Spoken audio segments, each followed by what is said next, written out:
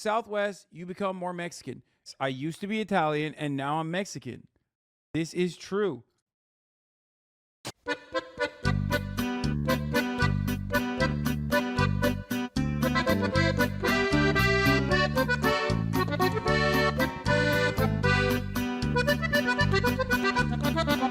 Ya es muy tarde, son las 11 y no llega. ¿Cuánto tiempo estaremos esperando a Hasan? Ha pasado mucho tiempo y no sabemos qué es lo que él está haciendo, cuándo va a comenzar. Todos los días cuando entro yo pregunto ¿dónde está el hombre turco? Y me pongo a llorar. Y de repente mis pantallas se refrescan, la canción está sonando, vamos ya a comenzar. Cuando al fin dice en Los Ángeles, California, es un día bien hermoso, gracias por aquí estar. Como siempre, un tal nombre gris pregunta ¿por qué eres millonario? Y él empieza a gritar.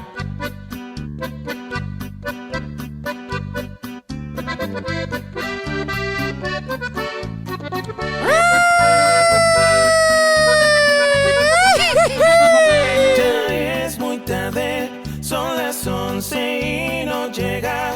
¿Cuánto tiempo estaremos esperando a Hasan? Todos los días cuando entro yo pregunto ¿dónde está el hombre turco? Y me pongo a llorar. Y de repente mis pantallas se refrescan, la canción está sonando, ya vamos a comenzar. What's going on, everybody? Ya veremos si I hope everyone's having a fantastic evening, fantastic afternoon, fantastic pre-noon. No matter where you are in the world.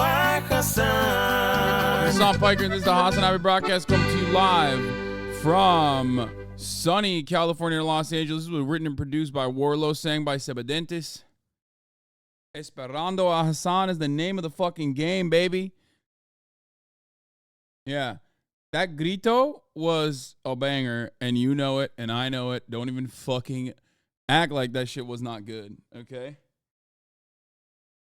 Oh, live and alive, and I hope all the boys, girls, and MBs are having a fantastic one because today's a beautiful day. Today's a wonderful day. Today is a sunny, 65 degrees, sunny day in Los Angeles, California. Los Angeles, California. I'm live and alive, and as always, Flexicans are Turks.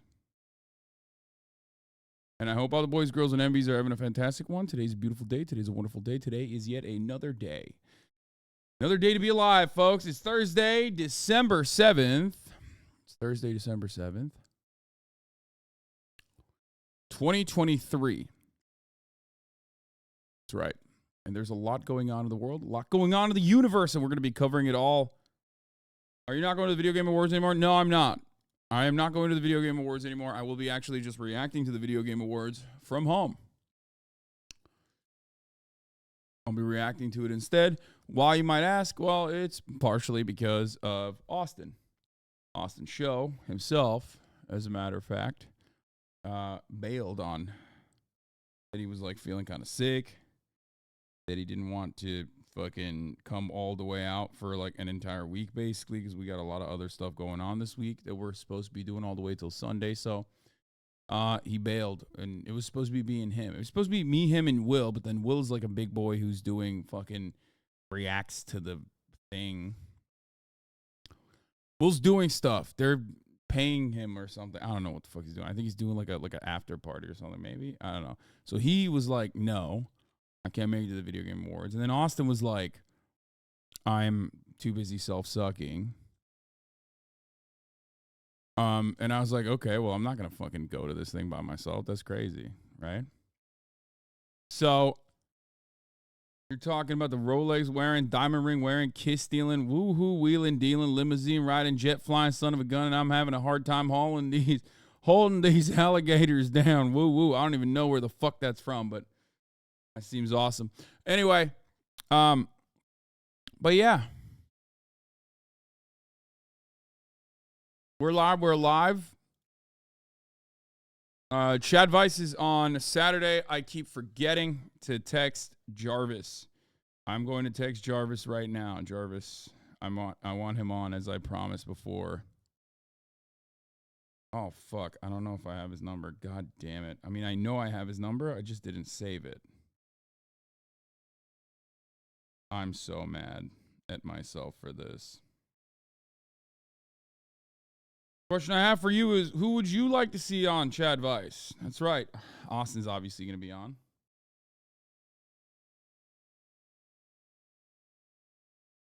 Get ready. Woo! We are on tour, and we're doing it better than anybody else alive. Now, Buddy Landell, it's so hard for me to sit back here in this studio looking at a guy out here hollering my name, when last year I spent more money on spilt liquor in bars from one side of this world to the other than you made. You're talking to the Rolex wearing, diamond ring wearing, kiss stealing, woo, wheeling dealing, limousine riding, jet flying, son of a gun, and I'm having a hard time holding these alligators down. Woo! God damn, dude. For the love of God, get Cutie and Stavi on for CHADVICE. Get a lady on CHADVICE so it's not just guys' advice. That's good advice. How many neurodivergent hoes do you have? Random Q. Currently, there's 6,000 neurodivergent hoes in here that are my hoes. And that number on a day-to-day basis changes from sometimes 30 to sometimes 20,000 neurodivergent hoes. Anyway, all right, let me take this off. So Stavi Baby is unfortunately most likely not going to be on CHADVICE. That's why I had him on today. Yesterday. But this is a part of the broadcast where I tell you a little bit about my personal news about what's going on in my life. Okay, so let's talk about it briefly and quickly and in a concise manner. I ended the broadcast, finished Rome. Very sad that Rome had come to an end. Very sad state of affairs that the HBO show Rome is discontinued, as a matter of fact.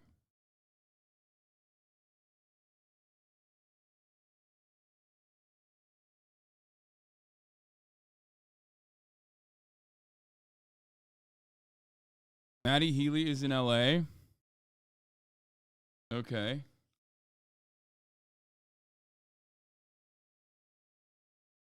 What the fuck does that mean? What do I do about that?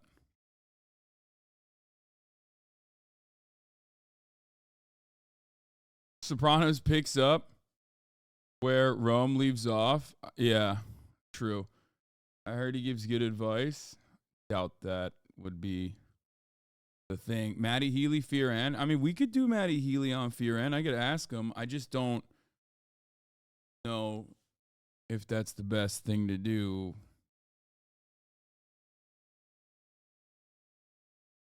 We have Stavi Baby on Fear N this week.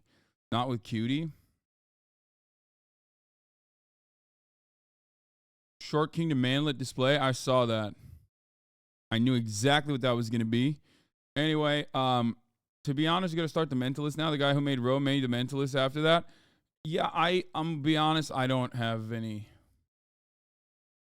I don't have any interest in that. I am on a Rome kick, though. Like, I do want to fucking, think more about the Roman Empire. Be a man. Think more about the Roman Empire. But yeah.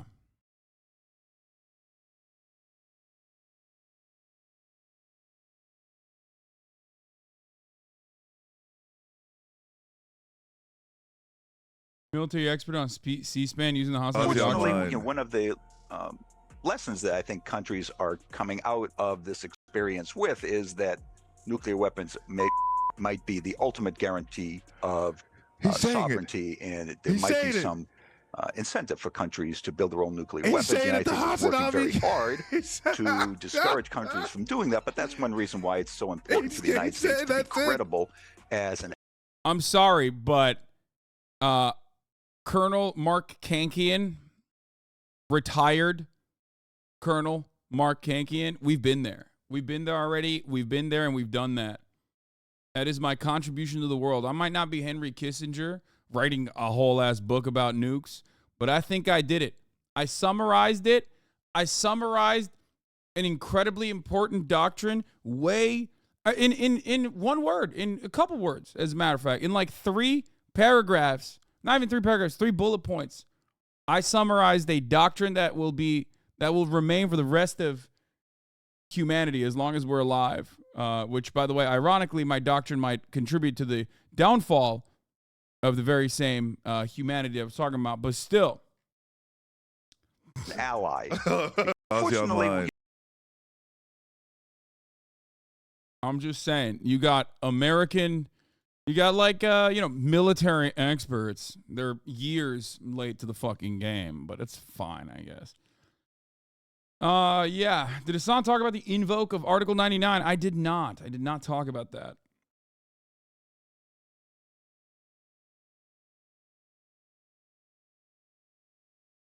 But I did talk about Michael J. Knowles earlier this morning. You have become the one thing you sort of destroy. Your Ottoman ancestors are disappointed. Yeah. Armchair general? Bitch, I am literally not the armchair general. I am the general. I'm the one who knocks. I am the general. Okay? Notice me. Witness me.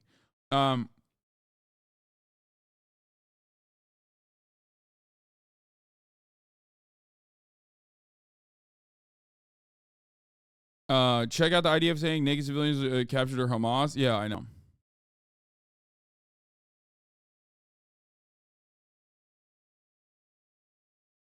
We're going to be talking about that as well. Start reading because of you. Probably the gayest thing I've ever done. Yeah, don't do it. Don't read. Don't ever read. Kai is massive in these pigs. Yeah, speaking of Kai this morning, we went to a park, and I just want to reaffirm. I want to talk about how much I love public parks. Okay? I really, really, really do. I am such a park slut. I'm a public park slut. I don't even like nature. Right? Like, people talk about, like, the national parks or whatever, like the massive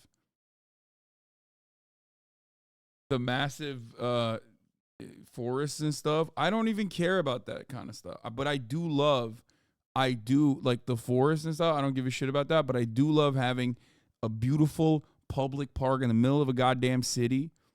Okay? Some grass, some shrubbery, some trees. You know what I mean? YOLO. And then, of course, basketball courts, tennis courts, whatever the fuck you got, galore. I think it's sick. The sickest thing.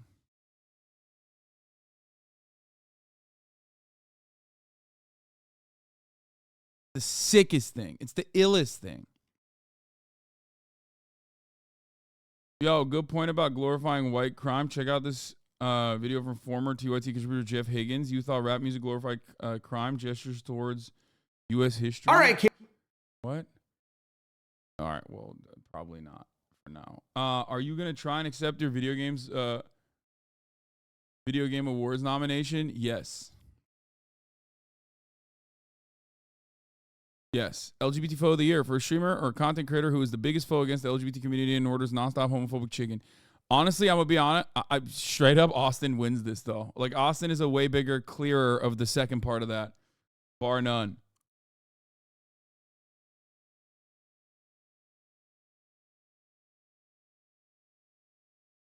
When is the new merch drop? I think it drops like next week, if I'm not mistaken. So be on the lookout for that thing as well. Be on the lookout for that. But yeah, this is what we got, folks. This is it. Let's fucking blast off. Let's get started. They quoted you in a Forbes article.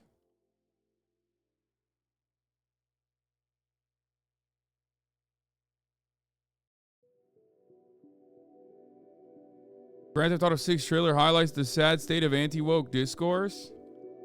Damn, dude. They're dookie-ing on them.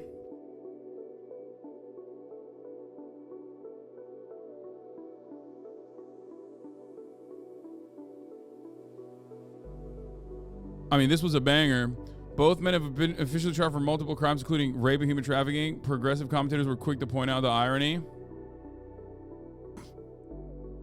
Everybody dunked on Elon Musk. It was awesome. Did you see the IDF couple who got engaged in the rubble of a school? No, I didn't, but that's not surprising to me. Anyway, listen.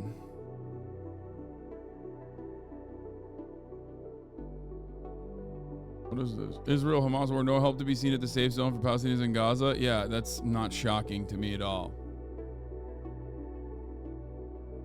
Stop linking me the same Edigan Momentum clip or Twitter tweet over and over again.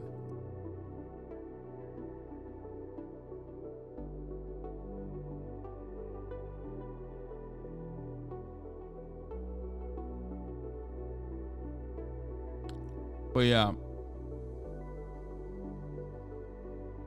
Lawyer does a great explainer of why Disney ruined copyright just for Mickey Mouse, but is now comfortable with him entering domain in 2024. That is my shit. This is extremely my shit. It's extremely in my wheelhouse. I love fucking talking about patent law and IP and intellectual property and how it's abused in America. So we will watch this later. Cringe Planned Parenthood tweet. I don't know what it is, but I don't know. All right. Let's blast off. Okay. UNLV.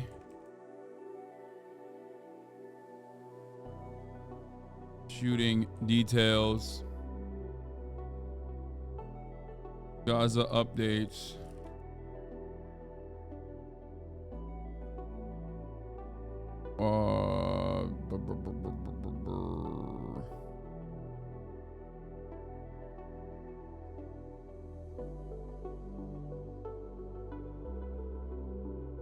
Watching the Videogame Award. Oh, Gaza updates. Republican GOP debates, recap, and more. Watching the Videogame Awards. Friends later. Get in now. Okay, there it is. That's a blast off. How the fuck am I gonna stay awake? I can't stay awake with the sun streaming directly out of my laptop. Thoughts on calling for the impeachment of Biden? Of course it won't work. Yeah, no, that's stupid as hell. Impeachment of Biden for what? What are we gonna impeach him for? And then do what with that? You know what I mean? Let's say we impeach him. For the sake of argument. What happens afterwards? You know?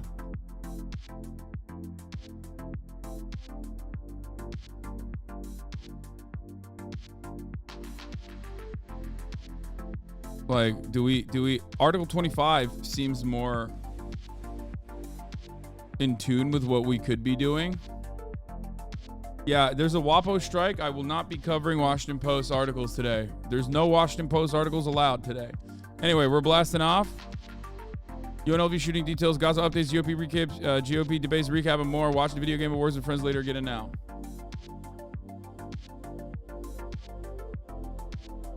Impeaching him would not do anything. And impeaching him for what? You have to have something. Like, impeach him for what? Having the fattest cock? Is that what is it illegal now? Like, I don't understand. Having a sick ass, cool ass son, or even a cool ass brother? No, I'm not going to the awards today. I'm not. Oh my God. I'm not going to lie. I hate bringing up things that I'm going to do that I don't end up doing, because then like the entire day people are like, it almost always feels like It almost always feels like it's the largest thing. It's the largest issue that has ever happened. Maybe it's because like I have no way of measuring someone's enthusiasm or fear or anger, or there's no way to emote properly on stream. So I just like read it as though people are going, "What the fuck? Why aren't you going?" Why? First of all, what's it to you? Like, I'm going to be streaming it. You know what I mean? I'm going to be streaming it. I'm going to be streaming that shit anyway. And the reason why I'm not going is because, like, I don't want to go by myself. That's it. That, like, the people that I was supposed to go with are not coming. So, you have chat PTSD always in fight mode? Yeah, I think so. I have a short fuse. I really do. Guys, something you might not know about me is that sometimes I have a short fuse.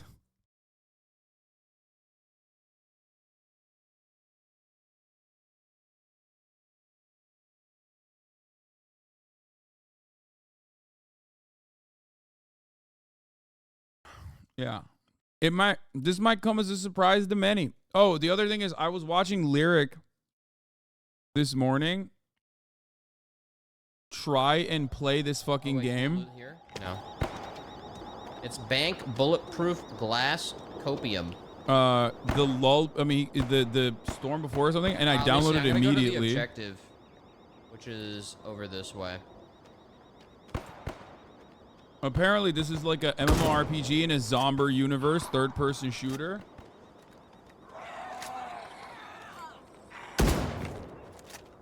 Oh my God, his ping is out of control, it seems.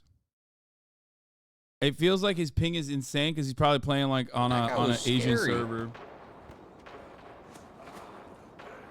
This game is supposed to suck. I mean, it's got very like, it's got elements of Escape from Tarkov. It's got zombies. Come on, man. You're provoked though. Not like you go around yelling at peeps. It doesn't matter. I should be better. Anyway, I was watching this shit, and then I literally just I went and downloaded it. And I think it's like a survival shooter.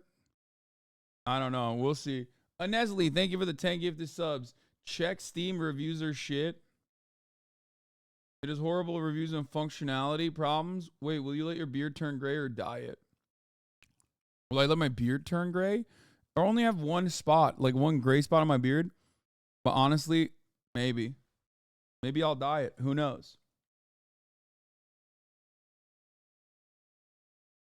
Avatar Alien Bussy Game is lit. Solid anti-colonial campaign. Oh no's, the reviews. Mostly negative? What the hell? Bloodborne 2 getting announced today? Yeah, Bloodborne on PC is getting announced today, and Bloodborne 2 is getting announced. They're not only announcing Bloodborne 2, but they're announcing Bloodborne on PC finally. Yeah.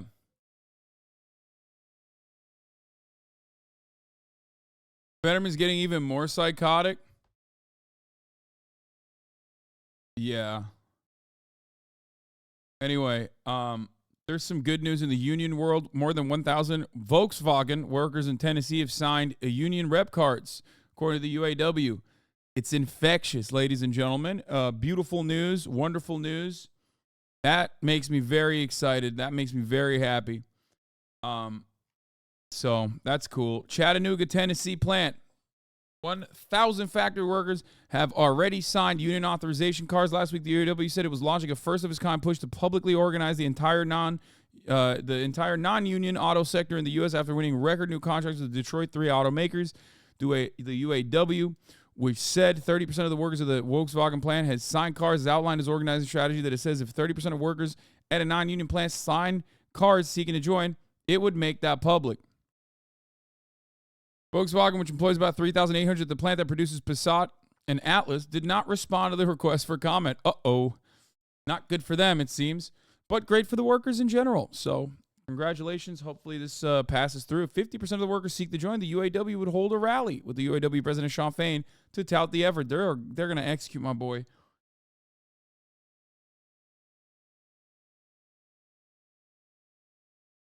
something always to consider is that Volkswagen, a German auto manufacturer, automaker, has not only full unionization in Germany, but also on top of that has a structure where a leadership council of workers that are democratically elected end up having, I believe, at least 50% of the vote, or at least 50% of the say in the board.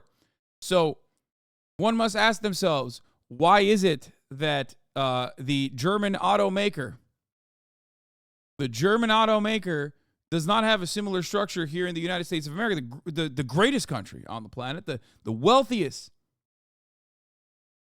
nation on the planet, the wealthiest nation in the history of mankind? What's up with that? Why don't we have something even resembling remotely the same process that they have in Germany for German workers, for a German automaker? Think about that. Yet another byproduct of the United States of America treating its own labor force, its own American labor force, as cannon fodder, easily exploitable. Great stuff overall. Makes me really think about that long and hard. They also made the Beetle, the Volks car, the Hitlerian car. Listen, I can't speak too much shit on Volkswagen. I used to have a Jetta, which was like a go-kart. I drove that shit down into the ground. I also own a Porsche, which is, under the same auto group. And also, it's just they were feeling patriotic when they made those cars. You know what I mean? What are you going to do?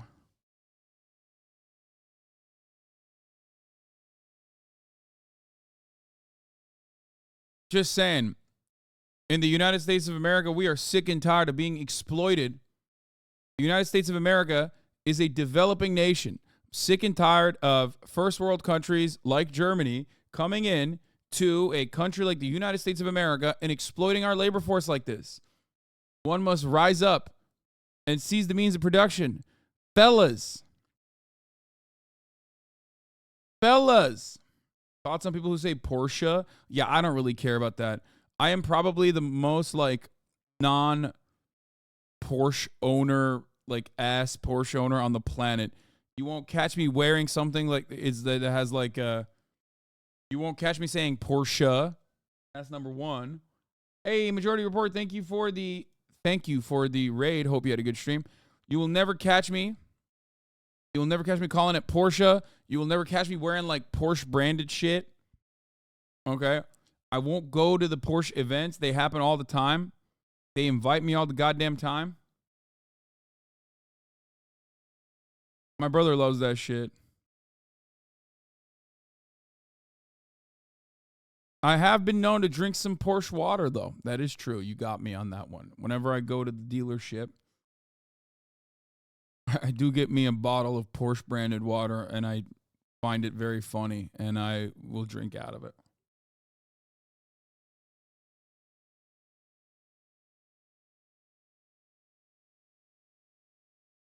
But yes, let's take a look at this. We're Volkswagen. We're UAW. We are ready to stand up.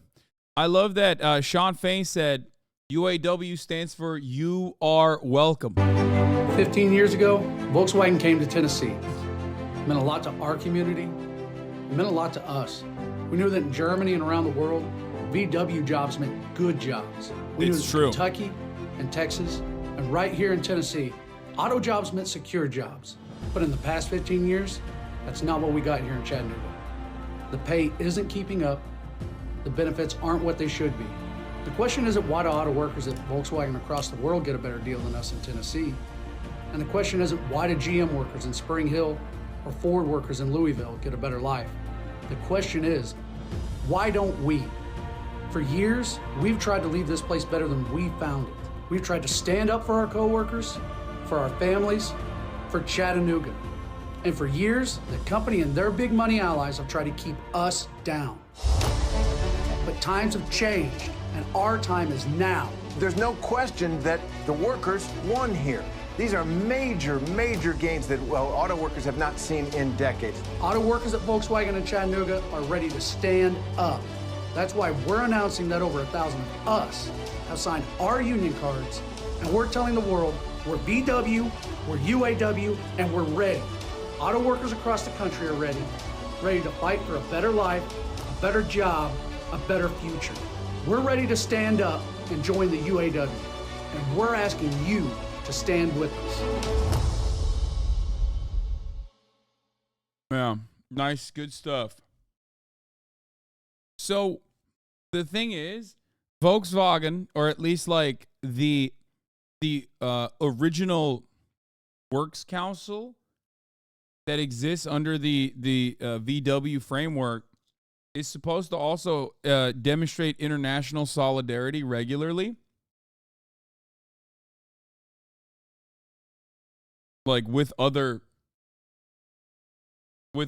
workers around the world. It's also funny because like there's literally an act.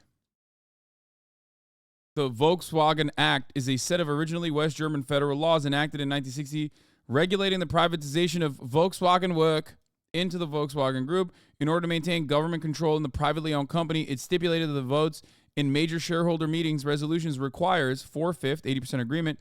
This part of the law was deemed to violate the free movement of capital principle of the European Union corporate law. After a series of challenges from 2017 to 2013, the German parliament finally amended the part in 2013 to the EU Court of Justice satisfaction. The full title of the law is Gesetz über die Überführung der Anteilrechte an der Volkswagen Work Gesellschaft mit beschränkter Haftung in private hand, usually abbreviated to VW Gesetz. Dude, that is the least mouthy German law. Have you guys ever heard? Do you know how to say NetzDG? Do you know what NetzDG is? The anti-hate speech law, the Network Enforcement Act, known as the Network Enforcement Act. Have you ever tried saying it? Netzwerkdurchsetzungsgesetz. Gesetz zur Verbesserung der Rechtedurchsetzung in sozialen Netzwerken. Sozialen Netzwerken!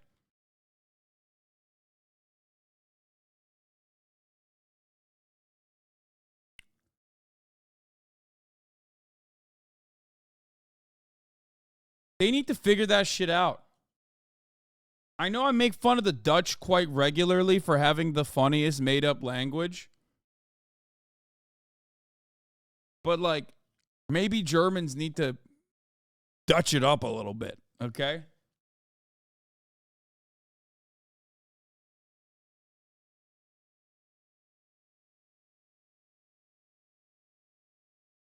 So, yeah. Volkswagen has had, like, decently protectionist principles. They have work councils. They have significantly better workers' protections for German workers than they do for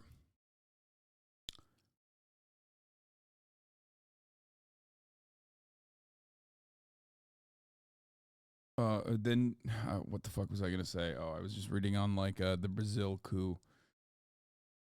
They just have better worker protections for themselves for German workers than they do for workers everywhere else, which is messed up. I think that it's time to stop that now. Okay? Time to stop that now.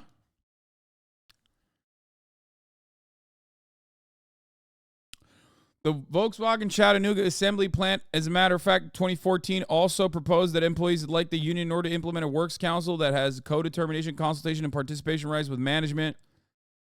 They attempted to unsuccessfully unionize the plant in 2014. This was defeated in a 712 to 626 vote. The unionization effort was backed by Volkswagen management and the IG Metall Union in Germany. There was, however, considerable opposition from U.S. business groups and Republican politicians. Despite a failed unionization vote at the plant, Volkswagen recognized members who have joined UAW Local 42. After the closed vote against the UAW, Volkswagen announced a new policy allowing groups representing at least 15% of the workforce to participate in meetings with higher access tiers for groups representing 30 to 45% of its employees. This prompted anti-UAW workers who opposed the first vote from a rival union, the American Council of Employees. In December 2014, the UAW was certified as representing more than 45% of the employees. The UAW attempted to unionize the plan again in June 2019. This failed by a 52 to 48% margin. Unlike in 2014, Volkswagen management was not supportive of the union vote this time around.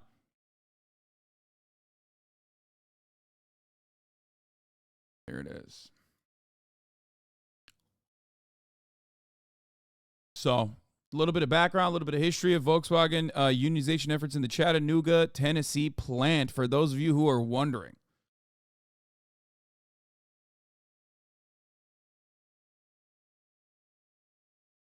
TikTok agitprop, workers' benefits in the Germany. Even the best job in the United States doesn't meet the bare minimum requirements for employment in Germany. If you work in the US, imagine your dream working benefits. Maybe you never have to work more than 40 hours per week. After a year, you have 3 weeks paid vacation, 6 weeks paid maternity leave, 3 weeks of sick days, and really good health insurance that you can afford. That wouldn't even meet the bare minimum in Germany. First, in Germany, there is no at-will employment. Every job has to have some kind of contract that can't just be terminated because your employer feels like it. There's a cap on working hours at 40 hours per week on average, a minimum of 20 days paid vacation, 6 weeks of sick days per year in a row. Maternity leave is fully paid 6 weeks before you give birth and 8 weeks after. And this doesn't even include the benefits we don't really even imagine in the States. Your employer has no right to contact you after working hours. 3 years parental leave. And a lot of the companies that are operating in the US are also operating in Germany just fine.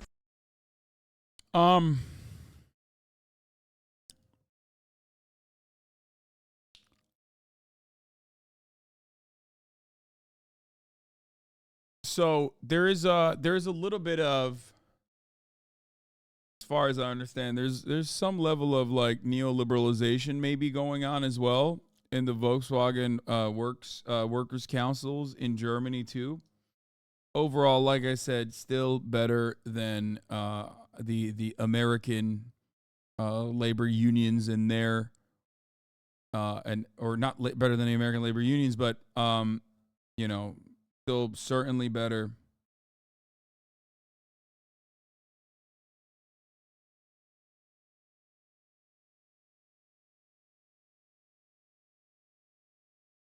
than the benefits that American workers have in comparison to German workers. I'm quitting today to became manager, lied, and there's no holiday party after working Thanksgiving. That's why you're quitting. A lot of unions are fucking docile and in general neoliberal, ruining the standards of living, happening rapidly. Yeah. It's just like, it's odd to consider when you compare it. It's odd to consider when you compare like what's going on in America and like the American standards, the American workplace standards in comparison to the German workplace standards. Obviously, like Germany is significantly better. However, even in Germany, in comparison to the benefits that the German labor unions have been able to historically advocate for, the situation is dire there as well. This is a phenomena happening all across the world and certainly in Europe too. One that I think spells doom for the supposed European liberal democracy that everybody holds to such a high esteem.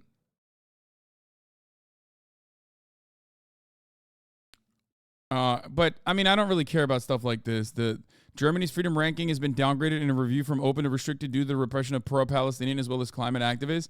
Like, the freedom rankings, quote unquote, are really stupid, liberal.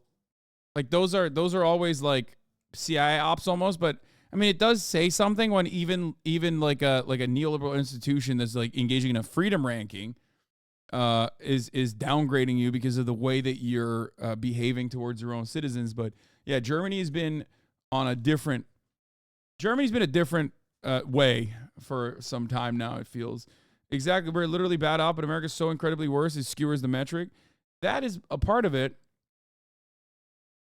That's one comparison, but Germany should compare itself to its previous years rather than compare itself to one of the worst capitalist shitholes on the fucking planet that is simply propped up by technological improvements and the idea that we have 800 military bases around the world, so it simply does not matter. And that we're good, actually. Everything is great. You have McDonald's. So what happened with the SAG-AFTRA vote? Only 38% voter turnout. That's normal. A lot of the union was not necessarily very happy with the contract. There was a lot of criticism with the contract, but it's still ratified nonetheless. There were not the same level of controls over artificial intelligence and its usage in the SAG-AFTRA one, as far as I understand. Talked to a lot of actors.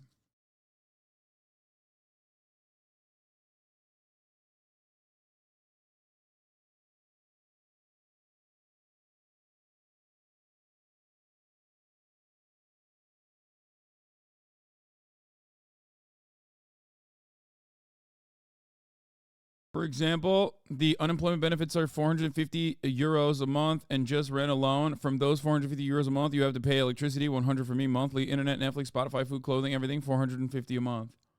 Yeah. There was another really good ad as well with the hands one, right?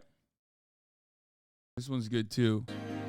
Like I said, always adjust your standards. Always adjust your standards to where your material conditions are when you are analyzing a country. Don't simply just make a comparison that is much worse to make yourself seem better off overall. And obviously never stop being ambitious about emancipation. Never stop being ambitious about getting workers more benefits and more rights and more liberties in general and more autonomy. Because the reality is, you can always turn around and go, hey, you're saying that the American workplace conditions are bad, but have you seen the conditions in a mine in Congo? Like, yeah, there's always going to be a race to the bottom, but that's not the American way. We are not supposed to be engaging in a race to the bottom. We're supposed to be constantly trying to lead the way and be number one. I thought that we fancied ourselves to be number one. You know.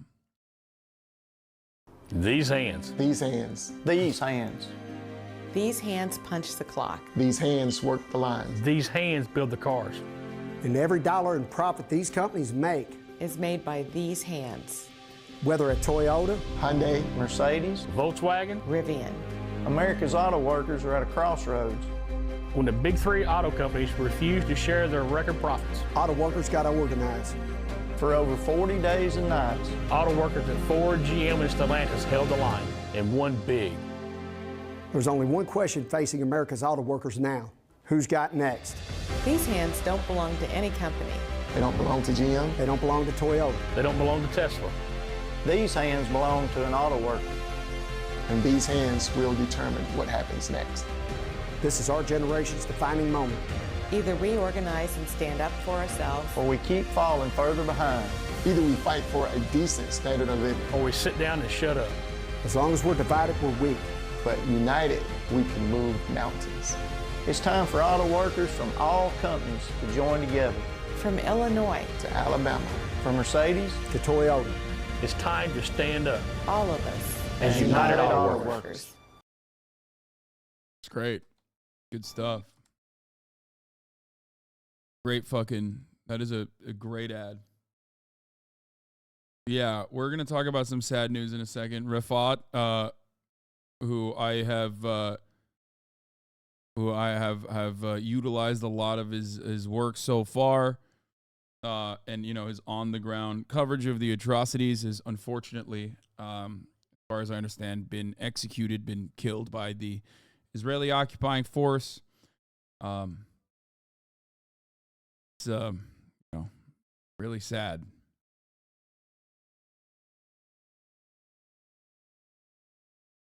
If I must die, you must live, to tell my story, to sell my things, to buy a piece of cloth and some strings, make it white with a long tail, so that a child somewhere in Gaza, while looking heaven in the eye, awaiting his dad who left in a blaze, and bid no one farewell, not even to his flesh, not even to himself, sees the kite, my kite, you made, flying up above, and thinks for a moment an angel is there, bringing back love. If I must die, let it bring hope. Let it tell a tale.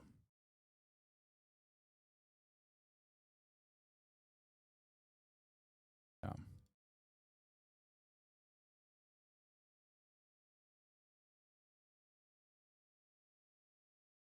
Sorry, we just like I just jumped from some relatively positive news in American domestic politics to something so devastating, but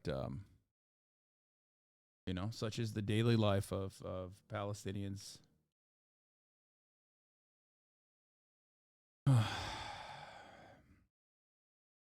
Yeah.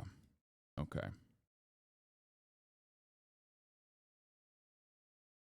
Meanwhile, this is what Jon Fetterman is posting.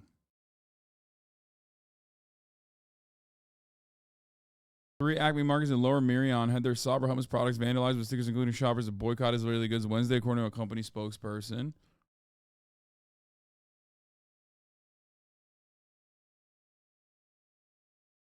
That's what Jon Fetterman's doing. That's what he's championing. This was his last tweet, by the way. The Democratic Party and Biden are responsible for the Gaza genocide perpetrated by Israel.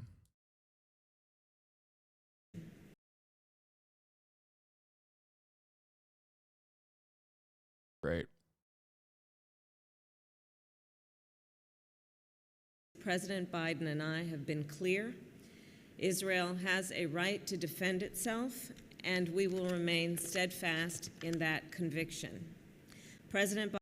So, like, this is why I say, like, Biden goes, so what comes after?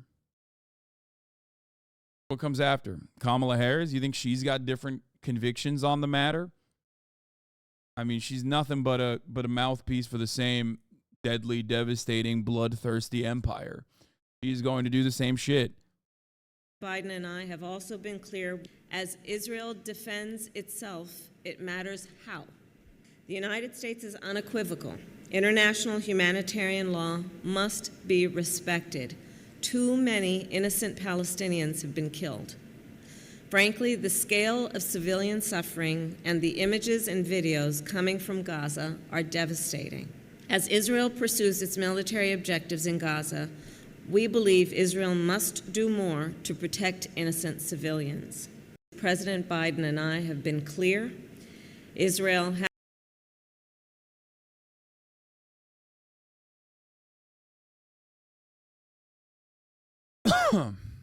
Yeah. According to latest reports from Haaretz, the original numbers said that 73% of the deaths in Gaza were women, children, and the elderly. Haaretz's new analysis shows that it's reduced down to 63% now. This, of course, doesn't mean that the rest of the people are actually Hamas. It's just, someone like Rafaat would be considered in military-aged enemy combatant age group. That doesn't mean he's actually a Hamas member at all. He is yet another person that was monstrously slaughtered in cold blood. Yeah. It also doesn't include the 7,000 missing people who may be killed under the rubble as well.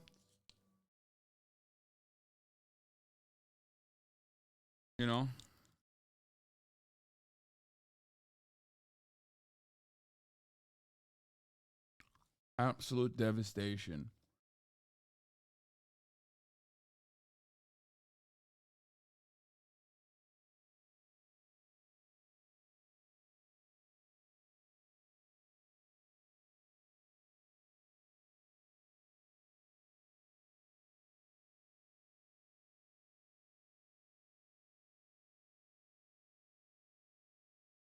We didn't learn from 2016, so why are we still going with them? Every election will always be the same. The most important in our lives. Eventually, we need to buck the trend and stop voting for them.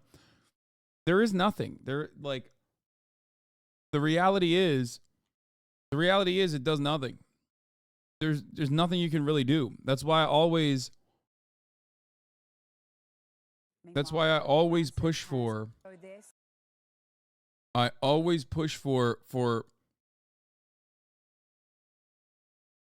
extra political or pressure beyond immediate politics, like beyond voting for the president.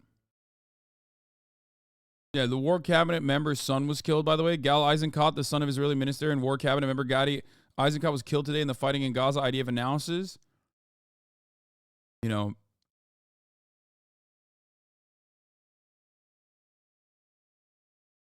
this was Rafaat, by the way. So many Palestinian businesses, so many Palestinian residential buildings. Israel has destroyed homes on the heads of the dwellers as they slept. We talk about so many Palestinian families buried dead, the Shabat family, the Shaban family, the Abu Dagga family. Most of them are kids. In Gaza, there are almost 1 million Palestinian children.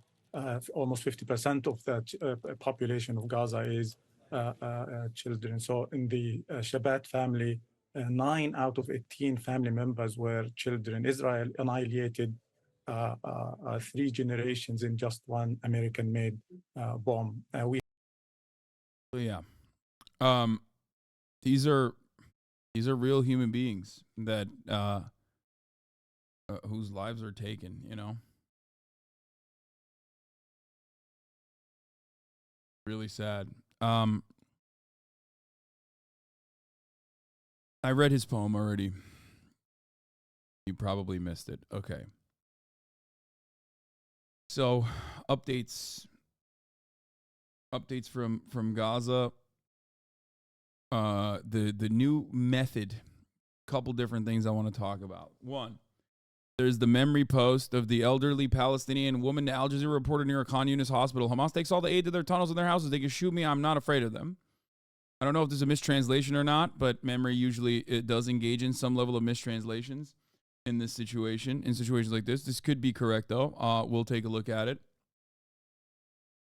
You have Israel doing Abu Ghraib style mechanisms, torture or humiliation. Mass dragnets being implemented, calling them all Hamas militants. Every single person that they have collectively arrested. We're going to be talking about that. And last but not least, Israel is considering flooding all the tunnels. They've actually started flooding some of the tunnels.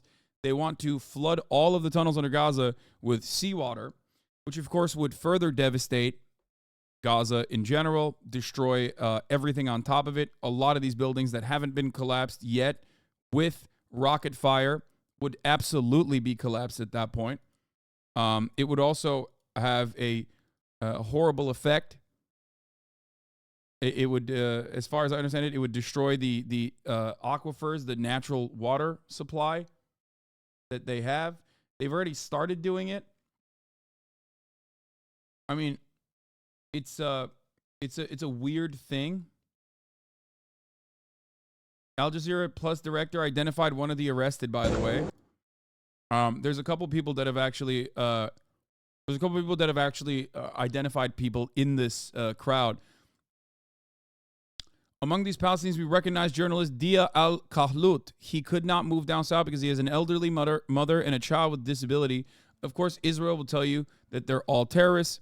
Another person recognized a friend in the crowd as well. Yanis Varoufakis was talking about this earlier. I think I retweeted it. Where the fuck is it?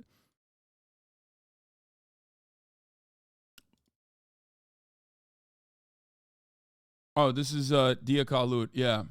I begged him to leave, move south, but he replied he could not leave his disabled daughter and old mother, Rami Abdu said. He's the Euro-Mediterranean Human Rights Monitor, speaking out his friend Dia Kahlout, kidnapped by the Israeli army in Gaza, along with many other civilians. So, Reuters finally conducted an investigation into the Israeli tank fire that killed their own journalist, Issam Abdallah, and wounded 6 reporters in Lebanon on October 13th by firing 2 shells in quick succession as the journalist filmed cross-border shelling, Reuters investigation found. Very different tone that they're taking from when he was originally martyred by Israel in the beginning of October. But this is usually how it goes. Months later, as the atrocities pile on, it no longer matters as much. It no longer matters as much because, you know, we have new atrocities to shift our focus onto.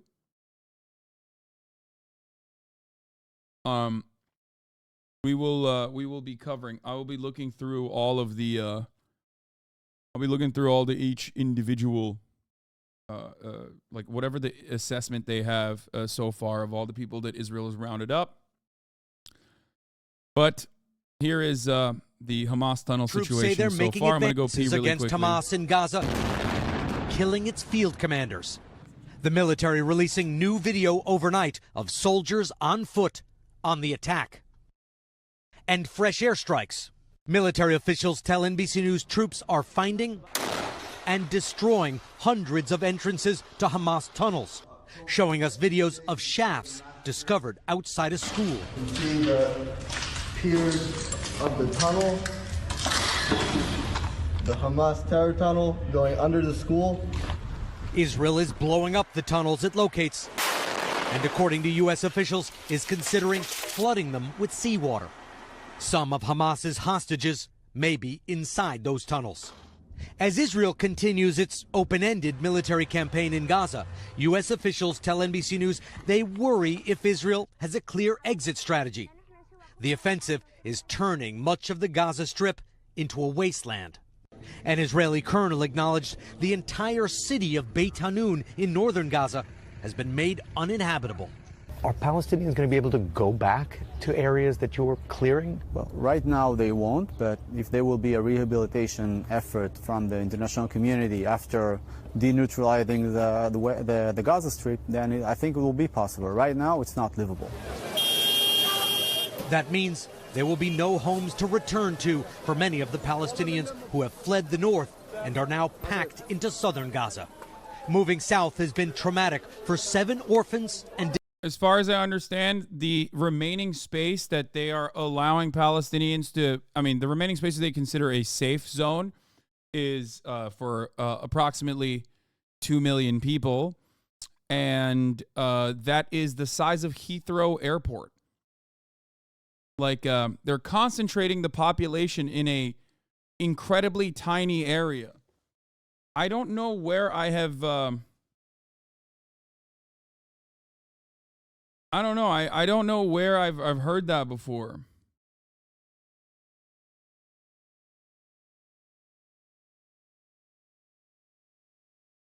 Just a concentration of sorts.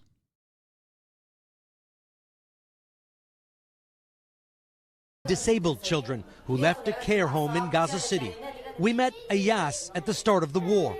He's blind and paralyzed. Now he and some of the others are in Han Yunis. His carer is running out of medicine for him. They've already moved 4 times and may have to relocate again as Israel's campaign against Hamas continues to expand. And right next to that post office is the kibbutz's dining room. And today is the first day of Hanukkah, and they've set up the tables here with people who are not here, including the Bibas family. This is the youngest hostage, and all of his family here at what would have been a holiday meal. Savannah. Oh, very poignant, Richard. Thank you very much. Hey, We begin with the latest developments from Israel and Gaza. The UN Secretary-General Antonio Guterres has warned countries on the Security Council that public order in Gaza is likely to completely break down because of Israeli bombardment and the lack of essential supplies. Israel's foreign minister has sharply criticised Mr. Guterres, saying his tenure is a danger to world peace. Well, in the last 24 hours, Israel has carried out more heavy aerial bombardment across Gaza in its fight against Hamas. And the fighting on the ground has intensified in the south, particularly around Khan Yunis. Israeli officials say the IDF has surrounded the home of Hamas's chief, Yahya Sinwar. Well, let's cross live now to Jerusalem and our correspondent Yolande Nell. And Yolande, good to have you on this morning. Antonio Guterres there saying there could be a collapse of public order. Israel's foreign minister, however, sharply criticising that. What is the situation like on the ground, and how likely would you say is this collapse? Well, I mean, certainly, if we look at the fighting that's been going on, first of all, the pictures this morning, you could see smoke was still rising up from the north of the Gaza Strip. But according to one of the main Israeli newspapers here, the Israeli military is now considered that it's got operational control of. By the way, I want to point something out here. Every time they talk about the full breakdown in Gaza, I follow Hebrew media in Israel, because there's a distinction between Israeli media that is in English versus Israeli media in Hebrew. If you're looking at Israeli media in Hebrew, the primary audience there is the Israeli population, right? And things I've seen so far from Israeli media in Hebrew is they show the collapse and the devastation, but not necessarily by bombs, but they try to make it seem as though the Palestinian people are rebelling against Hamas. They show mistranslations oftentimes of Arabic speakers, claiming that they're basically trying to beef up the argument that their relentless bombing campaign is actually pissing people off and it's working. Remember, the stated goal is they're bombing mercilessly so that the people rebel against Hamas. So now the only times where you see Palestinian people, the only time you see Palestinian people speak is if they are mentioning their discontent in a way that you can massage a narrative into, yeah, they actually hate Hamas. They're just more angry at Hamas than they are at Israel.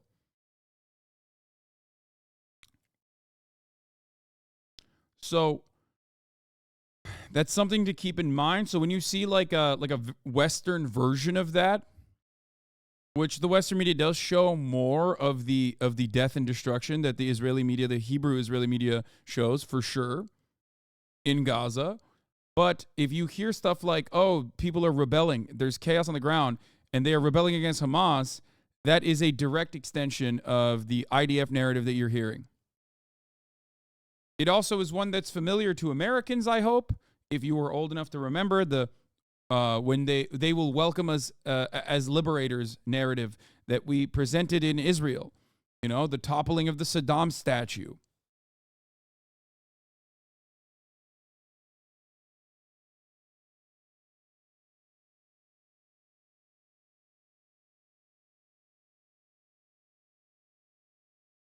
What did I say? In Iraq. What did I say something wrong? What country did I mention? Oh, I said Israel. Oh, my bad. The toppling of the Saddam statue in Iraq, not Israel. Oh my God. I mean, yeah, I literally lived through what you're describing. The Israeli media over here is some of the most infuriating journalistic bullshit ever. Yeah, the Israeli media in Hebrew is also very different than the Israeli media in English. But even then, have you been talking about Israel nonstop for months or something? Yes, I have been.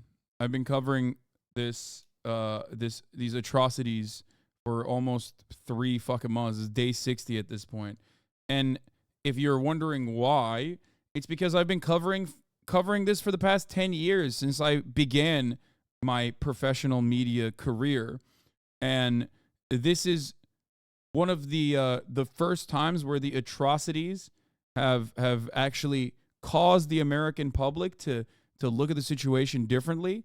The last time I saw a sea change or an attitude shift of this magnitude was 2021.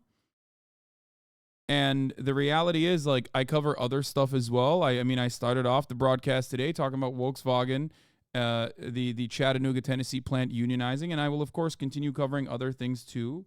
But the reality is that, I think that we owe it to the Palestinian people to get the word out as best as we can, considering I think our hands are bloody. These are our bombs that are being dropped upon the Palestinian population. Our weapons, our targeting systems are killing them. our go ahead and our celebration is allowing Israel to continue doing whatever the fuck it wants to do.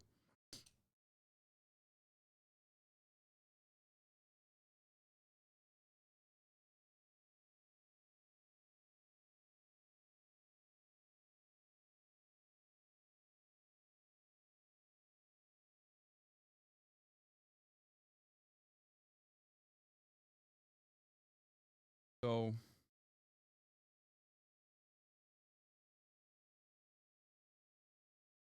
there are obviously parallels. There are obviously ways in which this also plays a role in undermining American life. One of the things that I've talked about is as I direct the attention back to the United States of America for a brief moment, one of the things I've talked about is that we have also seen McCarthyism run amok. Congress is desperately and very deliberately trying to roll back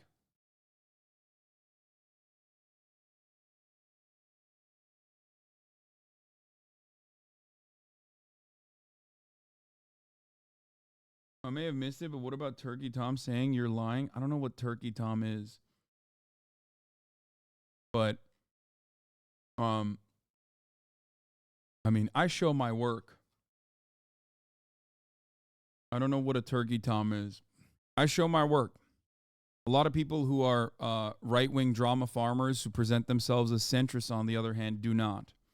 They simply clip stuff out of context and then say that I'm bad and wrong. They're cowards. They do not demonstrate bravery for even a moment of their lives. They regularly omit information. Most of these guys are just interested in the drama and the clout that will come. Not a fair take. What is it? What's unfair?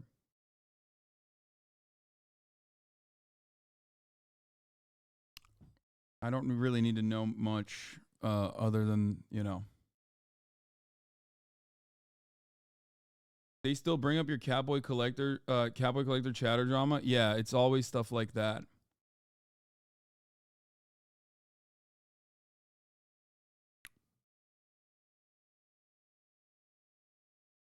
The thing is, most of the people that make these videos, they have ideological positions. They just don't want to openly reveal them because they're afraid of alienating their audiences. So they try to stand from a centrist position and write stuff or, you know, conduct themselves in a way that is like apolitical. Like, I'm apolitical, but this guy, I might even have to agree with him, but actually I don't. It's silly. It's disingenuous. And that's it.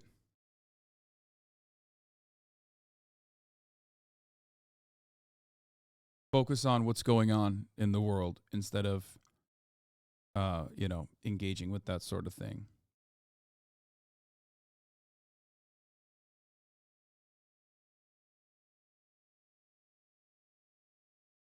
Huge fan of you, by the way. Just curious if you've spoken on it. As I can't be there for all the live streams, I have not spoken on no drama farmers in the midst of my coverage over an ongoing ethnic cleansing campaign happening with American taxpayer dollars and American go ahead. No, I have not.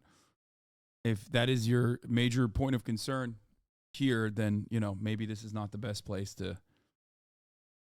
Maybe this is not the best place for you. I don't know. I mean, hopefully you will. Hopefully those who care about the issues at hand will hyper-focus on the issues at hand rather than people that are trying to farm drama. That has been my goal consistently, is to just, you know, offer a voice to people that are otherwise voiceless. Like I said, you can always test my resources. You can always check my sources. It's easy to just tell a lie about someone. It takes much longer to actually tell the truth. And if you have a problem with the type of sources that I use or my coverage, you can go on your own journey and find out for your own. whether or not it is correct. It would require you to do just a little bit of reading for you to come to the conclusion that nothing I have said is untrue. I might have emotional moments from time to time. I might get mad from time to time. These are subjects that I'm covering that are obviously very traumatizing. But ultimately, anyone that tries to say that I am lying to you or am bad, just ask them what their perspective is or where they're getting their information, and you will realize very quickly that they do not have that. They don't have a perspective.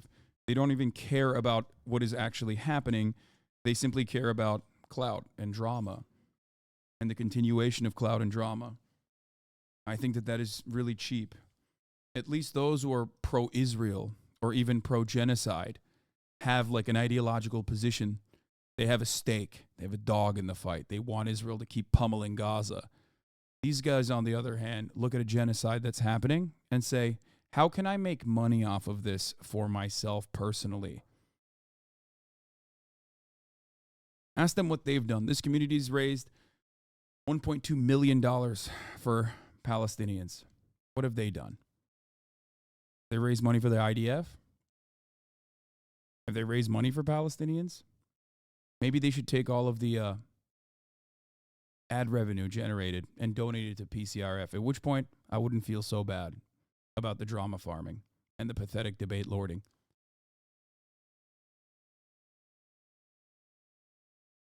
Animals. These two areas, Jabaliyah in the north and Shuja'iyah in the east of Gaza City, which were considered to be Hamas strongholds. They have been the scene of most fighting in the north.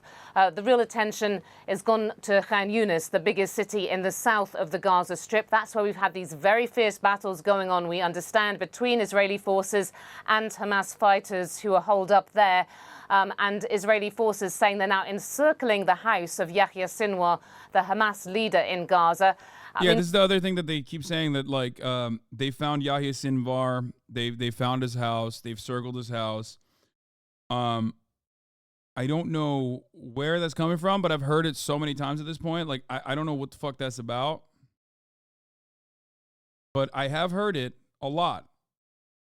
I've heard them say this a lot. And that is mostly symbolically significant, really, because he and other Hamas leaders who are thought maybe to be in Khan Yunis are really thought to be in underground tunnels hidden well out of the way. But we had Israel's Prime Minister Benjamin Netanyahu coming out saying that this really showed determination. It's only a matter of time before we get him, Mr. Netanyahu said. And Yolande, just while you're speaking there, viewers have been just seeing the devastation in Khan Yunis and young children walking around looking injured. What can $1 million do for the people in Gaza? Well, considering the fact that it's all charities that are currently on the ground and operating in Gaza, you know, food, clothing, medical supplies. It's, of course, still a matter of Israel allowing that to go into Gaza to begin with, but some of it has already entered the Strip, so. A lot of the focus today on the humanitarian situation. Is aid getting to those areas where that fighting is intensifying? I mean, that's a big complaint of the UN, and we had the UN's aid chief, Martin Griffiths, coming out saying that the situation in Gaza is now apocalyptic. And he was really complaining that because people have been crammed down, they've been told to evacuate even from Khan Yunis. Of course, people originally told to move from the north to the south for their safety. Now people have fled into a small corner in the very south of the Gaza Strip, next to the border with Egypt. People are living on the streets, sleeping rough. There aren't enough shelters to go around, and it's very difficult to both get aid delivered to them there, but also aid delivered then to other parts of the Gaza Strip because of the ongoing fighting, because of road closures as well. And so actually Martin Griffiths saying meaningful humanitarian efforts are now virtually impossible. And Yolande, just briefly before we go, when it comes to food supplies, medical supplies as well, there's been a huge focus on the hospitals out there trying to treat the wounded. Are we hearing anything about how people are managing to survive? I mean, when I've spoken to colleagues in the past day, they've told me about how they're surviving just on pieces of bread, how they're trying to find little scraps of wood so that they can light fires to try to heat some food for their children, even if it's just toast. It's a really... The backlash. And I before we get into the fucking college anti-Semitism nonsense, okay, anti-Semitism on college campuses and that nonsense, of course, let's talk about what Israel is doing. This hasn't made it to the news yet, at least, you know, because American news kind of follows what's going on in Gaza like a day later. However, Israel has been rounding up men in Han Yunis, stripping them down to their underwear and detaining them and loading them on trucks. Israel has also claimed that the men that they are rounding up are actually all Hamas militants that have given up. Now, even if these were Hamas militants that have given up, this, of course, is still humiliating and a violation of international humanitarian laws. There are rules of engagement, and then there are rules of what you can and can't do to your prisoners of war. However, I have seen zero evidence from the Israeli side thus far that any of these people are actually Hamas militants, with the exception of Israel saying that they are Hamas militants, of course. The only thing I have seen so far is from some of the friends of the people that are captured in this footage, you know, talking about their background and showing that they are not.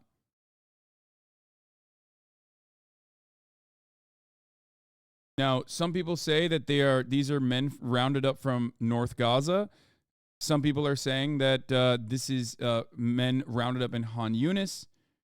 Unfortunately, unfortunately, there's not enough information so far on any of this stuff. IDF forces arrested dozens of men in an operation in the Gaza Strip during the advance of the forces to occupy the north of the Gaza Strip. The goal is to check if some of them are Hamas terrorists or operatives in the terrorist organization, said Itai Blumenthal from Khan News. This is their public broadcasting corporation admitting that they are not Hamas militants. It's random men and teenagers detained arbitrarily without charges, trial, or legal counsel to check if some of them are Hamas terrorists, meaning civilians are presumed guilty until proven innocent. Itai is saying that they are suspected Hamas operatives.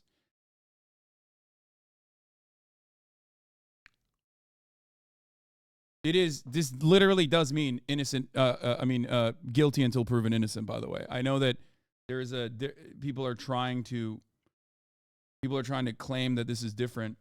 As I've talked about already, these conditions that they are subjected to,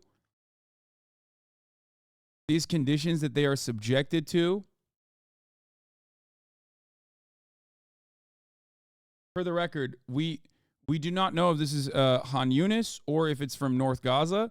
The suspicion, my suspicion at least, my assumption is that they are most likely from North Gaza, considering that like at least some of the people, including the Al Jazeera comms person, has clarified this guy, including Euro-Mediterranean human rights monitor Rami Abdu, have said that this person, at least one of the people identified,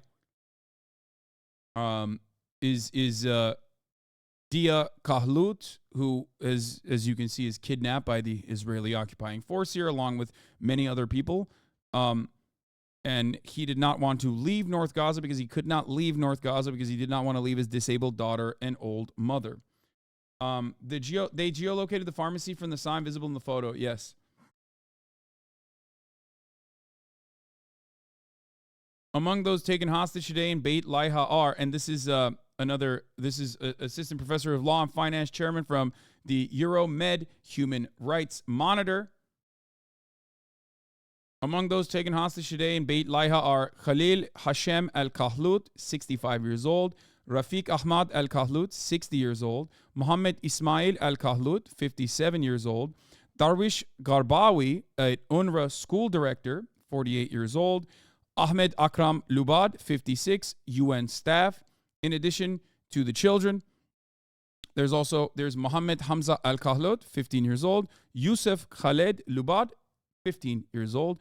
Now, there will be more information that comes out as they identify who these people are.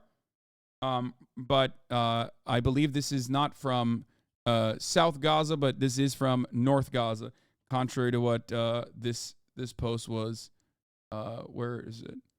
Contrary to the original post from, I think it was, Muhammad? Muhammad Shahada that posted that it was in Khan Yunis. Motaz, who is on the ground, also has said that these are people from, these people are apprehended in, what do you call it? In North Gaza. Shejaya is in the east of Gaza City, he says. This is responding to Ali London, who said these are Hamas militants these are IDF forces captured members of the Hamas Shejaya battalion in Khan Yunis. The terrorists are one of those main units responsible for October 7 massacres, being responsible for firing hundreds of rockets into Israel. Now, of course, this is Ali London. The fuck does he know? Motaz responds and says, Shejaya is in the east of Gaza City. Khan Yunis is a city inside the Strip. At least before you lie, just try to know about Gaza Strip places. These are civilians from the north of Gaza Strip.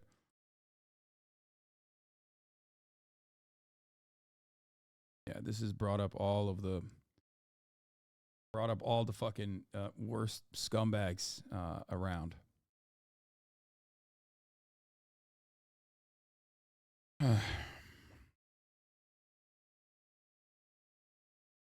Yes, Ali is the trans-racial Korean person that is a right-wing grifter, and before he was a right-wing grifter, he always was a grifter of different sorts. He's always been a perfect demonstration of someone whose brain is melted. Elant News says, I was told this was near Jabalia and Shujaya neighborhood in northern Gaza. They were taken from a refugee location where they were sheltering.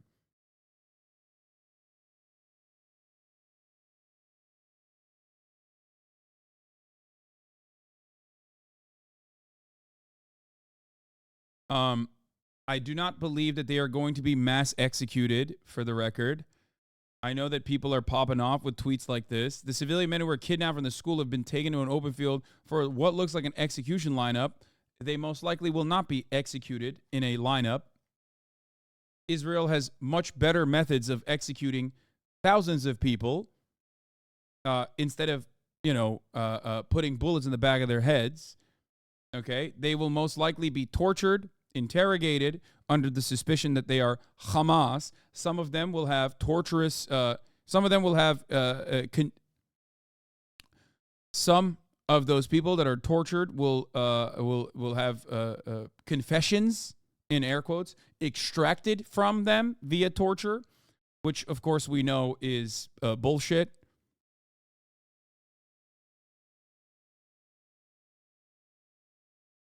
But the original information coming out of pro-Israel, the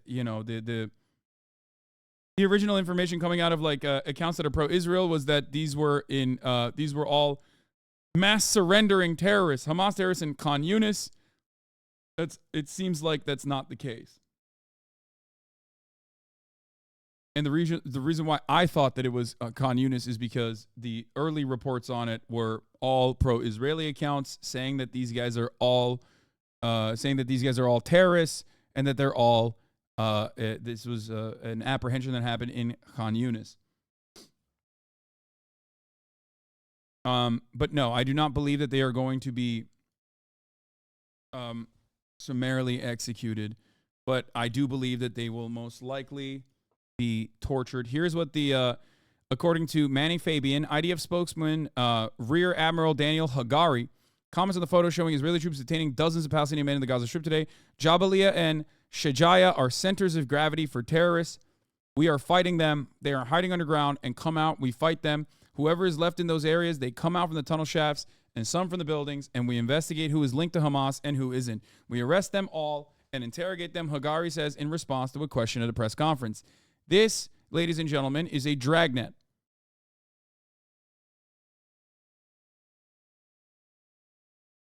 Okay? No predictions, lol W. What do you mean? This is the major issue with people who do not have any kind of ideological or any kind of interest in like the actual matters on the ground. They don't realize that like me saying no, I do not think that these people are going to be summarily executed and rounded up is actually not something that is like anti-Israel at all. If anything, if I was interested in simply doing pro-Palestinian propaganda and serving you misinformation, I would look to something like this and go, yeah, these guys are all going to get executed.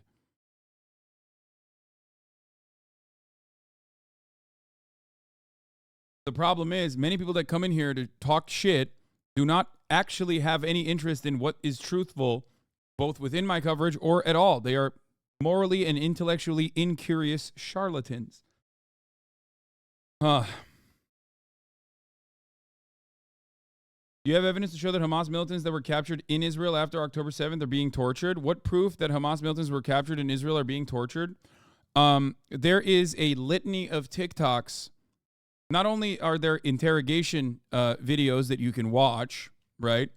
And almost all of those interrogation videos are extracted under torturous conditions. But also on top of that, TikTok. Because the Israeli occupying force does not feel like the dehumanization that they subject Palestinians to is like completely inappropriate in the eyes of the, civilized world, they very openly have created a TikTok trend. Not only torturing Hamas, or what they claim to be Hamas, but openly torturing Palestinians living in the West Bank that are not Hamas at all, that they post on TikTok openly and celebrate it and mock them. Like they do that already. But there's also a tremendous amount of evidence, well-documented evidence from Israeli human rights organizations, Palestinian human rights organizations that have shown that like IDF loves torturing Palestinians in detention. Yeah.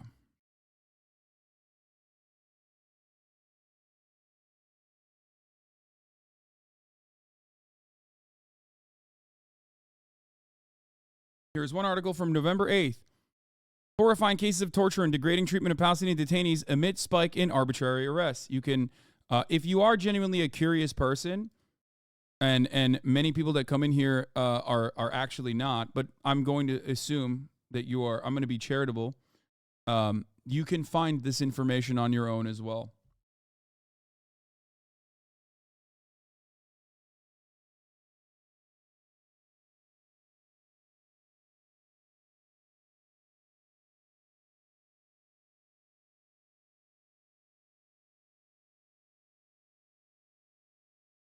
So, Netanyahu, if Hezbollah chooses to start a war, it will turn Beirut and South Lebanon into Gaza and Khan Yunis, admitting genocide and threatening to start another genocide. Typical. I assume this is... Yeah, fuck, this doesn't have any translation on it. I don't know. I don't know how to translate that. Insane to me how charitable you are to people that show no charity towards you. I have to do that because if I don't do that, there are plenty of random people that tune in every day, and they might have an open mind, but then they probably think these guys are simply asking normal questions and not like very deliberately coming from a place of bad faith with the interest of derailing. So I have to be as charitable as possible to those who are even not remotely charitable to me. It is frustrating, but it doesn't matter. Let's stay on topic. So yeah. We talked about Rafaat already. Very sad state of affairs.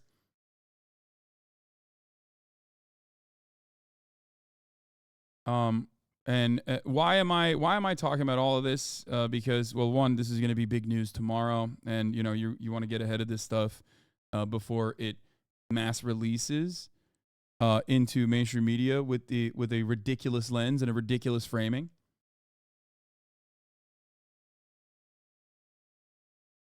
There's nothing wrong with asking evidence for claims.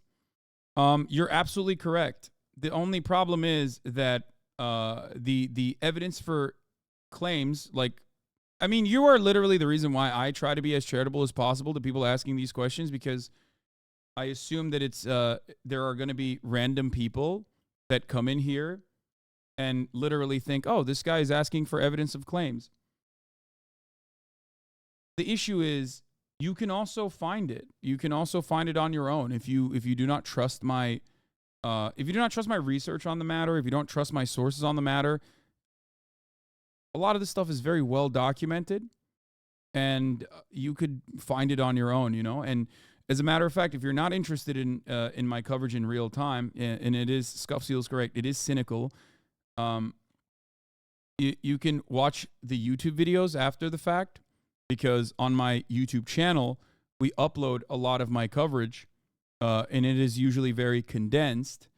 And in that, when I'm doing the coverage, my editors will add the sources that I am drawing from, which you can also find on your own as well.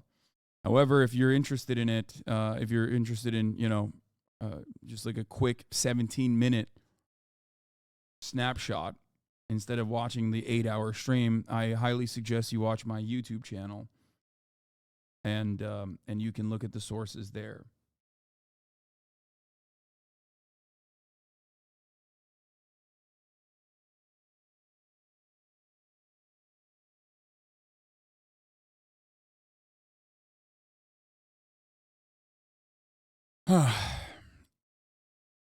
But yes, it seems as though these are, even according to Israel's own broadcasters, even according to, I mean, even including the information that we have seen thus far from people that know some of the people that have been apprehended,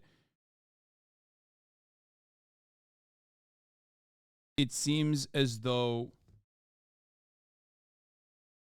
these are not all Hamas militants in the way that they have been presented as Hamas militants. And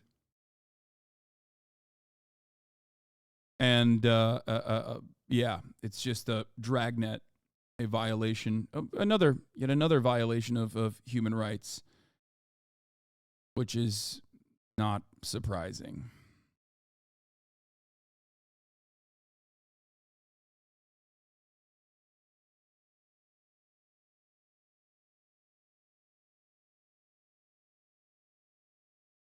Are you familiar with the concept of sea lining? Yes.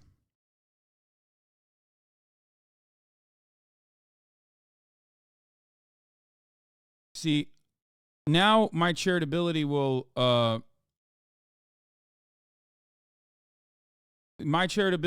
run short when you look at the evidence and then you turn around and you say, well, I did see some evidence of one-off occasions, but I'm not sure this is a systematic thing. My friend, Google is your friend in this circumstance, okay? You can absolutely Google all of this stuff, okay? At a certain point, I'm not serving as your own personal ChatGPT. You probably should investigate it a little bit further, but I'm beginning to feel like you're not genuinely interested in the truth, but instead, you're just simply asking questions in an effort to derail, but it's not even derailment that you are after. It's also to try and make it seem as though I'm actually being disingenuous or framing the situation with fake information. Now, of course, you have not proven anything. You're just simply trying to chip away at my patience. I think you should probably Google this stuff on your own. You know? I mean, people are doubting the sexual abuse from Hamas militants on October 7th and asking for evidence for that all the time. So I'm the same for claims on the other side. This is actually a wonderful false equivalence that you've presented. The level of evidence, the standard of evidence for systemic torture and humiliation, sexual humiliation and humiliation in general for Palestinian detention is actually incredibly high, There is so much evidence. You've actually seen some of the evidence that I've shown you right before your eyes, as a matter of fact, when I showed you mass detention and a dragnet cast upon a civilian population that were humiliated, stripped of their clothes, sitting on the ground. This, in and of itself, is a violation. You cannot do that. That is also sexual humiliation. You might not agree with that, but that is the case. So if you look at that and you go, well, I'm looking directly at the evidence and I'm thinking maybe it's a one-off situation, while simultaneously turning around and saying, well, I'm just simply asking questions and I want evidence of Hamas's atrocities. People are doubting the sexual abuse from Hamas, which I'm not. I've said that rape has been used as a weapon of war. This is not, of course, a justification for it in any capacity whatsoever. And there's a likelihood that sexual assaults did occur on October 7th. However, the evidence presented for it, unironically, is significantly less. So your expectation here, the evidence presented for it is significantly less than the evidence that you can see with your own two eyes. As far as torture goes. So it doesn't seem to me like you're asking questions. I think it seems to me like you're just simply here to act like you are curious in a way to cast doubt on the coverage.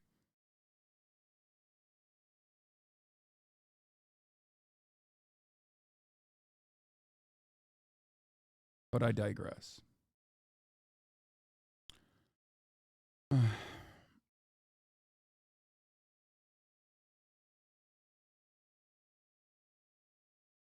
Doubt is not necessarily a bad thing. I know. It's just the weaponization of doubt is bad, I think.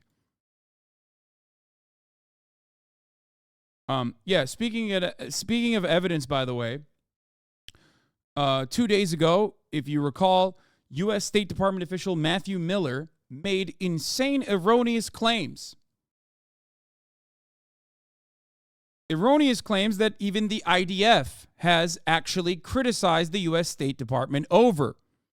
One of such claims was the false assertion, the completely made-up assertion that perhaps Hamas was not releasing female prisoners because it was raping them. Okay? The IDF, according to Times of Israel, said that the hostages, the state of the hostages, and the coverage and the discourse of the state of hostages in the Western media has become irresponsible and inaccurate. This after the U.S. State Department official Matthew Miller suggested that Hamas held back female hostages to stop them from speaking out about what had been done to them. Okay?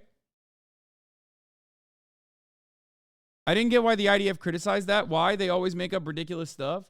I don't know why they came out and publicly issued this correction. I believe perhaps one of the reasons is because every time the conditions of the hostages are discussed in Western media or even in Israeli media, hostage families get very upset and start protesting even harder. And I assume maybe that was one of the reasons as to why they wanted to correct the record. Because they are getting a tremendous amount of pressure, as I've shown you, from hostage families to maintain a ceasefire and to get concessions and release the hostages that Hamas still currently holds.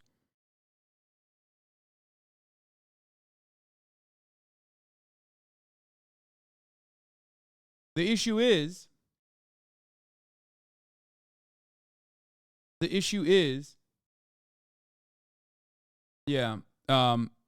that when Matthew Miller said this, he immediately went back on it. But Barak Ravid, the Axios reporter, reported on it as though Matthew Miller had said this as a matter of fact.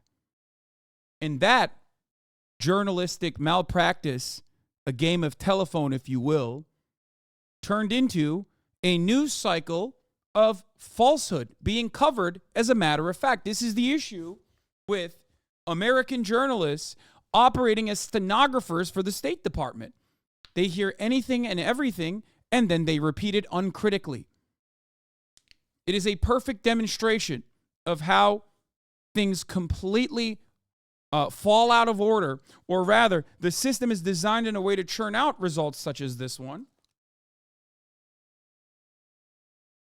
And there is a complete collapse of accurate reporting. I suspect that the rational reason as to why the IDF released this statement, which I will read to you right now, is because they do not want the hostage families to apply even more pressure to try and stop the merciless, ruthless bombing campaign that is being conducted in Gaza. We saw a collapse of that information funnel with the 40 beheaded babies lie that was told, or even babies being thrown into ovens that were objectively inaccurate, but went all the way up to the president. We saw it once again when Joe Biden said that he cannot trust the Gazan Health Ministry's reported numbers of casualties. The Israel Defense Forces says public discussions about the state of captives held in Gaza has moved into reckless territory, urging those responsible to knock it off. The conversation around the issue is irresponsible, inaccurate, and should be avoided, the IDF says in a rare statement. Remember, the IDF rarely ever issues statements like this, especially when it comes to correcting the American State Department. The pushback is apparent in response to comments from U.S. State Department spokesman Matthew Miller Monday that Hamas terrorists likely held back on freeing female hostages because it did not want them to speak publicly about being subjected to rape and other sexual violence. Now, my questions for this, since the end to the ceasefire, has been, where is the American media? Where is the American media? Where is the Western media on this issue? We have this allergic response, or a overall inability for some reason to even listen to words that are coming from official Hamas spokespersons. This is no way to do coverage. You do not have to agree with Hamas, but you still must hear what they're saying and verify their claims. What's very frustrating is, and this is important for all of you to understand, and I hope you can maintain a charitability when I mention this and not immediately assume that I have some secret secondary opinion here. Good journalism requires you to look at both sides of a conflict and their own spokespersons and what they're saying. Good journalism then requires you to verify that information that is being uttered from either side, and also match it against the rational objectives that either party has. What do I mean by this? What I mean by this is, as far as when the ceasefire ended, after 7 days, there was very little coverage of what the Hamas spokesperson had said about why the ceasefire was ending, the collapse of the hostage negotiations. The only coverage I saw in Western media, for the most part, was simply the IDF statements being repeated uncritically and unconditionally. Okay? You have to hear from both sides in this situation. There's no way to understand exactly what's going on if you do not hear from the other side. You should still be very critical. This does not mean that you shouldn't, you should just take whatever the fuck Hamas spokespersons are saying and repeat it uncritically. You should be critical of what they're doing. And journalists, on the other hand, Hamas Piker added again, yes, I am Hamas Piker at your service for saying that in order to accurately assess a situation, you need to hear from all parties involved rather than closing your eyes and ears and going, la, la, la, la, la, I can't hear you. Those guys are all brainless terrorists. Who cares what they're saying? I hate this championing of stupidity. I think for far too long said I'm a stupid person, and now there are a lot of other people who are even stupider than I am coming in here and being like, no, you don't understand. We shouldn't do proper journalism.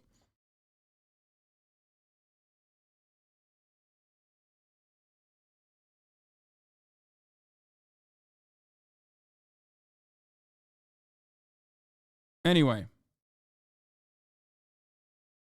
I think the most reliable sources on this would be the Egyptian and Qatari mediators rather than either side. No, of course you have to hear from them as well. But my point was this. My point simply was this. And I've talked to some journalists about exactly what I'm mentioning. Some journalists that you all trust from very reputable outlets on specifically this, including Ryan Grimm, that I had this conversation with publicly a couple days prior.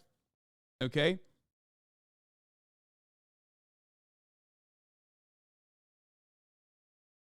When the ceasefire ended, the Israeli side said it ended because Hamas refused to release female hostages that they had, going against the prior negotiations. At the time, I believe, and I'm going off the top of my dome here, Hamas had said there are 3 more women that they are willing to release, but then also they were willing to release a father that they had. But the rest of the female hostages that they had inside of Gaza were IDF soldiers, which have a separate negotiations process that they were never going to release the IDF soldiers. Now, what you're supposed to do in this situation is look through the names of the people that have been released, find out if any IDF soldiers have been released or not, so you can verify whether or not Hamas has actually released IDF soldiers and they're simply not releasing these ones for some reason. What you're also supposed to do is look at what Hamas has said, because they also said that they were willing to release the elderly, and they were even willing to release a male hostage as well, not an underage, not a minor, but an enemy combatant aged male hostage, right? In order to continue the truce. None of this was ever mentioned in mainstream news for some reason in the Western world.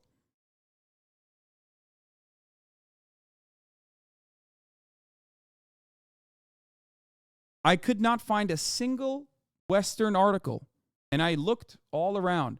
I tried to hunt down a single article that showed any of the things that I just mentioned, but it only pointed to the Israeli side's reasonings for why the ceasefire ended. And I do maintain the position that, of course, both sides have a rational interest in lying. Except if you look at the wants and needs and interests of both sides in this conflict, if you look at Hamas and Palestinian militants, they want to continue the truce. If you look at Israel and the outside pressures upon Israel from the Israeli public, and the Knesset members that have said, no, we must continue the bombing, we should have never done a ceasefire at all, then the other side has an interest in continuing the bombing and ending the truce, whereas Hamas certainly still wants to maintain the truce at that point. The fact that this had not been discussed on these terms, the fact that nobody ever looked at that other side, was mind-boggling to me.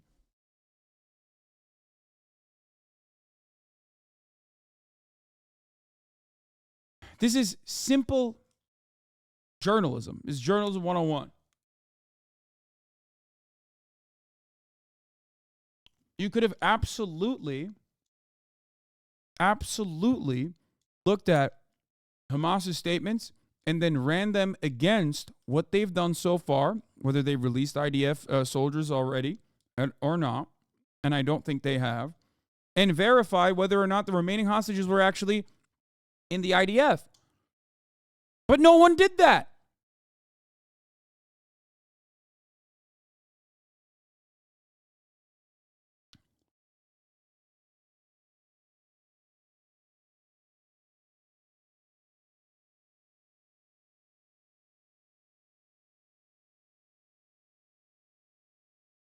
There was a deal where Israel demanded 10 women and children, and they were going to go back to bombing. Hamas was able to do this.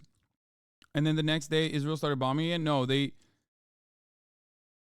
No, Hamas said that they did not have any more women or children at their disposal to release as hostages beyond the 3.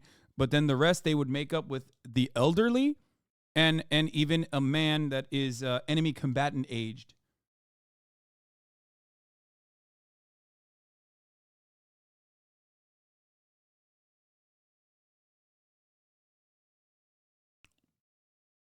It is a very sad state of affairs when the thing that I am mentioning is just basic reporting, like due diligence, basic reporting, basic conflict coverage. And people consider that to be like pro-Hamas. It's insane. It's not new, but it is a really sordid affair. Devastating that people are championing worse media in general. For journalism to be worse overall. Yes, the basic principle is this. Thank you. If Party A is telling you it's raining and Party B says it's not raining, good journalism doesn't stop at telling you what Party A and B said. They report if it's actually raining or not. They open the fucking window and look outside. Basic stuff. Real basic stuff.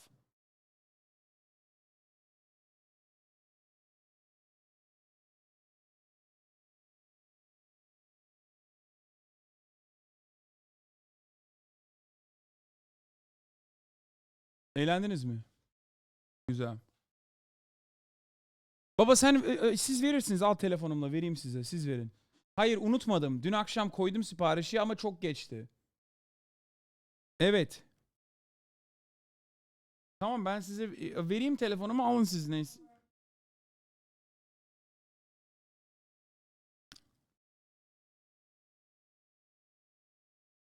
Anyway.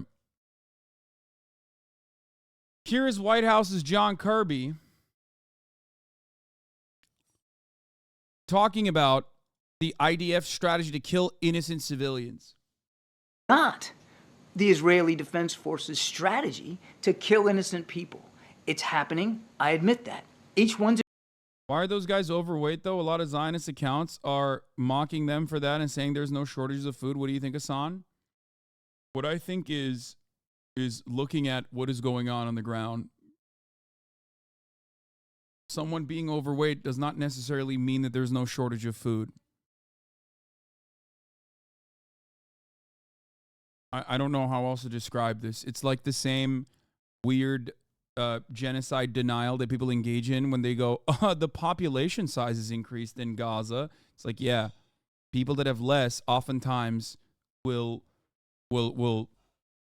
have more children.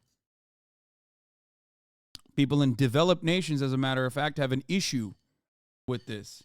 Population increase diminishes, population size diminishes, and it's mostly an elderly population. Being in shape in America is a signifier that you're probably of a higher class rather than poor. Poor people are obese in America. Think about it a little bit more critically and you will understand that, yes, there are always going to be overweight people. This doesn't mean that there's an abundance of food.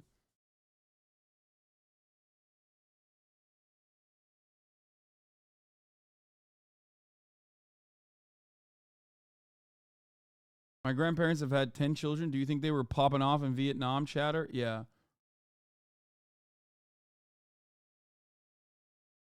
This is from Motaz. He reports, Israeli army arrested Palestinian civilians from a school in Beit Laiha in the north of Gaza Strip and forced them to take off their clothes and left them in the cold street before detaining them. They were all civilians. Confirming the IDF's claim that the detainees are resistance in an attempt to create a victory. This is a photo of a fellow journalist, Zia Al-Khalot, a reporter of the New Arab site with a group of captured civilians. Their fate is still unknown.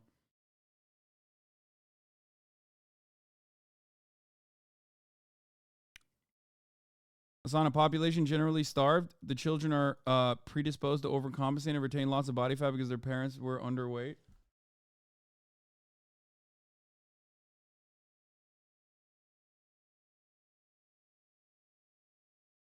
Yeah. Just sometimes you should look to information that you can easily find from your own backyard. Okay? For example, look to America. We have a massive obesity rate. And it's oftentimes the poorest people that are obese. We are not living in the fucking 14th century now where like gout is a rich man's disease. Okay? Food is readily available, and the shittier foods are actually the cheaper ones. The fattier foods. Yeah, it may mean that they don't have access to healthy food. What little they do have access to could be cheaper, more accessible food than food that is not as good for you. Exactly. Just think, man. Think critically. It's not that difficult to arrive at these conclusions on your own. I promise. I believe in you. I believe in your capacity to comprehend what is going on right in front of your eyes without like someone hand-holding you. Okay? Just like you know at the top of the hour there's a 3-minute ad break. I'm going to run it now. I'm not even doing any fucking segues today. It is not the Israeli Defense Forces strategy to kill innocent people. It's happening. I admit that. Each one's a tragedy. But it's not like the Israelis are sitting around every morning and saying, hey, how many more civilians can we kill today? Let's go bomb a school or a hospital or a residential building and cause civilian casualties. They're not doing that. They're trying to go after Hamas, and it's a very difficult task.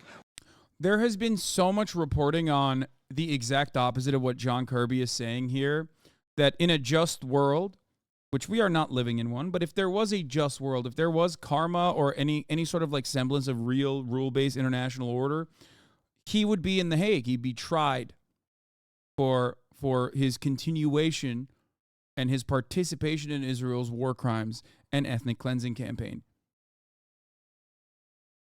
This is a lie. This is a lie. This is this is something that has been reported on. There is so much official statements that you can look to immediately understand what's going on in Israel. But, you know, the 972 magazine investigative reporting piece actually directly disproves everything he's saying here. That, yes, Israel is deliberately targeting Israel is deliberately targeting a civilian population. Deliberately, willingly, with full knowledge that they are taking down civilian buildings. But it's not like the Israelis are sitting around every morning and saying, hey, how many more civilians can we kill today? Let's go bomb a school or a No, that's precisely what they're saying. And that's precisely what they're doing. Hospital or a residential building and cause civilian casualties. They're not doing that. They're trying to go after Hamas. And it's like getting 0% on an exam and being like, well, I tried my best. Like, no way. Even if you guess every question, you just look at 50%. Very difficult task. When Hamas, oh, by the way, in addition to deliberately slaughtering people, is deliberately hiding themselves in residential buildings, in hospitals, in tunnels, putting the innocent people of Gaza directly in the crossfire.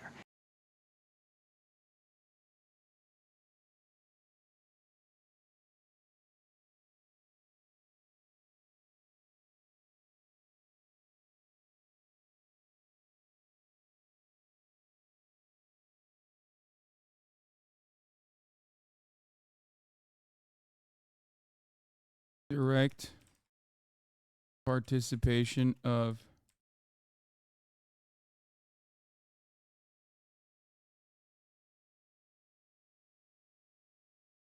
mountain of looting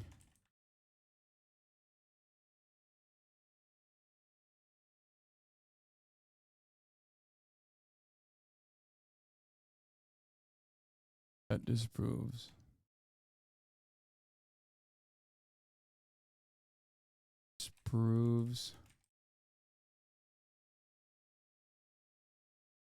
the lies Kirby is telling here.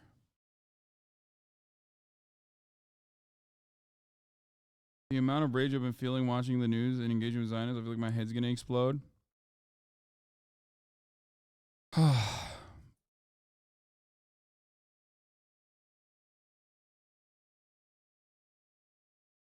Direct participation of ethnic cleansing. There's a mountain of evidence, including the 972 magazine piece that disproves.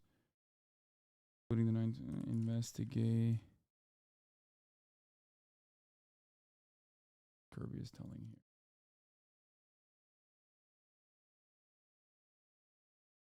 After calls for bombing Mexico from the Republicans for the last 5 years, how easy will it be for them to change the world Hamas with cartel and run shit in Mexico?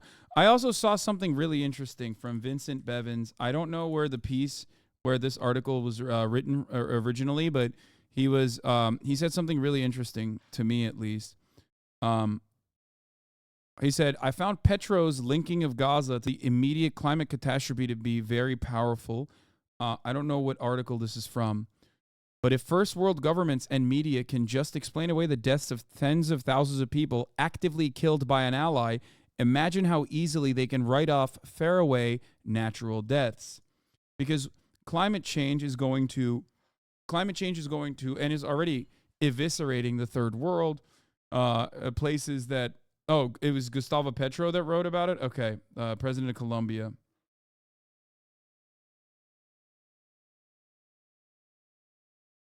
Or is it the Article 99 thing?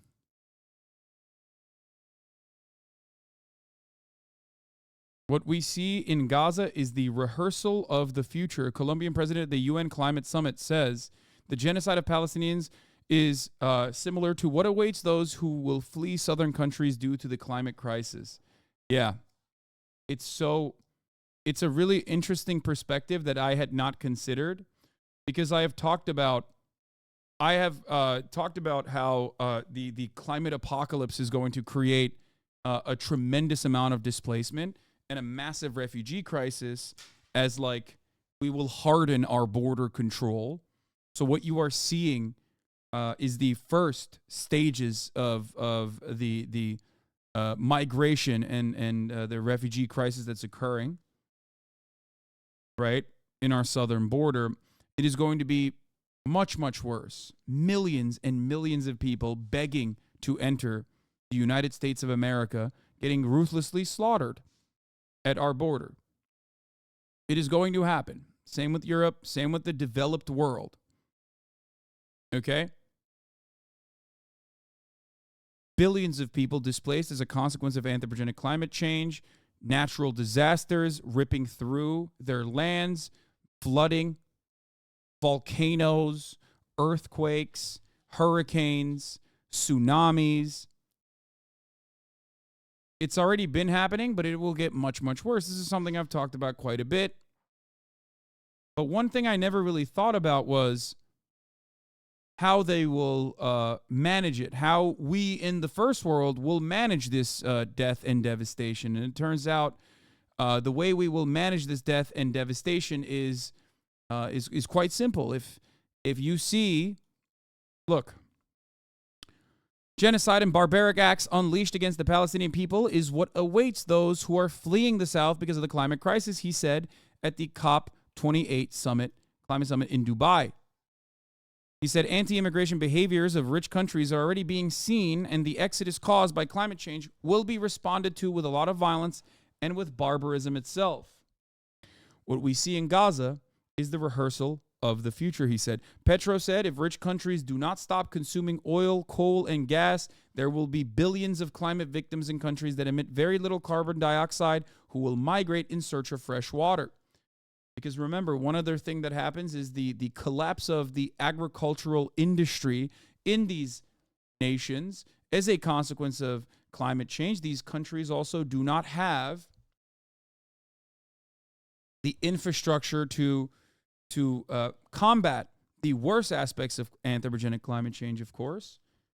One great example of this, it can be seen with the difference in how Texas dealt with its own mass flooding versus how Hurricane Irma destroyed Puerto Rico.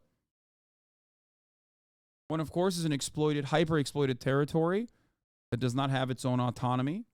The other is a part of mainland USA with much better, comparatively much better infrastructure.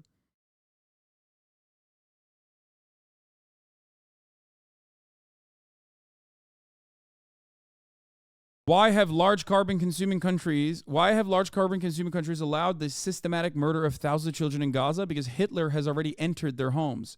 and they are getting ready to defend their high beliefs of carbon consumption and reject the exodus it causes, he said. Petro has been critical of Israel's bombing of the Gaza Strip, which has caused the deaths of more than 15,000 civilians. It was Hurricane Maria. Oh, it wasn't Irma. Sorry. I thought it was Irma. No?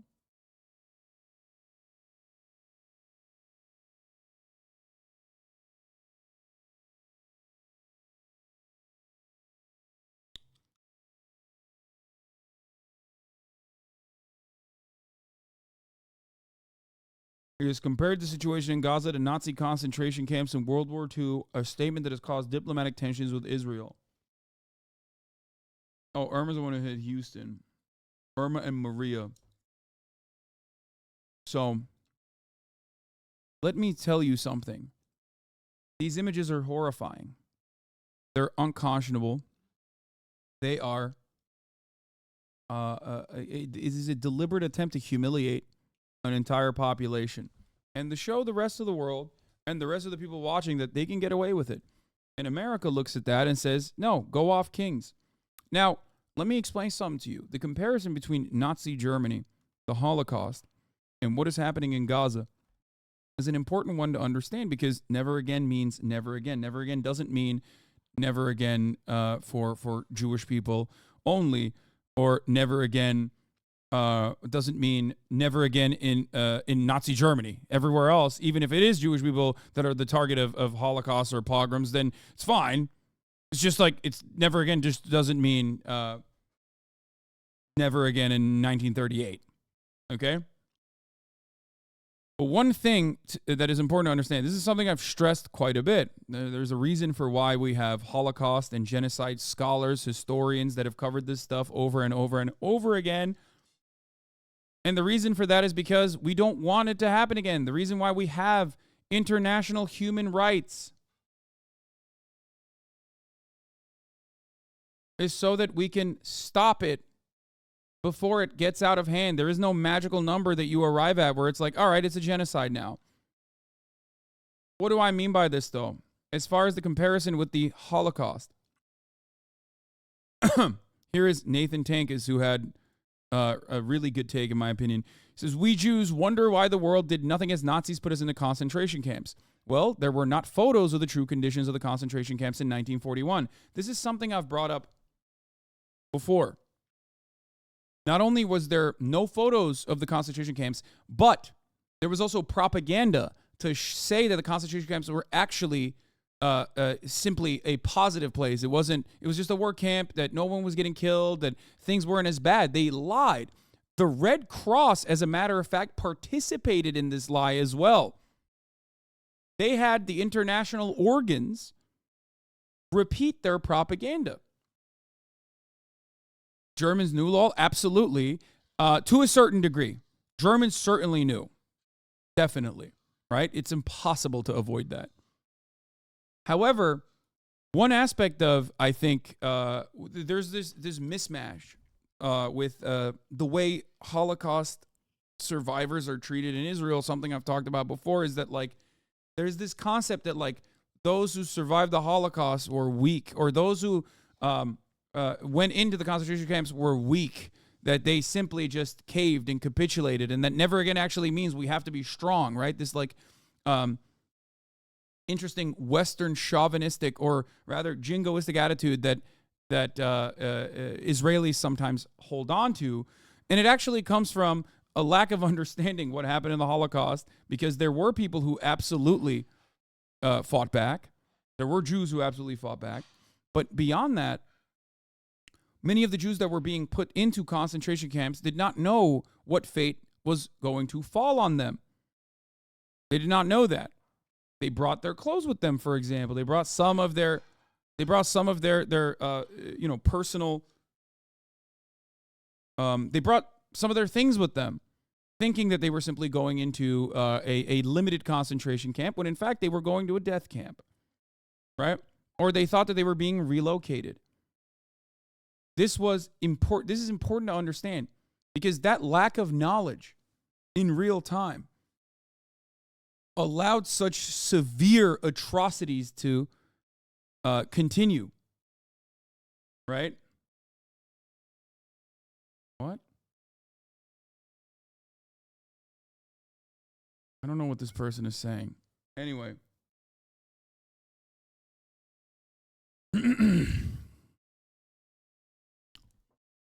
That is what allowed such atrocities to continue. However, this is not 1941 anymore. In 2023, we have photos. We have live streams. We can see, we have a personal connection to those who are trapped in the open air prison of Gaza being bombed into oblivion. We know what's going on. We know about it in real time. And yet people in America are talking about college campuses. The denial and justification of far too many Jewish Americans engage in for the genocide happening in Gaza is on a far more profound and earth-shattering scale than the most vile anti-Semitic America Firster in 1941. I don't want to ever hear any of this wondering ever again. When I see people stripped of their boxers with soldiers patrolling around them, knowing that they've been starved, deprived of water, and put through the unimaginable for 2 months, all I can see is the Nazi Holocaust. Those are the images I was taught to look for. That's why so many people, like Bosnians, have been losing their fucking minds on the timeline, going like, this literally happened. This happened in identical ways. Not that fucking long ago. And it's happening again, and people are championing it again. I don't know how anyone can look at things like this, look at any of the most basic information about what is happening, and not have the alarm bells instilled in us at a very young age, going off at full blast. Why did they teach us those things?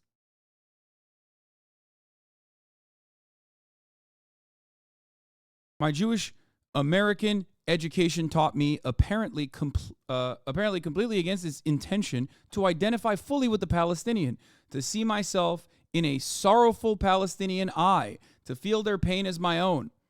For we experienced the Nazi Holocaust and want no one subjected to the same. This is something that Michael Jamal Brooks, rest in power, has said as well.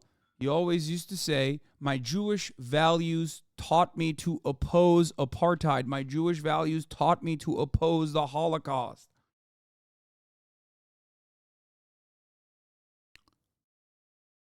I was taught to valorize resistance. I was raised from a very young age singing Zotni Kienmal, the song of the Warsaw Ghetto Uprising, written in the Vilna Ghetto.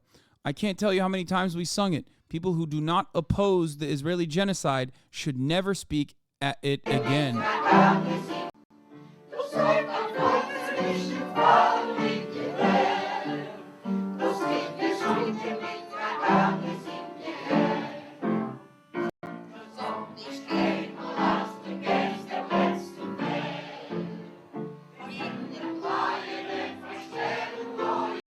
To be fair, they're obviously tripping them down to make sure they're not armed, not for humiliation. The comparison is quite wild.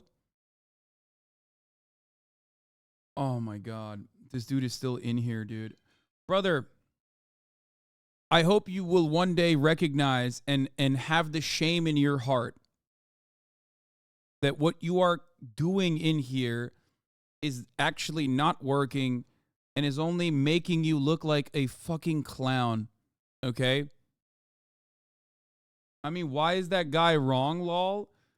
How do you not understand? Is there no other way to apprehend and assess whether or not someone has weapons on them without stripping them and lining them up? What are you talking about?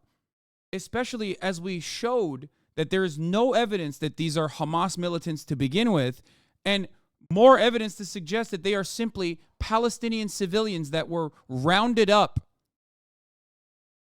from refugee camps. Please exercise a little bit of critical thinking, chatters, please.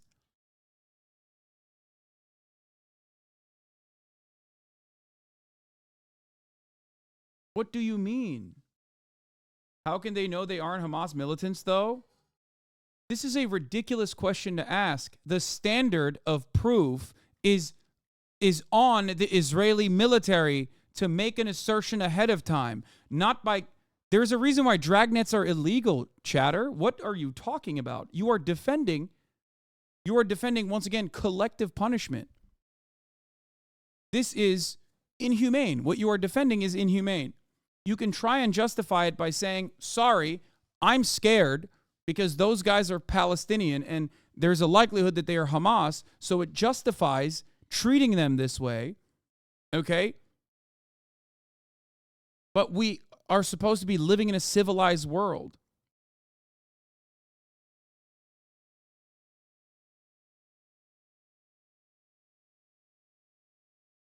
Innocent until proven guilty. This is like a foundational principle of liberal democracy and the criminal justice system that operates within liberal democracies. The problem here is that you can never put yourself in the shoes of those who are victim to this. This is a war zone. You're applying Western standards for normal times. No, this is not a war zone. First of all, there are rules of engagement within a war zone as well, and that is actually a clear-cut violation of rules of engagement in a war zone. That's not a war zone, though. That is an ethnic cleansing. That's a concentration camp where there's ethnic cleansing ongoing. Not only are you wrong, but you're doubly wrong. But even in a war zone, Abu Ghraib happened, and that was declared a war crime as well. Punishments were issued to American soldiers for their participation in the torturous conditions in Abu Ghraib. So yes, you can't get away with doing whatever the fuck you want in a war zone. After all, that is literally what the Nazis also said. Every genocidaire has said exactly those words throughout history. It's a war zone. It had to happen. Armenian genocide is a great example of this as well. It's a war zone. It has to happen. We have rules for a fucking reason.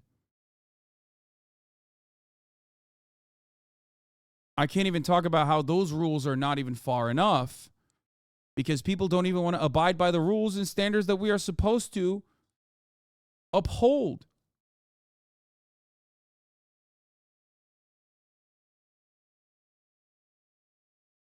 I like that you said Western standards, by the way. Western standards have shown their asses time and time again.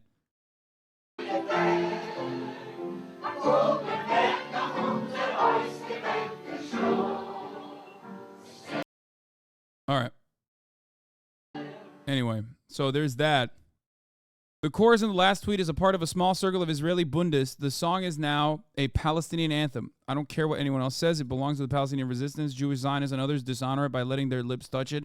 Palestinians will resist to their last breath, just as the European Jews valorized in shoals across the United States did. These disgusting fools who ask why they resist when it's futile and just going to make things worse have forgotten themselves and our history. I dare you to read these words and find it impossible to not think of Palestinian resistance. It's impossible to anyone whose heart has not turned cold stone, he says.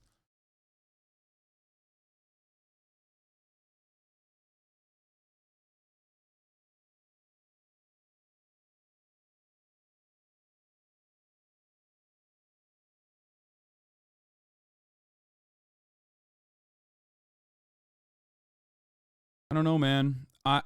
You never forget, you have to be as chill as you possibly can in the face of like people directly denying war crimes that they can see in front of their own eyes and try to dehumanize and extend the ongoing dehumanization that they're watching. But I have to keep my cool every single time. You know what I mean?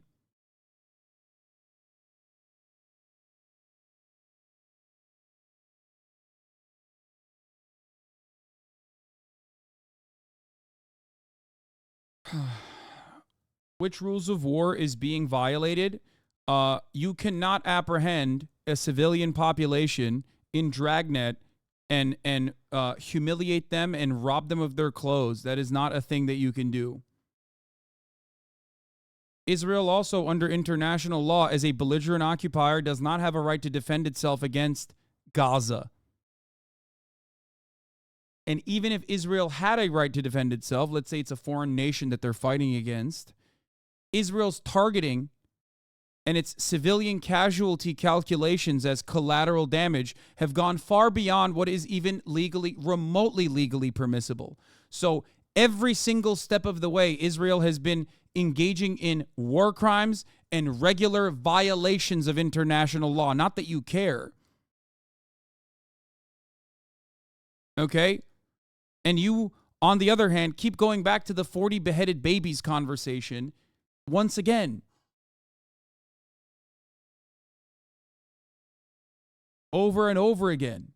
Because you are not interested in the truth. This is just simply bad faith posturing.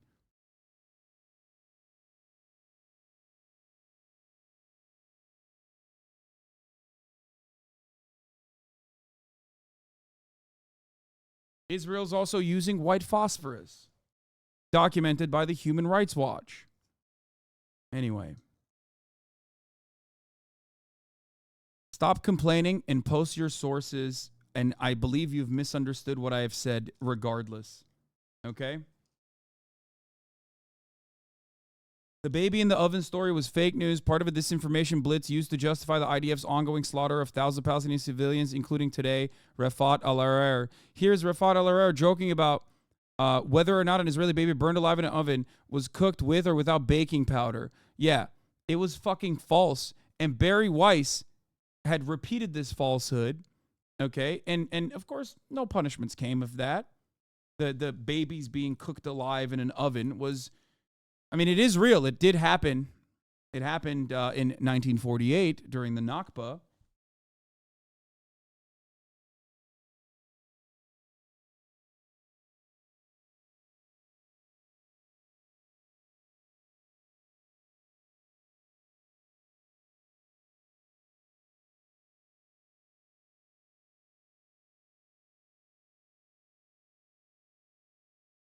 Yeah, it happened in Deir Yassin.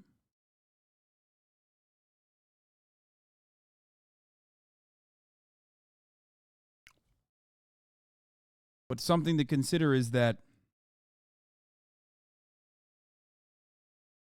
houses were burned to the core while people were inside. Do you object to that? Of course not. Baby in the oven, maybe, but houses were burned. You do know that, right? Yeah, no, I did. I actually reported on it at the time. I'm assuming that you weren't here. Yeah.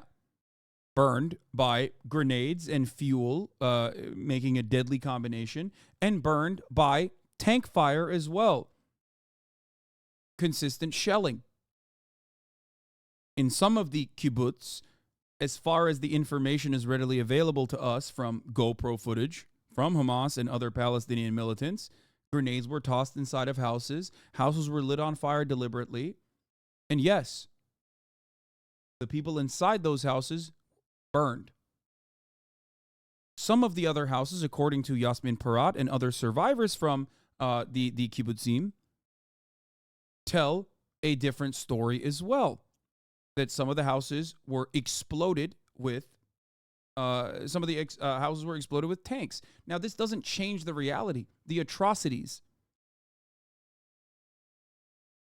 Majority civilian casualties in the hands of.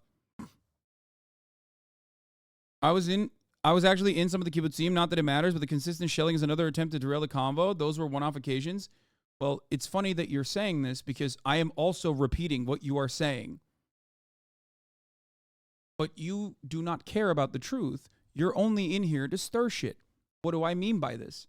Because if you did care about the truth, or if you cared about my coverage of the matter, you would know that I have actually routinely criticized those who try to make it seem like IDF killed all of their own civilians and that Hamas were perfect in their operation and the way that they conducted themselves. That is a lie.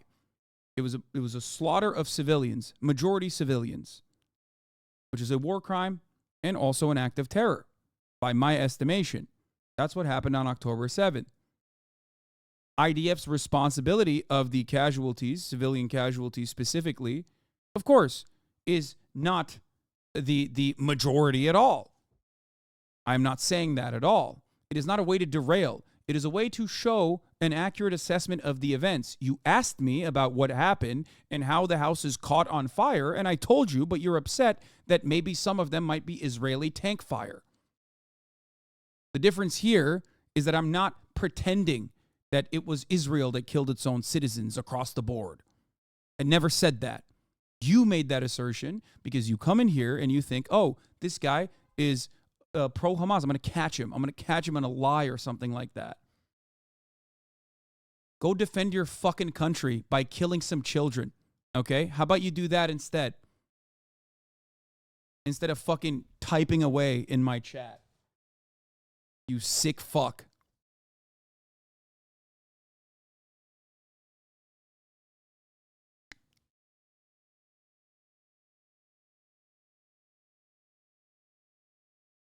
Stop saying wrong things. You are just anti-Semitic. Point to anything that I've said wrong thus far, and we can have an honest conversation about it. Don't just fucking come in here and cynically cry and say that I'm being anti-Semitic. I fought long and hard against anti-Semitism in this country and globally, as a matter of fact. It's fucking bullshit. I spent a tremendous amount of time combating anti-Semitism. Get the fuck out of here. How dare you, piece of shit. You don't give a fuck about anti-Semitism. Say. On this issue, there's a great many rumors and so on that talks about incentivizing Egypt to take like hundreds of thousands and so on. So you repudiate that completely. That is not something that has been discussed, as it was allegedly discussed on Capitol Hill. So I am not going to respond to. I've had 2 discussions with Israelis online as well. They literally have the same mannerisms, arguing things like the subconscious altering the perception, aka brainwashed. I mean, yeah, people are just like, it's okay, just leave it be, not worth it. I mean, I want to know. I want to know what they're talking about. It's always just, it always starts and begins. It always starts and begins at the same point. Come in, say you're anti-Semitic, and then shut the fuck up. That's it. Most people don't realize that I will address them and ask them what they mean, and that's it. Then they just shut up. Rumors, and I don't know what you're referring to with respect to Capitol Hill, but it doesn't actually really matter. But I will reiterate the principles that the secretary outlined, and one of them is no forced displacement of the Palestinian people from Gaza. Okay, a couple of other issues. There was a report that Israel's assault forced a nurse to leave babies behind. They were found decomposing. Are you aware of the story? I am aware of that report, Saeed. And do you take it as it happened, or if it did happen, is that a war crime? Saeed, I would say that is a tragedy. It's a tragedy for those babies. Right. It's a tragedy for their family members. Right. It's a tragedy for the Palestinian people, and I wasn't talking to you, dumb bitch. I never said you're anti-Semitic, but you literally just say you don't give a F about it, which is not much better. That I don't give a fuck about anti-Semitism? That's not what I said at all. Brother, clean your fucking dirty ass ears, I think. I wasn't even talking to you. I was talking to another fucking dumbass in the chat who said I was anti-Semitic, to which I responded with, I abhor anti-Semitism and have spent most of my fucking professional career combating anti-Semitism. You don't give a fuck about anti-Semitism. Roll the clip, chat. You did say it, bud. What? Roll the clip? Brother, you have fallen apart over the course of the last hour that I have tried to so charitably respond to what you're saying.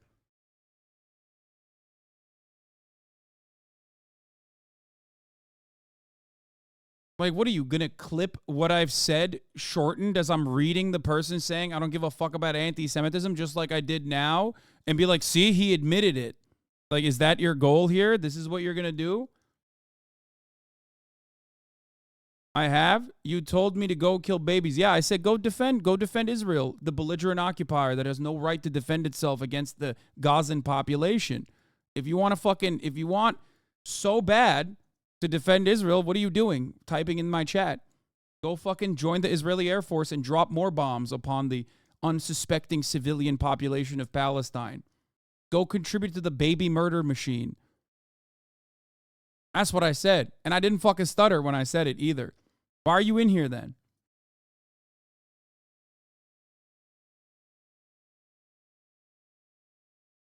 Like, I don't get it. You so desperately, like, I've been trying to be as charitable as possible, but you so desperately are just like, no, you don't get it. Like, actually, we should be able to kill babies. I'm going to take the long way there, and I'm going to try to justify why the baby killing machine is actually moral and righteous and just by derailing the conversation over and over again. You know, go do it. Go do your thing. Is a tragedy for the world. Okay. And it is why we have made clear that far too many Palestinians have been killed in this conflict. And that, of course, includes far too many Palestinian children and, of course, Palestinian babies. And it is why we have taken every measure we could to speak loudly and clearly to the government of Israel that it needs to do everything it can to minimize civilian harm. And it's why we have worked to try and move humanitarian assistance in. And it is also why I will say we have said that Hamas should stop hiding its fighters in hospitals. I'm talking about this particular incident. I know. It gets to the very difficult nature of this war. Right. The projection of yours is insane. Actually, you were conducting some baby killing apologism yourself. I was pointing that out. No, you did not. You didn't point out an apologism at all. You actually didn't do anything. I gave you an accurate assessment of events as far as we know it from mostly comprised of Israeli reporting on the matter. Okay? And I also said that the overwhelming majority of civilian casualties were still the responsibility of Palestinian militants on October 7. But again, you're fighting a straw man because I'm not in the business. I am biased towards Palestinian emancipation. This is something I readily admit. I'm biased towards the emancipation of all peoples. Okay? Having said that, however, I'm not going to lie about a situation. Now you're saying baby settlers. Great example of a clip chimp. Great example. I have never, ever advocated for the death of children. That was a clip chimp. That was a longer conversation that I was having with my co-host about how violent it would be to relocate and violently expel and evict 450,000 settlers, some of which are baby settlers, using his own opinion on settlements being an act of terror, which is true. Settlers are terrorists, internationally recognized as engaging in an act of settler colonial terrorism.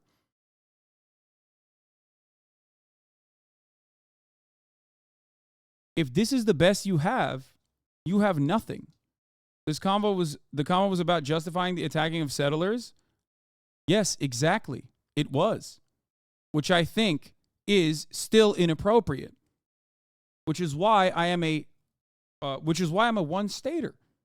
It's inappropriate to attack baby settlers. You're the one who's making that assertion. There it is. The larger context of the conversation revolved around me saying I do not agree with second thought. If you remember, you don't because you have no idea what the conversation actually was about. It was about me saying I don't agree with second thought in the way that he covered 1948, in the way that he said that, like, this is like killing of children is justifiable as though they are all settlers. I don't agree with that. And I have stood by that principle time and time again over the course of the past 60 days as I've covered ethnic cleansing campaigns happening right in front of our eyes with our weapons. And I think that it stems from a place of projection. Because a lot of people, in my opinion, seems, at least judging by what they are saying and doing so far, want to desperately justify the killing of children in Gaza.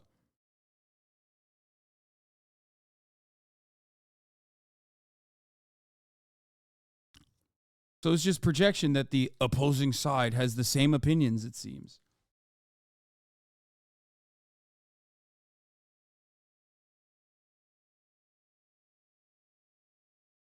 Some people are really unhinged and uncharitable towards you. You've literally gone through the casualty figures before and even pushed back against those who are trying to frame in bad faith that most Israelis killed on October 7th were killed by the IDF and not by Hamas. Yeah. No, people are people are not really interested in having an honest conversation. I think they're more so interested in just shit smearing so that they think that they can get a moral victory out. And if they can't get a moral victory out, maybe they will atrophy. They will get me to finally give in and yell and be emotional. And then they can clip it. Bro, you're in here explaining to him your opinion, and he's like, no, I don't believe you. Nobody has to do this other than you. I know. This is something that has become so commonplace that I constantly have to explain what my true feelings are, which you can arrive at by just simply watching the coverage, okay, no matter how uncharitable you may be. And yet people still go, no, I don't believe you. I don't understand. I don't care. It's very silly. And the immense human tragedy that has been inflicted on far too many people. But if it happened, it's not a war crime, or is it a war crime? So I'm never going to be able to make an assessment here. You saw us today make a conclusion about war crimes after a very deliberate fact-finding process where we then apply the facts.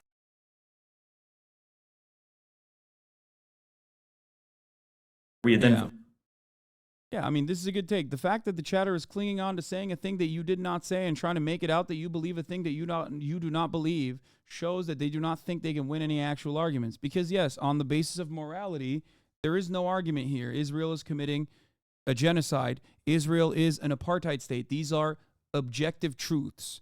There's legal standards for this sort of thing, and Israel violates those legal standards, okay, in broad daylight.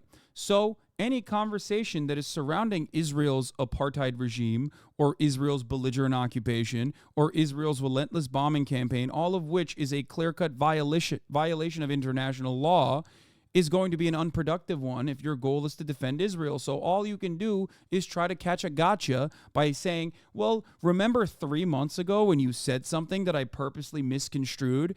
I'm going to remind you of that over and over again and act like you are in the business of killing babies, that you love when babies get killed. If I was interested in murdering babies, I would be on the side of Israel. Okay? If my goal was baby killing, I'd be doing what you're doing right now. That's what I'd be doing. Be talking about how Israel has a right to defend itself over and over again. That's what I'd be doing, but I'm not doing that. So if you truly care about what my perspective is, then ask me, and I will always tell you. But once I've revealed what my position is, you have to agree with me, right? Like, I mean, come on. It's, after all, I am like why would I say something and then go back on it to be like, actually, I don't believe in it. Like, what do you think? You caught me? Like, you caught something that was like inconsistent or something? What's more likely? That you saw a clip out of context in a broader conversation that does not reveal my actual position on the matter?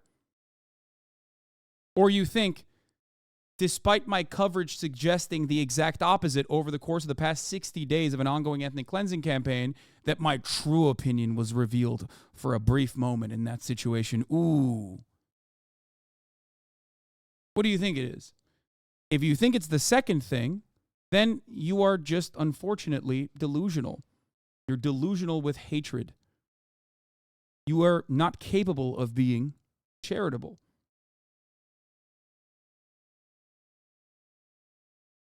It's the same.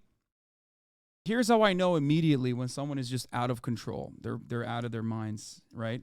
They're just like lost in the sauce. When someone comes in here and says I'm transphobic, and then they point to that one clip of me yelling at a chatter, right? A chatter that is still a very active member in this community. Chatter that does trans research as well. And they point to that, and it's like, well, there is a tremendous amount of work that I've done to suggest the exact opposite, and yet you are hyper-focusing. You're laser-focusing on one convo. So what does that say about you? Do you actually think, like, it's something that is so objectively beyond the pale. Like, anyone that comes in here and spends more than 3.5 minutes is going to know that I am not a transphobic person. As a matter of fact, I'm one of the biggest advocates for trans people that is a cis straight person. You know what I mean?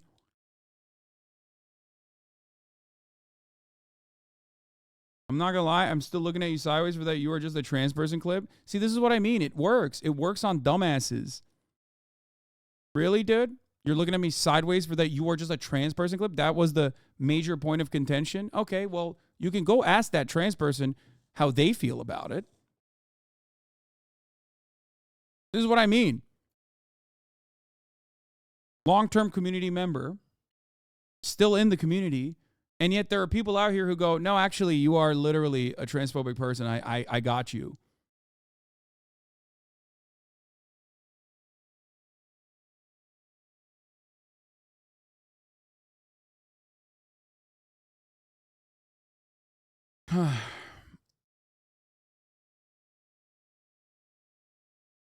Is not that one-off combo you keep clinging on to the 40 beheaded babies Zionist propaganda lie? Well, it just doesn't matter if they were beheaded or burned alive. Both are morally deplorable. Someone sent this fucking dipshit a clip from literally the first day we found out about this, because he's verbatim repeating what I said on like October 9 right now, literally verbatim repeating what I said on October 9 right now. This exact thing that you just brought up. If you are a charitable person, if you're an honest person, if you're genuinely interested in what my perspective is, I've said exactly those words. It does not matter whether they were beheaded or burned alive. And that both are morally deplorable is, I think, identical to what I said. Those are my words. None of which, by the way, justifies what Israel is doing. But you don't want to have that conversation. So go ahead, chatter. Explain to me. Do you think that it's okay what Israel is doing? Will you condemn Israel for beheading thousands of children with bombs? Or will you say that that is a lie? Well, if so, then I stand corrected. But you brought up the 40 babies like 20 minutes ago. Oh, my God, you are so stupid. Fine, brother. Go watch some of my videos. You'll get a better understanding of what my positions are, I think. But it seems to me like you don't even care about the words that are coming out of my mouth, which you won't be able to hear for the next 3 minutes at the very least, because at the top of the hour, there's a 3-minute ad break, and you are unsubscribed, so you won't be seeing what I have to say for the next 3 minutes.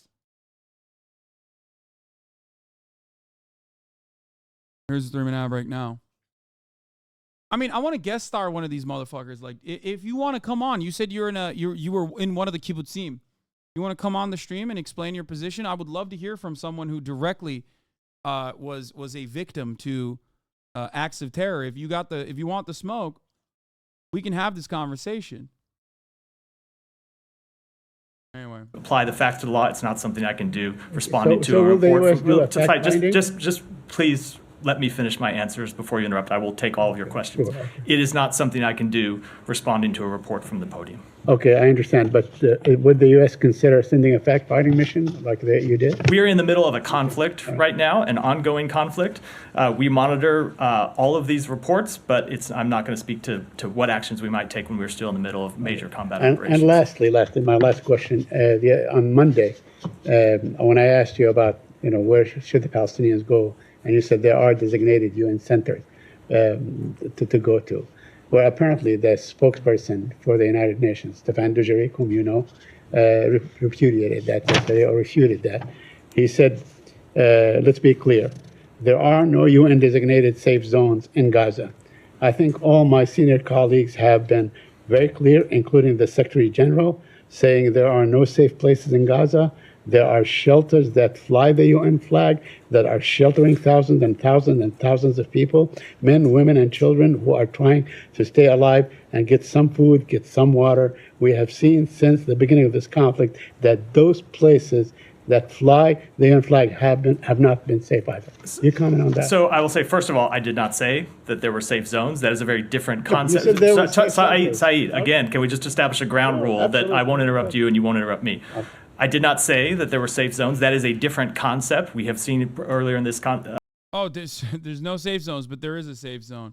Here's a clip of you saying Hamas killing babies is bad regardless of the method on October 13th. Are very frustrating about it. Whether 40 babies are lined up and decapitated by Hamas or they were shot by Hamas does not change, or some babies were shot by Hamas and others were adult victims but still civilians, does not change the reality that this is a slaughter. So getting caught up in semantics arguments is fucking idiotic in this circumstance. Is he still in here? I don't know.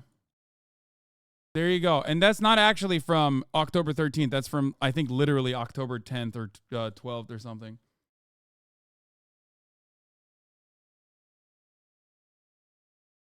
I found them.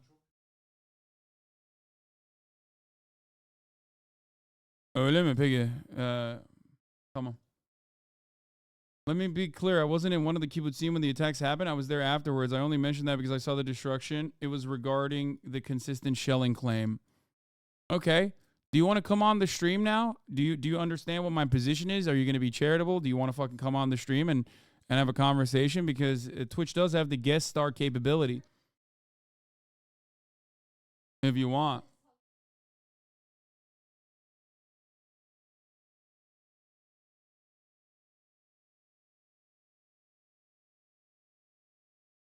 Love to hear from someone who's directly seen it.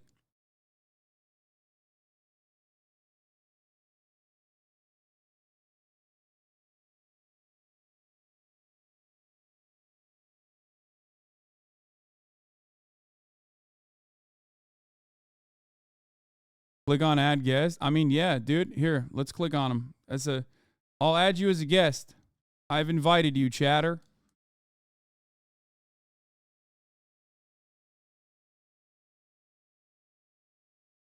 Connect.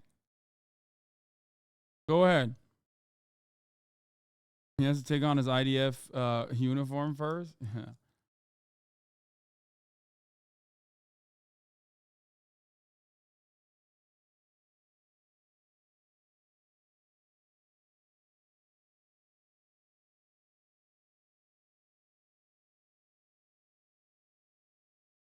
Maybe we can maybe we can arrange something. Lamau, not prepared right now. What the fuck do you mean? It seems like you got plenty of preparation.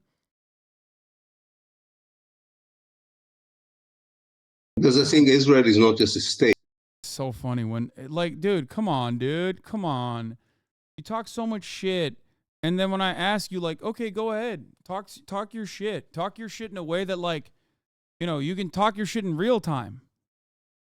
And all of a sudden, it's just like all the arguments perish. What is happening? You literally have direct first-hand account of the atrocities. I'm out here in motherfucking Los Angeles, California. Why is this always how this... Why? Why is it always how this is? I'm waiting for you to connect, brother. Guest star time for you. Let's arrange something if you want. I mean, I'm arranging it right now in this very moment. This is an opportunity for you. There's an opportunity for you. I'm in real time. I'm doing this shit in real time every day, every goddamn day. You want to fucking hold me to those standards? You can hold your own damn self to the same standards. You're seemingly very knowledgeable about the situation. So go ahead. Let's go. Let's do it. Band for band, baby. I don't understand it. Like people always are just like testing my boundaries, testing my knowledge, constantly saying it's much easier to just be like, you don't know what you're talking about. And it's much different when you actually come in to you know, to test your mettle, I guess.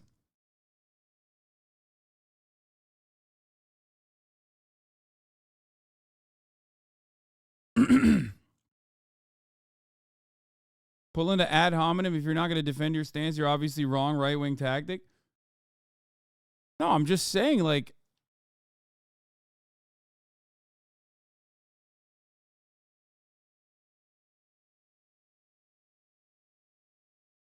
guest star time being the new public square punishment for chatters is so funny to me.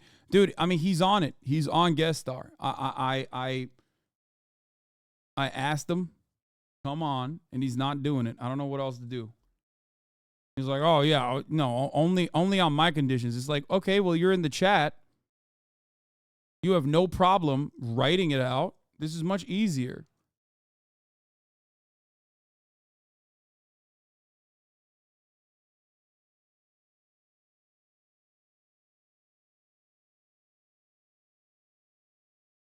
You could enlighten a massive community full of individuals that are I guess, getting propagandized in a certain direction. You can combat it personally.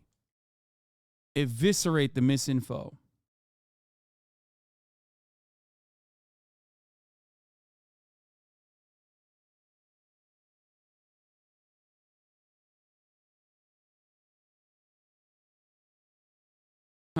Anyway, of course.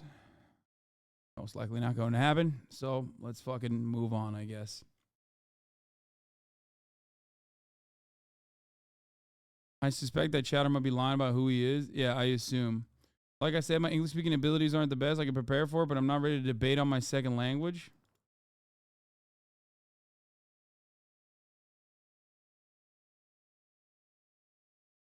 There's always some.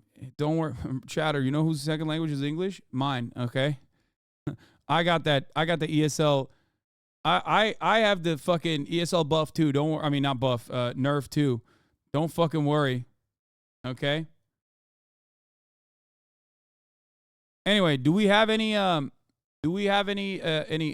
speakers in the chat? Because I want to see if this is an accurate translation or not. It could very well be, by the way. I'm not discounting it at all.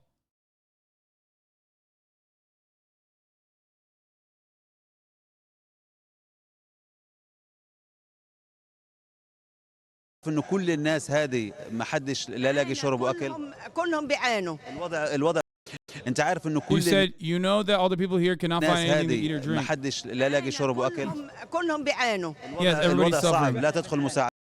No situation. The situation is difficult. No aid is coming in. ما في المساعدات كلها نازلة تحت. المساعدات ما بيجوا للأمة ولا بيجي للشعب كله. إحنا. Wait, why did they cut that? Oh, I hate when this happens. Like, Memri always does this shit. Jesus Christ. Okay, now I have to find the actual original footage. Do we have the actual original footage? Like, Memri TV operates in the identical capacity to fucking Project Veritas. She didn't say tunnels. She said they go down. إحنا جايين من غزة وكل الدعم بيجي إلنا. أنا بحكي وما بخافش منهم. I'm not afraid of Hamas. I am talking to them as well. All the aid reaches the Gaza Strip. And a lot of aid is coming in. It's being distributed. This is what they say. كله للبيوت إلهم. خليهم ياخذون ولا يطخون ولا يعملوا اللي بدهم إياه حماس. حج احنا الآن يبدو أن الأمور شوي فيها نوع من الغموض.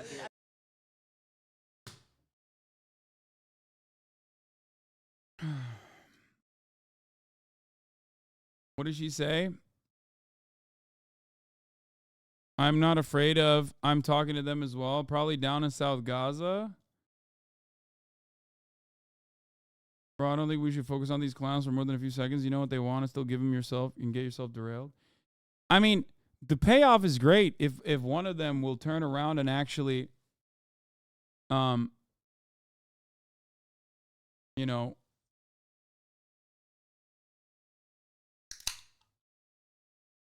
the payout is actually solid if one of these guys actually comes on board.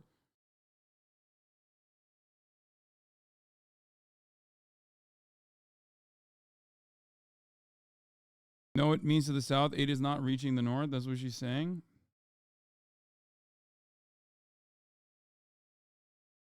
So her words can be easily interpreted as the aid goes to the people who still their homes intact as opposed to displacing refugees, which translates as tunnels, as her saying down, which can mean a different part of town. No mention of Hamas at all.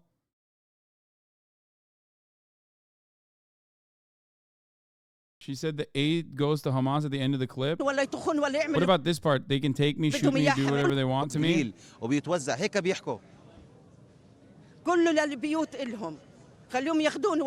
Hamas takes everything to their homes.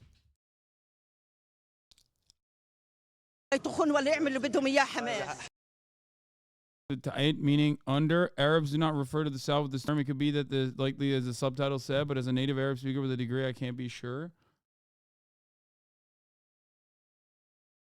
احنا الآن يبدو أن الأمور شوي فيها نوع من الغموض. No, she mentioned they are taking homes. It's all for their Hamas homes. Video by all listener on the idea behind Israeli being murdered by Palestinians. Hamas is the end of the sentence. I trust Memri completely, 100% of course. No, I don't. But she, like I said, I maintain the position that it is possible that she said these things verbatim. But I always want to still verify, because Memri is beyond the memes, Memri is a institution that is dedicated specifically to a cause. And time again, there has been misinformation reported from clips out of context.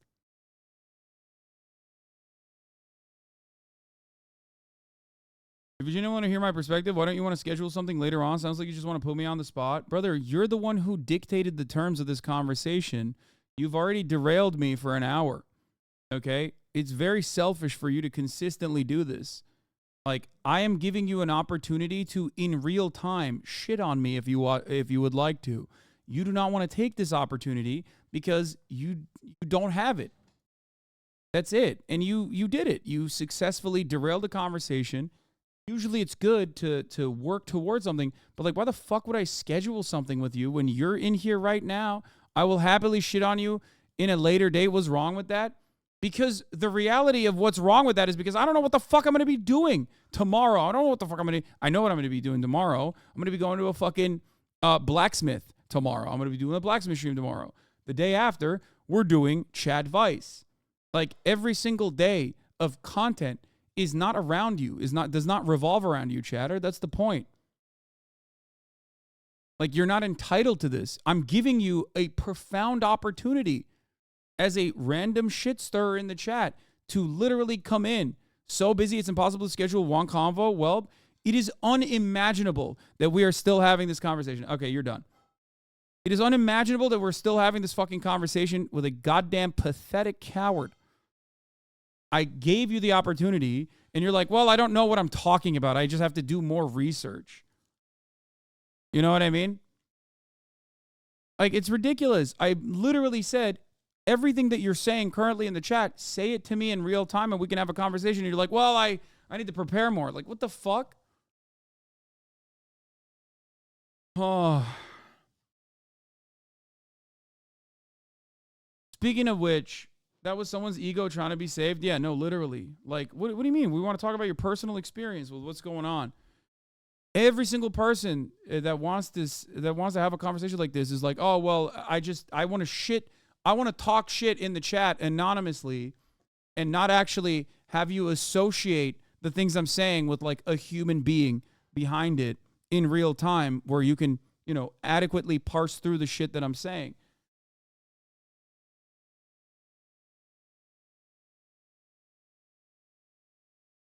What he really wants is to have time to shop himself around to all your biggest haters to see which one wants the content. Transparent as fuck. Yeah, exactly.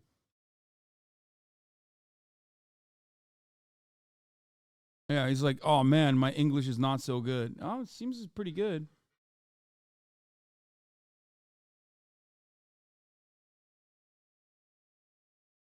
Anyway.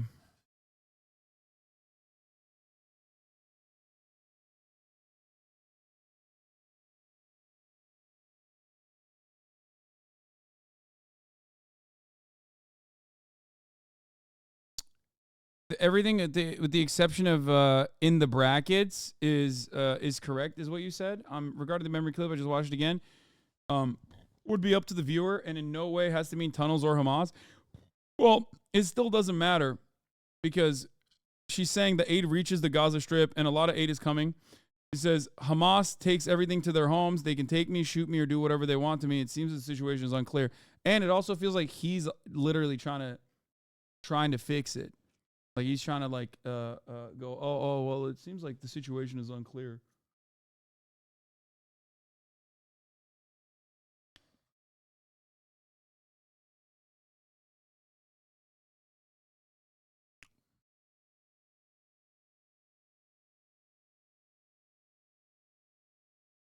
so many people, anyway, yeah, so many people that act like they're fucking experts on a subject matter just fall apart when given the opportunity to actually test their expertise. Why is it? Why is it that that is the case? It's growing against the presidents of Anyway, let's get back to anti-Semitism on college campuses. 3 of the country's most prestigious universities after they testified to Congress on the rise of anti-Semitism on campus. Critics say those universities are still not doing enough to tackle the problem. Ed O'Keefe has more on this story. Ed, some of the president's answers raised a lot of eyebrows the other day. Good morning to you. They sure did, Gail. And, you know, Republicans have long been critical of the nation's top universities, claiming they censor some opinions. One elderly lady, too, though, she may actually think, 100%.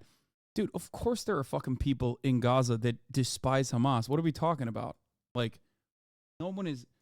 I've never, in a million years, it would ever say that, like, every single person loves Hamas unconditionally. As a matter of fact, polling shows the exact opposite of that.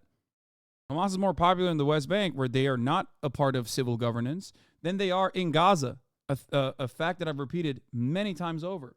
While embracing and supporting others, but even among some Democrats and here at the White House, there are concerns the line between free speech and hate speech has been dangerously blurred. From the White House, it is sad that I have to be asked about those comments that they made. To Capitol Hill. I don't recognize the university that I graduated from. Outrage over comments made by leaders of some top U.S. colleges during a hearing Tuesday on the rise of anti-Semitism. We embrace a commitment to free expression, even of views that are objectionable, offensive, hateful. Some lawmakers accuse them of being evasive when asked if calling for the genocide of Jews violated university codes of conduct. It is a context-dependent decision. Last night, Eli Valley had a good, I think this is the one, this is the one I was thinking about. Oh, shit. Oh, no. Rafaat is the one who passed away, who was assassinated today. Eli, trying to find one of your drawings you did in 2021, I guess in which, as far as I can remember, Israelis are killing Palestinians and the Palestinian mother is saying to her son not to insult them so that no one accuses them of being anti-Semitic. Any idea? So this on December 1st, and then Eli replied today.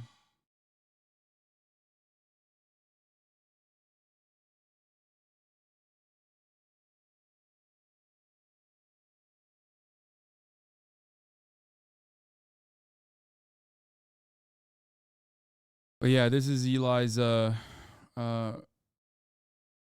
drawing. Cut the apartheid pig, says the Palestinian child. The mother says, cut the anti-Semitism. You'll start a social media pogrom in America, as her house is being burned down by settlers and Israeli police and the IDF alike.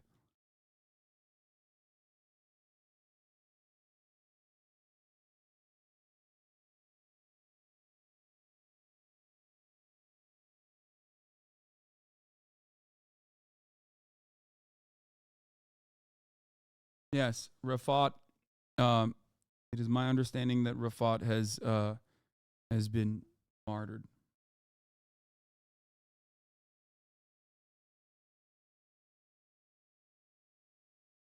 Israel killed Professor Rafaat Alareer, one of Gaza's most prominent writers, poets, and activists who spent his life trying to get Gaza's voice to the outside world. He was killed in a targeted airstrike on his sister's home that also killed his brother, sister, and her 4 kids. Rafaat taught poetry and English literature. He taught Harry Potter, Shakespeare, Thomas Wyatt, John Donne, Elizabeth Barrett Browning, Wilfred Owen, T.S. Eliot. He edited 2 books to raise our voice to the world, Gaza Unsilenced and Gaza Writes Back. He was full of life. Rafaat's words were always so powerful, poignant, and spot on. Listen carefully to this interview he did in the first weeks of war. We know that it's very bleak, it's very dark. There's no way out. If there's no water, there is no way out of Gaza. What should we do? Like drown? Like commit mass suicide? Is this what Israel wants? And we're not going to do that. And I was telling some friend the other day that I'm an academic. Probably the toughest thing I have at home is an expo marker. But if the Israelis invade If they target us, charge at us, open door to door to massacre us, I'm going to use that marker, throw it at the Israeli soldiers, even if that is the last thing that I would be able to do. And this is the feeling of everybody. We are helpless. We have nothing to lose.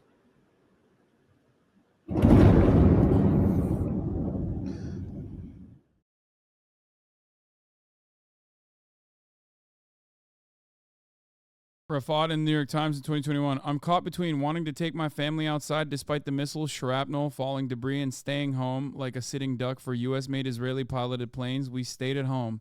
At least we would die together, he said in 2021. Israel destroyed Rafat's home before. In 2014, during the last war, Israel killed my brother. It destroyed my apartment when it brought down the family home that housed 40 people. Nusayba and I are perfectly average Palestinian people. We've lost more than 30 relatives. Mohammed writes, I'm shaking as I'm writing this obituary. I never imagined I'd mourn Rafaat and witness his brutal killing. He was full of energy, life, and humor. He loved Chicago pizza, cats, history, classic music, theater, poetry, and Harry Potter. He always fought to not be reduced to a number.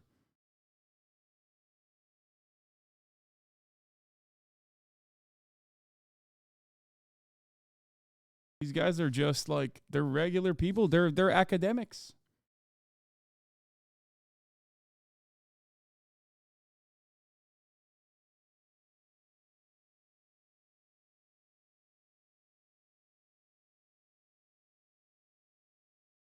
Another prominent academic martyr. The martyr, the esteemed Dr. Sufian Tayeh, the current president of the Islamic University in Gaza, ranked among the top 2% of researchers worldwide in 2021, holds a professorship in theoretical physics and applied mathematics, received the Abdelhamid Shaman Award for Young Arab Scientists, appointed as the holder of UNESCO Chair in Physics, Astrophysics, and Space Sciences in Palestine. Dr. Sufian was martyred by an Israeli airstrike on Gaza on December 2nd. Eliticide is a crucial part of genocide. Oh, yeah. Just like... Didn't they blow up archives yesterday?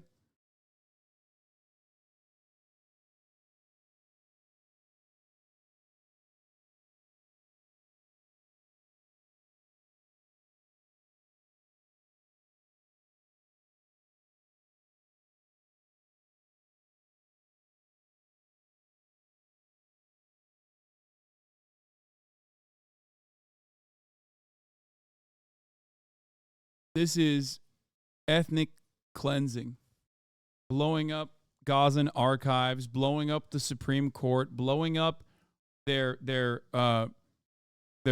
civic governance buildings is not done to wage war. It is not even indiscriminate bombing. It is deliberate. Another university was destroyed today. Another doctor was killed today. Every single day. Yunus Tarawi says, it is with deep sorrow that we announce the tragic murder of Dr. Ayman Jerjaw. Dr. Ayman, an exceptional anesthesia specialist, was killed today in an Israeli bombing. He remained in Beit Laiha, dedicating himself to treating patients at Kamal Idwan Hospital until last breath.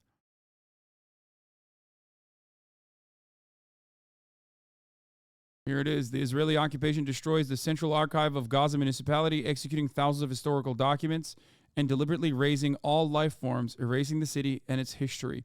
It is worth noting that the archive holds documents more than 100 years old, destroying documents and Palestinian history that has been there long before Israel ever existed.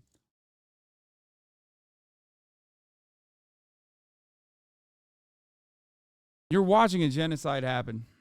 That's it. There's no other way to talk about the situation. You can keep trying to move the attention away to like silly American drama. You can try and shift the attention away to college campus anti-Semitism. Is there a real conversation to be had here? Is From the River to the Sea an anti-Semitic screed?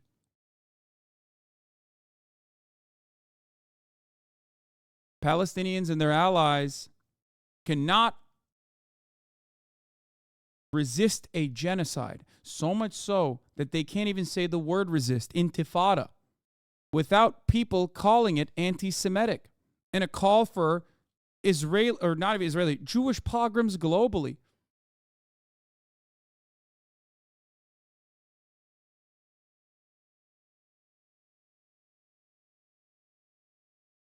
And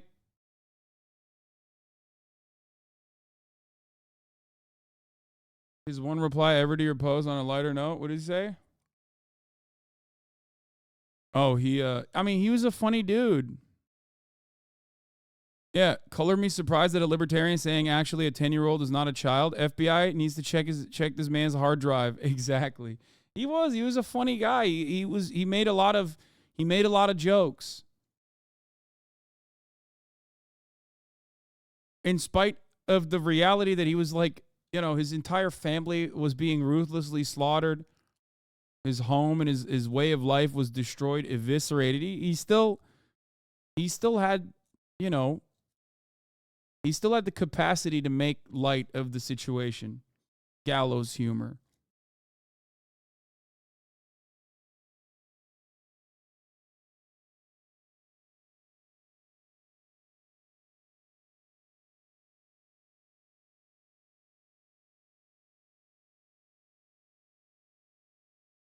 Yeah, Al-Azhar University in Gaza before and after. Make no mistake, the Israeli aggression against our people in Gaza intends to destroy everything that relates to the Palestinian life in Gaza towards its full recolonialization. Recolonization.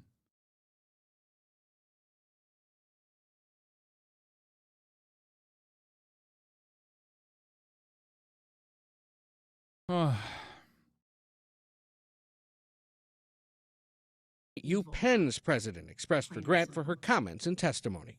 I want to be Wait, what? Palestine was created by the Romans 1,000 years after the founding of the United Kingdom of Israel. Israel has been a part of that area since 1000 BCE. Oh my God, I'm going to die, dude. This is an objectively meaningless conversation to have. If you have to reach to 1000 BCE, you quite literally fail to comprehend that many of those people who were Jews that stayed in that area are the same Palestinian descendants that converted to Islam that the Israeli military is destroying at this moment. You understand that, right? Like those very same Palestinians who you think are dogs or whatever, who you dehumanize, are literally the direct descendants. Some of them are direct descendants of the Israeli kingdom that you are referencing. This is also a ridiculous argument to make. This is a ridiculous argument to make. There is no way that you can justify the current ethnic cleansing occurring by saying, well, 1000 BCE, Israel was a part of that area. I'm ready, but don't add context to my words. I can answer them myself. Oh, we got it. We got debate wanters, debate havers. Never said it's justified. So what is the argument then? What is your argument then? So it's not justified. So what are we going to debate on? Also, yeah, TTV, classic.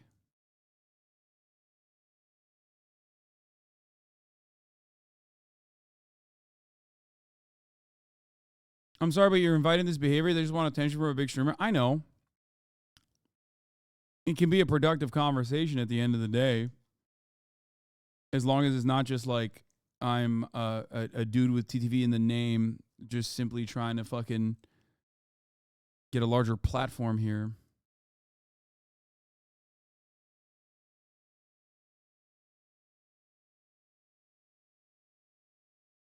What is your disagreement then? If you do not think it's a justification with what Israel is doing currently, we used to be an anti-debate pervert, an anti-cloud pervert community. I know, but it's just like sometimes I got to blow off a little bit of steam, you know? clear. A call for genocide of Jewish people is threatening, deeply so. For weeks, critics have complained that colleges have turned a blind eye towards anti-Jewish hate speech. But Jeffrey Rosen, president of the National Constitution Center, says the legal threshold for banning any kind of speech is, and should be, incredibly high. I think the Supreme Court got it right when it said that speech can only be banned if it's intended to and likely to cause imminent violence. Private universities like Harvard, the University of Pennsylvania, and MIT aren't legally obligated to follow that standard, causing some to wonder why there's a higher standard in this situation. This is a terribly challenging time for campus speech, and it's admirable that universities are suddenly discovering the importance of protecting speech, but their critics say, why did it take you so long? It would be great if out of this extraordinarily challenging time, we could... I forget who said this on Twitter. It might have been Matt Brunig, maybe even. But I remember reading something on Twitter about this where it was like, it's actually really interesting that they can't really enforce these kinds of free speech restrictions on public schools. And that's why they're bringing the Ivies and private institutions and their presidents and threatening them, because public institutions are protected under First Amendment rights no matter what.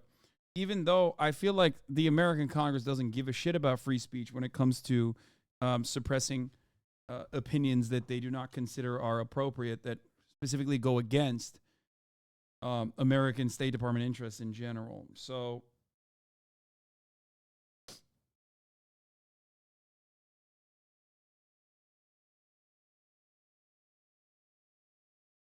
see a shared commitment to protecting speech across the board. Now, Harvard's president has also clarified her comments, saying, quote, those who threaten our Jewish students will be held to account. Part of the challenge facing university presidents is they continue to face pressure from some of their wealthiest, biggest donors who are demanding they more aggressively address anti-Semitism. Nate? Ed, thank you. Crisis at the border.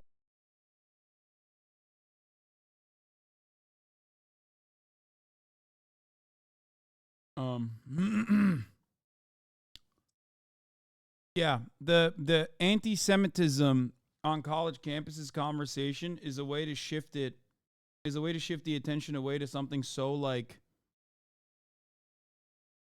it's a way to shift the attention away and continue the propagandized position that like any kind of anti-Israeli sentiment, like anti-Israeli government sentiment, anti-genocide rhetoric is actually anti-Semitic, without actually openly stating it, but in some instances they do say it. It's not. Anti-Zionism is not anti-Semitism, okay? In the words of friend of the show, Knesset member, communist Israeli Knesset member, Dr. Ofer Kasif, anti-Zionism is a duty, anti-Semitism is a crime. Anti-Semitism is a hate crime. Anti-Zionism is a duty. Okay? That's it. That's right.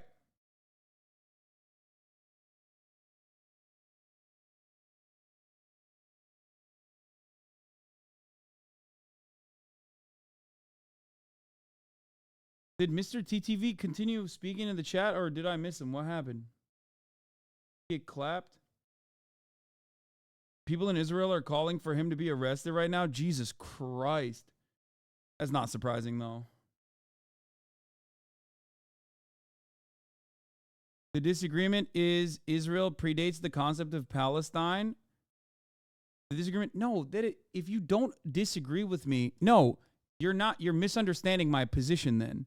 If you don't agree that if you think that Israel predating the concept of Palestine is not a justification for Israel's current actions, then there is no disagreement. This is a ridiculous argument to conduct, and you yourself have recognized it. That's it. So what the fuck are we going to talk about? Palestine is a region created by Romans of the former Israel state. The disagreement is Israel predates the concept of Palestine, big and bad until someone is ready to talk. Oh, I'm still here. Okay, what do you want to talk about is the question I presented to you, and you said you don't even disagree with me on it. So either make up your mind and actually disagree with me on something, okay? Or I don't know what you want me to do.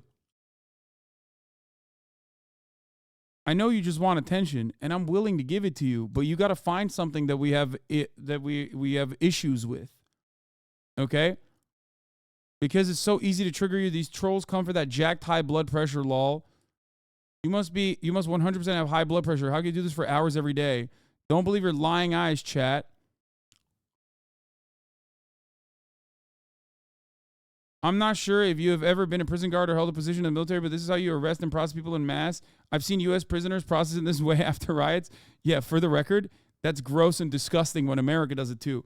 I think a lot of people come in here and listen to me shit on America relentlessly from afar, and they go, yo, I fucking agree with him for saying this. But when I apply those exact same standards to America too, Electric Boogaloo, which is Israel, right?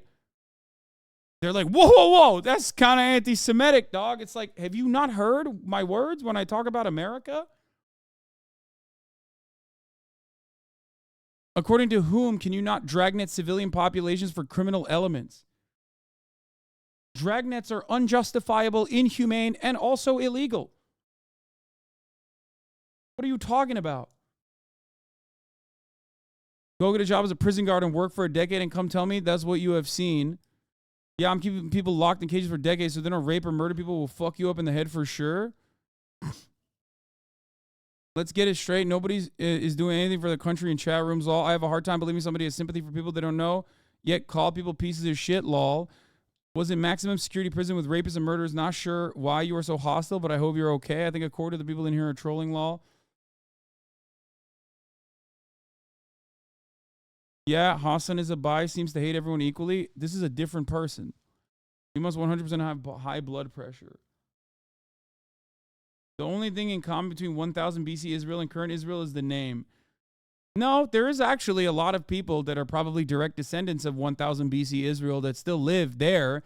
It's just that they're not living in Israel proper. They're living in what you know as fucking Gaza because they're under occupied territory. So they're still technically under Israeli rule to a certain degree. It's just they're no longer Jewish, most likely. Dragnets aren't illegal. FBI does it all the time. I'm going to lose my mind, bro. Yes, thank you. Yeah, when the FBI mass apprehended Muslims, for example, and mass surveilled them illegally and unconstitutionally, that was awesome. What's next, bro? You're going to talk to me about fucking Guantanamo Bay and be like, well, America does it? That's not a good argument. That's an awful argument. You're talking to someone who criticizes America doing that all the fucking time. And that is before we even arrive at the morality of the conversation. You think it's moral? Like, it doesn't even have enough legal justification. Okay? It does not have enough legal justification for it to occur. But then also beyond that, it is deeply immoral. So this is what I don't understand. Is this a disagreement that we have? Do you think it's okay? Is it all right then? Dragnets aren't illegal. FBI does it all the time. Palestinians are direct descendants. Funny enough. Yeah, no, that's what I'm saying. So you and I agree on the Palestinians being direct descendants. I'm talking about your statement that it's illegal. Okay, so do you agree that it's immoral? Let's start there. This is such a frustrating conversation to have. Do you agree that it's immoral?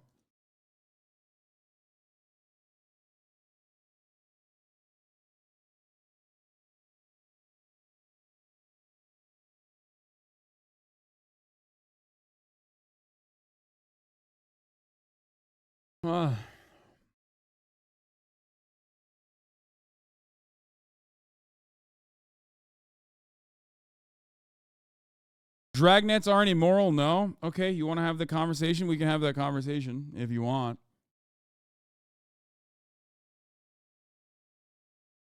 Because dragnet under policing is already a controversial subject matter. Its legality is regularly talked about, routinely discussed, and it certainly is immoral.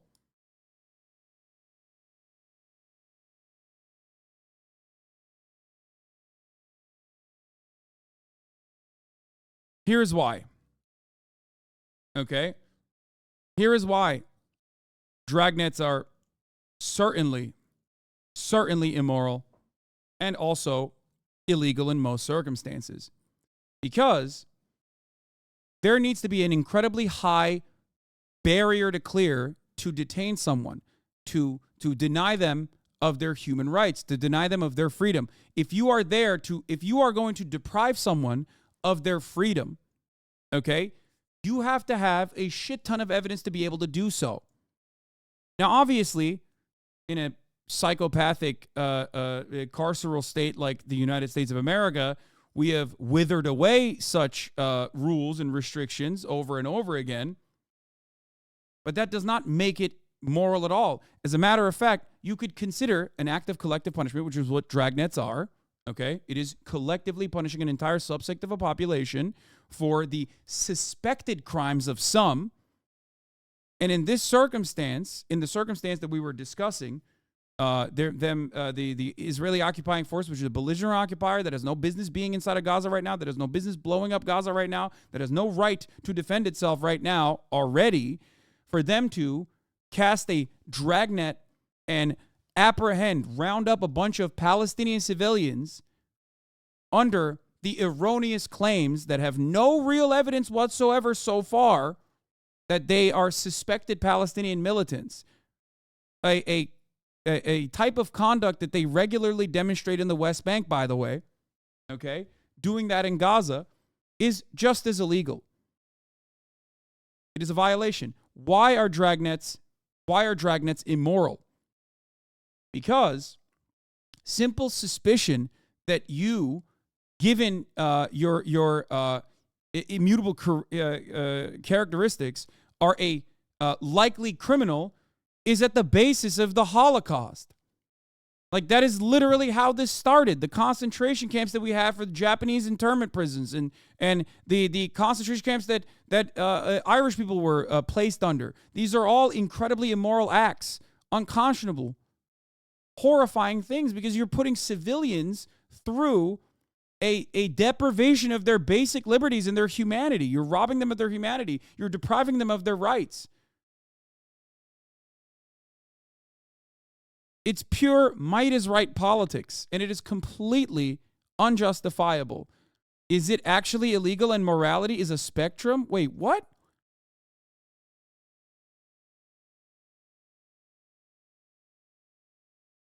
But you just said they're not immoral, and now you've at least conceded that it is a spectrum. There's a spectrum of morality, so there is instances where it is permissible. Is that what you're trying to explain to me? Because that's very different than you saying dragnets are not immoral. No.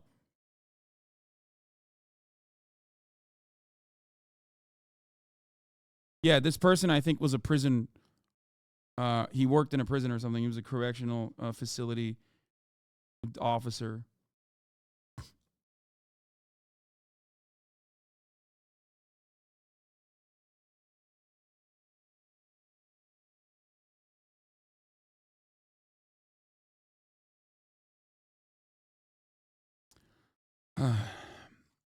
The problem is, you said it wasn't immoral, and now you're saying, is it actually illegal and morality is a spectrum? Now you're saying it's a spectrum. It's a cop-out.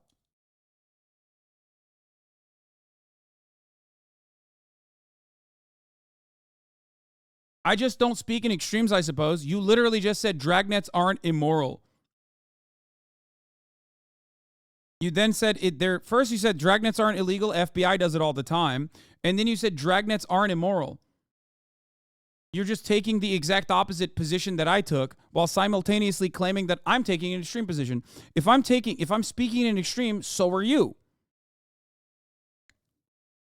The difference is, however, if we had this real conversation, you would probably find yourself in agreement with myself. You're probably closer to where I'm at in this conversation than what you claim that you believe, because of how quickly you buckled.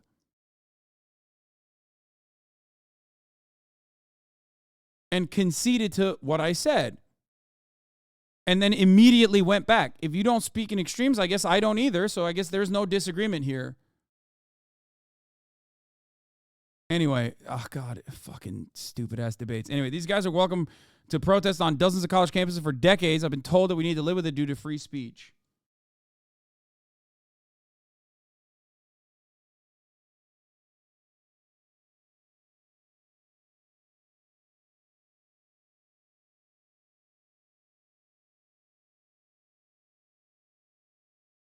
Anyway, where the fuck were we? Hold on. I've skipped through so much stuff, dude. Jesus Christ. I literally forgot. I think I forgot to run the top of the hour ad break even, which is insane.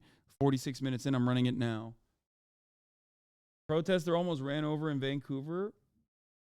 Okay, I saw that. Oh. Anyway, here. Ilan Pape on Israel. We're witnessing Israel is a the project. It's a settler colonial project. And I do think that we are witnessing the beginning of the end of this project, because it rests on three pillars. One is material, of course, and there I agree. I mean, when you use an index that looks at sustainability of state according to their material capability, Israel is doing well. And as you mentioned in your introductory remarks, it does well mainly because of the United States. So this is a condition that can change. The second pillar is the social coherence of the settler society.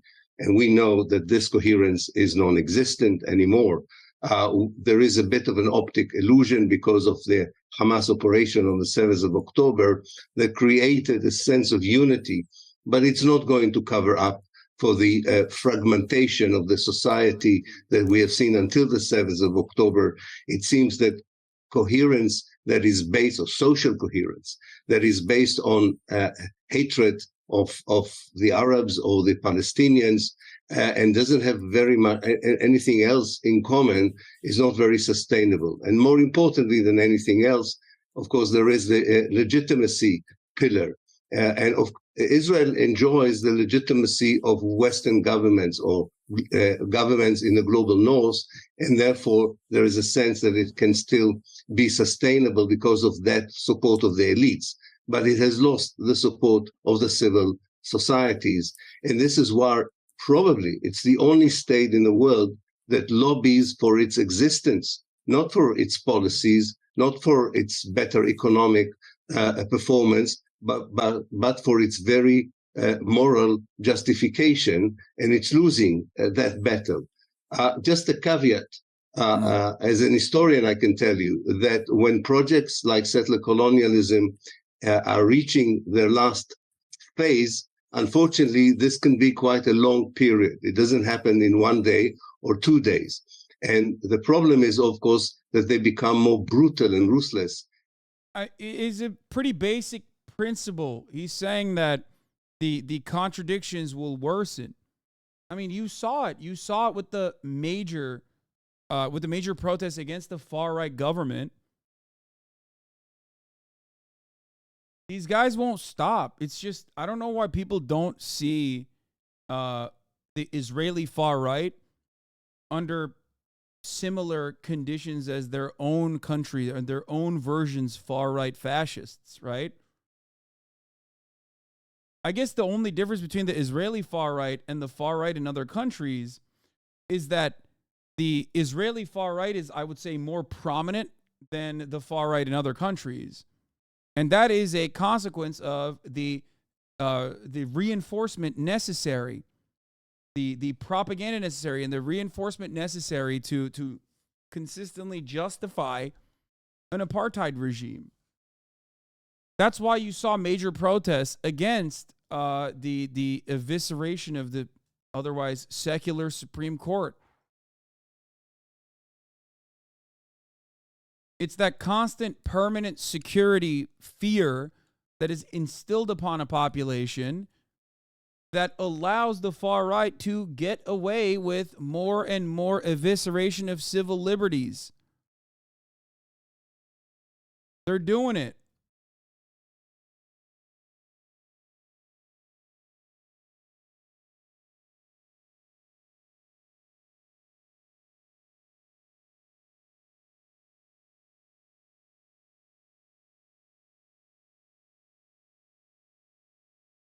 Patriot Act is a wonderful example of this. Patriot Act is a wonderful example of this.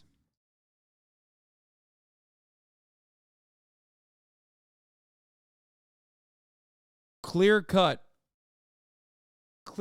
deprivation, clear-cut evisceration of American civil liberties to maintain America's security concerns.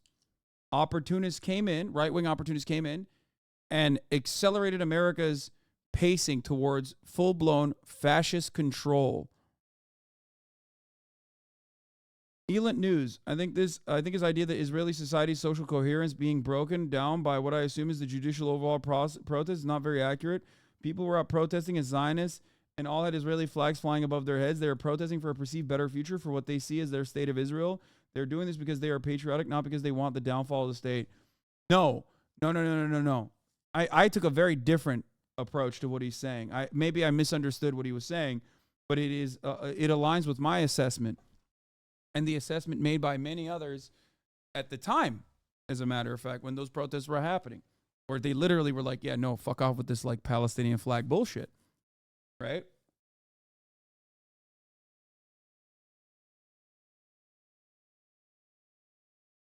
Israel is a predominantly secular society built upon, ironically, Jewish supremacist values, right? And if you are a secular, relatively progressive society on all of the social issues, being led by increasingly far-right and increasingly more militant religious nut jobs, that is going to inevitably cause a breakdown in society. You're one akin to America, is my point.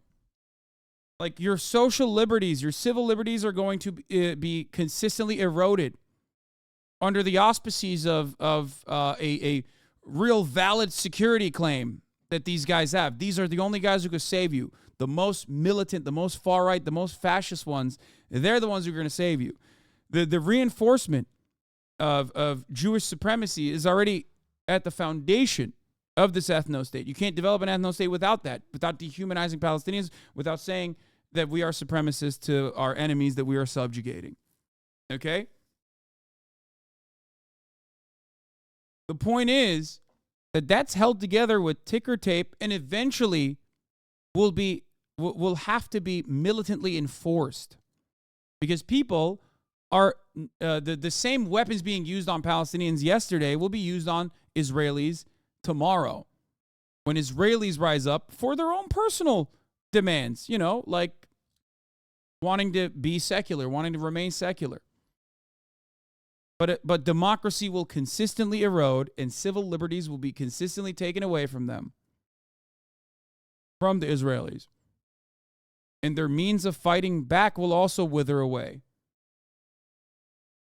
Because that same dehumanization, that cycle of dehumanizing Palestinians, and that very same cycle of the cycle of violence that has to consistently be contextualized, justified, that attitude of Jewish supremacy that has to be maintained will inevitably make the country more and more far-right and will slowly but surely erode people's civil liberties, which will create discontent. Discontent that inevitably has to be squashed. And the squashing of said discontent will be increasingly more militant. First, that discontent is tested upon the Palestinian population. And many of those very same Israelis are probably willing participants in that. They go, yeah, Palestinians are terrorists. Yeah, go ahead. Use skunk water on them. That's fine. Without recognizing that skunk water will be used on them as well, only a couple years later. The greatest example I can use is LRADs, long-range acoustic devices. LRADs were developed by the American military under the military-industrial complex to be used in Iraq first. It was used in Iraq and Afghanistan upon the Iraqi and the Afghan civil population. Now LRADs are used all around the United States of America. And the very same people who turned a blind eye to those new weapons being used against the foreign population, the test subjects, had no idea that it would inevitably come back and be used on us, on U.S. soil.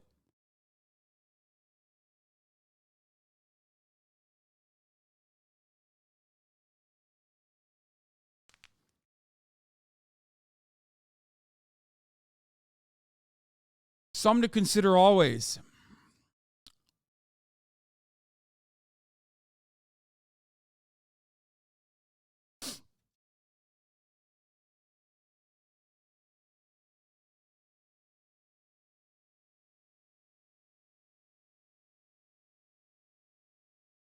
border now as the fight over funding for border security rages on in Washington. Maria Villarreal is in San Diego for us with the latest. Good morning, Maria. Hey, good morning, Robin. Shelters, processing facilities, they are all full here in the San Diego area, and it's the agents, the volunteers, the migrants, they are all caught up in the middle.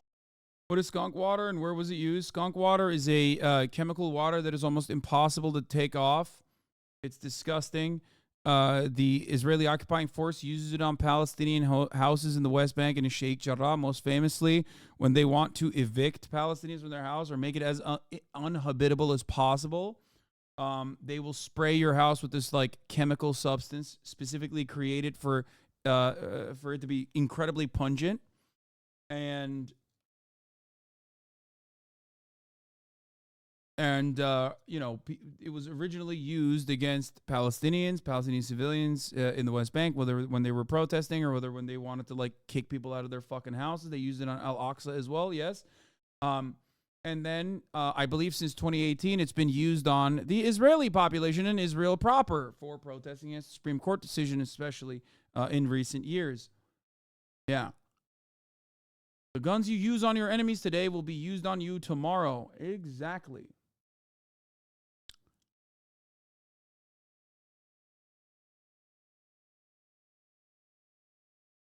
Middle of this funding debate, and they worry things will only get worse without a compromise. On this vote, the yeas are 49, the nays are 51. Overnight, crippling news for the Biden administration. A vote to provide more funds to Ukraine and border security failing after weeks of heated negotiations. I'm more. Norman Cornell West are talking to the Comedy Cellar right now. Wait, what do you mean? Norm Finkelstein is in Los Angeles? No fucking way.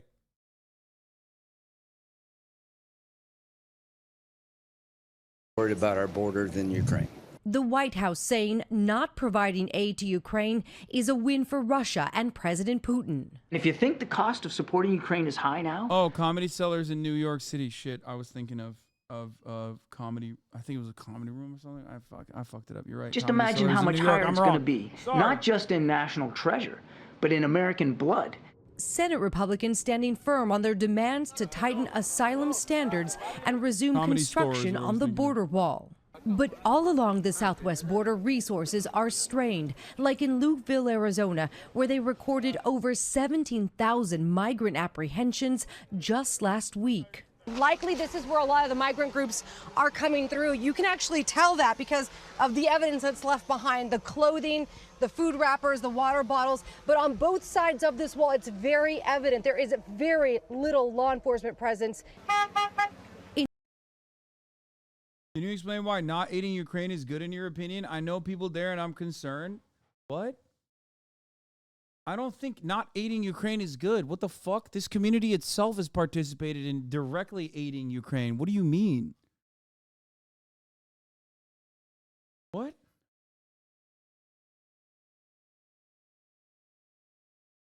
Yo, I feel like people just... There's so many people who just like... People who just make up their minds. Listen.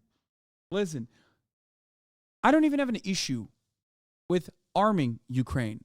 I've always said that I am in favor of conditional aid to Ukraine, whether it be arming Ukraine, or whether it be aiding Ukraine in any sort, giving our allies weapons or any matter of aid always has to be conditional.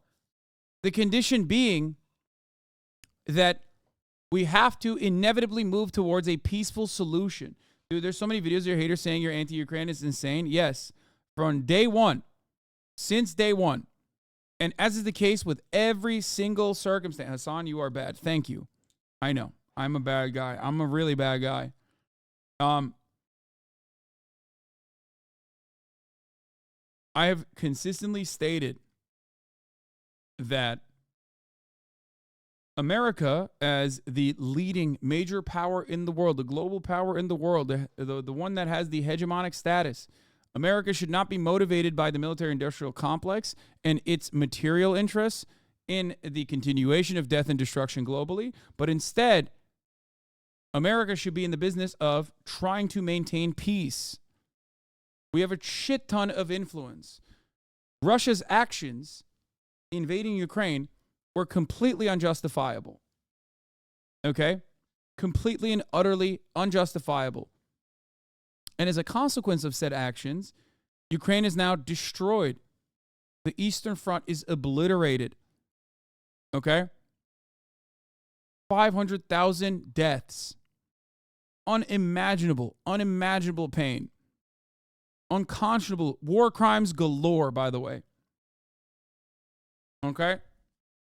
In that entire process, said time and time again that America must fulfill its obligation and immediately look for a ceasefire. Immediately push for a peaceful solution to the conflict. Okay? And to which I've met, to which I got a lot of resistance, people that said, how can we trust Russia? To which I have an answer for. You don't have to. Or those who were fed a lie by the media and by many others, or those who just genuinely wanted to be positive about the prospects of Ukraine, understandably trying to purge its borders of a invading force that wanted to believe that Ukraine could be successful in doing so, said, no peace, that's appeasement. To which I always said, all war ends in treaties. That's it. All war either ends in complete genocide or treaties. It's always some form of appeasement at the end of a war. It is up to us here in the United States to try and come to terms, more amicable terms, as quickly as possible. I also consistently said that America's interests were not necessarily about peace in Ukraine or Ukrainian stability, but instead, obviously, privatization of resources, extraction of natural resources with American companies, maybe even an onslaught of cheap Ukrainian labor into Europe, while also selling a shit ton of weapons to Ukraine with taxpayer dollars that recycle in this process. A treaty of signing your own slavery. Very smart men boy Hasan Flappy. Thank you for saying that. Now, here's the deal. Here's the deal. There was a 15-point plan negotiated in Turkey a couple months into the war. If you recall, something I talked about and said was actually a pretty solid plan. At the time, many people yelled at me. And there's, of course, some back and forth on whether or not Boris Johnson was responsible for the peace talks falling apart in its entirety. Some new evidence has come out that suggests that they may have played an actual role, that may have actually influenced Ukrainian decision, because obviously Ukraine knows that they can't fight alone. They need European support. They need Western support. They need the UK support, unconditional support, and they need the US unconditional support. But that support was never unconditional. After all, red lines have always existed. One of those red lines, unironically, or rather ironically, was NATO membership.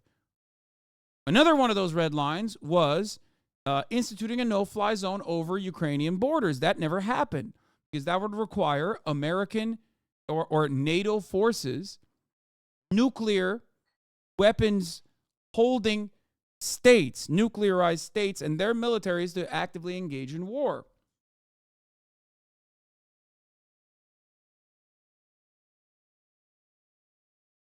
What? Tommy wants everyone to babysit at the entire world. Not possible. Why am I responding to dudes like this? Jesus Christ. Anyway.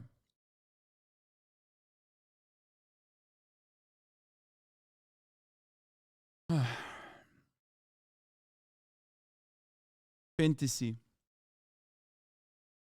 What I was trying to say is that 15-point negotiation plan, okay, had pretty reasonable boundaries. Now, even if you don't believe that Russia will continue or Russia will follow through on the peace process, there is never a reason not to trust it. There is never a reason not to try it. Why? Because if Russia doesn't follow through on it, then you're back in war. Okay? That's it. You're back in war. So you're back in the conditions that you're experiencing right now. So there is never a reason not to try and follow through on this. And even before the 15-point peace plan that was discussed in Turkey, you have the Minsk Accords. If both sides were willing and able to follow through on this, and there was a back and forth proxy since 2014, right? Within LPR and DPR, Ukrainian shelling was occurring on civilian populations at the time. Make no mistake, that is true. 14,000 people died in that process. And Russia absolutely was offering, aiding and abetting and giving weapons to LPR and DPR.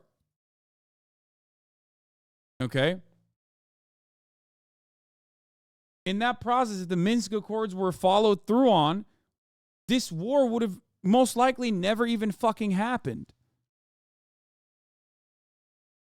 I guess the point I'm trying to make is that many people in the beginning said, oh, Russia doesn't even just want Ukraine. They want Poland. They want the entirety of Europe. Make no mistake. They're coming for every single fucking country in Eastern Europe.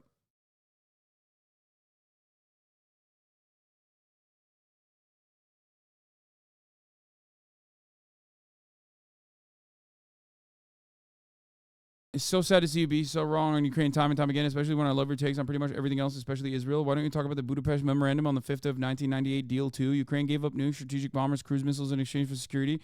We should be ashamed we let Putin annex Crimea to begin with, Lamau.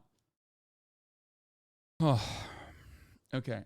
No, do not yell at this person, please. Chatters, don't do it. I hate that. First of all, I've said, don't give up the nukes. And I've said that about Ukraine. That's where, like, I literally, the first time I think I talked about the HasanAbi doctrine was unironically the Budapest Memorandum. So that is like where the HasanAbi doctrine comes from. So that's number one. Even though the concept is a little bit different there, because like the idea is that Ukraine can't use its nukes anyway because the control mechanism is in Russia or whatever. I don't fully understand how that works regardless, but that was, at the time, it was just a show of good faith. Okay. I'm willing to listen, and it's fine to disagree. I too want people to stop dying for nothing. Exactly. My point is this. If the Minsk Accords could be followed through on, okay?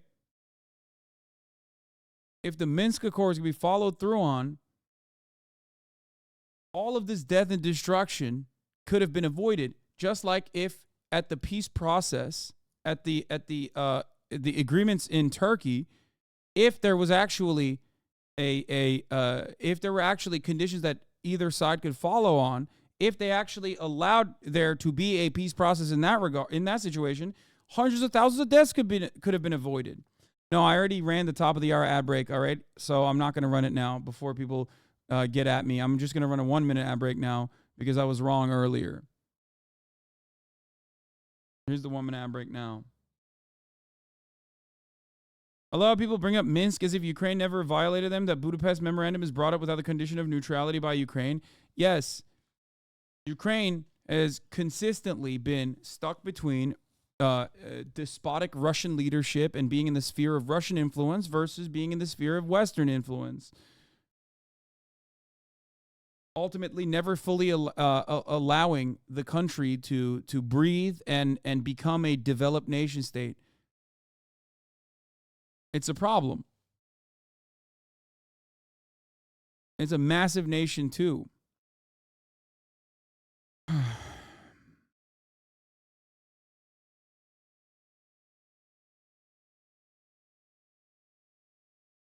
In 1938, the Allies attempted to avert war by letting Hitler invade Czechoslovakia. 1 year later, the entire world was at war, and 50 million people died.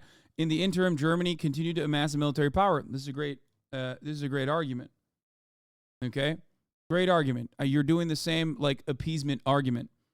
except none of the countries at the time had nukes, except technically the opposite of appeasement is war, full-scale war. Why are we not doing full-blown World War III then? Think about that. Because it's not like there's no appetite for World War III, luckily, thank God, by Western powers. So what is that? It's not like NATO did an actual fucking no-fly zone over Ukraine. So why didn't they do that? Why is it that you don't see the NATO red lines? And that doesn't make you kind of comprehend the situation, because if they cared about the interest of Ukrainians, right? If they genuinely cared about the interest of Ukrainians, they wouldn't just like funnel weapons into Ukraine and just throw Ukrainian men into the fucking meat grinder. Okay? If they truly did, they would have followed through on it. They would have made a no-fly zone. They would have allowed Ukraine to join NATO. Why didn't they do that? Are you going to tell me that Ukrainians didn't want NATO? Are you going to tell me that Ukrainians didn't want a no-fly zone? They wanted all those things.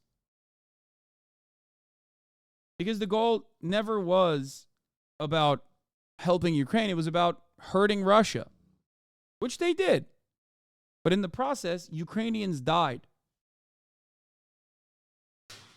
And this is not my statement on the matter. Chris Murphy, senator from Connecticut, Elizabeth Warren, Lindsey Graham, and many others over and over and over again mentioned time and time again, for 5% of our military budget, we were able to cripple 50% of the Russian military. We were able to destroy the Russian military by 50%, a foreign adversary, without a single American service member dying. That's a direct quote. That's a direct fucking quote. Doesn't that tell you exactly what the interest is?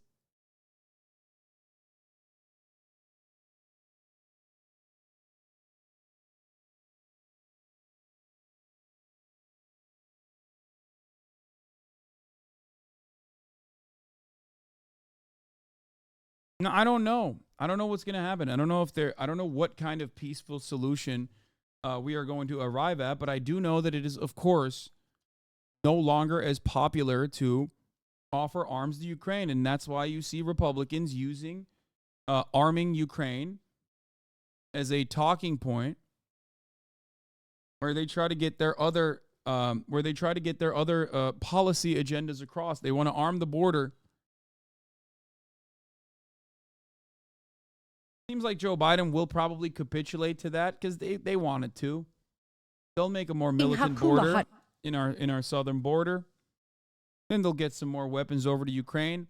But ultimately, no matter how many guns, no matter how many tanks are sent, and some would say far too late, it doesn't seem like there is enough manpower at this point.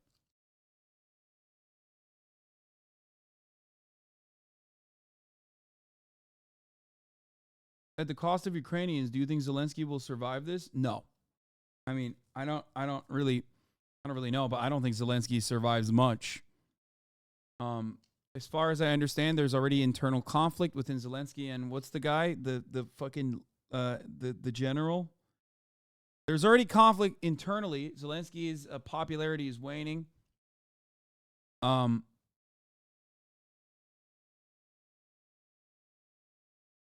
Zalushny, yeah, is that the guy? Zalushny. There's also obviously an understandable increase in more reactionary sentiment, more nationalist sentiment. That's a byproduct of being invaded by an irredentist neighbor. Not one general. No, he's like the defense minister, right? Zalushny is the defense minister, I thought. Things are very bad. Ukraine doesn't want peace. The people in government in Ukraine are making too much money. Let's be real. I mean, if we're going to talk about what's the right thing to do in this situation, you guys know what the right thing to do in this situation is. Everything you said will have come to pass.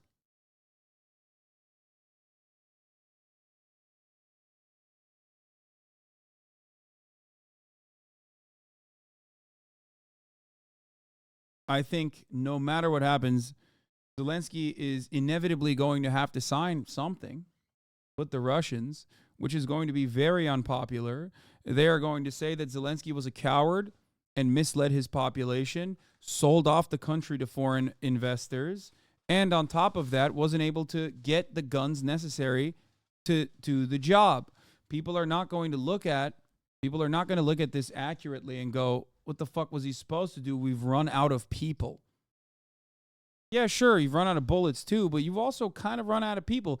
America's manufacturing capabilities, or the global manufacturing capabilities, only go so far when America is engaging in multiple proxy wars. Israel being one of them. Not even a proxy, but just like, you know.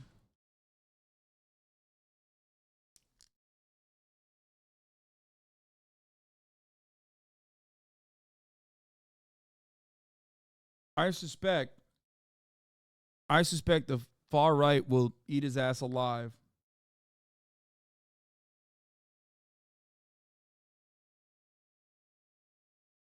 If there is an election to be held at all, for the record. But again, if Zelensky doesn't hold an election, then all of a sudden, and says it's martial law, we're under occupation, how the fuck are we going to do an election? There's literally like hundreds of thousands of people in territories that can't even elect. What are we going to do? How are we going to get those guys to vote? Right? That's a pretty decent excuse. That will cause a lot of anger among the population.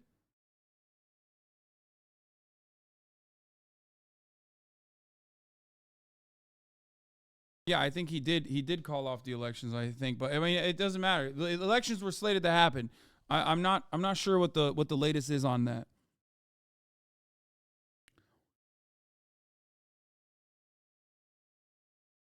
Not too common to change president during war? No, absolutely. I'm not saying that like new elections should happen anyway. Guys, there is no logistical possibility of conducting an election in a nation state with 44 million people when like millions are behind in annexed territories.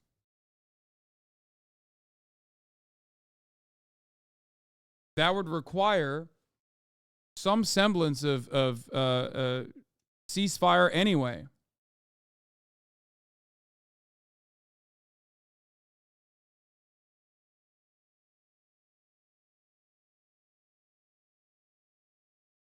Anyway, they could use mail-in ballots, work for the Democrats. Hell yeah, brother.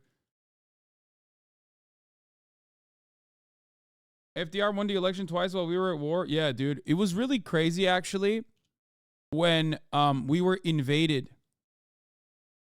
And, like, territories were annexed. Half of America was annexed to Canada. A quarter was annexed to Mexico. And we held those elections. Remember when that happened? Do you understand the difference between being annexed by a massive fucking regional power and trying to hold elections versus being America thousands of miles away from the action?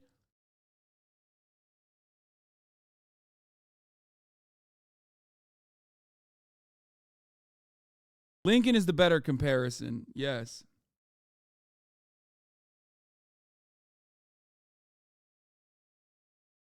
So,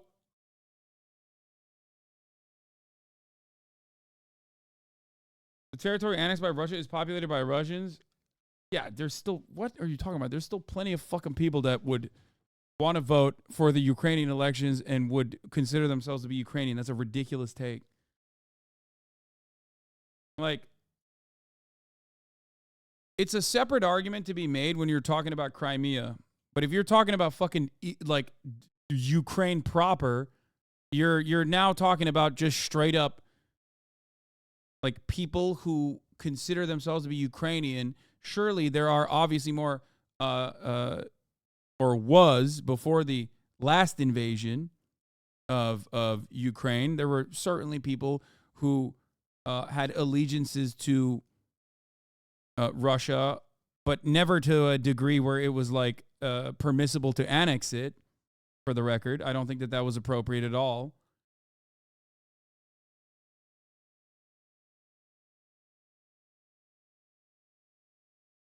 Yeah, you have, like the idea, Zaporizhia and Kherson are unambiguously Ukrainian. The idea that they would be like pro-Russia after fucking being bombed into oblivion is also silly as fuck. Like Kharkiv is, I think it was Kharkiv, right? That is supposed to be like, or was technically a more pro-Russia area. Yeah, you're gonna forget all about how pro-Russia you might have been at a certain point when your fucking home is exploding. It's just not gonna happen. Like, in a minimum, all of Kherson and Zaporizhia areas are currently illegally annexed by Russia, as you've said before as well. Many ethnic Russians in Kharkiv have become anti-Russia as their areas have been bombed. Yeah, there's no shot. Like, it doesn't work that way. That's why there's a difference. That's why I always have stressed the difference between Crimea and all these other annexations. Okay? That's why I said it's an entirely different conversation from the jump. Crimea also, of course, withstood ethnic displacement of ethnic Tatars, but, you know, early on, before Ukraine. But this does not make it like direct, you know, the historic reasons for it, or for why Ukraine should have it is simply just, it's, you know, it's our land. And you have to abide by that. I know that people tried to claim that I was making like ethno-nationalist arguments in that situation, but anyway.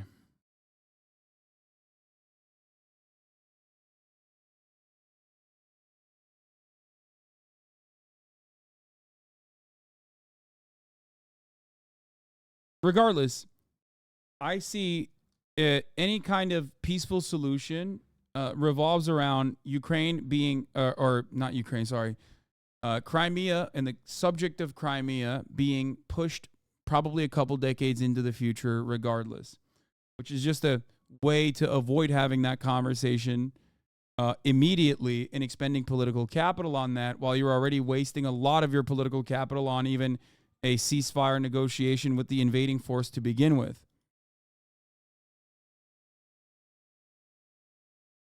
Does that make sense? Vivek clashed with Brian Kilmeade this morning about Ukraine. Oh, shit.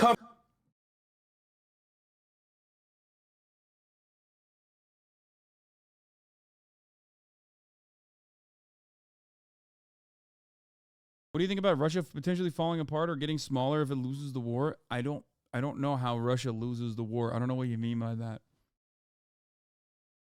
Like, do you mean that Ukraine pushes past the positions, like, and takes all of its territory back, takes Crimea, completely overtakes, like LPR, DPR, even takes Crimea, and then goes into Russia? Is that what you mean? It was not helpful that Merkel and other European leaders openly said Minsk was just a deception to buy more time for NATO. Russia will never trust such agreements in the future. I think all that shit doesn't fucking matter. They just like the sanctions did not end up destroying the Russian economy in the way that the American government claimed it would, because everyone just found mediators around it. You don't get it directly from Russia, you get it from a Russian adjacent country, or you get it from India. Sure, you pay a little bit more for the mediator, but everybody found loopholes for it. What does that tell me? That tells me that people are going to find like trade and economic relationships trump all at the end of the day. That's precisely the same reason why we can be as xenophobic as we want against China here in the United States of America. But while China is a manufacturing hub and an incredibly important trade partner, we're not going to fucking war with China, especially because they're also a nuclear power. Like, this is something that I try to stress to people. Just like Russia being an energy giant was profoundly important. So, like, that means that these countries are, no matter what happens, these countries are still very much able to deal with Russia and will continue to do so.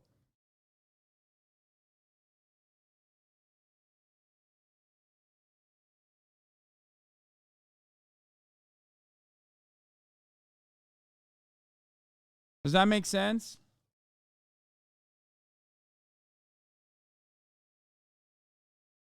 That's precisely the reason why all global powers could get together and actually create an amicable deal. Russia withdraws from many of the fucking positions that it's inside of currently on the Eastern Front. LPR and DPR, that is seen as like a good faith concession. LPR and DPR are considered autonomous areas that are in the Russian sphere of influence, but still directly a part of Ukrainian territory.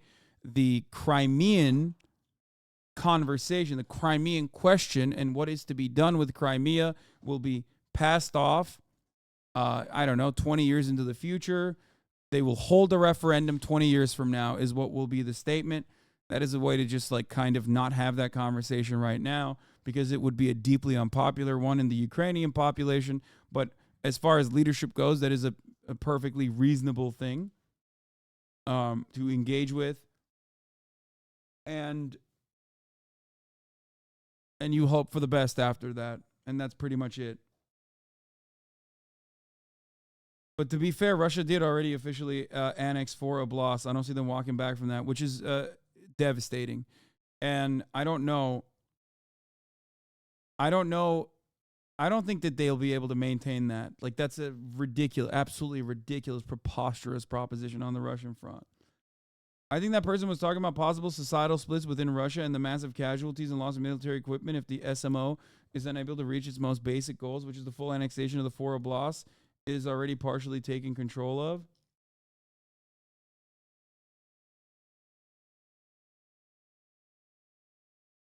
I think nationalism and authoritarianism are enough to keep the country afloat, especially if they have, especially if they continue having decent trade relations in spite of the sanctions.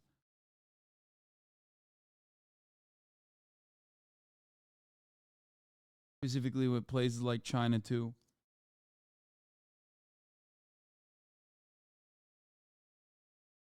Still chirping that Russia is losing this war or in absolute cope mode. Yeah, I mean, people should ask themselves why they were so certain that the counteroffensive was going to be successful. Why they were so certain that Ukraine was fucking owning Russia. I said that this was going to be awful for both sides, because war often is, but it was not going to be an immediate that it was not going to be an immediate fucking campaign that Russia can maintain its permanent occupation over Ukraine. I said it literally even before the invasion, or day one of the invasion. That was never going to happen, and it was also never going to be that Ukraine gets to fully fucking purge its land of all Russians. Hot Springs, California, a makeshift tent camp continues to grow, with more than 700 people relying on local residents for help. How did this look 3 months ago? Was there anybody out here? No, there wasn't a single person. Another smaller camp has popped up nearby, with a large population of Chinese immigrants and people from Turkey, Africa, India, and Russia. Democratic Senator Chuck Schumer actually changed his vote last minute from yes to no in hopes of being able to bring this back up again. We do understand negotiations are still ongoing and hope. That deal in Turkey was the best deal Ukraine was going to get, but NATO got so overconfident they told Ukraine to say no and convinced Zelensky that Ukraine would win. Yeah, I think a lot of people factor in well, Hasan, what do you think about the population? What do you think about the Ukrainian population and their interest in this matter? And I kept trying to stress to them that literally, unfortunately, doesn't matter at all. It doesn't. It's just not even remotely a part of the conversation. Just like the Russian population's opinion is completely insignificant in this situation, right? It doesn't matter. This is not a war. Wars rarely are ever done because the civilian population wants it. Or wars rarely ever stop because the civilian population demands it. Think about America, a place not like Ukraine and certainly not like Russia. Even here, we cannot fucking stop our government from doing whatever the fuck it wants to, really.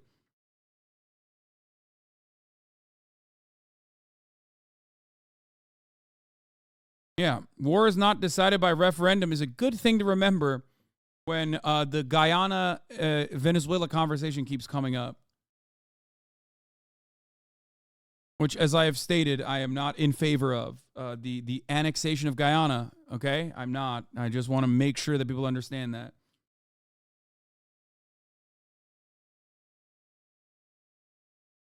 The war was already devastating Ukraine in more ways than one, economically, politically, and demographically, as well as entire towns and villages being emptied of young men. I know, it's fucking horrifying.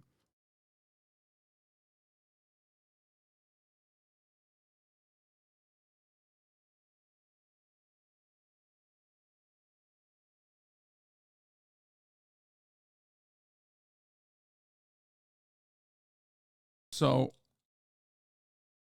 I don't know. No, not Ghana mentioned, Guyana. You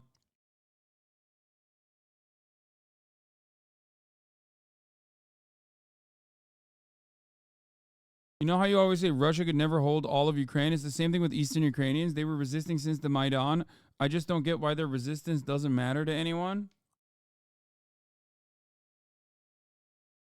Have you read about Avdiivka, Russia losing 1,000 soldiers in one day? What? I don't know. Russia will never allow Ukraine to be in NATO. Well, that too. But chatters, wonderful chatters. NATO does not want Ukraine to be in NATO. That was a lie. That's been a lie. I don't know why people always fucking act like this was a thing. Dude, it's the same principle behind it's a fucking bullshit thing that George W. Bush started, as I talked about in the beginning.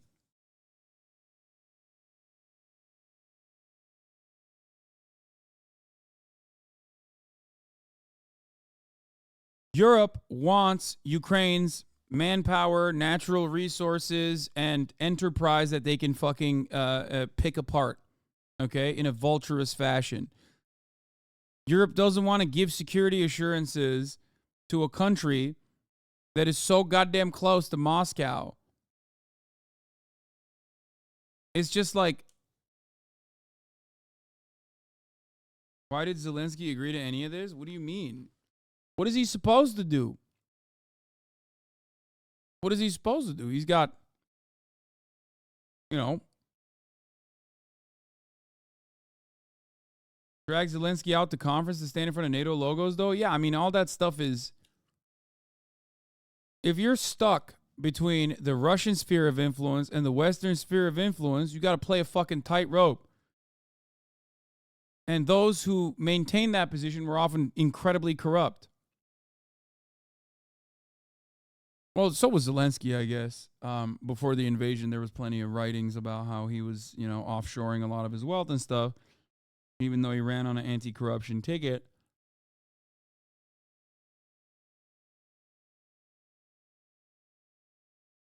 I don't agree with that. Finland and Sweden joined NATO after this. Doesn't that show that even if Russia say they don't want Ukraine joining, that doesn't mean shit?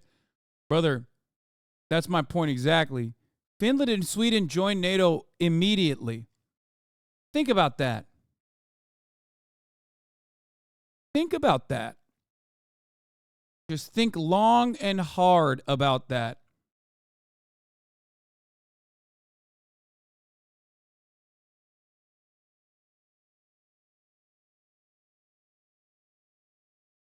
How'd that happen? Sweden's still blocked by Turkey, by the way. I mean, it doesn't fucking matter.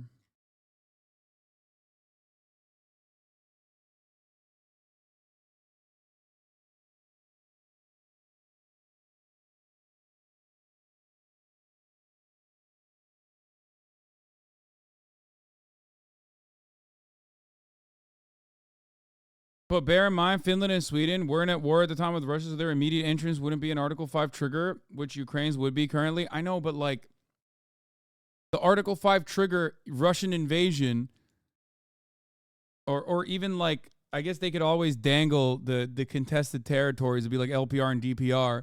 But like, the problem here is European powers literally said, oh yeah, no, we'll think about it. We'll think about it. Yeah, NATO, sure, definitely. Yeah, definitely. When they knew full well that it wasn't going to happen, because Russia said that they were going to invade if that was even brought up as a consideration. Russia had done a similar thing in Georgia, another George W. Bush legacy, by the way.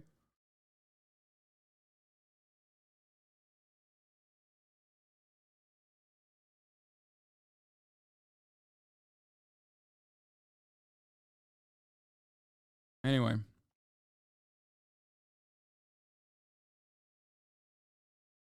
Putin's invasion of Ukraine showed the rest of the world that Russia is a bit of a, I mean, it's a ruthless, often barbaric invasion, but it's also a bit of a paper tiger in the sense that, like, they're having a hard time maintaining Ukraine, which didn't necessarily have that solid of a standing force in 2014 and was able to, like, shore up its support with Western powers and build a fucking military in a short span of time and actually withstand a Russian invasion. All of a sudden, if you're Finland and Sweden, you realize, one, on the one hand, Russia is maniacal enough to fucking invade, and two, it's not strong enough to be able to legitimately cause too much harm. It's a perfect situation for them to go, oh, fuck, I'm not afraid of them invading me anymore. Yeah, I'll join NATO. That's what I mean.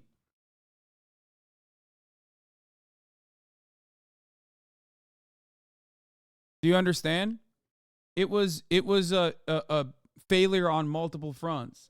That's why I always laugh at, like, the pushing Z Andes who fucking make it seem like Russia's cause is just and they did the best thing. Their show of force and their demonstration was perfect. Like, they showed the world, you know, they're the guys. They do have the smoke. And it's like, brother, they literally fucking solidified support for NATO. Okay? They basically showed everyone in the region, like, oh no, NATO has to exist. And they got two fucking major powers that they previously had, like, neutrality, you know, it wasn't like on paper, but like a neutrality agreement with, to join NATO. Major fucking issue for them. Hopefully, we will see another vote in the coming days. Michael? All right, Maria, thank you so much for bringing that to us. Hi, everyone. By the way, following up with the fucking border package being tied to fucking funding Ukraine. Here's Brandon making that concession for us, you know, of course, as expected. Right on cue. In a meeting with the G7, which was. Do you think NATO and EU lose face in this conflict? Fuck no. What? What are you talking about? Lose face from who? The third world? Nobody gives a shit. If that's what you're talking about. Like BRICS? Is that what you mean? BRICS nations, dude? Yeah. Burkina Faso is really fucking frustrated with, like, EU. European countries. You know, that's real, it spells trouble. Oh, NATO and EU are on the up, baby. NATO especially. NATO, in its inception, was not the most popular fucking organization at all. European leaders, time and time again, even pulled out of NATO, and time again were very frustrated because it was, understandably, they recognized what it was, an American mechanism for control, which is precisely what happened. Many different points of contention, putting nuclear bases, for example, in European countries. They were like, what the fuck are we doing here? You're literally putting us, you're placing us under, we're already in nuclear strike distance with an intercontinental ballistic missile, or even something less than that. And now you're going to put fucking nukes in our goddamn, like, nuclear warheads in our goddamn countries? Like, the fuck are you doing? You're putting us at war with the USSR for no fucking reason. That attitude is no longer there, let me tell you. Okay? No longer there.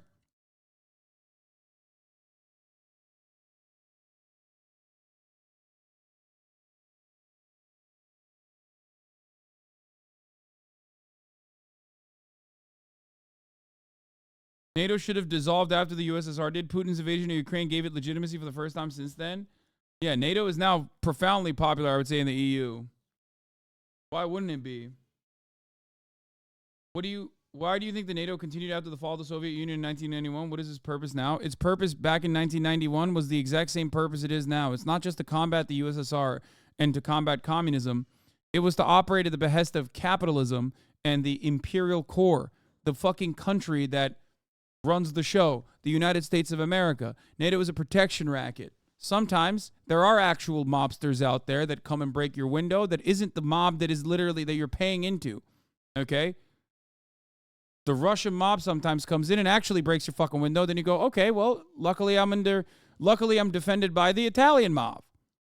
The American mob. Yeah, the mob. Pentagon thought Ukraine would be overran in 3 days and Afghanistan would hold on for years against Taliban. I'm not sure experts know what's going on. Yeah.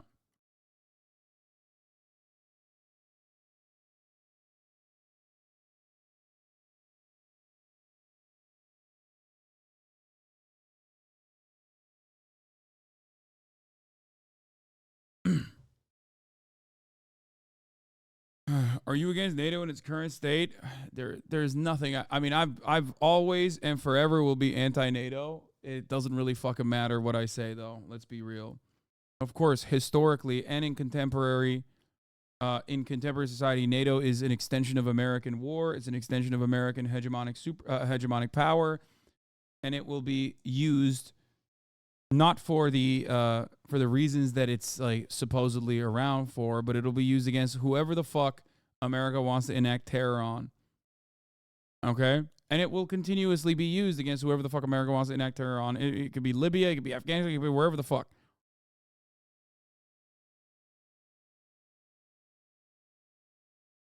Tells Oliver Stone about his NATO concerns. President Vladimir Putin. I'm going to fucking run this without being here. And let me tell you, this is going to get everybody horned up. This does not mean I agree with Putin, okay? I don't agree with Putin. I want to point that out. I do not agree with Vladimir Putin. He is not a good leader. He's a very bad leader. He's also a bit of a bloodthirsty monster, okay? But he's also not a good tactician either. That's what's really frustrating about this conversation.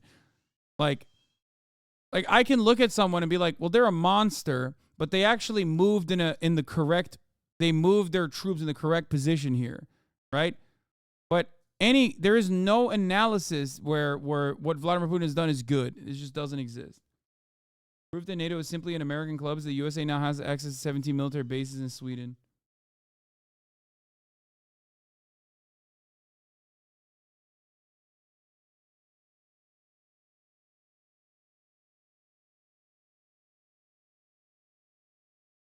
Putin has warned that Russia could take countermeasures if it felt threatened by NATO. Putin issued the warning in an interview with US filmmaker Oliver Stone for the Igor Lapatanak-directed documentary Ukraine on Fire. It's a film that's described as revealing the historical premise of the ongoing Ukrainian crisis, its current political backstage, and its dangerous potential for the world. Oliver Stone is credited as executive producer and having conducted interviews. In the documentary, which was broadcast on Russian television on Monday, the president told Stone that Russia was worried about NATO's expansion. Очень тяжелая, потому что сама по себе база ничего не значит. Но вот чтобы я хотел отметить один нюанс. Почему мы так остро реагируем на расширение НАТО? Нас беспокоит практика принятия решений. Я знаю, как принимаются. Когда страна становится членом НАТО, ей уже очень трудно сопротивляться давлению со стороны такой крупной страны, лидера НАТО, как США. И там легко может появиться все, что угодно. Система противоракетной обороны, и новые базы, и, если потребуется, и новые ударные комплексы. А нам что делать? Мы должны в этой связи предпринимать контрмеры, то есть ставить под удар наших ракетных систем те объекты, которые, по нашему мнению, начинают нам угрожать. Ситуация напрягает. On Monday, Russia confirmed it had deployed state-of-the-art anti-ship missiles in the nation's westernmost region on the Baltic Sea. They'll be on duty in the Kaliningrad enclave that borders NATO members Poland and Lithuania. Знаете, мне кажется, я не всегда. He's bad, but he's not fucking wrong about how NATO nations behave regarding the USA and how the US are to those Понимаю логику наших партнеров. Sometimes I do not understand the logic of our partners. Sometimes it looks like they need an external enemy to keep in leash and establish discipline in their own. So-called Western European bloc, and despite all concerns, Iran doesn't live up to it.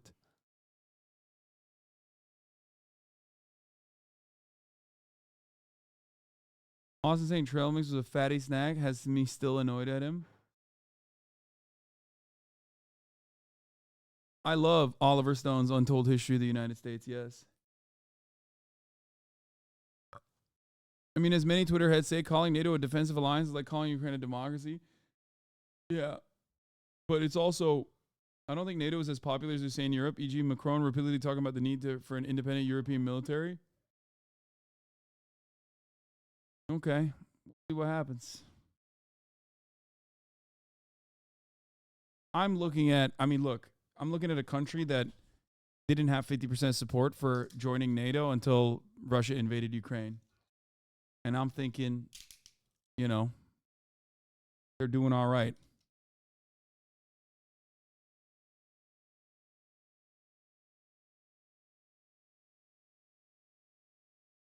Can't convince me that Putin didn't develop his character based on Mads Mikkelsen playing a villain from 007. Baba! Yemek yapar mısın? Acıktım. Sweden sold out Kurds, Palestinians, and its own democracy for NATO. Yeah, I mean, brother, selling out the Kurds is like a NATO specialty. At this point, Ukraine should have, Ukraine always was like, oh, we're an established nation state, so it's different. But, like, it's not all that different if you look at Kurds. Doğru. Ben kendim sipariş veririm şimdi. Bir şey yok, sıkıntı yok. Boycott Wall Street Journal. Why? What did they do? Comfortable giving up Eastern Europe because you know they're already taking Moldova. Already making moves on the Baltic already. They're taking more and more pieces of Georgia. And all we've done is sit there and send blankets and MREs, and we got an invasion. So what is going to be next? Because we have no idea how Ukraine has spent $200 billion of our money. We're forking over more taxpayer money. Do you see how they fight? These guys are the best fighters in the world. And I'm not going to stand for that. Ukrainians are probably the best fighters in the world. It's not some democracy. By the way, I do think he's a Z-head. I don't know why. Weeby is saying he's not. I think Weeby's like fucking with this Ukrainian HasanAbi head, but yeah, no, I think, I do think that Oliver Stone is a Z-head for sure. He seems to be pushing Z. It's not. He's been pushing Z for sure. But yeah, JFK clears. I mean, sure. Ukraine is fighting for their sovereignty, and they were invaded. They would have invaded. Reported. Ukraine has actually assassinated a former presidential candidate from 2019. It just makes you sound so naive. The media doesn't like to report that. So naive. Well, you give up Ukraine, and then in a few years you'll be criticizing Joe Biden for giving up Ukraine. I respectfully, we can respectfully. Brian, I think that if I called Nikki Haley naive, you guys would be having a conniption. Let's be honest about that. But you want to call me naive? I actually understand what the heck I'm talking about here. Really? Nixon did this in '72. We can actually split up the Russia-China alliance and what advance happened, American interests. I think and protect World War II homeland. is your better example. I think it is offensive. World War II is your better example. Dude, make an argument that justifies American invasion without using World War II challenge. Impossible difficulty. Make an argument that defends American military involvement, not even an invasion, American military involvement of any sort without using World War II challenge. Impossible difficulty. You will never. It's so fucking funny. It's always World War II, man. We still do it. This binary view of global geopolitics is going to become more and more outdated. History didn't end in the 1990s. It's not a bad thing that global power shifting. Oh, I agree with that too. But having said that, you are seeing a lot of the regional power players or even any kind of country that wants to fucking, hit the fucking nationalism button like Venezuela is currently, using like Western capitalist involvement in their neighboring countries as a justification to maybe even annex a different country, which is, in my opinion, unacceptable. You know what I mean? Like, there was a like a real life lore style video on, was it real life lore on Guyana that I kind of wanted to watch about Exxon.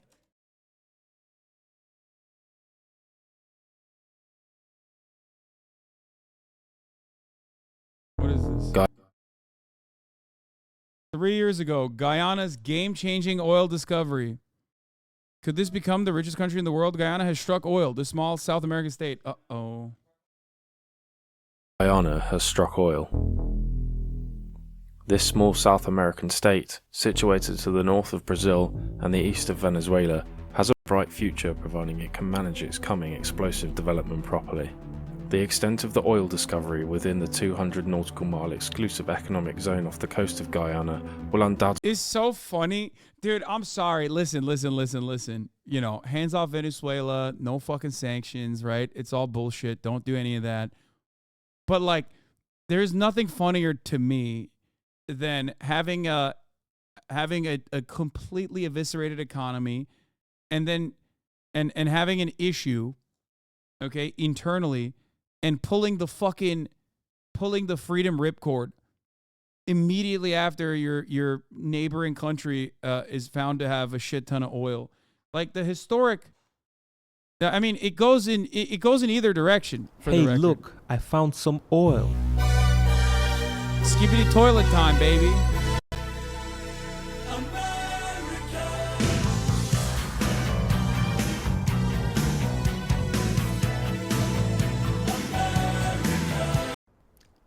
But this time it's a bit like America didn't do that, and they can just like go in and be like, oh, we'll help you extract it. Don't worry. Venezuela claimed the territory since the 1800s. Oh shit, never mind then. I guess it's theirs then. Fuck, dude. YOLO.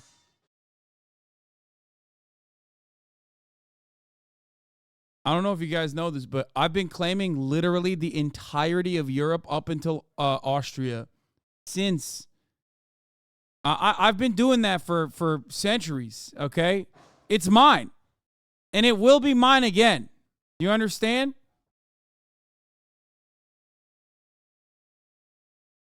So I guess that means it's okay. All right.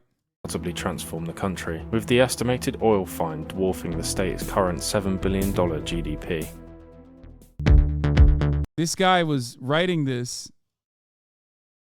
This guy was writing this not knowing what will befall upon Guyana. Oil exploration in Guyana began in the 1940s. However, this ramped up in the state's oil. Okay, wait, let's.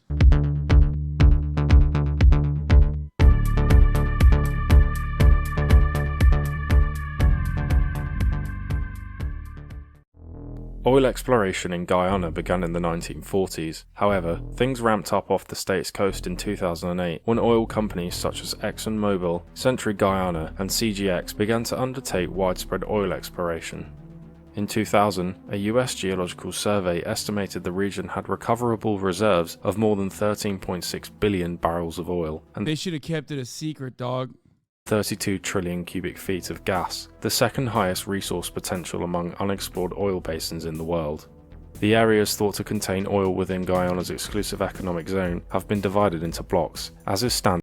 I mean, that's so fucked, though. It's like, imagine it's also, like, easier to refine than Venezuelan oil, like, easier to extract and refine than Venezuelan oil. Like, I'd be pissed, too. I'm gonna be honest. I'd be like, are you fucking kidding me? You know how hard this shit is for us? All of a sudden, this fucking country right next door, like, they got this shit. It's yummy. It's yummy. You would do it too. You would do it too. Don't act like you wouldn't do it. You'd be like, what the fuck? Like, let's say you're a maker of hot dogs, okay? And it's very, very, your hot dogs are fine. And like for a while, everybody loves your hot dogs. And then, you know, you realize it's too expensive to make those hot dogs, and you can't actually Add new menu items. You don't have like the smoke for French fries or whatever because the potato farmers and the potato sellers are fucking you up and they don't want you to thrive, okay? All of a sudden, next door, your hot dogs now are not selling as much and it's very difficult. You can't keep up. Now, next door, you got hot dogs at half price? The fuck? I'd be like, all right, those are my dogs, man. Fuck you. I'm taking over your dogs. In maritime oil drilling. In May 2015, ExxonMobil announced that it had discovered oil-bearing sandstone reservoirs which could produce up to 700 million barrels of oil, with a total market value of $40 billion, within the Stabroek oil block, situated 200 kilometers off of the Guyanese coastline. In the following 3 years, Exxon went on to discover a further 4 billion barrels of oil equivalent in the Stabroek block, which has since been doubled to 8 billion in 2020.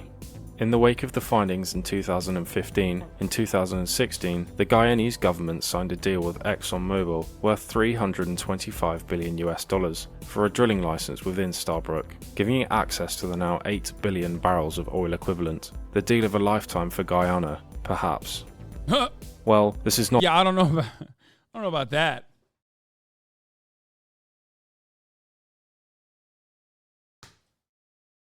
I don't know if it was a deal of a lifetime or or like a deal that is supposed to last a lifetime. Like far too long. Not entirely the case. International watchdog Global Witness has pointed out that ExxonMobil may have pressured the Guyanese government into a rush deal which would deprive the country of $55 billion. According to Global Witness, Guyanese authorities did not negotiate strongly with ExxonMobil, which has a profit stake of 48%, while the Guyanese government has a profit stake. What Guyana should get in the new Stabroek deal, $168 billion. Exxon gets $157 billion with 52% Guyana share. The renegotiated license would have 69% Guyana share, up to $55 billion extra.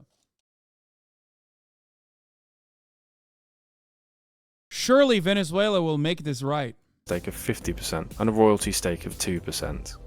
This would be abnormally low when compared with other similar cases where states normally receive 65 to 85% of profits, meaning Guyana would receive $168 billion instead of a potential $223 billion. That's so nasty, dude. That's so disgusting. Which would be considered fair in the view of Global Witness. The issue of the oil deal has permeated Guyanese politics. A snap general election was held in March 2020 after a vote of no confidence in David Granger's PNC government in 2018.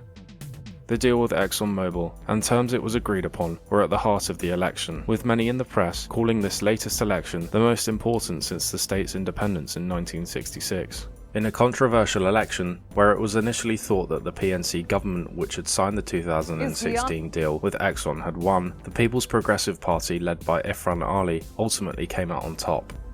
The PPP victory early this year will most certainly have implications for oil deals, with the Ali-led government expected to take a tougher negotiating position on behalf. You know what? No matter what, they should not decide after ExxonMobil has like set up the facilities to nationalize. I'll tell you what they shouldn't do. Because I've seen that game.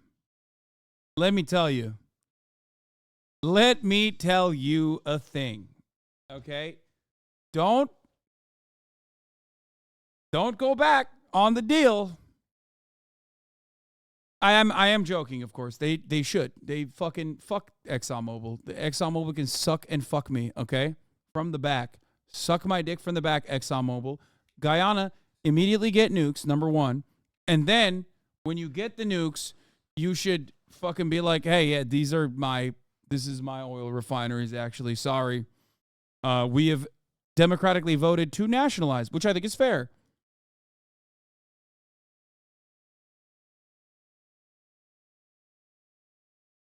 HasanAbi doctrine, baby. Let's go.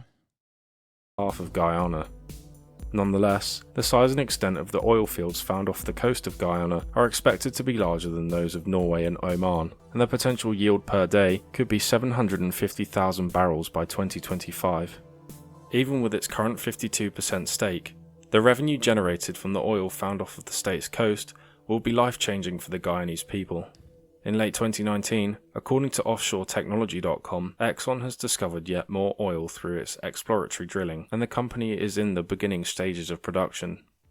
Additionally, exploration by other companies in blocks further offshore than Starbrook are beginning to look promising, upping the amount of cash Guyana can expect to receive.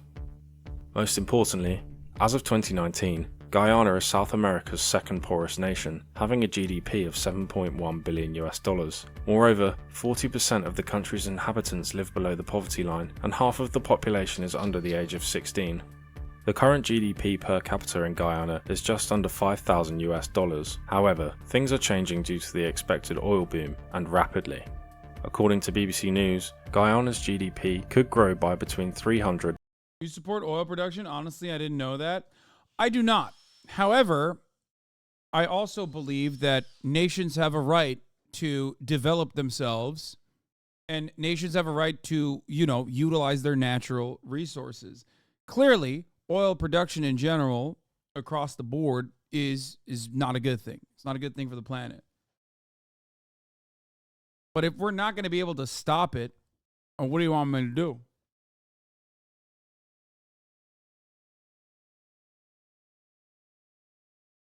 Some recurring characters are just unpopular for a reason. What do you?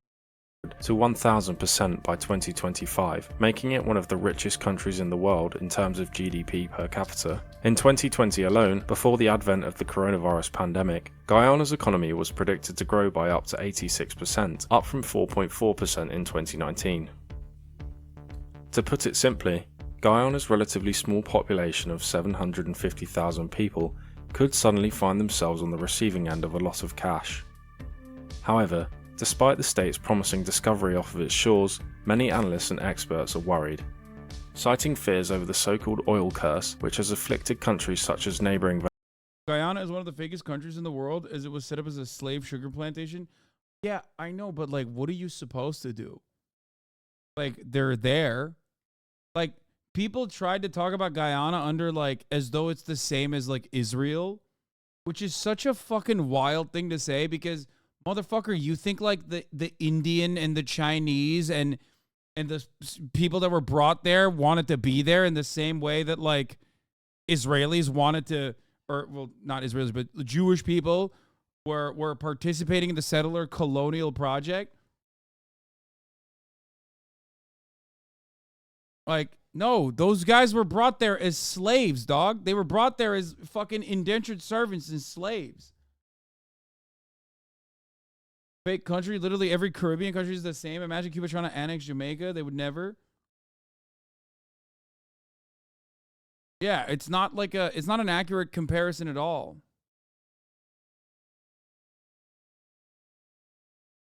And they're just chilling for the most part. Yeah, 99% of Guyana are black, Indian, or mixed descendants of those slaves. Exactly. They're just chilling. And then now they found, some fucking fresh-ass oil, which, of course, immediately is going to lead to complications.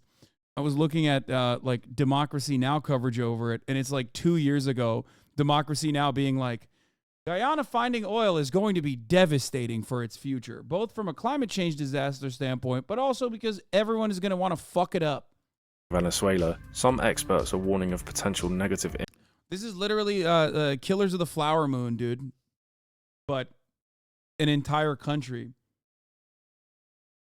They're gonna do Killers of the Flower Moon to the entire nation of Guyana. Impacts that the coming oil boom could have. Venezuela, despite its huge oil find and subsequent substantial increase in wealth, has faced economic and political turmoil in recent years, suffering from what experts call Dutch disease, where a sudden increase in income and national wealth has a destabilizing effect. The country is currently in the midst of an ongoing political and economic crisis, which has seen intense hyperinflation and shortages of food and medicine. This is made all the more relevant by the economic consequences of the ongoing coronavirus pandemic, which is creating fundamental economic ramifications for the global economy and oil markets. In Guyana, experts and analysts speculate that the sudden increase in oil wealth could increase inequality if it is not shared amongst the populace or spent on much-needed public works such as roads, hospitals and schools. To avoid the so-called oil curse, or Dutch disease, the Guyanese state must be careful in its distribution and allocation of funds as to not create destabilizing economic inequality like in Venezuela. By improving infrastructure, increasing living standards, and providing Guyanese people with education, the country could be transformed while avoiding the oil curse. Additionally, Did you say destabilizing economic inequality like in Venezuela? What the fuck?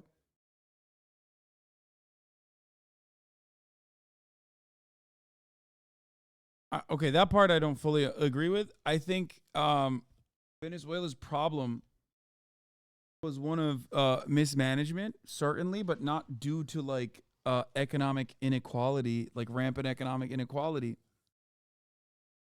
If anything, the elimination of certain economic hurdles was one of the most prescient and one of the most popular moves that the Chavez government did that kept his legacy alive even to this day. And it even maintains Maduro's like base of support, I guess, the Chavistas. I do have a headache, yes. I'm hungry and I have a headache.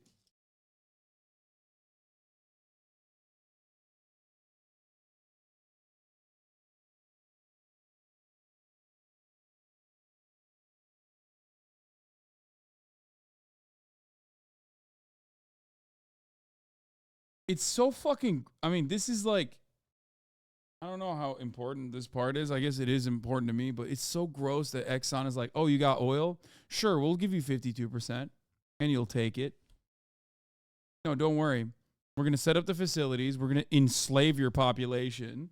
We're going to cut deals to ensure that probably the government is not the government gets like separate corrupt contracts or corrupt bribes. They pocket it. They don't distribute the resources evenly.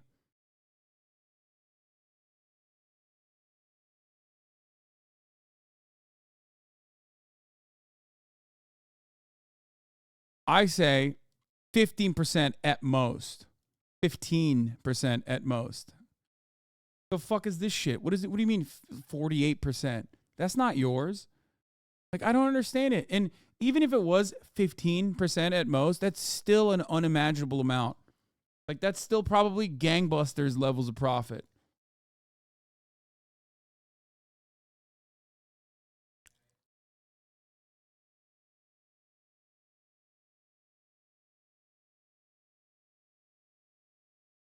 Fuck it. Fuck 15%. I take it back. It's 5%. So that every Guyanese chatter can avoid the top of the hour ad break. And they have enough money to avoid the top of the hour ad break at the top of every hour. Here's the 3-minute ad break now. the country could follow in the footsteps of other states which have managed their oil booms effectively, such as Norway, which has a sovereign wealth fund over $1 trillion or 195,000 US dollars per citizen. For Guyana to be truly successful from its multi-billion-dollar find under the seafloor lying just off its coast, it must invest in its population, with the plan of diversifying away from oil as its main income stream in the distant future. Again, this is even more relevant in a world which is attempting to move away from oil for security and environmental reasons, and which is currently afflicted by a pandemic.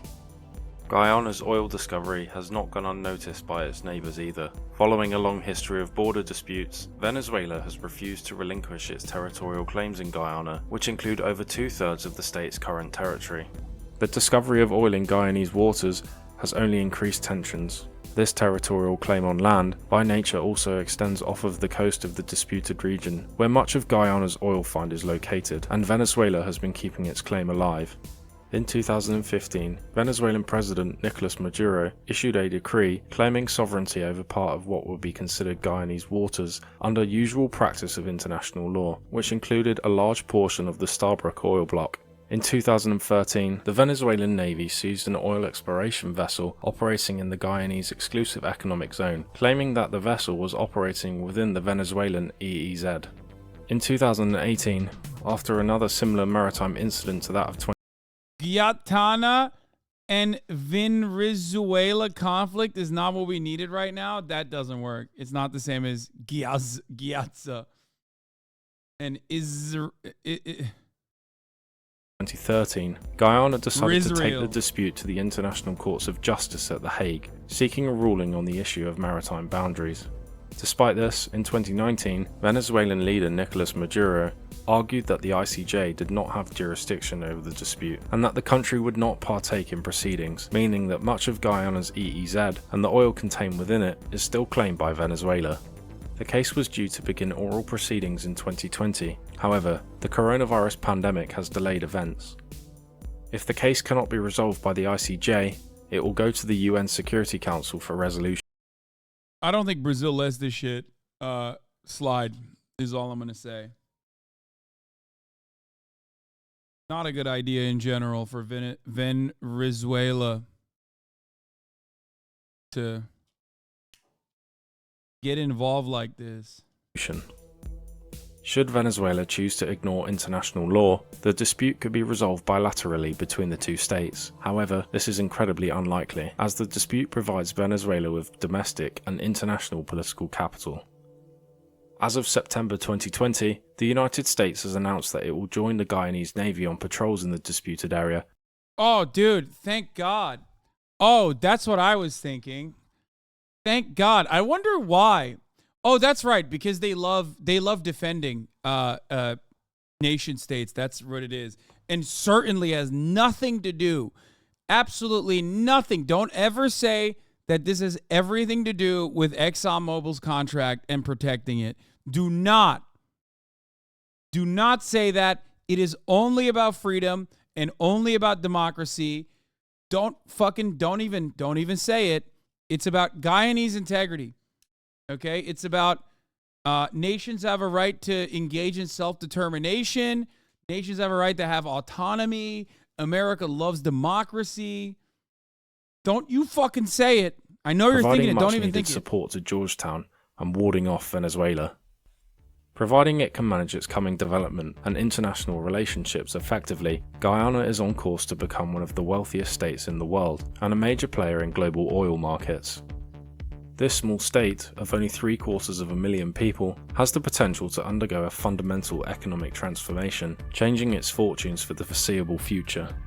To manage this process properly, Guyana must look to other states which have undergone their own oil booms, learning from both their mistakes and good decisions, and most importantly, it must invest in the future for its younger population.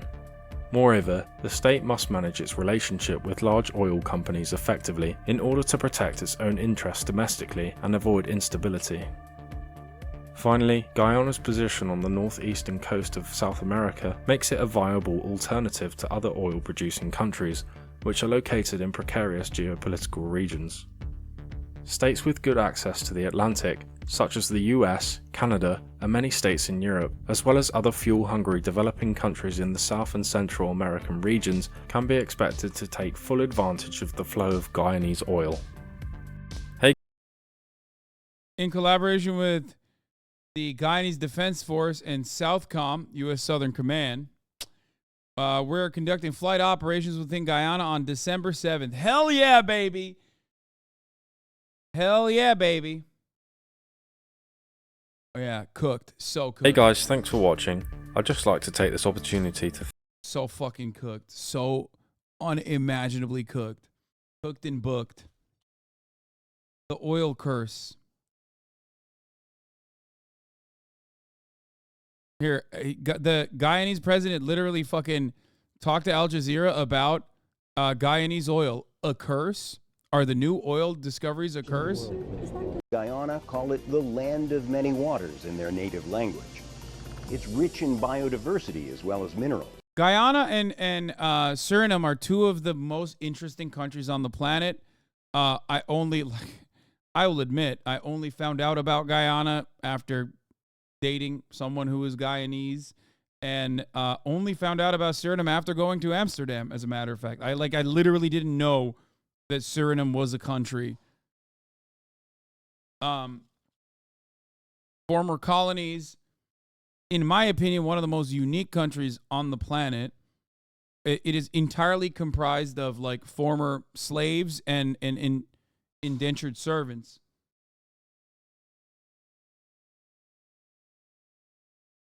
It is here. Let's just look at the demographics so you get a better understanding of Guyana specifically. It's very interesting.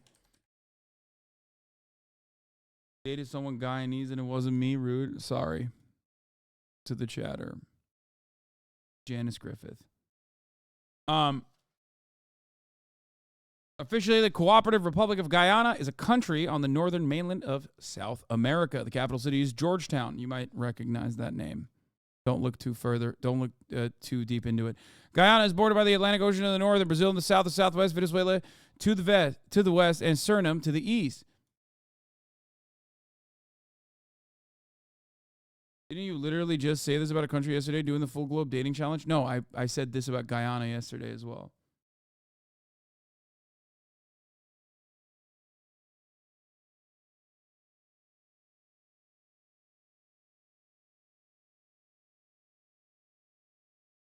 Guyana is the only South American nation in which English is the official language. However, the majority of the population speak Guyanese Creole, an English-based Creole language, as a first language.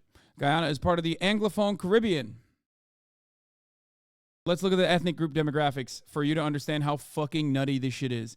Guyana is, despite being, as you saw, right here on the fucking global map, 40% Indian,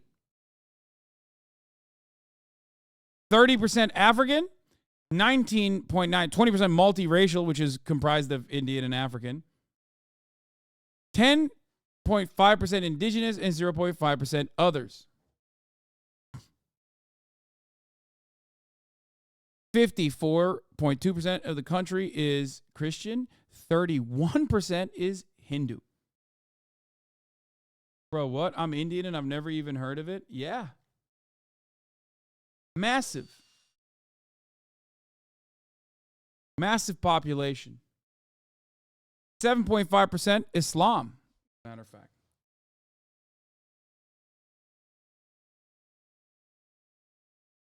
Yeah. Straight up like Indian, not like American understanding of Indian, like straight up from India. Indian. I'm from Venezuela and I didn't know that. Wait, really? That's so funny. People saying, what about Guyana? Yeah, I like, yeah, well, Guyana is probably better than Guyana. What is all we got? So, I mean, it's the same as Suriname. There's a lot of right-wing Indians who want to move to Suriname or Guyana because it's more Hindu than India. Lol. Yeah, Guyana. Suriname is similar to Guyana as well. That's just like former colonies. The name Guyana derives from Guyana, an earlier name for the larger region that includes areas now called Guyana, British Guyana, Suriname, Dutch Guyana, French Guyana, and the Guyana region in Venezuela, Spanish Guyana, and Amapa in Brazil, Portuguese Guyana. According to the Oxford English Dictionary, the name Guyana comes from the indigenous Amerindian language and means land of many waters. The word cooperative in the official name refers to cooperative socialism. That's the other part of Guyana, is that it's not like kind of chill. Well, I think they have a ML party that is in charge, if I'm not mistaken. Let's see. Government. Parliamentary Representative Democratic Republic. President Guyana is both the head of state and head of government in a multi-party system. Not that based. I mean, yeah, it's...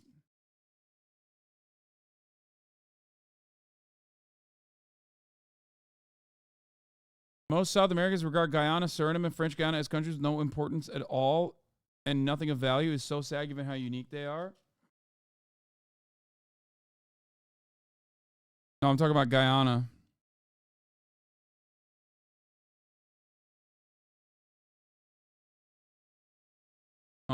Anyway, 10 minutes till Game Awards. I know.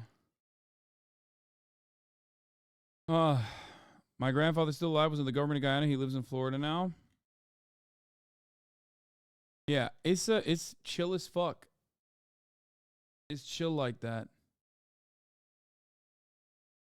And in the last decade, some 11 billion barrels of oil has been found, which is the most significant discovery of its kind in recent years.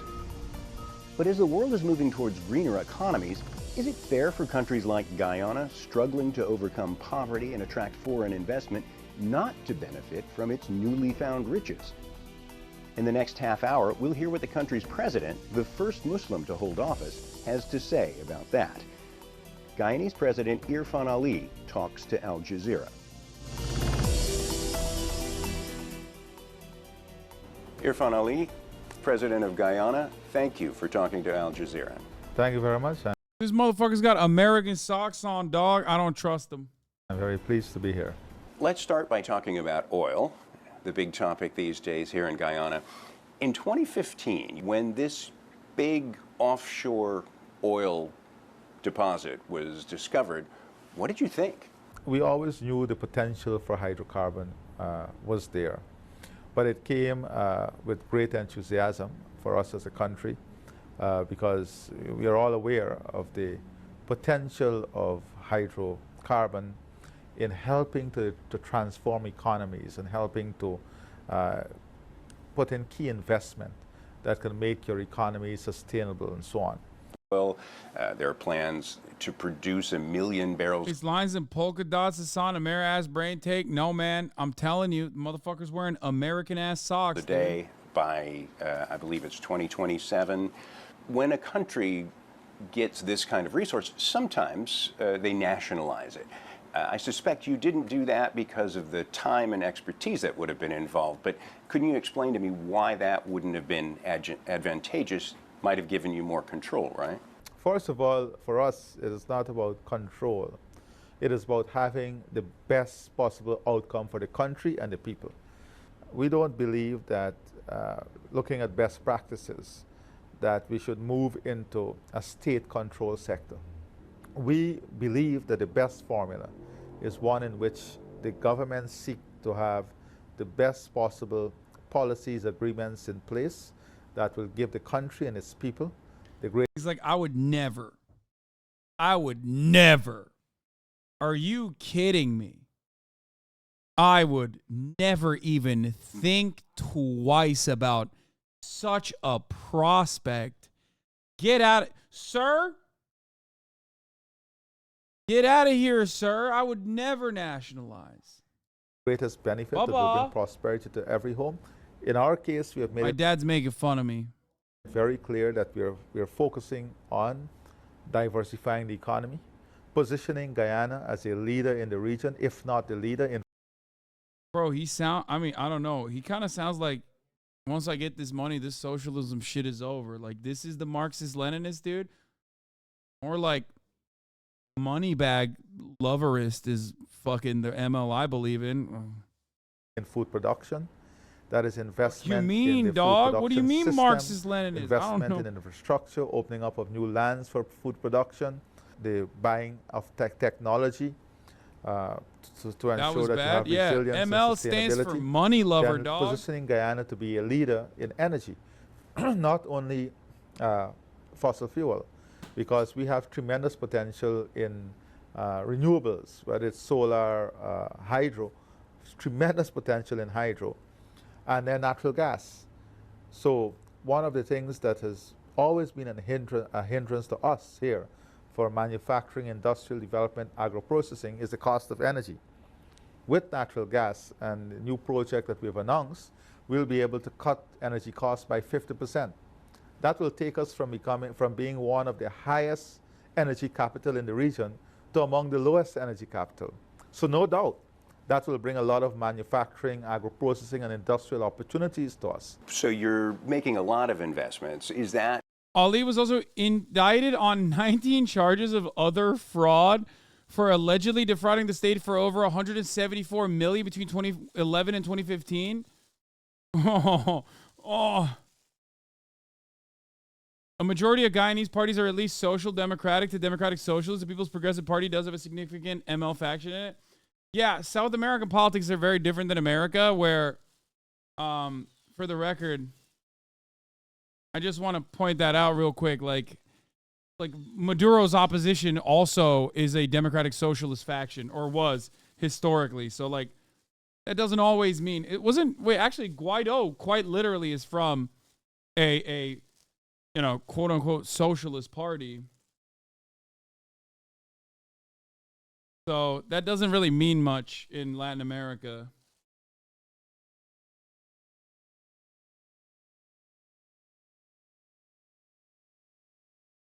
No, you do not hear a cat, you fucking freak. No, it's no, it's my brother. He's drilling. Cat lovers are crazy.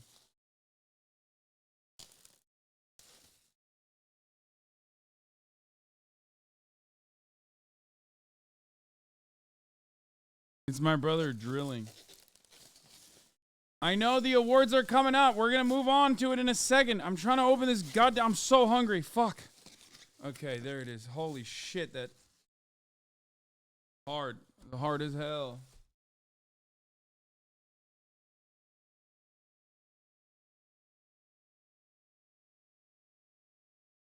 Dude, actually, the real five-head is... Now that I'm, you know...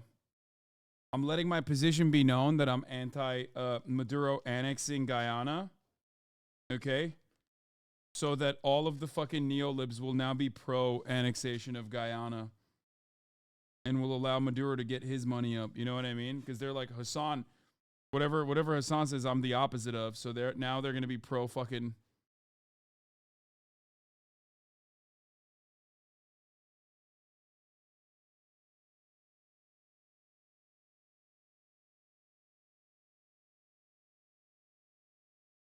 This way we're going to get Maduro out the mud, boys.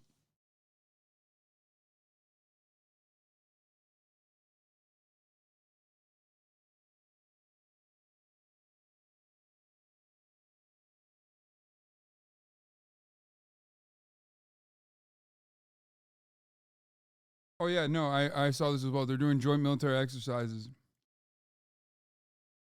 But, like, what fucking joint military? What do you mean? What military does Guyana have? Get the fuck out of here. Should have asked them to go with you. Who is this?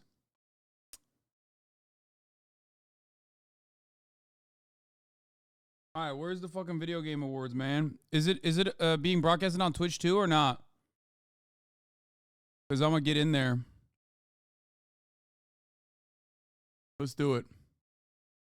Dude, there's still 1 minute remaining, chatters. We're going to learn about Guyana until the very last second. Spending? Are you assisting industry? How does that work exactly? So it's a mix.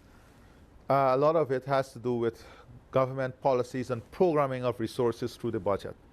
So the direction in which the economy is going and the direction in which the country is going is supported by government expenditure to build infrastructure, to build the sectors, to open up the sectors. For example, opening up new lands for agriculture requires roads, requires drainage irrigation system. Helping the loggers and the miners requires a lot of investment in hinterland roads. Helping the housing drive that we have, you know, building 25,000 new homes, 50,000 new house starts requires tremendous investment from the government, building out the healthcare system. But we are also seeing a lot of private investment that is coming in all these sectors. And that is because people are seeing the direction in which... Fucked up. 16. 10 seconds. 11 seconds. Oh my God. The OP move would be a partnering with China? Yeah, okay. Bro, notice how the fucking guy said, I would never nationalize? Yeah, I don't think he gives a fuck. He's trying to get his money up. Not his funny up, dog. Oh, hi. It's me, Sydney Goodman, here to greet you all at what I consider to be my favorite holiday of the season, the 2023 Game Awards. And just like New Year's Eve, our Game Awards opening act is as full of excitement and celebration as the big event. Tonight, the Game Awards will celebrate the best in gaming from the past year, and we've got more than a dozen new game announcements. Plus, the old gods of Asgard are here from Alan Wake 2. They take the stage for the first time ever. It is truly magical here, live at the Peacock Theater for gaming's biggest night. We are streaming around the world, connecting millions of gamers and fans and getting you all stoked for our big show. But before that, it's time to get cozy with our very first world premiere of the night. Yes, let's hear it. It comes from a creator who has already claimed Game of the Year in the past here at TGA, but this time we're going back to the title that started it all for him a decade ago. Here's the first ever look at a beautiful remake of Brothers, A Tale of Two Sons, originally created by director Joseph Fares.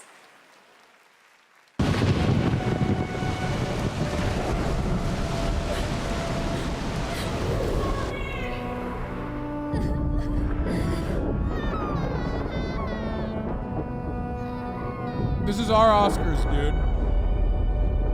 Except with way more ads.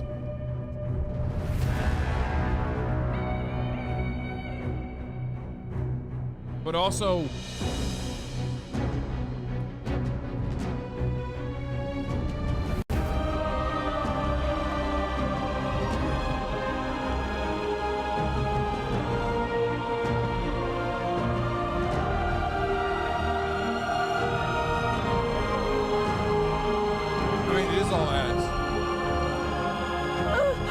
ads upon ads.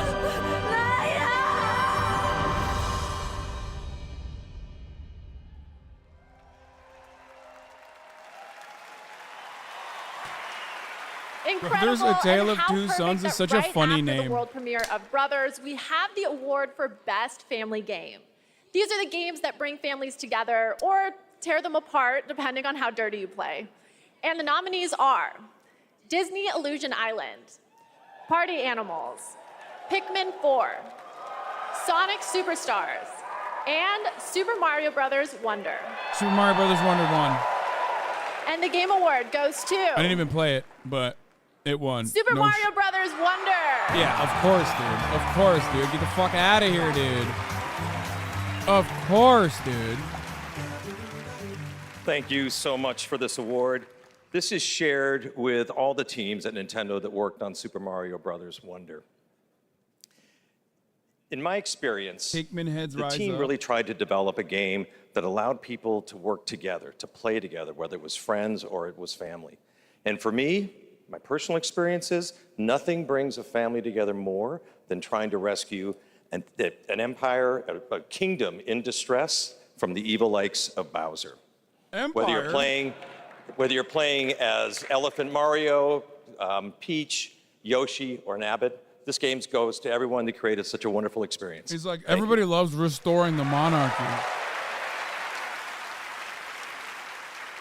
Congratulations, Super Mario Bros. Wonder. And now I have a little treat for all of you. 3 world premieres in a row. What? First up Mario is is the a next proletarian game from hero. Daniel He's a Mullins, plumber. the creator He's a union of the plumber. TGA-nominated independent game, Inscription.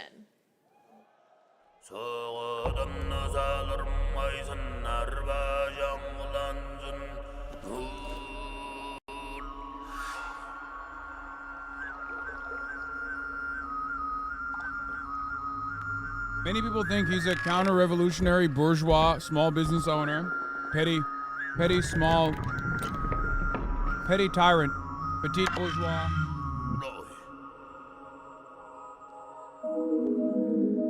And a monarchist.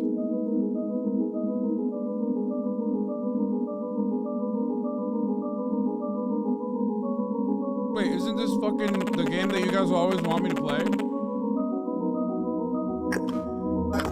That I say I'll never play? That I played a little bit? Just wait a second, Dave.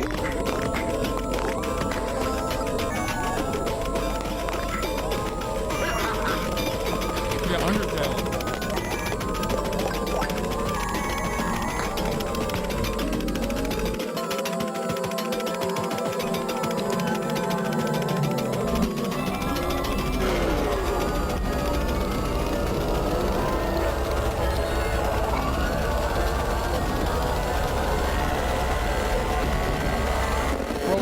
I feel like this gave me a fucking aneurysm.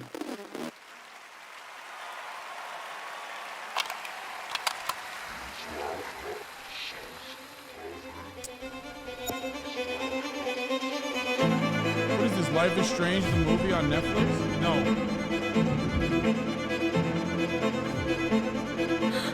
giving Disco Elysium. Netflix is making video games? What the fuck? Wait.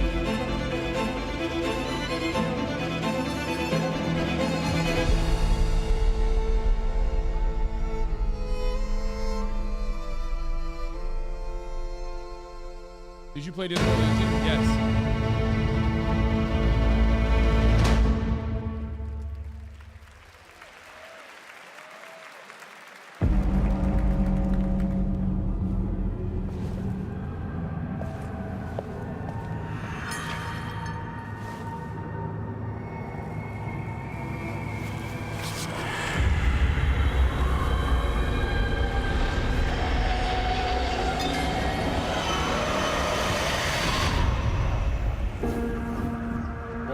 Game, bro.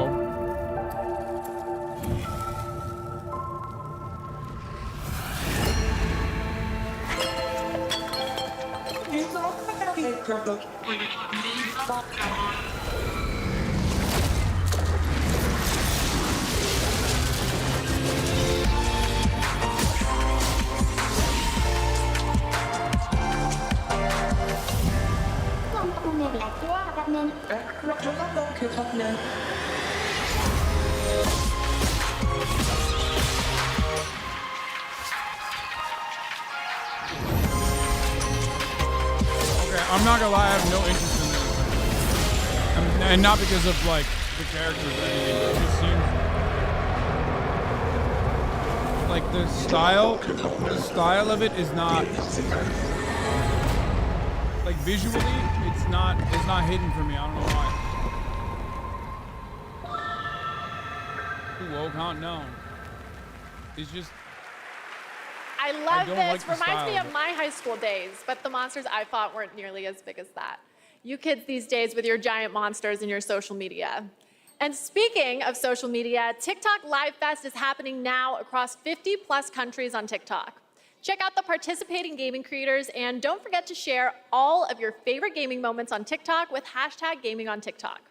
Okay, we're going to take a quick break, but there is plenty more opening act after a very important message. Don't skip this cutscene, people. The journey ended here, a place of wonder and awe. We breached the cosmic veil and reached a new planet. It's an ad within an ad. Yet generations later, this world remains untamed. Our reunion was foretold, our paths destined to cross. I'm here for you now, Administrator. Oh, fucking weeb, dude. Fucking weebs, dude.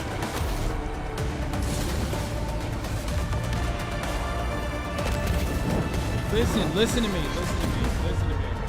As much as a weeb as I am, I don't fuck with weeb games, you know this.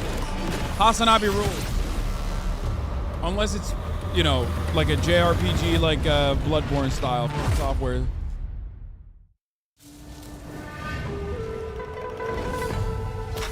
I don't fuck with like Genshin type games.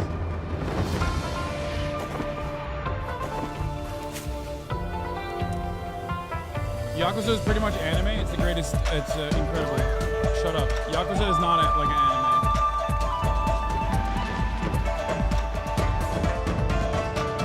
Yakuza is a cinematic masterpiece. It's like saying Metal Gear Solid is like an anime.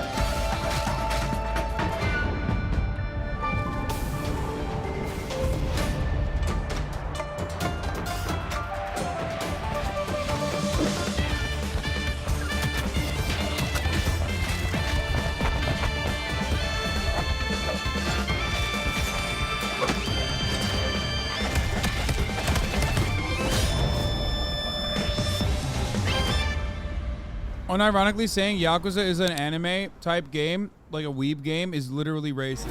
The rogue trader has fallen. Now I must take up their mantle to restore the dynasty to its former glory, to reclaim what humanity has lost, to venture forth into darkness and bring the light of the Emperor to the uncharted void.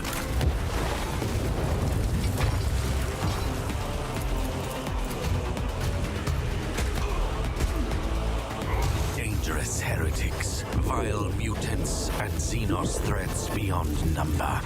All must be cleansed in his name. The choices Warhammer 40K is the Israel. The course of my destiny. It's the story of Israel, dude. Haunted step. Down to the fucking cum retrieval. Where will my journey end?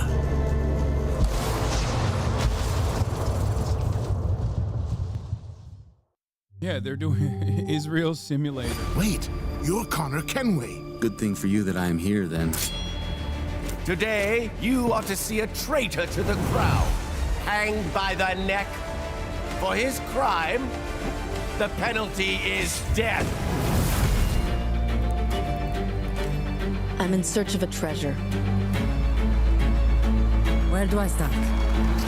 Day on the canals with my good friend Ezio. What could be better? Flatter me as always, Antonio. Ezio! In the end, the Templars will succeed.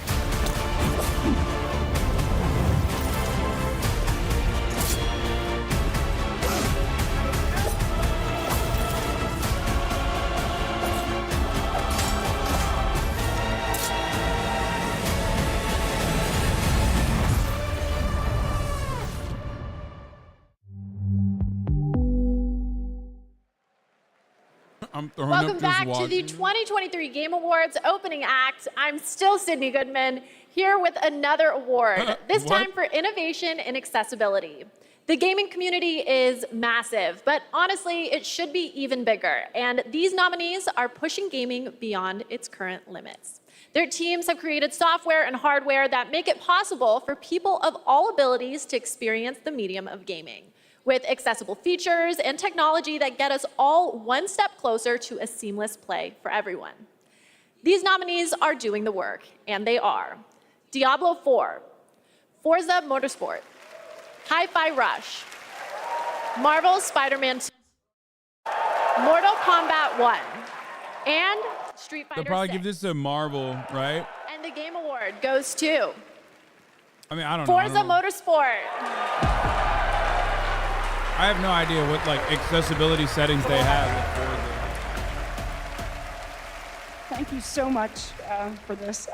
Since this category was introduced several years ago, I think we've seen a dramatic shift in the whole industry towards making games more and more accessible. And with this list of amazing nominees, it just really drives that home. At this point, I think we've made the most accessible racing game ever playable by people across the mobility and vision spectrum, including totally blind players. But really, the real winners here are the players who have so many great games to play. What's up, guys? Hey. I didn't want to be the first. None of this would have been possible without the amazing I was teams like, oh behind God. the scenes. Big thank you to our audio team for their tireless effort, championing for accessibility and making this game the best. No, I'm watching it on Twitch. It's a better Big thank you platform. to the UI team, to our studio leadership team, and our accessibility leadership team. And last but not least, Brandon Cole for being our accessibility consultant and partner for the last 2 years. We're really proud of the work that we've been able to do, so thank you very much.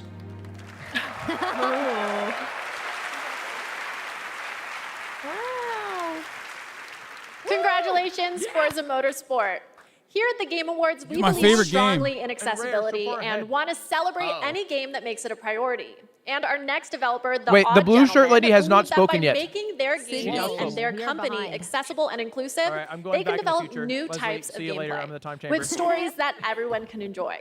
They created the following game in a deep collaboration with artists and developers from the deaf community. And we are very excited to reveal it now.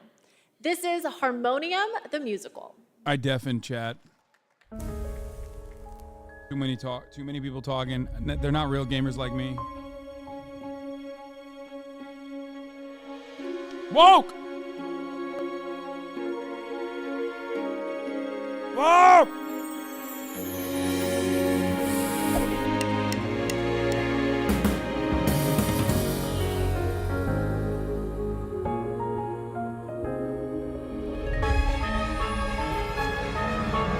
People that get mad at disability representation are so strange, dude.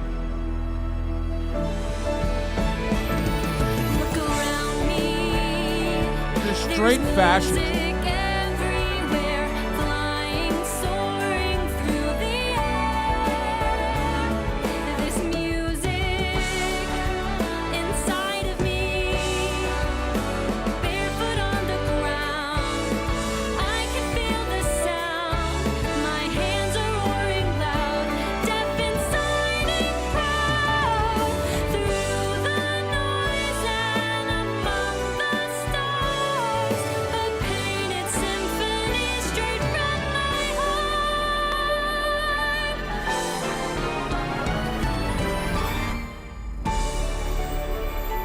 mean, don't get me wrong. Don't get me wrong. I will not be playing this game. But I'm glad that it exists. You know what I mean? Like, you couldn't pay me to play this game. Actually, you could. You could definitely pay me to play this game.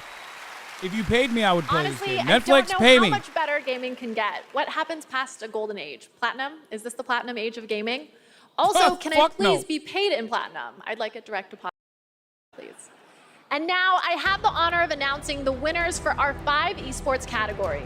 The nominees for Best Esports Athlete are Faker, Zywoo, Demon One, Faker, and Imperial Howl.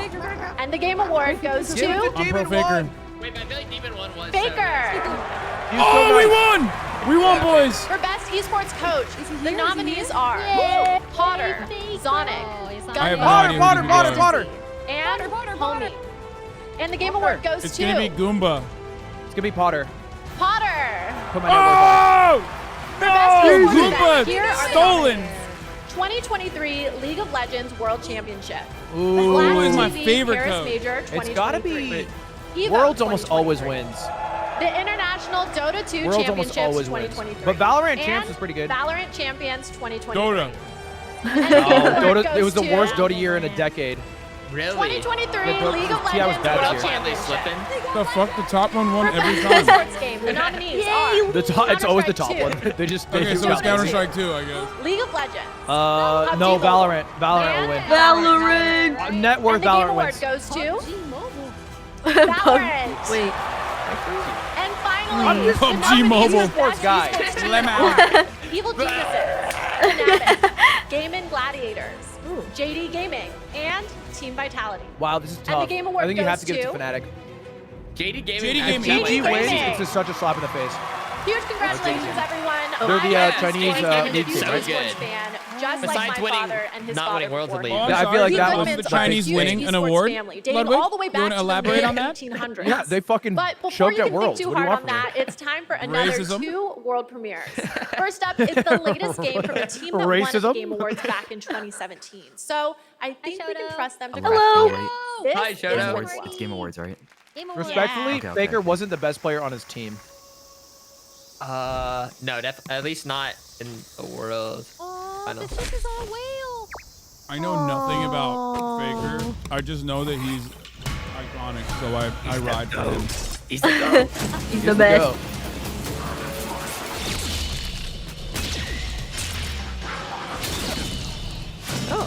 They should make furry games illegal. This is bloody. This isn't a furry game. It's not a furry game. Get going. There's clearly Scaly axolotl. game. Oh. Whoa. Oh, this is good movement. Oh, it seems satisfying. Looks like Risk of Rain. Fun. Really? I was thinking Risk of Rain. Are you thinking just I because think there's this like looks 3 like different Risk of colors? Colors, yeah. This is not besides like 3 different colors. Dead Cells? Bro, who's played only Risk of Rain? Wow, it's giving Risk of Rain a lot. I think it's because it's a roguelike with multiplayer, which isn't that cringe to say. No, the rabbit. God, play. What, dude?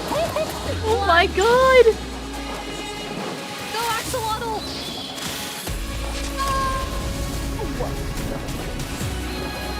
Oh my god. This is a Let's furry on Showdown. game. You guys want a bingo board? We have them in the link.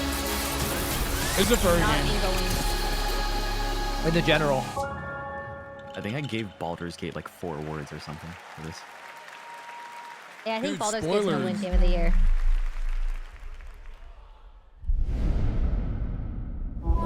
I thought that said from Trump. I was like, damn. New career path.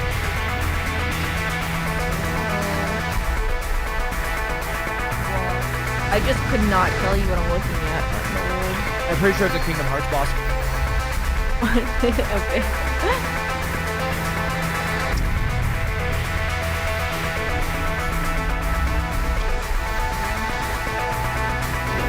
This is like one of those VR games that give you nightmares.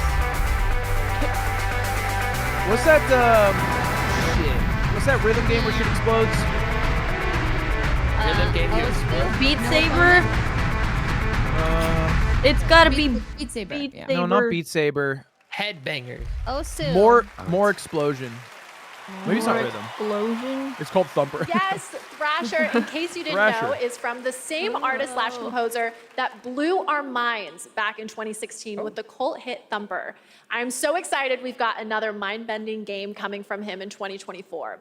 Special shout out to Samsung and Samsung Gaming Hub, who, not to brag, are also throwing a massive Game Awards viewing party over at Samsung's New York City flagship location with Typical Gamer and Chica. I wish I could be at 2 places at once, but the last time I tried to clone myself, I sparked a pretty sizable fire in the MIT experimental physics lab. Oops. Samsung, please give me But we money. can talk about that later. Let's check out what Samsung is coming out with now. Oh my God, let's check it out. I'm so stoked. Whoa. Whoa, they're really expanding the way we game, huh?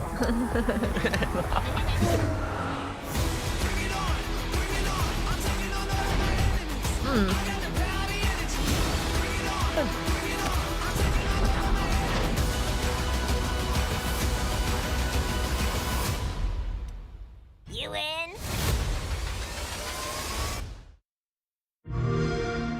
Oh my God, Well, Lego. I sure am blown away. Xbox Game Pass might be one of the greatest games to come out in the past 5 years. Whoa. Persona? I've never played a Persona game. This is Persona. Good morning. Not. Oh, another weeb game. Let's begin. Sewing is my life. Last one. Go for it. It's a Now remake? that's what I'm talking about. The remake? I think so. An earlier Persona. They seem to remake a lot. Persona 3 remake. Persona 3 is considered the best Persona game, I think. No? I've never played it. No, I never played it either. It's so popular. It's one of those games that my community asks me to play all the time. In spite of the fact that Persona it's 3 is a like, fire game. even though it's like 140 hours, right? Yeah, that's the issue. It is a very long game. It's like 80 hours anyone each. who roams free outside the coffins. It's our job to defeat It looks them. good, though. Pretty exciting, huh? Persona. Is the combat like Final Fantasy? It's turn-based, I think. Why do you try to fight I when you know can't. it's I don't fuck with hopeless? turn-based. I think Persona 5 isn't. I don't even really have a good reason to live. For me, or I could be wrong and controversial, though. just simply existing gives our lives meaning. It is? Soon, They're all turn-based. the end Hi, Cap. will come. Yeah, bro, I thought you were a fucking weeb. I'm actually not a weep. To me, People are I calling don't you fuck a with bozo anime. in my chat. Who is? Just people. Oh, just people. Oh, it's not just you. Hasan actually sounds like he has a face full of food that little piggy. Oh, wow. It's so rude. People are saying that in my chat. I didn't say that. People are saying that in my chat. They ain't wrong. What in the world? They're not wrong. They're right. Play All Persona right, today. a new Persona game, that is. I still want to be Sydney. But enough about me. Make sure to stay tuned as Google and the Samsung Galaxy Guys, Z stop Fold saying 5 Ludwig bring is not you a jock. He's spectacular trying. Oh, fuck. celebration of mobile gaming. I'm unmuted. It's going to be an Yeah, epic okay. event, All right, just buddy. like this next world premiere. It's the product of a You surprise act team for up porn. between 2 nominated games tonight. Let's check it out. Can you guys I find what? the DMs?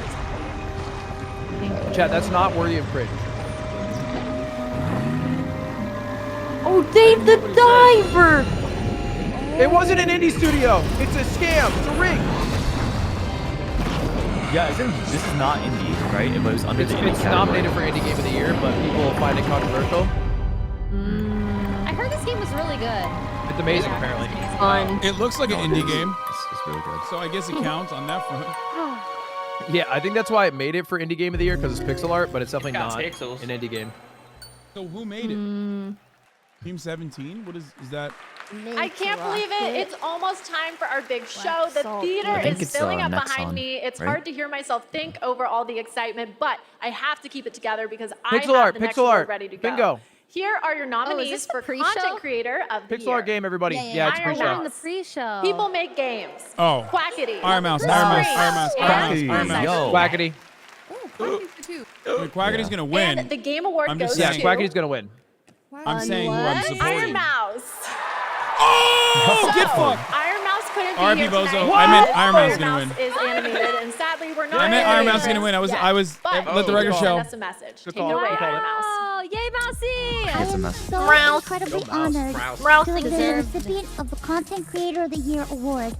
First and foremost, I want to express my You guys that know I hate making views about me, but when I won, they didn't offer me shit for a speech. Streams, and They changed it this year. Wait, you won Content Creator of the Year? I had a speech. All my ideas I won it to last life. year. Thank I you was so much there, to my team and then that hosts they me just every went to the single next thing day. immediately, and thank they you didn't tell so me to much like for make the a Game video. Awards. I still Are you can't believe jealous? this is all happening. Yeah, I'm jealous Thank as you shit. again, I had a everybody. fucking speech written out. At least you had Congratulations, your award. Iron It was Mouse. wise and poignant, and Okay, also we're Who getting did you so defeat close last to the year? big show, but I'm not I think it was ready like to let go fucking just who yet. was it? And no, It was like I'm I not Show a Speed, narcissist. Kai, I'm just a hoarder of world XQC, premieres. And up next just is some a small very fries for me. special world premiere, 15 years in the making.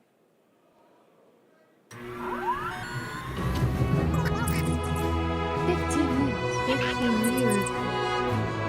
What a beautiful world. Too bad they never made another one.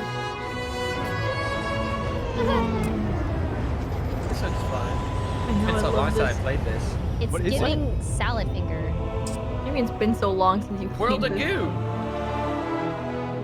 Oh, he knew it. He's right. Have It there is been World of technical Goo. issues, guys? But he doesn't know technically, 'cause Mario. The Twitch thing, yeah. Earlier, I used to the play a Twitch lot thing, of yeah. World of Goo. World of Goo, but never played a Mario game. I'm tired of you. I'm tired. Wow! There's still 720p, by the way.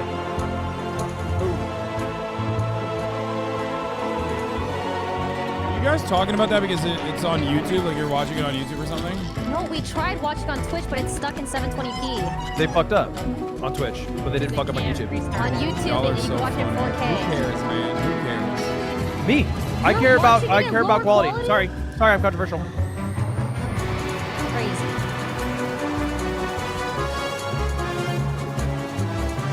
This actually looks really fun. I like the soundtrack. The song is World really of Goo was a great game.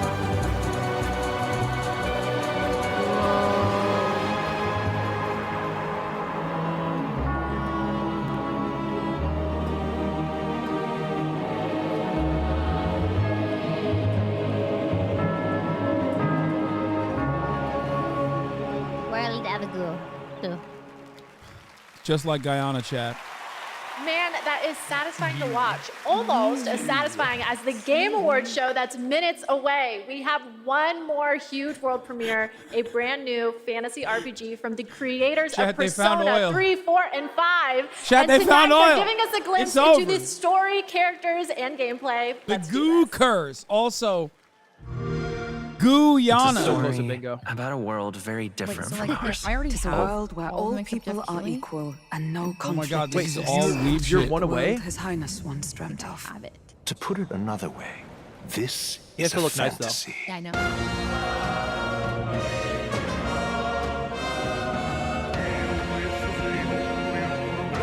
Okay, we gotta do a. Donald Trump needs to come back and do a shutdown on all weeb games until we figure out what the hell is going on. Fortress at the border was raised by a human mere days ago.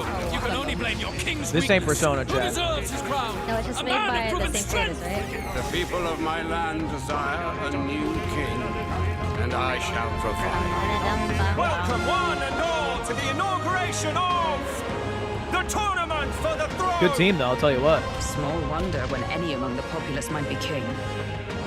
Their speeches of tribal harmony mean nothing when every day The hell they is he riding cheat on? and abuse us. It tells of a world united as one tribe. Every day. Weeb games with like Irish and Scottish and the British accents. That's common because it's almost always like medieval. There was a Yeah, plot to these Final life. Fantasy. One I wish I'd written down sooner. You're a ray of hope. You gave up on your hopes. Where did your hate of weeb games start? Gun to my head, I can never tell these games apart. You'll be a hero. Trust me. I'm I dead. want to say, and this could be controversial, I want to say it's racist. Yeah, really? Like everything is like a either Genshit variant or whatever. Okay, this, my friends, that style is it for our opening act, but we are very far from done. Our big show is about to begin, but don't worry, this isn't the last you'll Sometimes see of me. they're I'm 3D staying and all night, sometimes they're baby. 2D. And I cannot wait because That's this true, show Gina. is absolutely stacked. We have tons of big awards, even more world premieres of brand new games, and an incredibly special guest, a legendary actor and performer of both the stage and screen, the Muppet A special himself, guest for you the guys great at the top of the Gonzo. hour ad break, I have baby. to admit, I'm freaking out. I'm completely starstruck.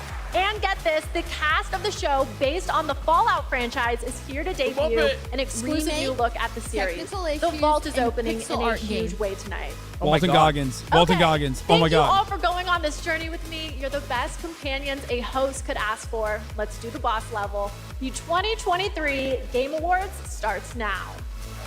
Wait, it hadn't started already? What the fuck? That was pre-show. That's crazy. Wow, that's slam. Whoa, there's slam. They announced Streamer of the Year at the 2023. Now, Yeah, they here's busted your them. host, the creator of the Game Awards, Oh. Jeff Keighley. Oh, I thought it was every year. God, he's so handsome.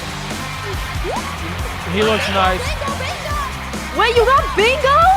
Wait, what are your ones? What are the bingos? Game release in 2025 or later, remake game. Jeff Keighley. Good evening, everyone, and More welcome to game, the let's Game go. I've Awards. won. I've beat it. Oh my Dang it. goodness. What did she win? Tonight is our 10th TGA. Wait, reset board for the main a show now. global Reset board. celebration of Okay. video games, and boy, Wait, do what? we have Reset a board, show ignore all the for pre-show you. stuff. I am so excited to get this started.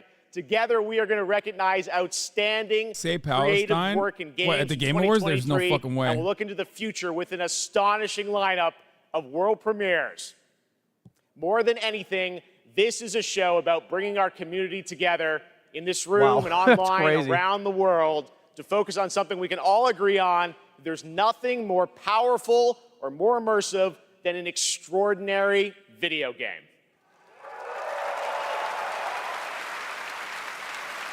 Great Bloodborne for games PC comfort announcement? us, Bloodborne help for us PC understand announcement? different perspectives on the world, Bloodborne and 2 maybe Copium. even change us. That's what makes I'd this actually love medium Bloodborne for different. PC, please. Games, the actual things we play, are insanely special, and we're going to celebrate Gollum that 2 for the next announcement? few hours. Pog. And we've got such an amazing group of people with us. They're built by talented creators and teams, and many of them are here tonight. Mr. Anuma, Mr. Fujibayashi, great to see you back after winning Game of the Year in 2017 for Breath of the Wild. Good luck tonight. They were not. One of our industry's greatest the dude behind him is kitted up. forces, Mark Cerny, PlayStation's the tin man. lead system architect, They celebrating gotta warn 25 them. years of Cerny games. they caught off Thank guard. you for being here, Mark. I was Of course, ready. the team behind 25 years, Pizza baby. Towers here, too. Oh, dude. Thanks, Mark. Pizza Tower. The fuck is Everyone's Pizza here. Tower? I don't know. Lena It's the freaking Jurgens, our indie best game. performance winner in wait. 2017 for With the Hellblade. pizza. Welcome. I think we'll be seeing you a little bit later tonight. It's nominated for indie game. Oh, that's Hellblade And we are Senua's also honored to be joined by Sacrifice, the right? Tujimoto family, Haru and Ryozo, who are celebrating 40 years of Capcom this year, and a Game of the Year nomination for Resident Evil. 40 Welcome, years. guys. It's so great to have you with us. Now, we have This is Jeff a flexing how doesn't many even famous look people he 40. knows. so let's get right into it. To present tonight's first award is last year's winner of Best Performance. Jeff. Please join me in Timothy welcoming back to the Game Chalamet! Awards. Yep, we're going to do Oh, it. no, The actor no. behind Kratos in God of War, It's, Oh, the, it's no. the Christopher Star Wars guy, no? Judge. Oh, no. Oh, yeah. He had the longest speech of all He's time. not going to last stop. year. He's not his going to stop. speech was so long last He does not count as random celebrity, by the way. He is not what? He's not random celebrity on bingo. No. That's fucked up. No. It's That's not actually random. fucked up. It's not random at all. Good It's so evening, sensical everybody. for a winner of the show to come. All right, I'm marking It down a really long is speech. such a pleasure to be back here. I have such great memories of last year, Mr. Pacino, forgetting to thank my wife.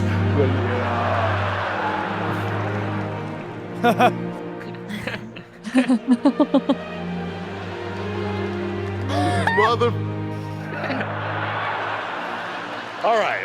I get it. I'm not gonna stand up here making long speeches. I'm gonna stick to the script, No 8-minute speech like last year. He dresses But how everyone thinks I dress.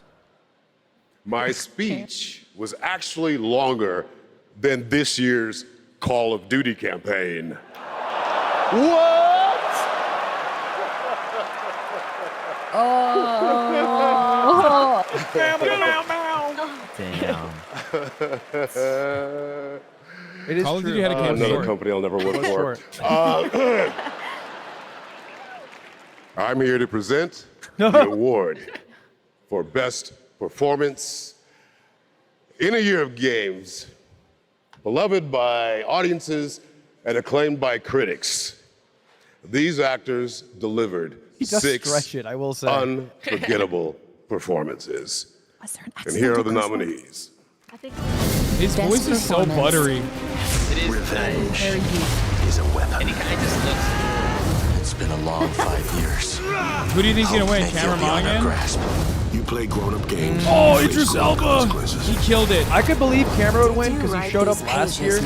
Yeah, I don't think Idris Elba wins because he's not showing up. However, Ever control me again. Idris Elba actually doesn't deserve it because I couldn't fuck him in Cyberpunk when I was playing. You know what? I'll give it to Neil. Whoever wins, Ooh. Jeff has given me the okay to say, take as long as you want to. Damn, everyone's there but you. Thank everyone who's ever meant anything in your life. Okay, bro, come And on, I he's dare still you. doing it. I double dare you to try to break my record, 7 minutes, 59 seconds. And the award goes to Cameron. Neil Newbar. Wait, he's way ahead. All right, we gotta work on that, guys. Yeah, we Okay, ahead. we gotta We're work way on ahead. that. All right, by the way, this is, if you're keeping track, 1 win for Baldur's Gate. Oh, he is Yoji'd. He is Yoji'd out of his mind. Yoji Yamamoto down to the fucking socks, dude. Okay, he deserves it. He did deserve it, I'll say, man. Just for that fit alone. Hi. Actual drip. You motherfuckers make fun of me when I dress like that. That's because you don't This is have unreal. voice acting work like this, dude. I just wanted to say, I know I don't have much time. God, Baldur's Gate is going to win everything. I'll give it a shot. So thank you so very, very much for everybody that voted. Thank my incredible fellow actors and the nominees. Unbelievable talent. Why they keep showing the Tin To be Man? even considered amongst you is extraordinary. So thank you very Bro, much. you indeed. let Swen, gamers Larian, fuck to all a the bear, writers, you're going to to win Stephen every Rooney, award. That's what I writer found of out. Starion, I'm going to forget everybody. To Pit Stop, who worked so hard, the directors, my fellow actors, 248 incredible actors that gave it heart and soul. To mi familia, gracias para todos. Gracias, Celeste, gracias, y Coco también. Oh, he's got the tabbies, bro. To my agents, I will thank you later. I'm sorry, I'm going to wrap it up, apparently. One thing I will say, please, if that's okay. they are playing the about. community has reached out to so many of us at Started Larian the music. and said they were seen and they were represented by this game when they lost hope, they felt isolated, they felt alone, and this game brought them together and gave them something to push through to help them all. And to you, I want to say thank you so much for seeing us. Appreciate it. You're not alone in this. None of us are. Thank you. Oh, they have a so second funny to play track. that music after. They have the warm-up track and then the second track. Yeah, it's just, the game let you fuck a bear. It opened up new avenues. Congratulations, Neil. Great speech. Unimaginable. So thank you. new There are ventures. lots more awards to come, but now it's time to look ahead to what you'll be playing next. Let's get to those world premieres. And for the honor of presenting our first one, it's an incredible thrill to introduce a true Renaissance man. Please welcome Academy Award-winning actor and New York Times best-selling author, Matthew McConaughey. That's wild. That's random as shit. That is so random. Okay, that is incredibly random. random. So random. You think he says all right? That Good is to be so here. random. What's up, everybody? Good to be here with you at the Game Award. And I was going to come out and I was going to say the line that has preceded me all my career, all right, all right, all right. But they told me, they said, no, no, no, don't do that. Come out and say, pew, pew, You called pew. it. All right, we'll see how that handled. I'm here tonight because I have a world premiere for you from Austin's own Archetype Entertainment. What is he, like a part I'm owner also or here something? tonight because the video game that I'm premiering is the first ever video game that I'm a part of. Yeah. Yay. When the Archetype team first reached out to me, cowards I should was have ran for governor of excited about Texas. becoming a part of the gaming I world, don't wanna but hear what from really him. turned me on He could have was when unseated they Greg shared Abbott. the game's vision Let and him my cook. role in it. I will be voicing Fucking the bullshit. character Oh, in this fuck. game, I and all I actually can say keep is forgetting that to I will mute have a myself. unique relationship with every player.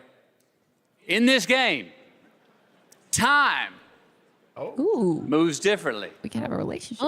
Days for you are decades for your loved ones back home. No, The he's dope. choices that you make not only Interstellar, affect the the people game? that you love, they'll also affect your entire civilization for generations to come. Now, personally, I have had some experience with time dilation. And now you can too. So now I'm proud to share the first ever look at Exodus. Oh. Wait, he runs an MLM? Literally a Ponzi self-help scheme? Wait, really? The Interstellar game. Isn't this I'm Interstellar? getting a reading. He's Thanks, you were Garbo, mentioned. used to be dope. Wait, I didn't know that. What the fuck?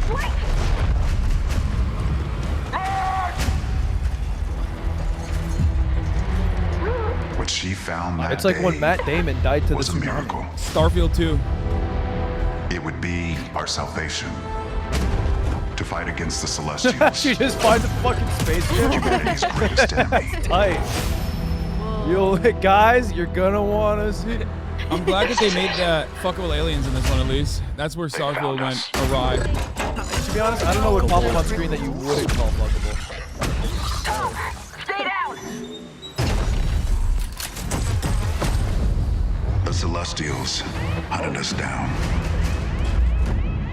I knew they'd keep chasing us until they ripped our ship apart. I'm serious. And I think had to save fuckable her. characters helps you win I led them awards. away from I'm this world, standing by that. from her. We both matter knew what. the cost of using the gates. When you travel at light speed, time slows to a crawl. I just don't know. It looks like I'm so right. For me, People will. an entire life. I'm so Matt? right. People will finally acknowledge I'm right eventually. It was late. And in the chaos of those final moments, we never said goodbye. No, come with me. Wait, please, Tom. I love you.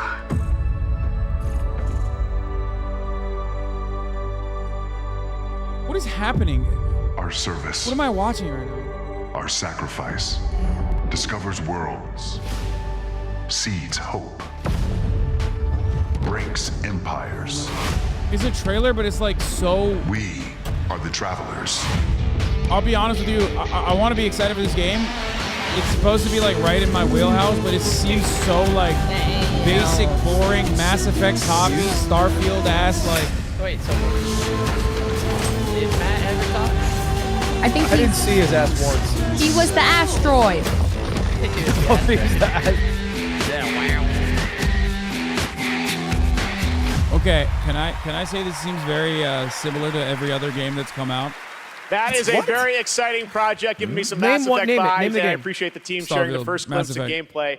No, at the end you're just there. naming things that are in All right, well, space. now we're going to go right on Games now. to another world premiere. Space is most of the universe is on. What did you get a fucking ad from them? Is that what? World premiere! World They said the PlayStation. thing! I hope we get a long speech. Among Us, Among Us. Hey, look at this. Look how good that looks. looks sick. Looks like a Oh my real God. the water, guys. That's Unreal Engine. Drink that up. Oh my god. Giving Dark Looks like- Souls. She's excited. Actually, you're right. It's giving God of War. It's giving God of War. Well, you saw Kratos. Literally the guy from God of War. Oh, nothing that would help us. Ooh, this is fucking dope. We're making DLC. Master thyself.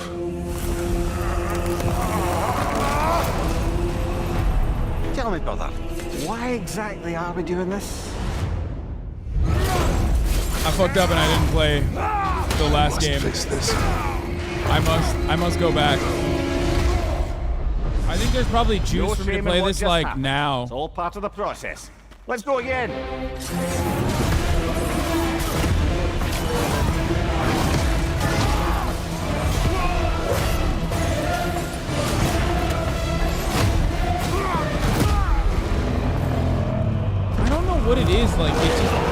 what? That was mobile. Is that mobile? What the fuck was that last frame? That was definitely mobile.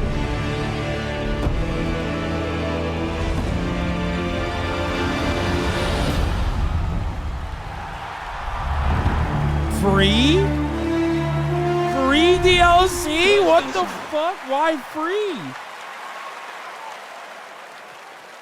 How is that free? There's What a the very fuck? nice holiday surprise. Did it say from free? PlayStation, Free Kratos DLC and the on the Memri 12th. Legend of That's Valhalla, an crazy. adventure that blends God of War Ragnarok's combat with elements inspired by the roguelike I guess they're trying genre to for an really sell emotional, PlayStation. unexpected, and fun new twist.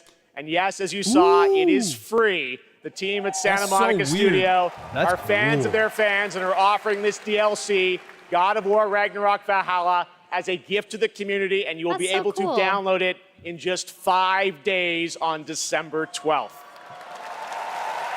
Okay, roguelike is Amazing. kind of a cool All concept right, for this. switching gears. How did they not- Our next world premiere comes from Like, a they should have small had it free independent today, team you of know what I mean? developers in It Australia. feels like a missed opportunity. I love that this show can give a platform to independent creators. Their last game in 2019 was a sensation, and their next project is equally exciting and unexpected.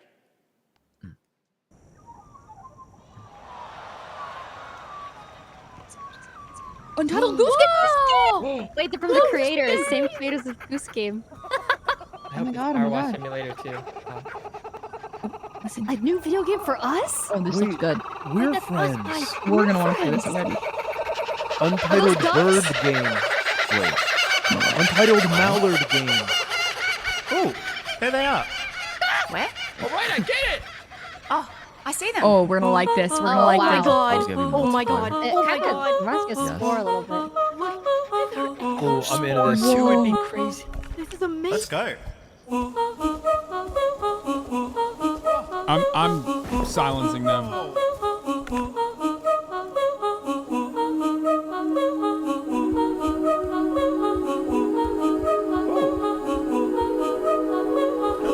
It's because they're on delay. That's why I'm watching it on Twitch.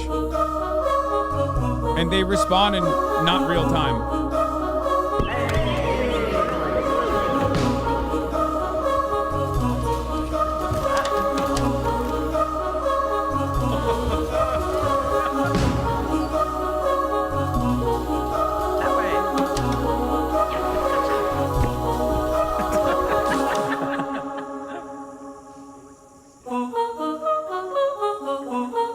I don't know what the fuck this is, but I mean, sure, I'll touch it. Super fun, right? I did a playtest of that game about a year ago and had so much fun. It is a very special and unique game. Yeah, I'm Classic honored we Jeff get to flexing share with you again. here Oh, I at the played this show. game already. All right, while you're watching TGA, head to get his Jeff. TGASteamDeck.com right now. We're doing another Steam Deck giveaway. This time it's the brand new 1 terabyte Jeff, your Steam Deck website's down. OLED featuring an HDR OLED display. Enter now Chad, only I during bought the live a Steam show Deck at OLED. You guys asked me if TGASteamDeck.com I was going to get it. for a I chance got to it. win one of 100 To test it OLEDs. out. All right, trust me, we are just getting started, guys. There are so many game announcements, awards, and musical performances ahead, including the old gods of Asgard from Alan Wake 2. Just wait, it's amazing. We'll be right back. Has anyone here played Alan Wake 2? No. Oh my God, Prince of Persia? What the fuck? I'm here to save a prince. Are you So these are the paid ads, right? Prince Hasan Yeah. has been kidnapped. Wait, tech issue? What happened? I missed it. You are to leave for my He Website like down. said, join this The web. giveaway, and the website Bring you him can go to back. it is down. Oh, Bring okay. back my son. Do we have a Did remake you guys game? play the original Prince of No Persia games? remake yet, but we have a random celebrity and game 2025 or later. Got it. Did you guys play the original Prince of Persia games? Prince of Persia, no, it always seemed like a worse Assassin's Creed. There's What? nothing you can do The to OG Prince stop of Persia is a banger. Like, whether the side-scrolling one or even the 3D one, they were sick. I think I'm a bit young for it. I don't know. How am I still alive? Oh, that's true. You are young. You seem stronger, but not strong enough yeah, to save a friend. I know your generation loves it. You never played like Soul? Was it Soul Reaver? It was another. It's a vampire game. My first Are console you was the Wii. courageous enough and clever enough to save your friend? Were you not gaming? Legacy of imagine. Kain, Soul Reaver. That shit was also another I'll banger. do whatever it takes. All I need is Bill Clinton kid and I get bingo. Oh God. Ugh. That's a hard one to get. If he gets in, That would be I mean, crazy. he has some powers.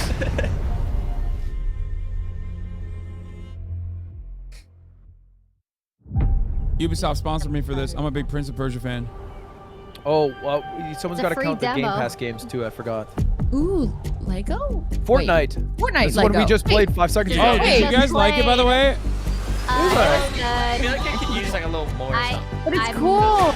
It does feel like it's lacking a little bit. Valheim is way better. The biomes are too large and there's no mobility.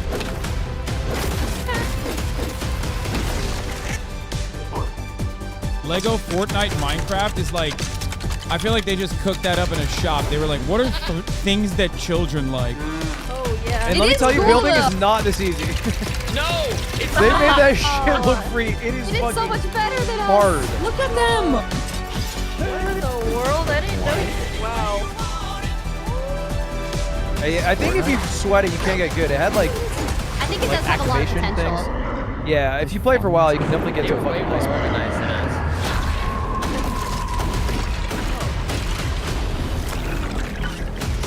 Those guys are free. I'm not even gonna count. Those guys are free as shit.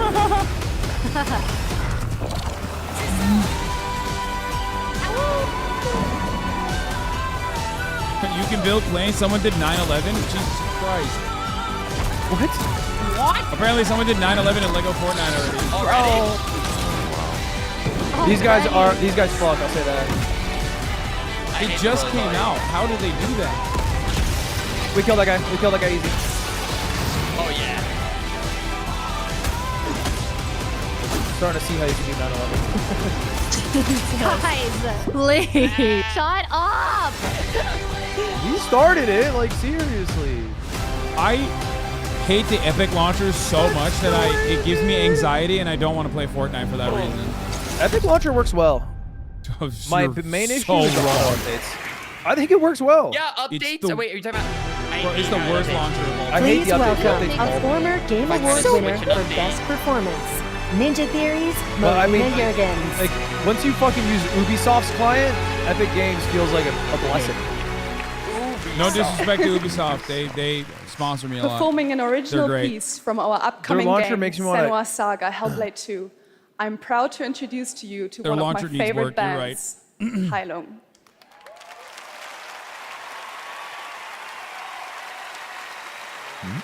Hylo?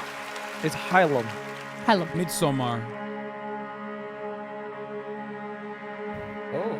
I feel like someone's gonna start going. Oh.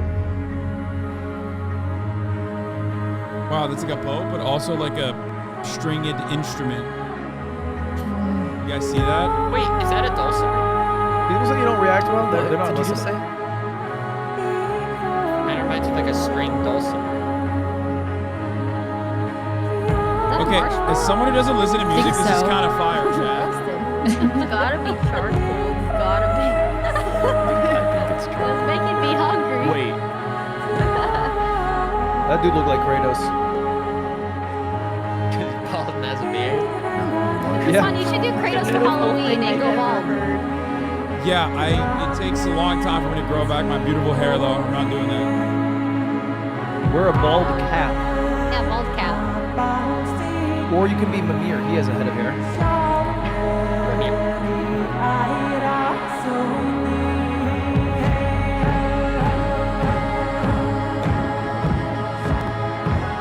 I feel like I'm high by listening to them. Let's all get Freud. Bro, this is real. This is peak white people music. Respect. Put some respect on it.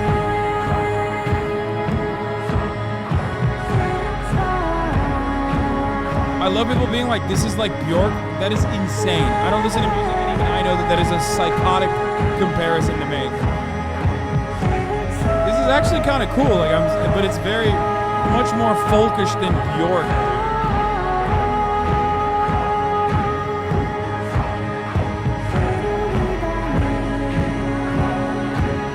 Is this vagina music? No.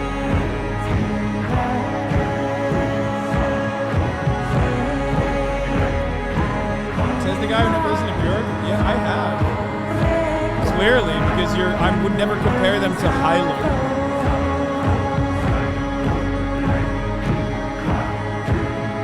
New York would sample this and then sing over it, maybe.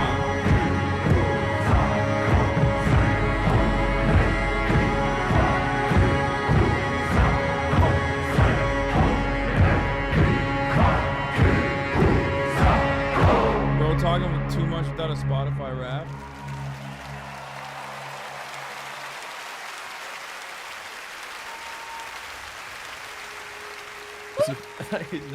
Damn.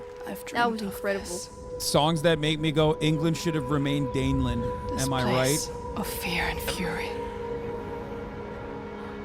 This crowd sucks. Do you hear it? I can't make any jokes that's political or historical with these fucking guys. They never. It's crickets, man.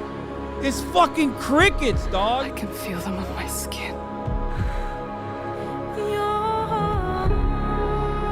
Make better jokes. Each death. Daneland! You're embarrassing us. Shut up. Shut up. You love it. You love this type of humor. You watch me for this reason. What does that say about you? Until the very last beat. Daneland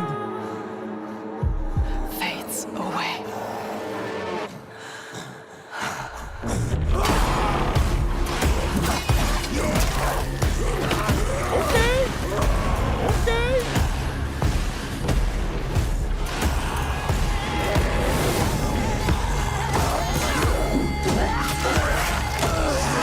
Isn't this supposed to be like a scary game? I feel like this is way more action focused than the previous one. You want the truth?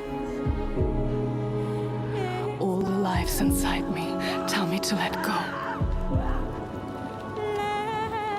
The shadow will always hang over me.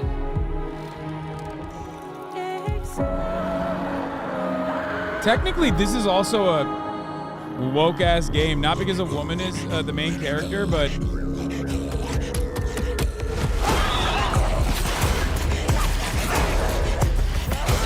because it's literally like a disability awareness game, kind of, right? Like mental illness awareness. Not mental illness.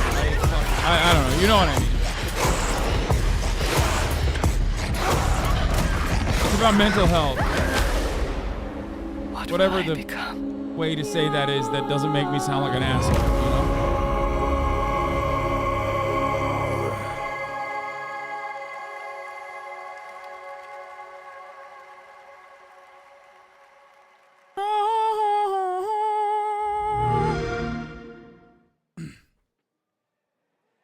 Yeah. Senua's Hellblade sacrifices about girl autism. All right, what an amazing new look at the gameplay and world of Hellblade 2 Thank God I coming did in not unmute for that. 2024 to Xbox, PC, and Game Pass. Now to present our next award, please welcome a former Game Award winner nominated tonight for Best Fighting Game, yeah, the very creative much so. director of NetherRealm Studios. It's Ed Boon. Hey! Ed Boon! Yeah. By the way, I think you guys are, watching it 4K and all, but you're watching it with a 10-second delay to me because I'm on Twitch watching it on Twitch. Ones Boon! we get Yeah, lost but the in. thing about it, Tonight's nominees for Best Good. Yeah, I'm just saying. Narrative got us all in their drama, no, it's in their guys, characters. listen to Boon. And yes, sometimes in some weird stuff we can't explain. Here are the nominees. Best Narrative. In a horror story, they're only victims and monsters. Did you guys play Alan Wake? Blesses me this day. No. Together, we might survive. It's actually pretty good. Attention all personnel. Best Narrative. We have undisputed Oh my God, Phantom Liberty, I hope you win. So to the good. truth that awaits me. I will press on. He's here on some kind of hunt. He's not I himself. mean, You want to join us? ain't it just Baldur's Gate 3? Yeah. I think You're just saying that because it's the popular And the choice. award You goes did not to- play any of these games. I did.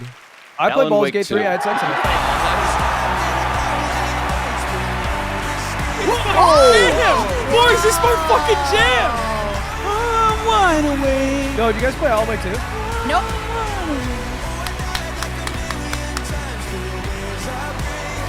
Nightmare's finally over. Now I'm wide awake. Thank you so much. This guy's Max Payne, by the way.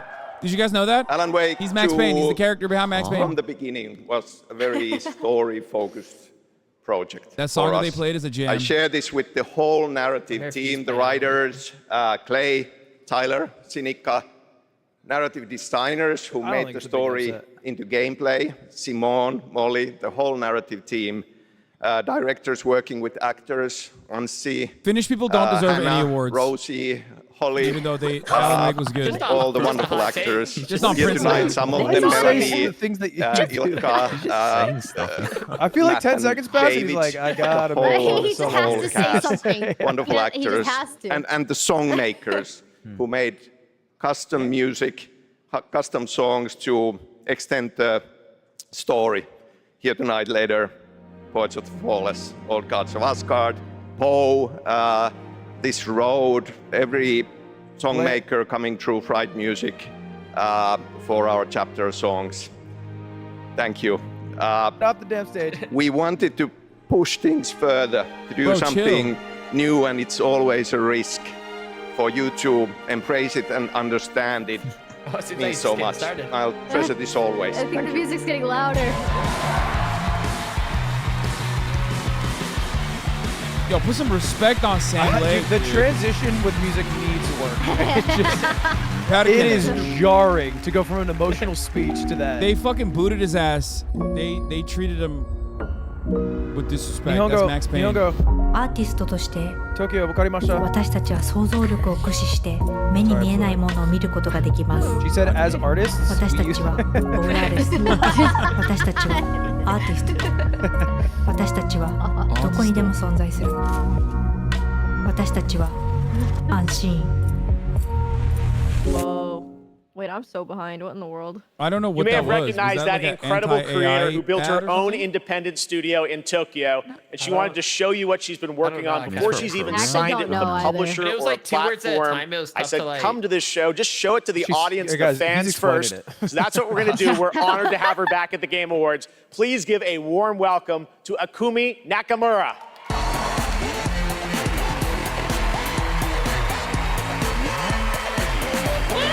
Oh yeah, she's fucking pumped.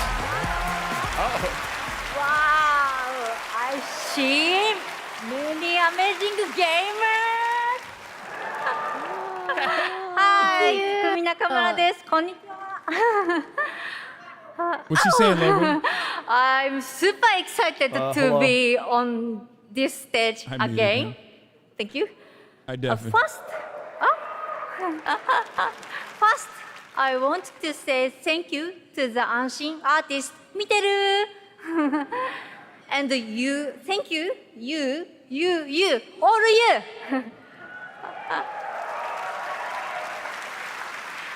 Your support changed Chat, my dial it back life. a little bit. This is a whole ass adult woman, okay? Stop talking about Today, fucking I Sugoi. am honored to introduce our first project, Kemuri.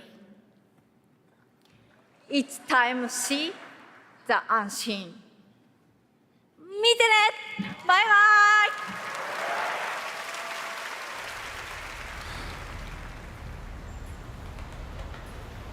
Matane! I'm allowed to be interested in older women? Nobody said you're not. What the fuck?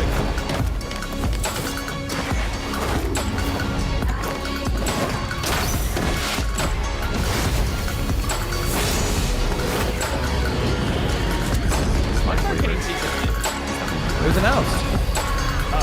2024, I think. And oh my god, is this also a furry game? What the fuck? See the unseen. so They much fight to take devils in. that nobody else sees. Kemuri. That art So style many reminded me of incredible Stray. projects Yeah, tonight. Thank Stray you, was my Akumi. first Now, thought. tonight, it's Yeah, not me lost on me that too. all of our Game of the Year nominees are from big established franchises. And while we all love a big sequel, it's important to use a place like TGA to introduce you to brand new worlds, like what Awesome. you just saw with Kamuri. Enjoyed and that. Like this project. My sister fair, I don't think it's a random thing. she sings like morning. My sister true. Wow. She laughs like noon. My sister I like when water just this evening, but still visits by the I feel like it's one of the fidelity checks of video games. It's like, how's your water looking? Yeah, it really is. we prayed for to prosper. Pirate game, Sea of Kings or whatever. Sea of Thieves 2. I never played it. Sea of Thieves. I thought he was trying to do a Sea of These balls fit in your mouth. Oh damn, I would have been a victim. Yeah, you did just fucking Sea of These?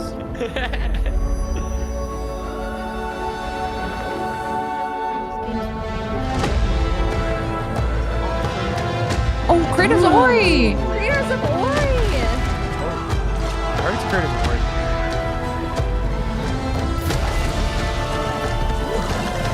This does look sick. Wow, I am so behind. You are. 2x speed. Wow. 2x speed. I did it 2 times to catch up. I don't have to concern myself with that because I'm on Twitch. You're ahead of everyone. Tina's behind. I'm ahead the of rest everybody. of us are together. Okay. Guys, don't worry. You're in a time capsule. You'll get to where I'm at When now. we all do a trip to Korea, you won't be laughing so hard, buddy. Okay, that's too soon. That's too so soon. unhinged. You know, you think it's funny? You think it's funny that thousands of Korean streamers are losing their jobs? No, I wish Twitch would do better like YouTube did. Oh my god. I actually don't know how YouTube does it. I don't know. I think They're Google just just has a deal. massive. That's No Rest for the Wicked, an action RPG Google's from Moon 27% Studios, and of more all of information is Korea's coming internet March traffic. 1st, as you saw with the Wicked Inside Showcase. Tonight, during the Game Awards, viewers in the U.S. can enter to win one of 100 Lenovo Legion Go gaming handhelds, a Windows 11 What the hell gaming is PC this? in your hand. There's a Head to new handheld? Is this TGALegion.com It's so before the end of the cool. show Trust. to enter for your I chance have one. It's to so win. cool. Here's a look at the I'm Legion a Go Steam in Deck action. loyalist. I'm a Gaben Dick Rider. I think it's a cheaper Steam Deck. It looks cool though. Get it. Oh, I don't like that. Oh, I don't like No, that. look, you can play FPS games on it. I was playing CSGO! What? No, what do you mean? I played Cyberpunk Well, on my I Steam have it Deck. because I was sponsored, but I actually loved it. Game Pass, Game Pass, Game The Pass, Game thrill Pass. of exploring new worlds. The rush of victory. Oh, I don't know if this should count though, actually. But This is a Game Pass so much advertisement. more to discover. I'm backing out. Wait, what? What do you mean backing out? Well, because it's at least 3 games in the Game Pass for the bingo card. But we could just say this is 3 because they're showing us like 15 Party! Oh, right here. That's it. Oh. Or we wait to see future games that they're not. You know what I mean? That website was also down. Damn. All the websites for giveaways are Every down. choice Yeah. you make is a chance to feel something new. So all you need is one person to refresh it. Like tomorrow, much less competition. Game Pass. Have you guys played this? The Avatar game? Avatar? Yeah, didn't it come out already? Like early access? Oh, I have no idea. I didn't know it was out. All I know is that it's supposed to expand the Avatar world as opposed to being just a re-representation of what was on the screen. Apparently it Teach came me out today. the ways of the Navi. It's like a single player thing. It looks incredible. Though. Like, is the game good? The like actual What game? they do to the land, I'm curious. the RDA, Chat saying it came out today. It's out today? What? Entertaining by Game Informer. That is such like... That's the lightest. That's like saying interesting about a movie. Frontiers of Pandora. Yeah, that's like That's the when bare Hideo Kojima minimum. writes one word about the movie that he watched. Oh. Available now? Does that count? Is it good though? This Is hit. that bingo? Wait, what do you mean? Day, Available now, yeah, bingo. just a wiffle waffle. You have can't bingo? even aim when No, you no, I'm go saying it's into on the bingo. battle. I am a baron. hell is this, a You are Discord ad? border. I We're write on decrees. Discord right now. You make smarter. Fire on the. I got an acre. You eat a Oh, boss wait, I think bread this because your mom's a Bro, baker. Discord is for leaking national security secrets. I don't know what this is about. Oh. Discord is for that and also grooming. We have That's been what saying Discord it is all for. night, but it really has been an outstanding year for gaming. And now to talk about some of the biggest games, it's a pleasure to welcome from the Muppets, that's right, the great Gonzo. Oh, thank you. Hey, Jeff. No, I've muted myself. It's great to I don't be know here. if they Hello, responded to it or everybody. not. I'm Hey, not. buddy, I'm not thanks waiting for them to respond coming. to my jokes. Looks like you're kind of wearing what I'm wearing. Yeah, it's like looking in a mirror, isn't it? Well, I really don't think. So Gonzo, what have you been playing? Oh shit, they nailed that. Seriously, what have you been playing? Hey, everybody. Hey, everybody. Gonzo's buying everyone popcorn tonight. Hey, wait a minute. All right, that was a good one. You got me. Well played, Jeff. Yeah, well, thank you. Seriously, though, what have you been playing? Pog. Gonzo? Popcorn. Well, lots and lots of Tears of the Kingdom. To the YouTube chatters out What there, an Pog incredible is game. That's You know crazy. that Is a one mission where celebration you follow emote? the cuckoo up a hill? I lost track of how many days I spent doing that. The objective is really, just follow the chicken. You don't have to ask me twice. Oh. That's right, you do love your chickens. So I get that was your favorite part. What did you think of the ending? Oh, I never get past that cuckoo mission. I keep restarting to see if I can get a slower time. All right, well, any other great gaming highlights this year for you, Gonzo? Are you kidding? Actually, if you have the time. Hey, you guys got a minute? I'd like to show you how many of this year's greatest games all revolve around one central theme. Oh my God! I Check left this the out. call. Did I get kicked out? Wait, what? You got the Oh, case no, I scored? didn't. Yeah, that's You quite a stuff it. conspiracy you've Never mind, I'm uncovered. here. I know. You is probably going on? think I'm obsessed with chickens, and I can't appreciate video games beyond this one very specific interest. I mean, You yeah, guys I think kicked we're me. all thinking that. No one can Yeah, do. maybe. Guys, Gonzo's not cringe. What do you think, respectfully. Zelda? Not cringe, not cringe. He's like a Muppet. What do you want? Let's do this Discord thing IRL. was, Is he trying to fuck the chicken? What's happening? Blood. Unbelievable. All right, here What's are the with you and, like, nominees for fucking Best things? Debut I'm just Indie Game. Best debut indie game. What? He's gonna fuck the chicken. How are they able to walk across the stage? Are you guys okay? Cocoon! Oh, Dredge. Ooh, Pizza Tower! I've never seen that game. Oh, man. Wait, that game was awesome. I feel like... Oh, Whoa! shit. This one got so feel as hated free on as a for cuckoo. one line. Yeah. They had Wait, like why one of did it those get like... hated on? All right, the great It had like Gonzo. a Thank huge you, Twitter Gonzo. hate thread because it had one of those And now like, to the task wait, at it's hand. behind the you, Game Award isn't it? goes lines. to How Oh. can you hate on that? Cocoon. It's gotta be Dredge. What? Cocoon! What is a cocoon? I don't, wait, what the fuck? Which one was that? I don't even know. The first one. First one. Those, I thought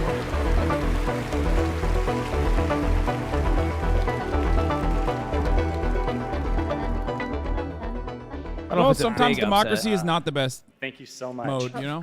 The team from Geometric couldn't make it out tonight, but they wanted us to pass along their thanks for Welcome. everyone who played and voted for Cocoon.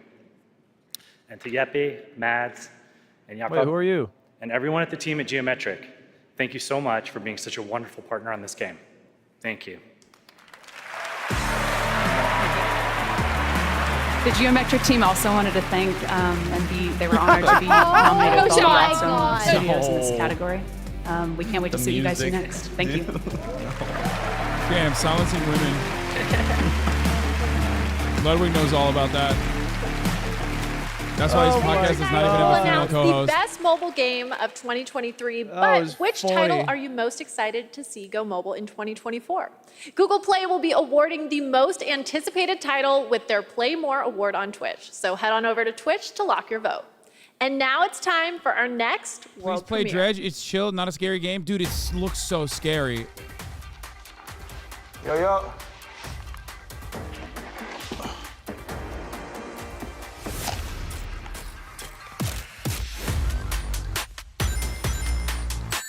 doing? This is how I'm always playing video games. We're cutting her off. Oh, that was cringe. Yeah, the music played. I'm always finding myself playing video games exactly like that.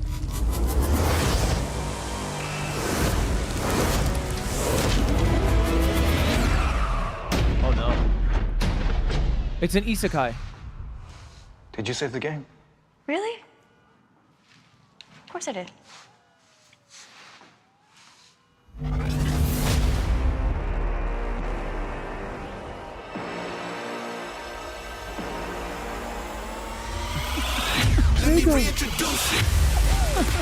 Haha. That's me for real. I live alone. What the fuck is this?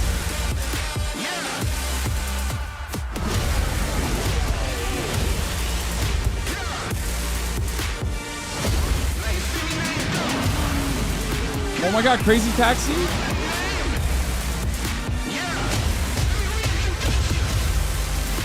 What the fuck?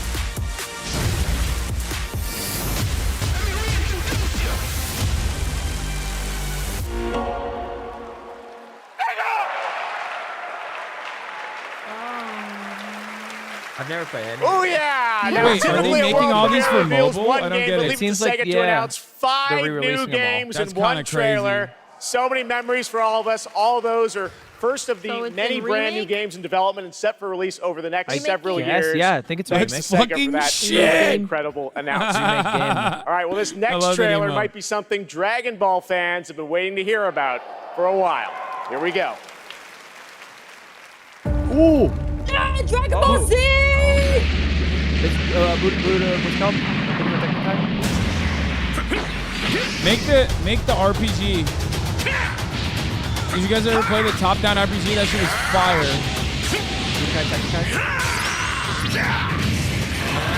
Remake game, by the way. Yeah, awesome.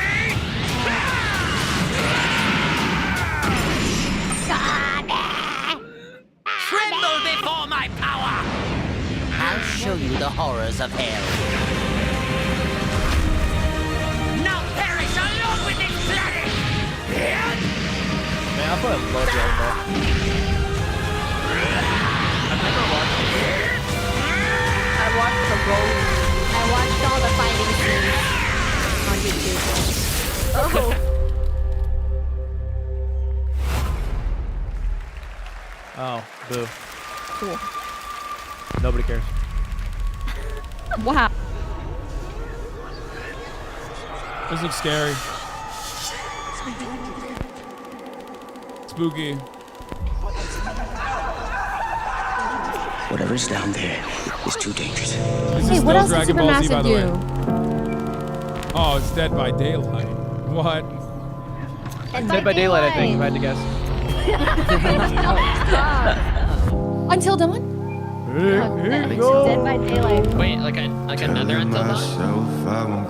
No, I thought like Supermassive games did Until Dawn. Trying to watch your radio, the blood spill. This loss is a burden that we both share. Two sinners can atone from a lone prayer. Souls tied, intertwined by pride and guilt. Hey, this looks good, guys. From the way that I've been living, I know, but like, you know. but I know I can't resist it. This song is pretty fire. At the same time, It's good vibes.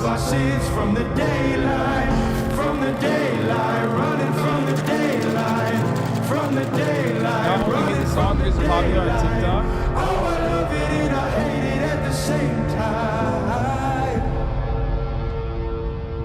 Is Hosier as fuck? It's Imagine Dragons, isn't it? I don't know, actually. Cinematic. Where's the game? That's right. Two huge I don't know names if in the horror I like genre, the Dead Alan by Wake Daylight song, and so Supermassive games are obviously I'm coming together fucking bad. for a brand new single-player experience, the casting of Frank Stone. Now, tonight we're showing you lots of new worlds, but fucking now it's Christian time to rock fan return to now, a world bro. Come on. we haven't seen in quite some time.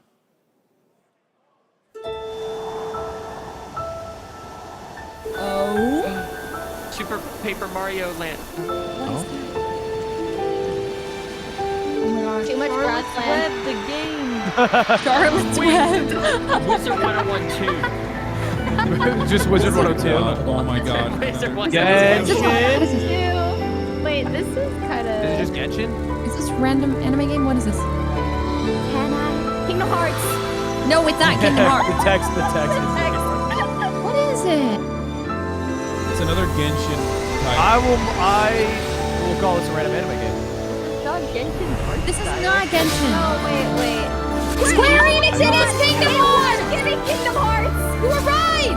Dragon Quest? It's the only other... Tinkerbell. Star Ocean? Oh, we're way ahead. Go chill.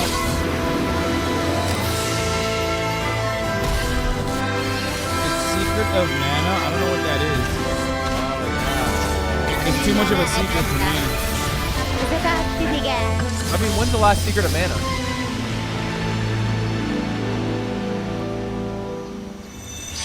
Visions of Mana. That is a very Visions foolish of tree. Mana.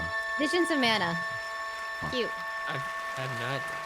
Is that a Tinkerbell. random anime game? No, I wouldn't give Secret of Mana a random anime game status. Okay. It's pretty renowned. Okay. It is said that time marches to the beat of a drum. A fleeting moment can feel like a lifetime for those caught in its deadly rhythm.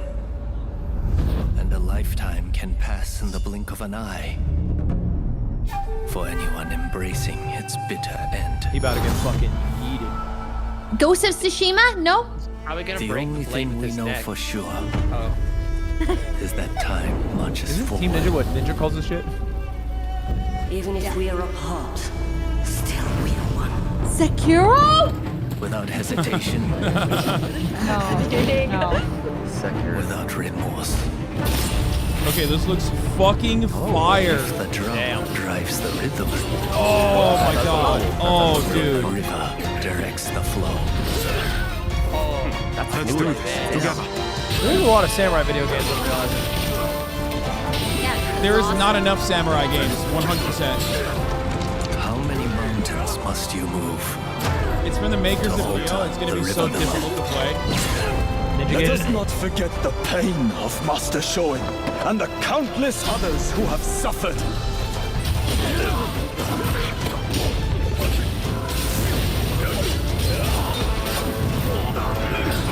Is the audio weird for anyone? It's just me. Yeah, no, it's a little... Shall we?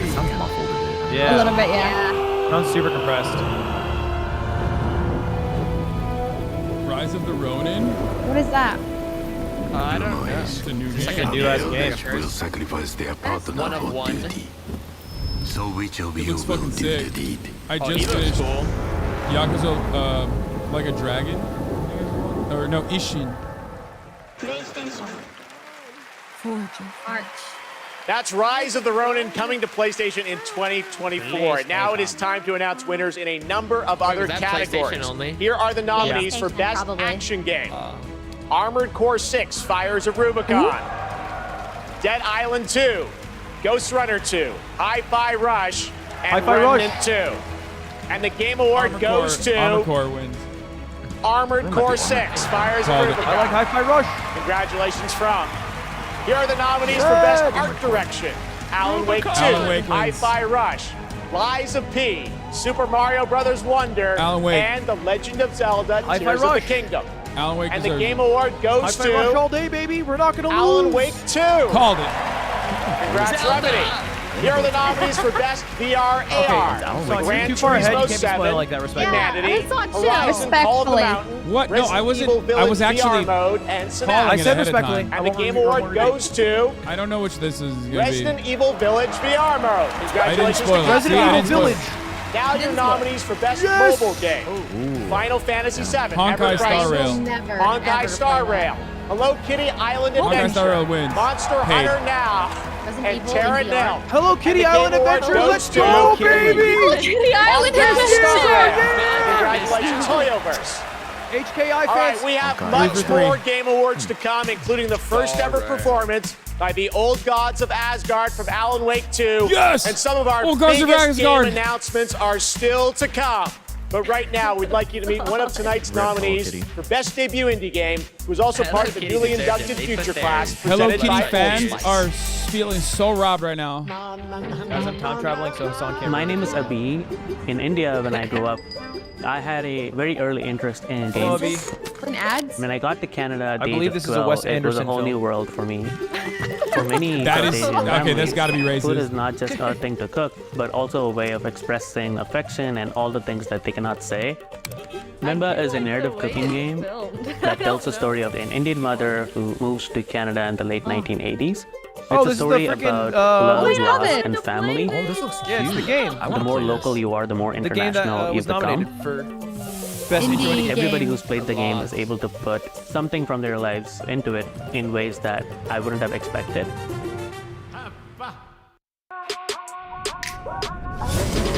Damn, get that Old Spice money. I love the collaborating brand stuff. Like, this is like sponsored by Old Spice and then AMD. Is this the thing you have, Leslie? No, this is a Steam Deck, but the Oh, is it Legion Steam Deck? Go is the other one. Steam Deck is POG. And I'm not sponsored to say that, even though I love gaming. You should be outlawed to say that. You're 30, bro. What do you mean? You can't be saying Steam Deck is POG. We want you. You're just jealous that you don't know how to say POG. Sir, I'm actually on both platforms. I can save someone with this. Oh yeah, I forgot. You're Outlaws, Wait, Your random video. streamer. Random streamer! Random streamer cameo. Okay, if Among Us pops up, I have bingo. What? Okay. If I have a pixel art game, I got bingo. Wait, grind the. Wait, do we have to grind the children? What up, man? Welcome in. Okay, now we sit down, very comfy. This game was so scary.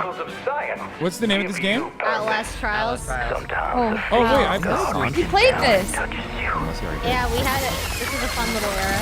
Hated it. Pixel art shows up for Among Us. What if it's pixel art Among Us? Who wins? Oh, we both. Hi. That was Janet! Wait, really? Is Janet? Yeah, it had her little potato something. Oh, hell yeah. This guy looks like XQC if he gained weight. I can't tell. That was so good.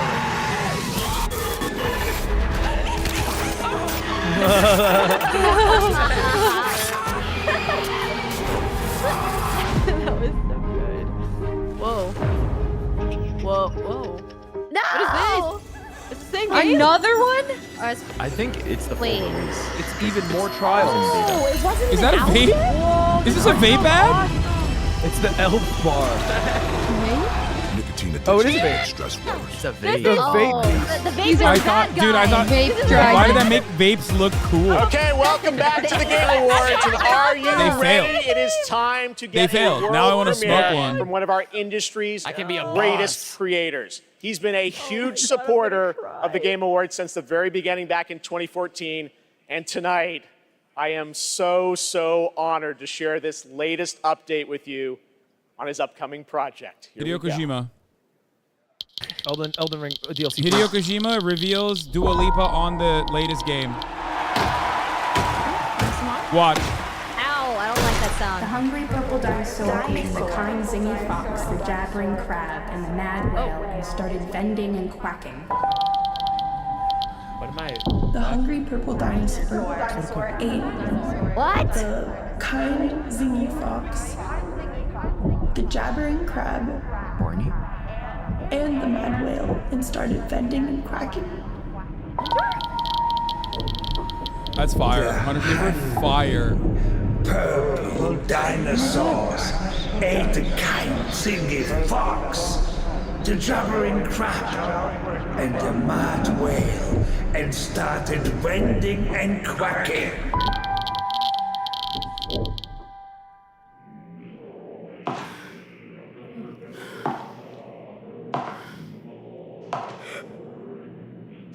I don't even know what Hideo Kojima's doing anymore.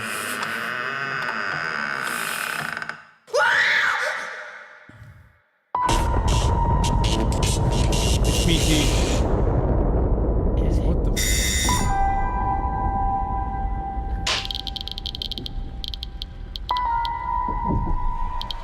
No. Hideo Kojima made an Xbox game?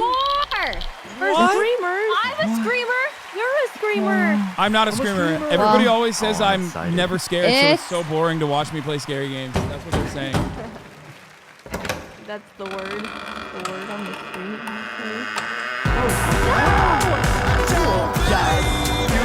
Please welcome the visionary game developer behind OD, Mr. Hideo Kojima! God, he's so cool. He's so Oh. Kojima-sama! Wow. Arigatou gozaimasu, Kojima-sama!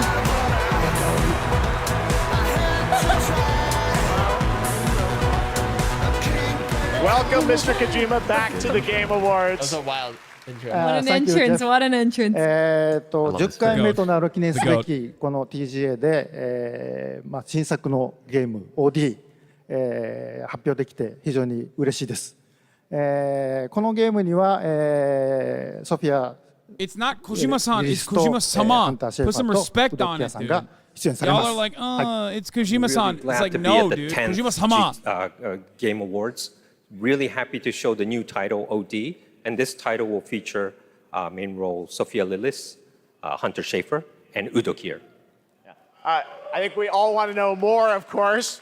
I think Hideo Kojima makes video games to hang out with celebrities that he likes. 僕はそ I'll say の it. 誰もがやったこともないような、斬新なことに挑戦することを非常に大好きなんですけども、Xbox ゲームスタジオの力を借りまして彼らのクラウド技術を使って全く新しいユニークで I'm not even kidding. ゲームっていうのを今作っています。 I remember her being all over the billboards in Japan when I was there. 言葉で説明はしにくいんですけども、これもちろんゲームです。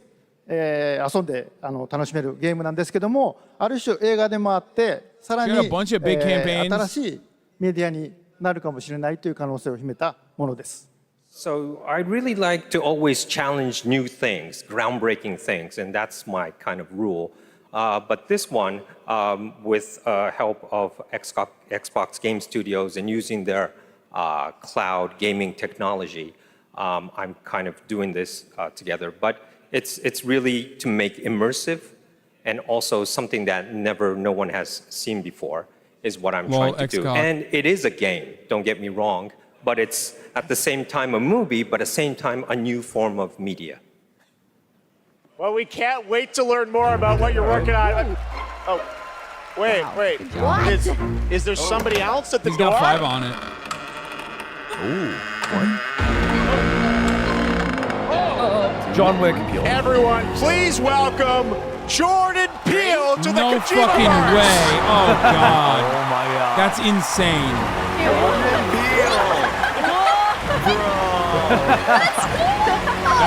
That's cool as fuck. Okay. Whoa, he has a beard. What's up? Soundtrack. How's it going? Oh my God, Jordan, welcome to the Game Awards. What a fun surprise. What the I know hell? you're a big fan of Hideo's games, right? I like Huge it. fan of Hideo. This man is an icon. And I can say from the first moment I played Metal Gear Solid 2, Jordan Peele likes Metal Gear Solid 2? I was experiencing the work of an artist whose craft just hits different. And he's been an inspiration to me, and the opportunity to collaborate with him is truly incredible. In my Why do you films, guys keep saying it's free Palestine? I'm always Is he like a trying Zionist to or something? I don't get it. maximize the immersion, put the audience into the main character's shoes. Hideo is the master of this, and he does it on a whole nubba level. Why the fuck? And what he's cooking up here is completely immersive, utterly terrifying, and I am absolutely honored to be collaborating with the GOAT. Let's go! Two GOATs working together. Hideo, I want to ask you, how are you collaborating with Jordan? Tell us about it. ジョーダンは天才と評価される数少ないクリエイターの一人で、僕はもう彼の大ファンだったんです。で、お会いして非常に気が合うので、もう最初に会った時から、昔からの知り合いみたいな、幼なじみみたいな感じで、で、僕は映画を見て育ってゲームを作っています。でジョーダンは、ゲームを、遊びながら育って映画を作ってるんで、この2人が一緒にコラボするの非常に面白いかなというので、ジョーダンと一緒にものを作り出しました。Well, Jordan is one of those genius, and I've been a big fan of him. And when I met him, I felt like we were friends from the past. We get on very well. We like things that we both like, and we're really happy, and we wanted to collaborate something. And this time, wait, someone said well, his Jordan, wife, Chelsea I grew Peretti, up didn't watching sign movies, and I'm a the game letter. creator now. Jordan So he did, grew but up his playing wife games, didn't? Like, what the fuck? And he's a movie director now. So this two collaboration will be really awesome. So that's why I wanted to do something together with Jordan. あとですね、Yes.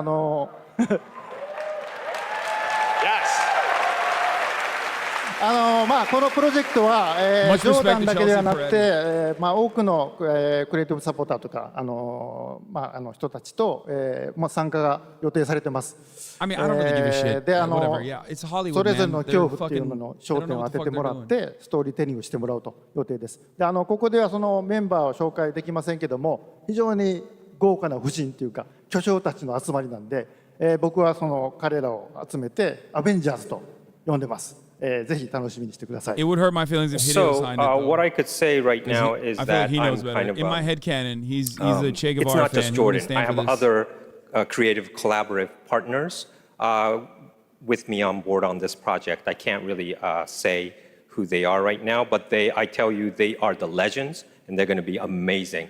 I'm telling you guys, I actually call them the Avengers. He just hangs out with all of his favorite Hollywood people. That's why he's like making video games I now. just want to stress that what this man is building here is unlike any other game. It is going to be crazy. That's it. We cannot wait to learn more. Hideo Kojima, Jordan Peele, thank you so much, guys. Crazy. When's the release date? All right, it's time for another game announcement. This one, Their entrances were 65 so million cool. years. That was tight. Oh god, he's so sick. I love Hideo. I own an island. 65 million years. Dinosaur. Really spectacular. Yes! No expense. The world is only 6,000 years old, so you're I wrong. wanted to show them something that wasn't an illusion. Something that was real.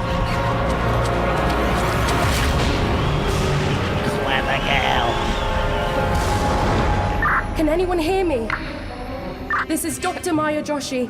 I've been left behind on Isla Nubla.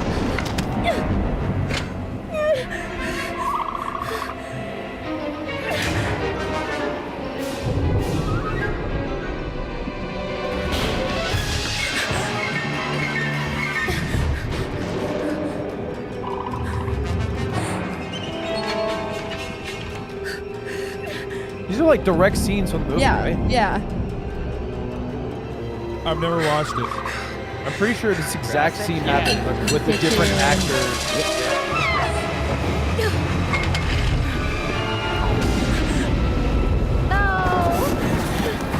That's right, I've seen the movie Shoelace. Is anyone there? Nah, there's no way she's outloaded. You're done. Yeah, so chill. Oh! My bad, bro. My bad.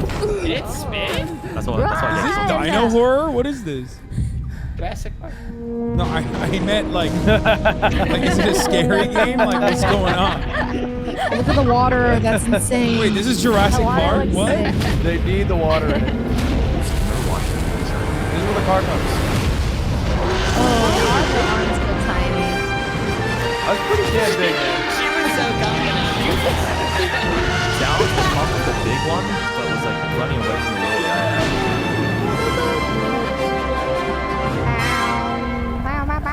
Jurassic Park. Survival. What's in the cold storage? Whoa. Mia Khalifa's punishment for Please defending welcome Palestine. Grammy Award-winning producer, Zed. I didn't want to say it. Y'all Hello, are so everybody. stupid. I'm See, I honored to can't be say here any of tonight to present the award for Best Audio Design. Oh my God, that's Sound is an often my best friend overlooked Zed. but crucial aspect of game development. It's what He's got a brings games to snatched life, hairline. creating the immersive worlds we love to explore. It's the eerie noises deep in the forest, the echoes inside an abandoned spacecraft, or the satisfying sound of shooting a web. This year, we've seen some incredible examples of audio design in games as talented sound designers have pushed the boundaries of what's possible. Here are the nominees. Best audio design. All right. Ooh. I do feel like space games get an edge here. I feel like isn't it going to be Hi-Fi Rush? Because I don't know. Spider-Man 2? I think Alan Wake deserves it. That's a game that looks like a sound. Resident Evil 4 seemed like a good call. And the Game Award goes to for Dead Space. It's gotta be. Hi-Fi Rush. Guys, I already pre-watched all of this. I already pre-watched all of this. I can tell you guys all the winners.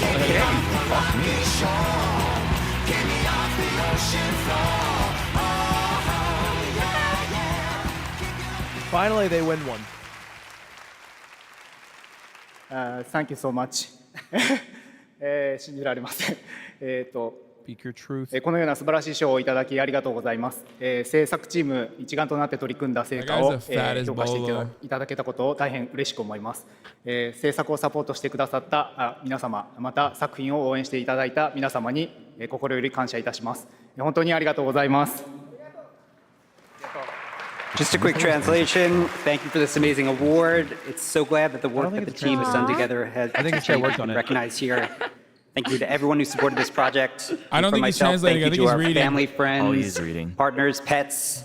Thank you everyone, Bethesda, ZeniMax, Microsoft, and all the players out there for going with this ridiculous project. And most of all, to the team at Tango for taking such a wild idea and making it a reality. Thank you so much. My dream job is to be a Kazuma's translator, yes.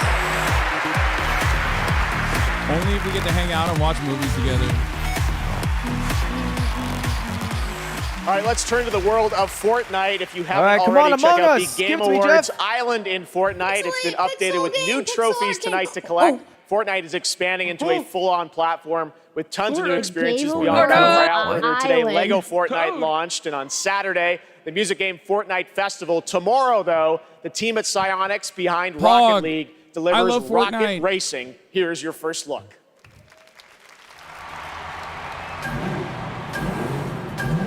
The Rocket League fans are not happy about this, Jeff. They want the ability to trade again, not a new racing game. Is it Gwen?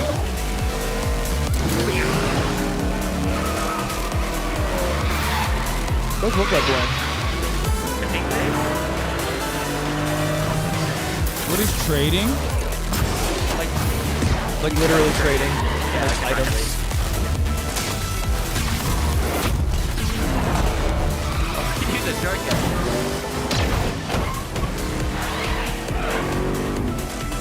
Too furious.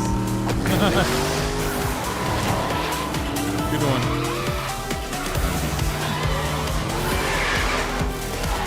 They've stripped Rocket League of some features and haven't updated it in a while, outside of like some cash grab stuff. And the theories are coming out with Rocket League 2.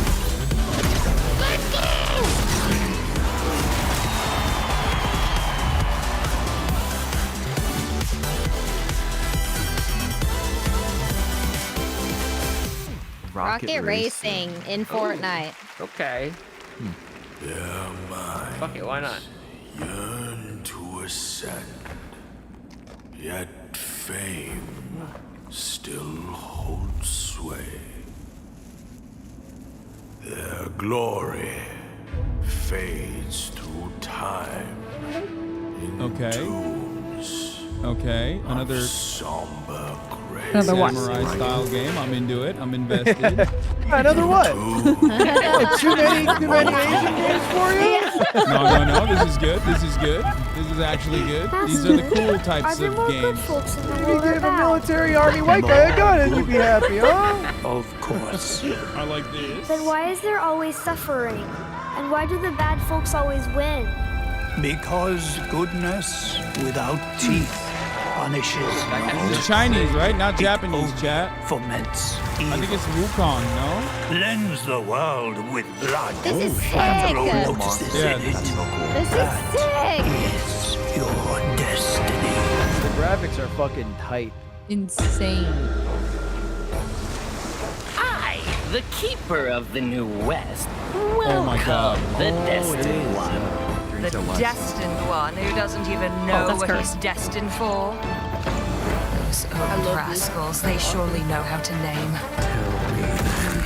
Is my kind destined for extermination? This is not a furry game, chat. Don't say that. Destiny. Only because it's cool and I want to play it. It will fit me just as well. You're being Bathed in xenophobic. blood yet preaching peace.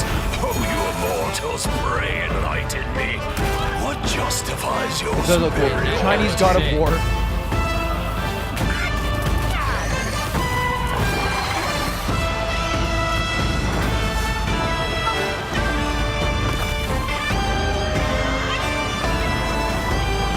Wow.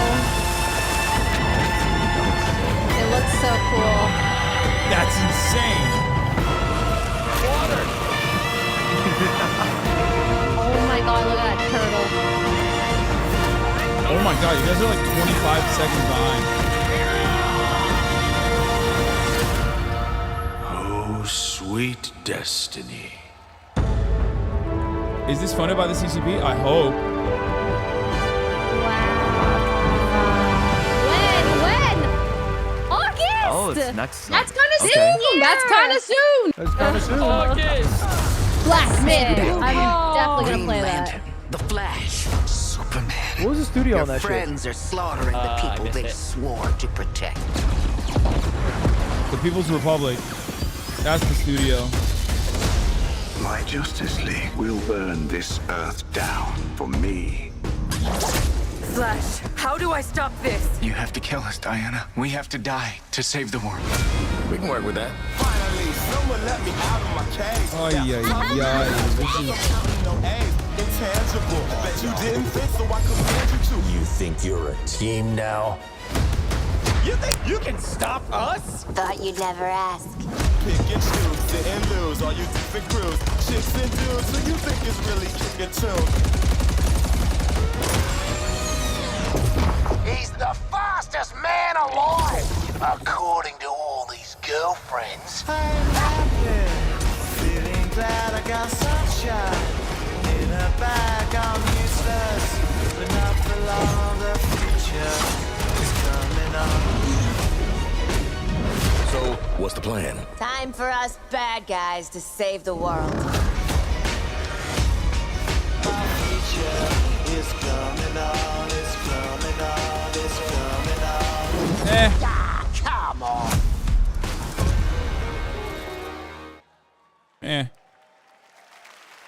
That was Suicide Squad, and joining me now are Rebecca and Megan from music was Digital good. Extremes up in Canada to talk about all things Warframe. We've got a special Warframe Twitch drop tonight for those of you watching on Twitch, but I understand you've also got some other news for Warframe fans on the next expansion, right? Yeah, we do. You know, it's been 10 years for Warframe, so, 10 years for Oh you. my We God, assume it's we'd been get a 10 10 years years? discount Look sometime, at her just because our game is claws. probably the oldest game here, maybe. But yeah, we Keeps have going strong. I know, it's because our community is so awesome, and we are going to be showing you the release date for our next major update for Warframe. So we do have a trailer for, Warframe players around the world to watch, which is quite exciting.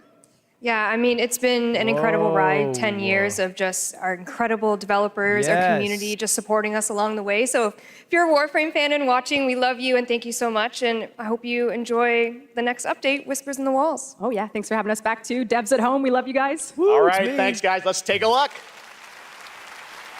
For generations you've slept. No purpose. No call to wake you.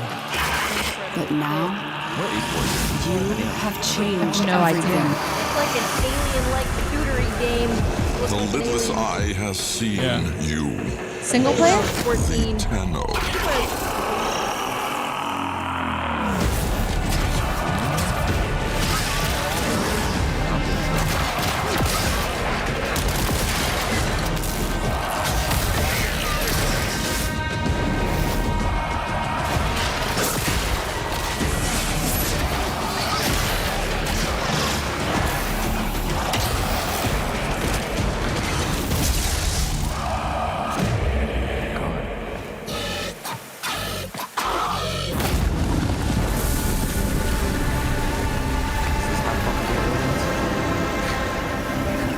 Chat, fun fact, I have played Warframe. Why do you have a Guyana tab open, Slime? Oil, baby, oil. Did I like it? It was alright. It's just like too much.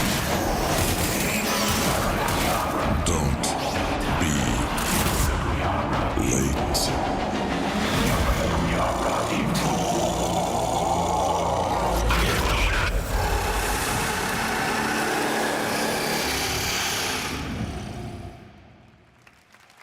Hey, dude, look the most normal out of everything. There is so much more Game Awards ahead. You thought the surprises were done? Nope, there's lots coming. But while you're here, head to supergameawards.com through December 31st for a chance to win a trip for 4 to the brand new Super Nintendo World at Universal Studios Hollywood. Yeah, Here's a look. Oh my god, I want a trip to Super Nintendo World. Does it work? Nowhere to go. So quick, enter on the website. Whoa! Oh my god, that's us on our Ready for a new way to play? Experience the immersive world of Super Mario. Brought to life like never before.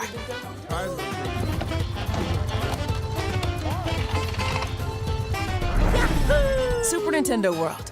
Now open at Universal Studios Hollywood.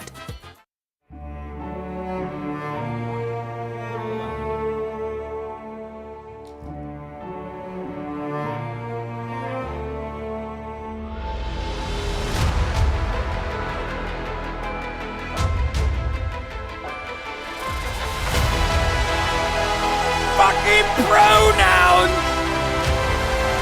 Bethesda! Stop current-daying us, Bethesda! Woke California! Pronouns!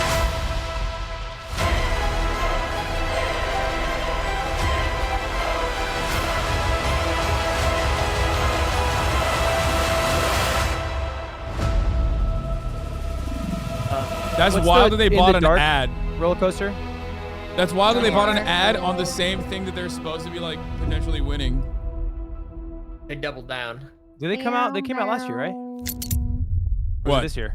Did they come out this year? Life What? to the Starfield? death to Yeah, the did it come dead. out this year? We Yes. have sworn to protect the living from the lingering Space dead. Mountain, that's the one. Keep the incarnate and Wait, the did they not even get invisible nominated? separate to bring peace on errant souls. Oh my god, that's crazy that they didn't get nominated and they bought an ad. Is I wanna broken. go in storage space. They're like, don't forget about us. We exist. Life to the living. Death to I the don't know, dead. the homies are getting dropped. Death to the dead. Life Take a little. to the living. Death They deserve nominations, chat. Y'all are fucking crazy. Starfield was a for decent game. sacrificing the living to bring me back. I'm not sure I can do this. Honor your oath or bring me back. But don't leave me like this.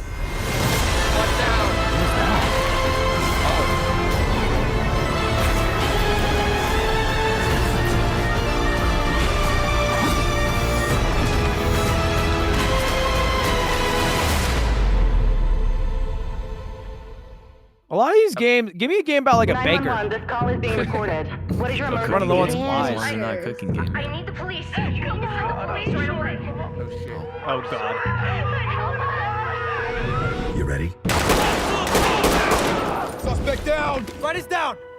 The police are shooting everyone. What the fuck? We gotta get plus. What? Ready? Officers down. We need backup. Let's go! Get back! You can still make it out of this. Drop the gun and let her go. I'm not going in! It's not Ready or Not. Ready or Not is a FPS. So, are you ready? Oh my god, it is Ready or Not. Wait, what? How you said, are you ready?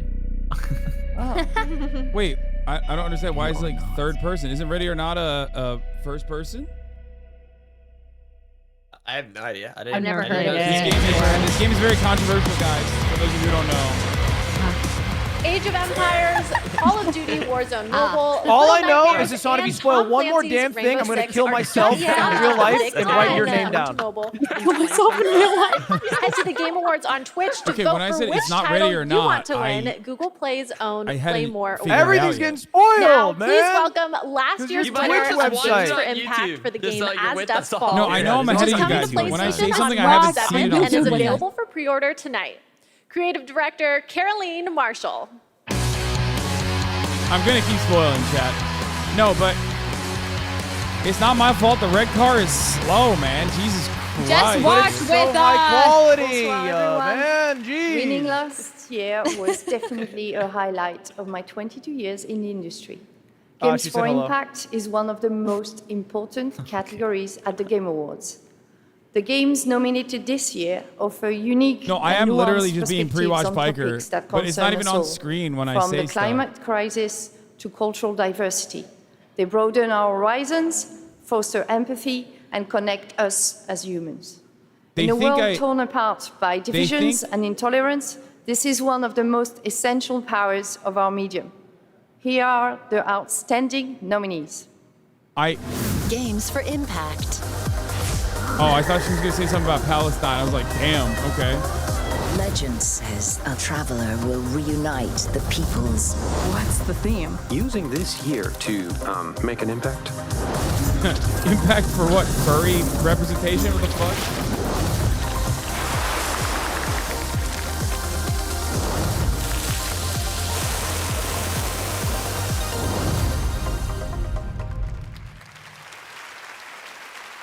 And the Game Award goes to... Immediately mute and fully confess. That's so fucked up. Why are you a psycho to a normal friend? What do you mean?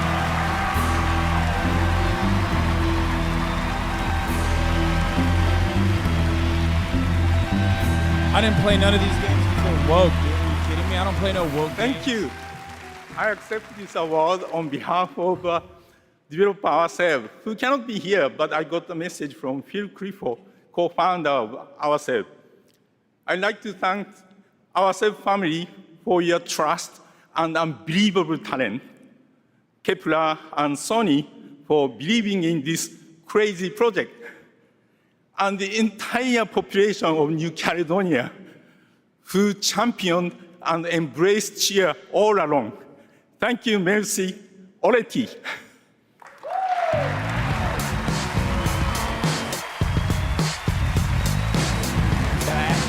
That's so sweet. Old people make me feel more Hello. emotional. Whoa. I'm Abu Bakr Salim. I'm mainly known for my acting work in Raised by Hello. Wolves and Assassin's Creed Origins. But that is not why I'm I here. wish I had a voice like that. Cool. Oh, okay. So awesome. Sorry, no, this is crazy, man.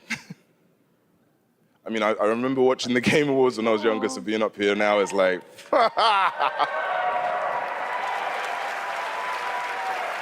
Oh. Look, I've loved games all my life. I played them all my life, man, from Kingdom Reggie. Hearts, Gary's Mod, Golden Sun. Raised by Wolves is sick, by the way, for those And of you who it started with my dad, right? He got me into them. He Well, I mean, it's understood, canceled, that but- games are an art form. It's a great space don't to watch it, enjoy I and guess. escape from the reality of the world. And he passed away a while back, and I'll tell you what, I'm still figuring it out. But 4 years ago, I decided that I needed to try and process my grief in a way that felt true to me and him. So I took the biggest risks of my life, and through everything that I had in making a game, a piece of art that honored him, an ode to the people we have loved and lost. So,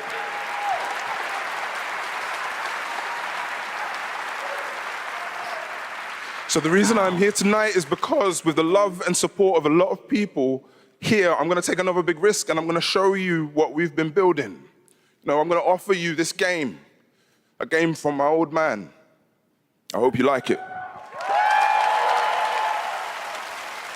After all that, if it's bad, oh my god. Every story begins at the end of another. It's Among Us too. Each story carries with it the echoes of those that came before. My Baba, Oh my God, Ridley Scott my support? father. Okay. Your story was snatched away too soon. Critical role. My name is Zhao, a shaman of Kenzera. Here, I seek my father's return.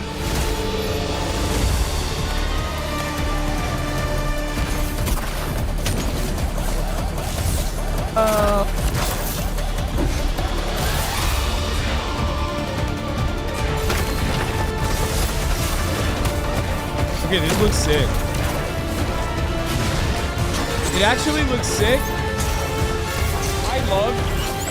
This is my most like rad lib take, I guess, but I do unironically love unexplored territory like this in a sea of so much IP recycling, IP juggling. Like anything that. Oh fuck! My head hurts so bad. Kalunga, God of Death, hear my plea. Kalunga, God of Death, It's come not to even me. the platform. Like the platformer aspect is whatever. Show me you are ready. But it's like unique. Having it be like Afrofuturistic, like there's a unique concept. My family story. I'm glad you liked it.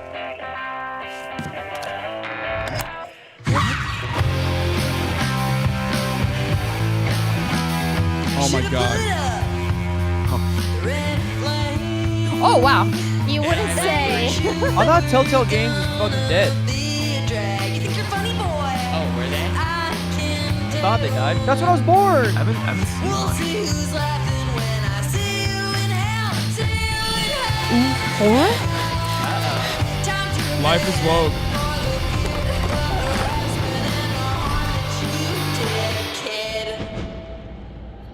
Oh, what the hell? Dude, I'll be playing this garbage. I'll tell you what. Yeah. What? I don't give a fuck, chat. You know I'm playing this shit. Fix it. Oh, no. Fucking pronouns! It's been 27 years, y'all. Why now? Because we made a promise. Wait, March. That was Lost Records, a brand new world from the development team behind Life is Strange. Now we have a world premiere new look at a game based on an ongoing franchise of 18 Standalone years game? with over 850 doesn't million work, we're users cooked. worldwide. This entirely in-engine trailer shows off the blend between cartoon 3D graphics with hardcore action. haven't in a while. This That's why I wanted is the to test first Berserker. 850 million users. Isn't that an anime? Berserk's an anime. Oh, Berserk. P chat. Finally, I found you. Trampled by the one you trusted. Berserk? Abandoned from your king. No. You thought you were a hero. It's weeb shit. Don't worry about it. I fuck with weeb shit. If it's good weeb shit, if it's not Genshin Impact style. Now, you are just one of us. This looks cool. Oh my God, this looks so sick. Does sound like Fuzzy Dude. This is no ordinary ghost. You'll have to risk your life. Okay, this looks fucking fire. Really? The exact thought, but the opposite went through my head. Really? Yeah. This looks incredible. It's like Dark Souls, but with a different, unique art style. Most games that start with a sentence, it's like Dark Souls, I'm instantly turned off by it. Oh my God. You've never beaten Dark Souls, Led?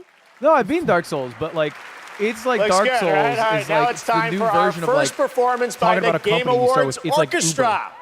Yeah, you're There's too talking many about This one, though, you're is talking a about like little bit shitty of a ones twist. though. They're There about are to plenty play of music shitty from an fakes. upcoming game I'll that take no it. one I'll has take it. It's heard fine. yet. Elwig. You might call it one of those world premieres, and this is a special one.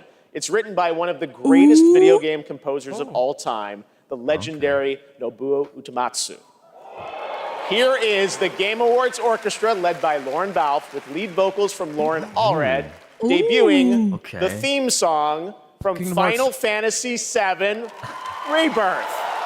Enjoy.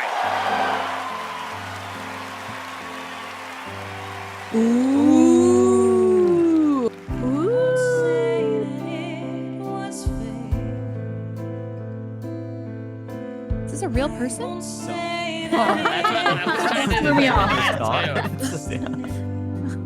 They son. Is he real? Oh, from the back. No, Leslie, I was with you there. Thank you, Foolish. Thank you. I thought you were silly and foolish. I'm so sad. I found out that freaking they're gonna make a third one. Yeah, this Rebirth is not the. They're gonna make a third chapter in Final Fantasy VII.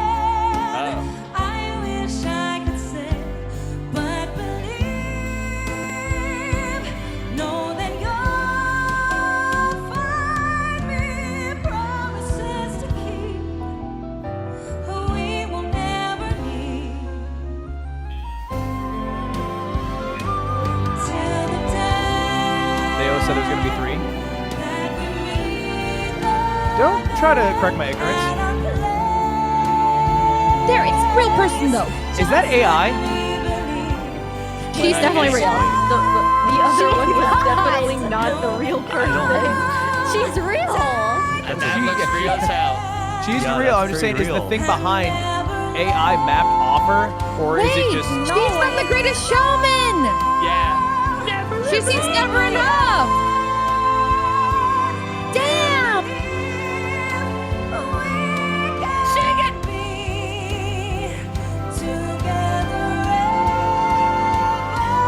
I would just.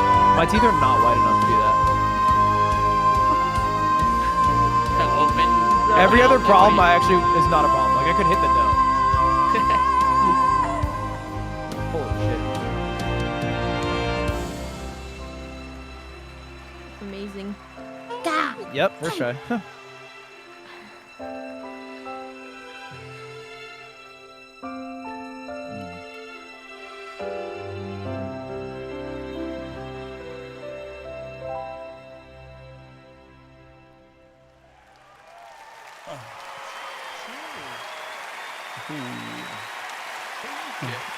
Good song. Wow.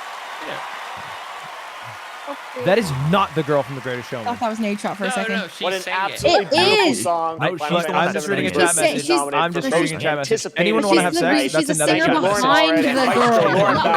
Game Awards Orchestra. They will be back later to pay tribute to our Game of the Year nominees. Love to read those. But that's not all we have tonight for Final Fantasy fans. What we've done, that's set in stone. Or so they'll tell you, dearie. Because the future has the power to change anything. Even the past. Where Scots? Strap in, Newtie. Things are about to get mighty interesting. Loki is the worst cookie I've ever had. The Control Plus cookies are so bad.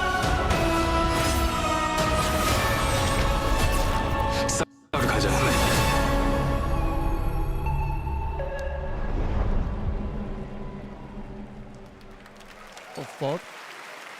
Wait, that's a sick collab. That's very fun when limits are made to be broken. When Final Fantasy VII Rebirth comes to Apex Legends on January 9th. And that key art you just saw was drawn by Nomura-san himself. Thank you so much for that incredible announcement. Now it's time to announce the winners of a few more awards as selected by the fans and voting jury. In the category of Best Score in Music, the nominees are Alan Wake 2, Baldur's Gate 3, Final Fantasy 16, Hi-Fi Rush, and The Legend of Zelda Tears of the Kingdom. And the Game Award goes to Best Final music. Fantasy 16. Oh, actually, Legend of Zelda. So, Hasan, congratulations. Here are the nominees for Best Independent Game: Cocoon, Dave the Diver, Dredge, Sea of Stars, and Viewfinder. Dave the and Diver. The Game Award goes to If it wins, it's going to be Sea such of Stars. controversy. Sea of Stars. Congrats, Sabotage. Here are the nominees for Best Community Support: Baldur's Gate 3, they dodged the bullet. Cyberpunk 2077, Destiny 2, Final Fantasy 14, and No Man's Sky. And the Game Award goes to Final Fantasy 14. No Man's Sky. Baldur's Gate 3. Congratulations, Larry. Destiny 2 fell off this year. Nominees for Best Fighting Game. Those are God of Rock, number 2. Mortal Kombat 1, Nickelodeon All-Star Brawl 2, Pocket Bravery, and Street Fighter 6. And the Game Award this year goes to Street Fighter 6. Congrats, Easy. Capcom. All right. Most anticipated game. Your nominees this year were Final Fantasy VII Rebirth, Hades 2, Like a Dragon, Infinite Like Wealth, a Dragon. Star Wars Outlaws, Oh, and Hades 2. Tekken I'm 8. excited for Hades 2, man. And the Game Award Hades this 2? year goes to Final Fantasy VII Why is he all quick Rebirth. fire? Congratulations, Square and Nomura-san. All right, well, it's been 8 months since the release of Honkai Star Rail, a winner tonight for Best Mobile Game. This space fantasy RPG filled with silly myths award. and legends is set for more intergalactic sling those expeditions in awards out. 2024. And tonight, we have an exclusive look at Penokane, the next destination. Oh my God. Do you still remember it? Fables about the stars. Pension. Its stories tell of what is and what was. Oh my God. Its pages will I mean, always Honkai. reveal something. Hoyo versus Honkai, right? Is Honkai it's the same a random anime game?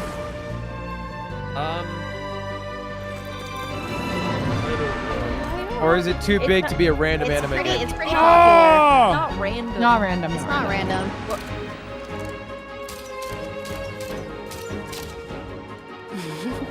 Those are unforgettable memories. So cute. But they are only a beginning. It's not an anime game? I'm not trying to get controversial. My brother in Christ, look at the screen. Suffering and joy will both be added to the final draft of the story. I'm telling you, this is like, this genre of gaming is so successful, and I can't tell any of the games apart from one another. I will really never- never played any kind of games though. The path of the Trailblaze will continue. Perhaps. Hey, apparently from Sea one of of these Stars is a pages, pixel game, so I'll I think I appear in got your bingo story, again. too. All right, bingo, Fuzzly. Give it up. Welcome to Penacony, young lady. I just can't May believe I Bill ask your Clinton name? kid hasn't reared his head. He's waiting for the final award. A nominee tonight for Best Mobile Game, Monster Hunter Now is the new mobile game from Niantic and Capcom. Like all Niantic's making us games, because Monster someone Hunter else. Now is played in the real world, and tonight they have a special in-game event going on right now with new monsters, new weapons, and Milks you. special free game items for new players I to thought he join the meant, hunt. like, It's available in the- now in the- for iPhone and Android, so check it out, In the Monster stadium. Hunter Now. Coming up, we've got an exclusive I new wish I look played Monster at the new Hunter. Fallout series. We'll be right back. It's like so cheap. I like Monster Hunter. Monster Hunter World is so fun. Yeah. Oh. Fortnite, Wait, does he play that? We have a beast base. I do think they are trying to make Fortnite Roblox. The one-stop like shop for Fortnite all types of multiverse, gaming. right? That's what's going on. It's all like, You got Fortnite Festival, Fortnite Battle Royale, Fortnite Lego, They're Fortnite taking over. Rocket League. If anything you want, find it in Fortnite.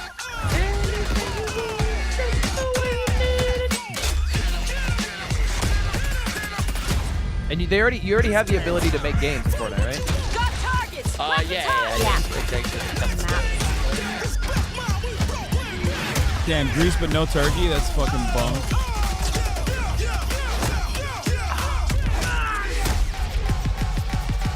Chad, Jake is somewhere in the crowd. See if you can find him.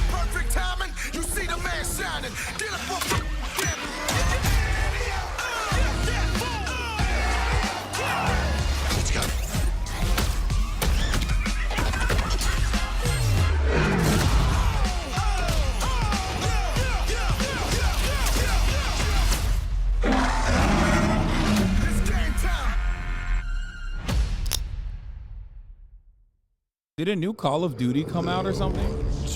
Yeah. Yeah, it did. It's like, oh, is it? Like, Damn, that's what a flop. now. Every November.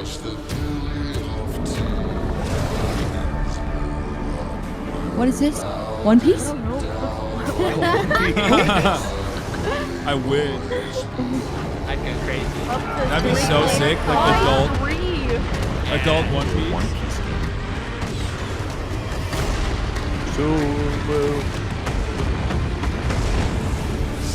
Battleship. Cool. Is the Weatherman chat called?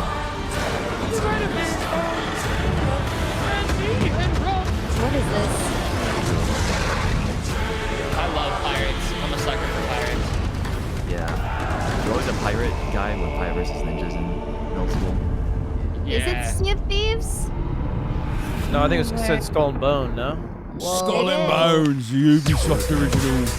Skull and Bones. All right, we're back here at the Game Awards, and that was a new look Ubisoft at Skull fell and Bones off. from Ubisoft, which is coming out on February 16th. Actually, I'm happy unless to announce it's the for players can Hasan. register now for the Ubisoft upcoming client. closed beta What? from December Terrible. 15th to 18th on all platforms. I couldn't hear what you guys And said. now it's time for the announcement of the next game from the studio that won Best Game Direction in 2021. Wait, this game was announced like 10 years ago and they're still making it because there's a contractual obligation to the Singaporean government? That sounds awesome. What? That's so fun. What a cool reason to just continue having to make a video game. Attention, the sun is currently setting. All citizens are required to shelter indoors. Turn that shit up.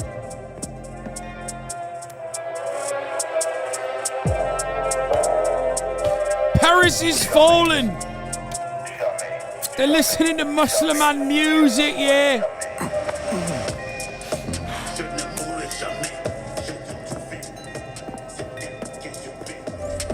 Relax, And man. it's black I people. don't bite.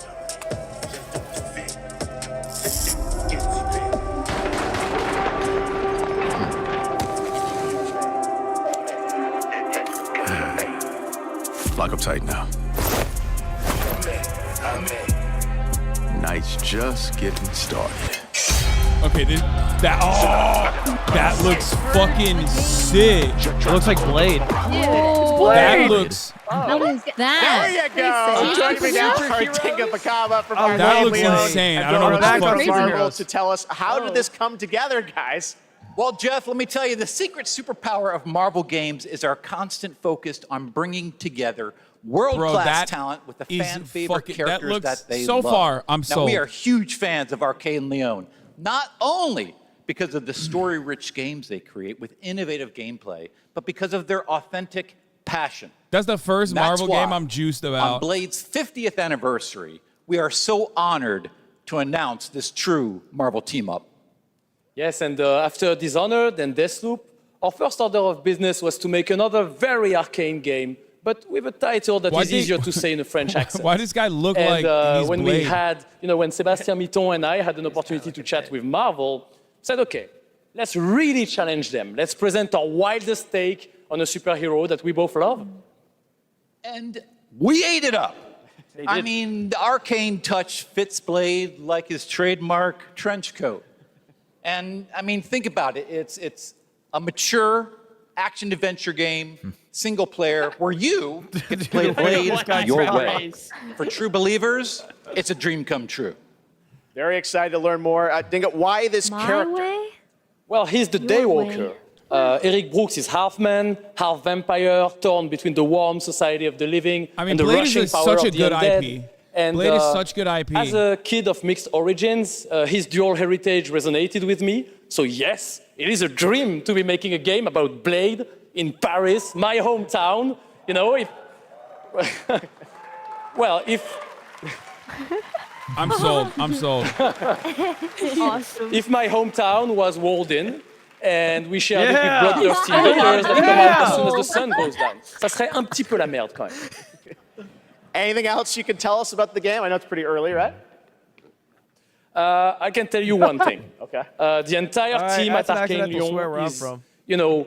pouring so much love into this immersive third-person Wait, did we action get branded adventure anime set in the heart of Paris. No. So Damn. please sit back, let us cook, and voila! Merci beaucoup. Merci. Whoa. Okay, this guy literally, Let us go. he thinks he's Take a Blade. bell. Thank you Bro very thinks much, he's guys. Blade, for real. Bro thinks he's Blade, for real. Now please welcome the star of Twisted Metal, a nominee He's tonight coming. for Best Shit. Adaptation, Anthony Mackie.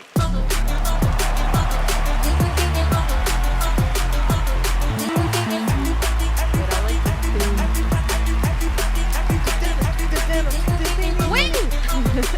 Thank you, guys. What? Thank Twisted you. Metal, Everybody gave probably. Wait!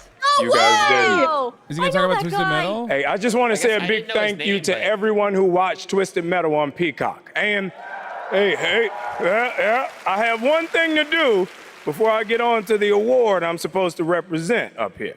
Okay? That was awesome. I want to do that one day. Okay, all right. I know I say a lot of different things. You can't scream them all. Jeez. Now, no one knows this yet, so you three guys and everybody else is going to be the first. Tone. Because of our incredible fans, Twisted Metal is coming back for season 2 on Peacock. So, everybody get your motor revving, because you're going on another ride with John For Doe. all 11 people that watched Great. it. You guys see this section right here? You guys look great. Keep it going, baby. Twisted Metal is a really dude, but y'all old look great. car-related video game. Don't you yell at me. I love you more. But they made a TV show out of it crowd for works Peacock. But it's crazy. because it's on Peacock, nobody watches it. Nobody watches What it. is wrong with y'all? Okay, stop it! You! Okay. He's risen up the crowd. Love you too. Yeah. I see you. I see you. Very old game, but I mean... Shut up. Okay. Today, Bro, he the best games are like living broaching universes, overly long speech. constantly expanding with new content and challenges, right? And that's what this award for Best Ongoing Game recognizes. The games that continue to deliver fresh experiences for their loyal communities. Here are the nominees. Best ongoing game. Light always pierces through. This guy. Apex. Apex had a good year. Cyberpunk 2077 is only an ongoing game because they keep having to update it, even though it's a great game. They had a good year because of DLC, I guess. Yeah, it was such a good Final DLC. Fantasy 14 has to win. I think it's Fortnite. Oh, God. Fortnite also Oh, no. had Genshin such a Impact's going to fucking win good it. year. Fortnite, fuck. Oh, maybe Genshin Impact will win.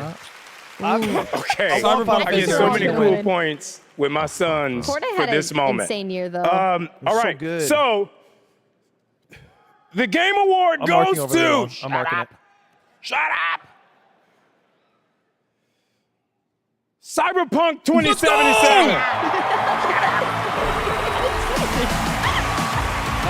Whoa, Cyberpunk. This is heavy, dude. Let's fucking go! Hassan, you can't yell, let's go! It's heavy. You'll be in the note. You don't get it. Wait, what? Oh my goodness. What a journey. What a journey it's been. Holy. Video games Is that a are big awesome. upset? This is an incredible moment. Shouts out to Poland. Launched to Okay, 1.5 but to it was 2.0 Shouts Shouts out to the video game that is keeping the Polish economy alive. Edition, I think it's an like, upset.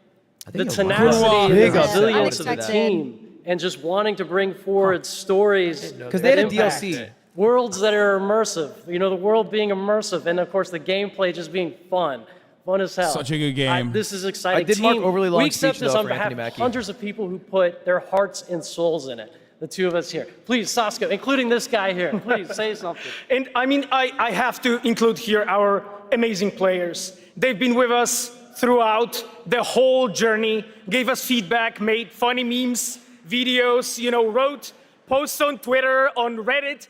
It was amazing, you know, to see the reception of the players when they were like, actually "Pog, getting it's all playable." of those updates. That's Just crazy. recently we shipped update 2.1 for Cyberpunk 2077, and it's for The all music. of you. Thank you so much. Dude, the They're not subtle. music. They're not subtle this year.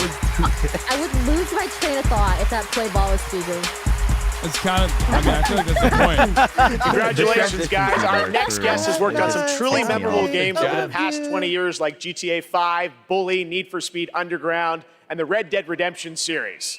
Now he leads a new studio, Lightspeed LA. Steve C. Martin is here to unveil a brand new project. Steve? Oh, I know this. Great to have you here. You showed this to me earlier this year. Tell us a bit about it. It's an honor to be here, so I thanks know for this having project. us.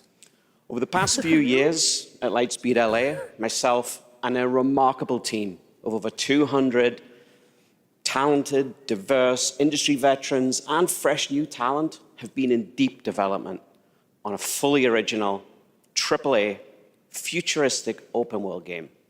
Tonight, we're really excited Grand to Theft Auto offer you all 6. a sneak peek at what we've been working on. I'm seriously, I'm so excited to share so much more with you in the future. But for now, I hope you all enjoy this first taste. Amazing. Let's take a look, Steve. Here we go.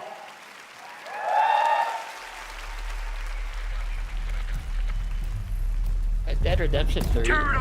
I mean, yeah, No, this it's not an IP guy's that you know, worked it's a in brand new fucking IP. powerhouse projects, down to Need for Speed Underground even. So this will probably be very good, I think. I'm already sold on it. Fucking punch it wall. Oh shit. Mommy! Oh. I'm scared, Mommy. Please. Hush now. It's going to be okay. Yo! The demon is here. It's the demon.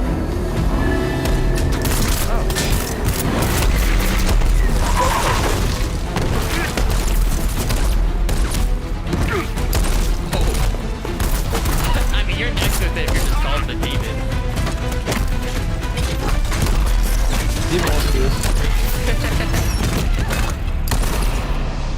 This is Pluto the game. That's what I was thinking too. Dude is fragging Just everybody. fucking one Oh, it's a woman! How did It's they a let that woman! happen? She's woke! This game is Whoa. woke.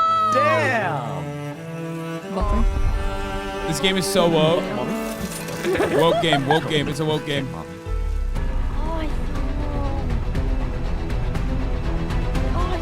Fucking Please. I'm buffering too. I ran into the same shit. Oh. And then we're 30 seconds Okay, behind. back to Hasan, Twitch, who won back to Game of the Twitch. Year? Tell us.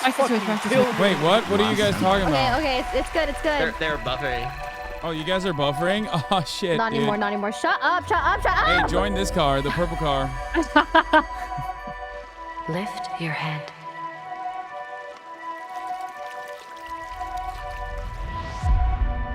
Water. Now open your eyes. You gotta show off your water skills. You're That not a water game wasn't video doing about as it. much for me though, honestly. Really? So Really? It was moist. I'm buffering through every inch of it. Death so it's not Stranding a good 7. They skip multiple Death Strandings. Ooh, that was Is good. it water like always moist? You ever just see like dry ass water? Like It sounded good. It sounded I'm not kidding. The fucking game, the studio carries. I like it looked kind of weak. The previous game, the last Sentinel looked kind of weak, but the studio I trusted. At least like they're bona fide. you how she must feel. Get it together, Albie. This does look like Death Stranding. What the fuck? Fate always tests us. You have to fight until the These end. sections are buffering. I'll find you. I feel like this is gonna be like Colossus, Shadow of Colossus in Death Stranding universe. That's what it feels like. You know what I mean? That was the first Descendant, which is launching the summer of 2024 Catching up. from Nexon. Now we have a new look at It Hoyo looks like versus if Death next Stranding big had game, gameplay in it. Zenless Zone Zero, but they're an in urban 720p. fantasy It is true. ARPG. I had my eye on this one for a while. We had it at Gamescom, and we're excited to unveil their latest announcement right here at TGA. Why are you saying Nexon EU? Nexon Korean MMO trash game with. Oh my. No! All right, I've caught up. I'm at Hoyoverse. Where are you guys at? We're here. Victoria Housing Co. Hoyoverse. Oh, I like the dog. That's where like Housing that's where Co. the actual show is at, like in real time. If you want to know. Bow, bow, bow. Every day that I.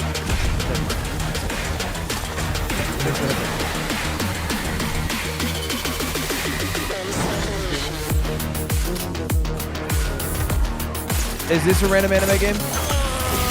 Welcome to Hoyoverse. Dude, I can't handle this lag.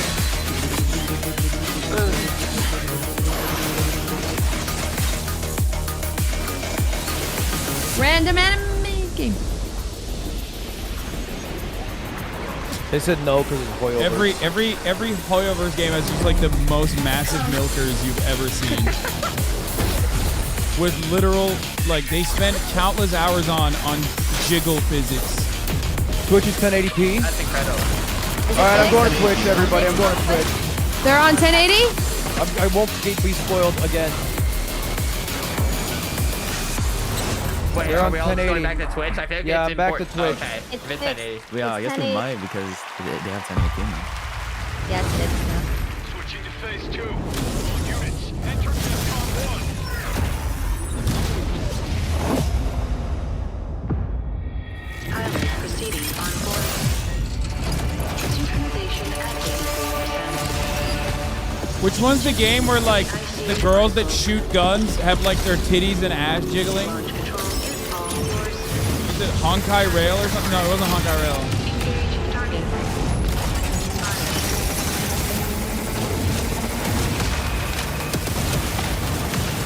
I have the most disgusting chat on Twitch. I have the most. That was a test. That was a test you all failed. That was a test. That was a test that you all failed. You're disgusting. You're all disgusting. Chat is going crazy. Oh my god, you all knew the name. Oh my god. Oh my god. Oh my god, every single person.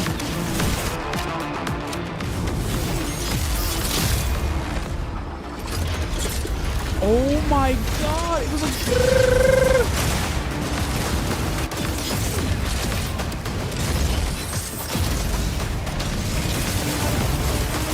Dude, this is so confusing. It's just so not for me. Mecha games or Gundam games are so confusing.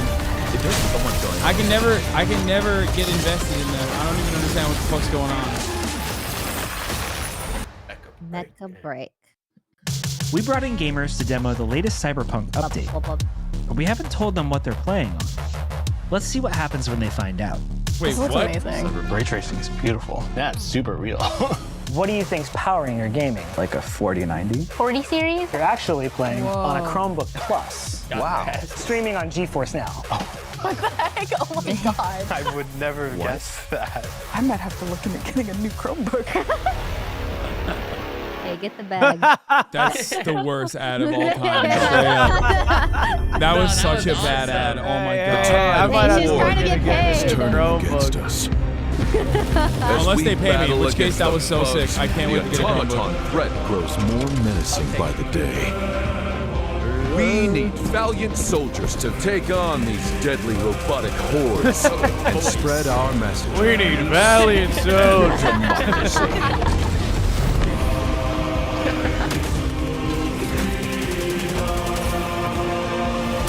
Use the galaxy's most advanced weaponry. Fight alongside a squad worth dying for. This voice actor is crazy. This dialogue could just be ripped Join straight the from hell the dive. I think it's supposed to be, guys. I think it's supposed to be like Join the Starship fight for Troopers. freedom. Like, Enlist a today. parody on Enlist fascists. Oh my god. That's there, go for it. Nice. It's supposed to be like America in space. Life. Oh, speaking of space fascism, What is your there it is. My craft is death. Guys, That looks fucking sick. I've been live 9 hours, bro. I've been live for 11 hours. My pledge. Okay, all right. Oh, yeah. What up? bud. What up Thursday? I didn't know that. That's cool. That looks fire. Wait, Shadow, it's close to your bedtime, Okay, though, right? now we have I don't a have a bedtime special for which one. surprise for Lethal you. Company ruined it? Live and exclusively It did, here honestly, yeah. at the Game there's been Awards. a lot of lobbies in the evening, so I can't say no. Welcome, welcome, welcome. I need it. I am your host, I Warlindor, just want silk songs. and I present to you the Old Gods of Asgard, not featuring that best-selling writer, Alan Wake. Mr. Door, guys. This is Put some respect on his Herald of name. Darkness. Greatest talk show host.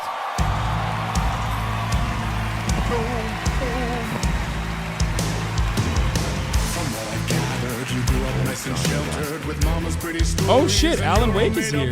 In the Mama gave me a magic clicker. Well, yes, I think it's true and fair to say. Come on in and listen. Lost words, you be missing. I wish they were playing Wide Awake. What is this from? I didn't get to this part yet. It's Alan Wake 2. The guy that plays Alan Wake is the guy in the middle of the screen. Oh. Is this song in Alan Wake too? Yeah. Alan Wake has like the corniest music, but also the best at the same time. And the music actually like in between chapters literally like tells you what's happening in the chapter or in the upcoming chapter. I haven't seen this part of the game yet. It's kind of selling me on it. But this song I think literally is an entire level, like a summarization of an entire level. I also am curious if the eye patch is real. It has to be. It would do more for me if it was real.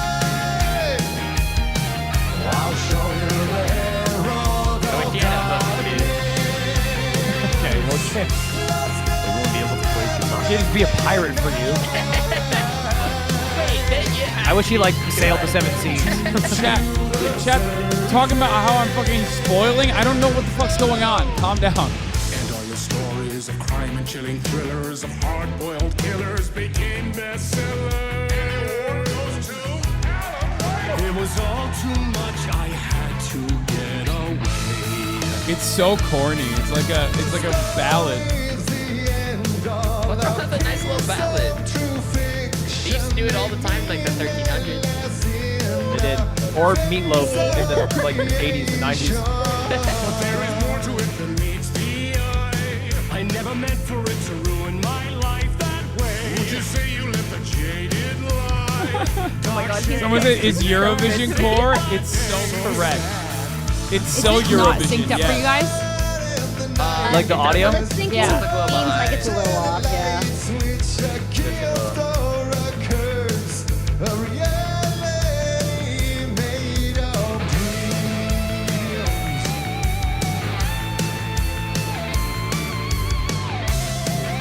Anytime someone in Europe tries to do music, it's Eurovision. Oh, I love that they...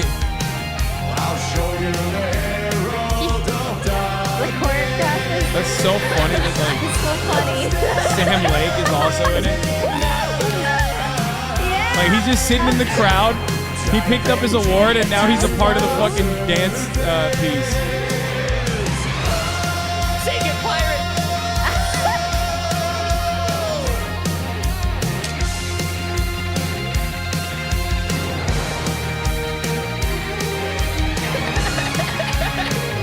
So where does it go? He's having a good time. Oh shit! Whoa! That was fire.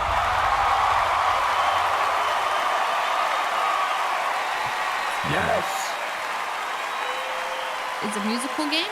Alan Wake was that good? Alan Wake is pretty good. It's pretty weird.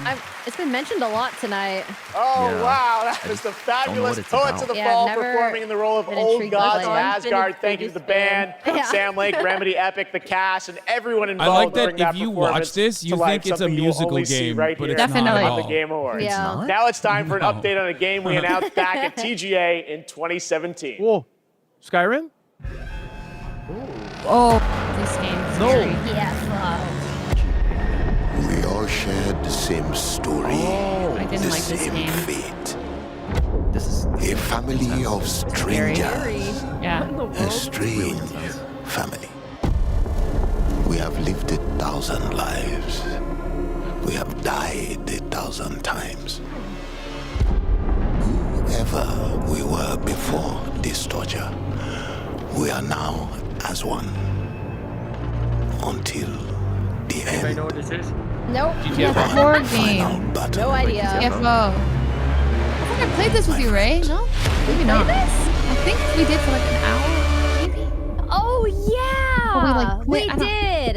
It was too hard. Scary? It's Very hardcore It's game. too Too hard hard. and it's too scary and it's too much. It's just a lot. Yeah. Y'all want be to a play it? Gigas I'm wife. down. Oh, Wow, yeah, we okay. did play Joining me it. now is Ulf from 10 Chambers. Crazy, that was 6 years ago. We announced GTFO, and that's the final chapter. You've got a free weekend on Steam. Looks fantastic, but I think there's a little something more you're also working on, right? Yeah, first of all, I have to say thank you for having me again. Of course. And you delicious menu. Oh. This soup You is delicious fucking menu. amazing. All right. Oh. You look good too. Yeah, Your yeah, games yeah. look great. Anyway, yeah, we're working on something new, and it's like a passion project, like all our projects are. Well, I already put You're on going for payday, things like that. So you're back to some heist stuff? I guess. Okay. Yeah. So now we're back to doing a heist game again. And it's sort of a sci-fi thing that I've been dreaming up since I was a kid, basically. Okay. And yeah, it's, it Should we is what announce it it is. to the world? Yes, we should. You've been working on this for a number of years. Yes. I'm so excited. It's finally time. Thank you. Check out the new game from Ulf and 10 Chambers. Here we go. You delicious man, you. Delicious man. Delicious man. Suck you, fuck you all the way. Cancel the reservation. Reset the procedure. It's like a European greeting. No. Reset the procedure. Space payday? Eject. I'm Mr. Bone. Your subconscious was just spilling the beans about your recent Akajima district break-in. Let's continue. Is that Brimstone? What's his name? Toonami? You mother. There's no use in fighting. I will get what I want. Steve Blum. So that's how you found out about our Akajima fault. Oh my god, it What were you is. looking for? Yeah, Steve Blum. A key to what? Where? Where are you guys seeing The voice actor. No, there's not like a Brimstone on screen dropping smokes on his iPad. The Brimstone in the game. Mr. Bowman, it's Brimstone's origin story. You see, just like me, you're caught here. You're caught in the den of wolves.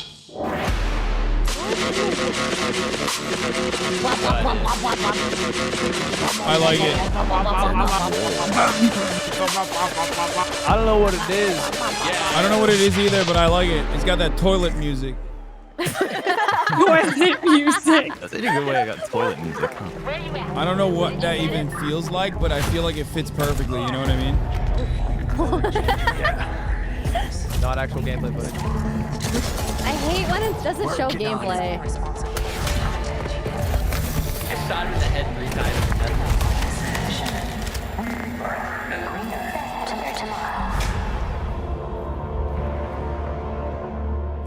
Oh. Now that I'm in sync, my jokes can land. Thank you for appreciating it. I know. I mean, like, that's What was crazy. school bus? Why is there a guy on the school bus ready for it? Don't ask questions. This is a Fast and Furious movie. Oh, wait, he wasn't trying to. It worked. Whoa. Yeah, it's chill when you fly out of a school bus in Fortnite, but when you see it in a fucking trailer, you're like, oh, I don't know what that is. What is this? Oh no, Transformers, maybe? What? Where are these guys coming from? Attack of the battle buses. Mind the gap. Good to go? Easy in, easy out. That's Zoe Kravitz? That's our ride. Army of Two, Your chat? face. Born. Oh, Exoborn. Oh. Wait. Exoborn. I don't even know what the fuck that was. That was just like... That was Exoborn. I met with the team at Gamescom to take a look at that upcoming tactical open world extraction every shooter. that is a The sentence. project is led by some of the creators of The Division, and besides facing other players and warring factions, Extraction, vertical open world, technical gameplay, as you shooter. saw in the forces of nature, unlock the potential of the player's exo rigs to help master the apocalypse, as they say. Much more is coming in 2024 on Exoborn. Now, please welcome the voice of Loki in Asgard's Wrath 2. You don't one get of the most Bloodborne, you only get ambitious, Exoborn. anticipated Voice of VR Loki or games Loki? yet. No, Matt the voice Mercer. of Loki, not Oh, freaking I was like, Tom no Hiddleston. way, Tom Hiddleston's here too. I mean, Hey there. Oh, but it's the dude from Critical Role. What's his name? I am Matt Mercer. so beyond excited to Yeah, show you Matt this Mercer. trailer for our Asgard's Wrath 2. I love this working man. with the Sanzaru team and bringing Loki to life. It's just been absolutely amazing. And after playing Asgard's Wrath 2 as a lifelong gamer, I'm honestly blown away. So I I'm honored to be a part of this franchise and want to thank everyone at Sanzaro Games, at Oculus Studios, and So MetaQuest. pixel art has happened, right? So, without further ado, let's enjoy the trailer for Asgard's Wrath 2.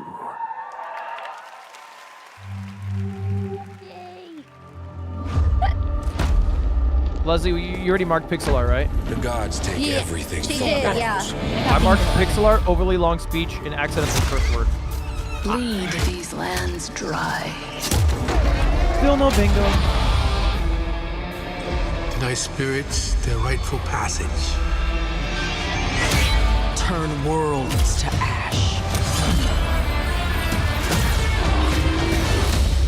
You allowed Loki to deceive you. Facebook make this game? What the fuck?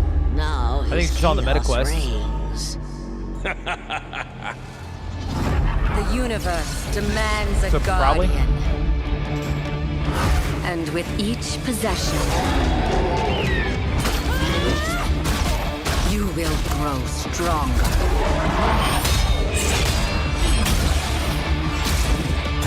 I don't know if it's because we're on Twitch or because of the VR game. I think it's both. Oh, dutiful guardian, here to right your wrongs. Critical Role's live right now too. Wait, they are. Fishing! Wait, but how is he here? I think I'm not sure. I thought Critical Role was live. Well, what if he's just not there? No, he's on the screen. It's Thursday night. Yeah. Then how can he be there and there? Freaking driving the board. Critical Role episode is pre-recorded then. They pre-recorded 1 week advance since COVID. Your fate is mine. Good line, Matt. That's pretty cool for VR. Yeah, but you have to give it that pity for VR. Foolish mortals, oblivious to the chaos that awaits you just outside. VR still makes me want to throw up, unfortunately. You think? Yeah. I get motion sick. It's been an amazing year, not just for games, but for adaptations of the games we love. Right now, we have an exclusive look at the highly anticipated new series, Fallout. Yeah, someone in my chat worked on this. Oh. Good work, Chatter. Nice Hello flex, there. man. Fallout. Now, how about we turn on some lights? God, I love Walter Goggins. He's so sick.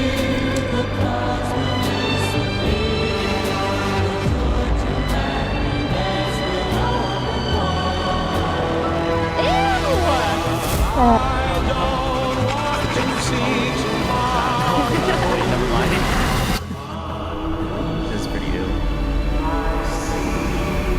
Well, you know what they say. War never changes. Is that a movie?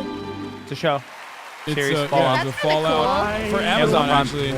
From Fallout, please welcome Aaron Moten, Whoa, look at that. and Walton Goggins. That is sick. What's up, y'all? I hope you don't mind. We brought a little extra security. He's so pretty. He's witty. Thank you for having us, and we are He's incredibly gorgeous. excited for you all to see Fallout on Prime this April. But our real honor tonight is that we're here to hand out the award for Best Adaptation. Let the mech talk. What, dude? Oh. It says our bosses are here. What?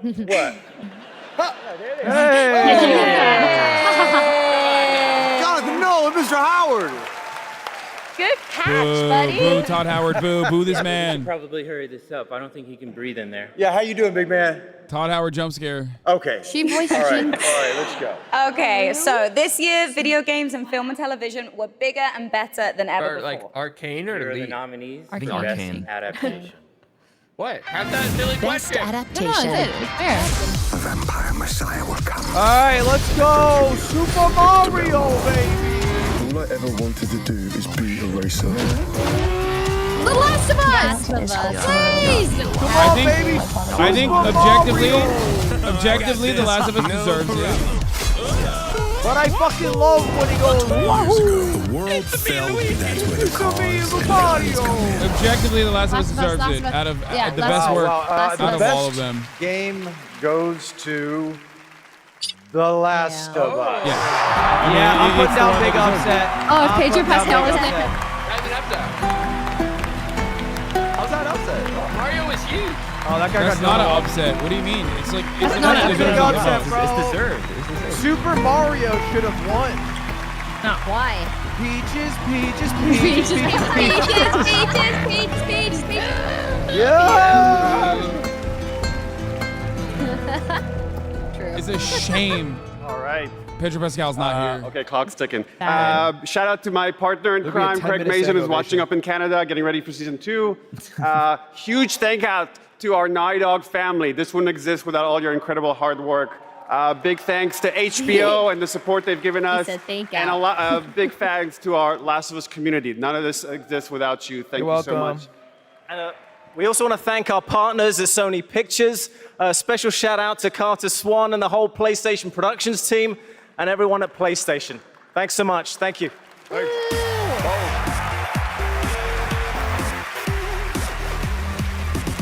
Chill out, chat.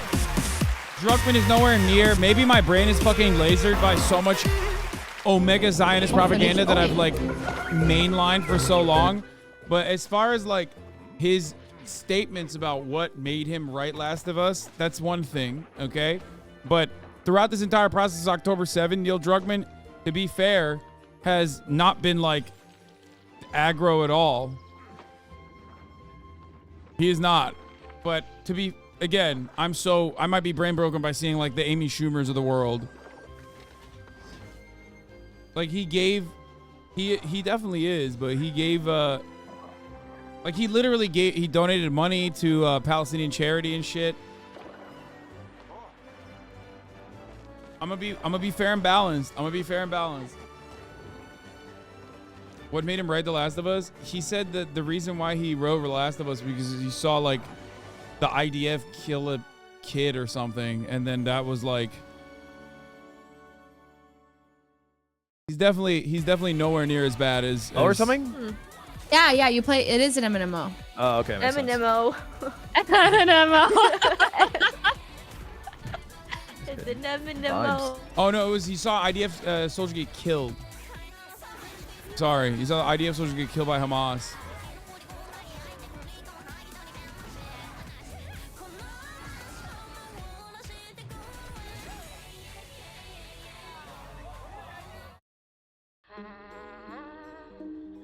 When I was younger, struggling with who I was, what my place was, I took a lot. Which is ridiculous when you think about it, because it's like it's not a perpetual cycle of violence where there's like villains on both sides or whatever. Especially as I've gotten into AAA. Yeah, he did say Last of Us 2 is based off of like Israel-Palestine. Is a narrative exploration game which spans the life of a woman named Mary. Is taking a core of something that happened in my life, keeping that and fictionalizing the rest of it. Whenever someone tells me that they've cried from something that I've made, it's always when people cry is where I feel, yes, I want to keep doing that. I want to keep making people feel things. This negative energy just makes me stronger. We will not retreat. This band is unstoppable.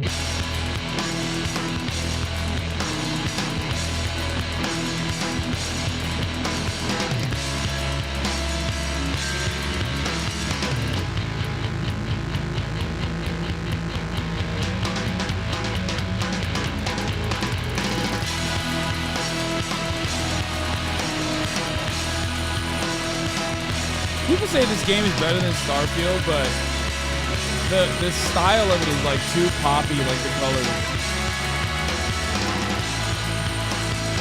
Wait, how was The Last of Us 2 based on Israel-Palestine? Man, I don't know, just fucking read up. He talked about it.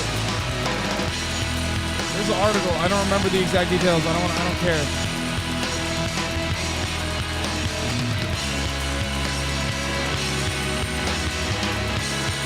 Not only is it too poppy for me, the colors, but it's also like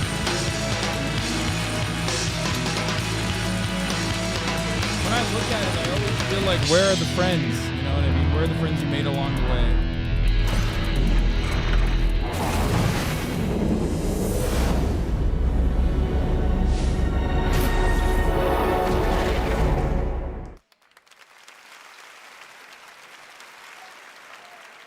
That right there was No Man's Sky, a game we announced 10 years ago with this guy right here, Sean Murray.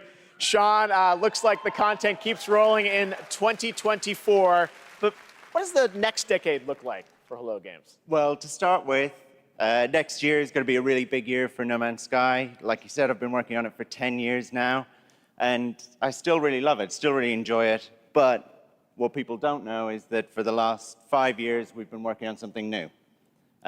Another game. Yeah, something very different, something maybe more ambitious. You know, for... Here we go. Tell us a bit about it, Sean.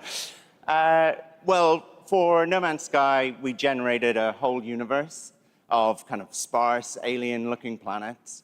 And that wasn't easy, you know, it was hard, but there is something that's much harder that we wanted to do. For our new game, we wanted to create an Earth, you know, something as varied, a planet that is as varied as a universe, something bigger than Earth, something with, you know, mountains, real mountains, not video game mountains, but mountains that are miles high, taller than Everest, that when you climb to the top of them and look out, you can see rivers and canyons and continents, you know, you can see oceans. So is this like an open world planet kind of thing? Yeah, I mean, the first real open world, right? Something without boundaries. What? You just make an and we're gonna Earth? let Like, I don't get everyone it. playing it together. It's, you know, He's like, a I made place an where Earth people too. can live out their sort of adventures together. Well, we can't wait to take a look at it. We have anything tonight or future? Or? Yeah, so we have a trailer. Oh. And, you know, it's quite a small team that's working on it. Yeah. There's about a dozen of us. We're actually, everyone's here. Everyone from the team is here. Hello, everyone. We're very excited to share this. You and I have been talking about this one for years. Yeah, we're super nervous, you know, but really excited. If you know, if people like it. Bro, he just made. This is a He's just game gonna show I would Google like Earth. to still be updating. He's gonna show yo, I made this. Fortnite Lego. Towards 2033. We'll be back. But no, let's take a look. This is such an incredible project, and I'm honored that we get to show it off. Should we do it, Sean? Yeah, let's do it. Here we go. Here we go. He said, this is an ambitious project. We got 12 people working on it. I mean, this is not coming out in 5 years, man. Oh no, a procedural It's a fantasy Earth. And an explored Earth. An unexplored Earth. Oh god, uh-oh. This is just an update to No Man's Sky, right?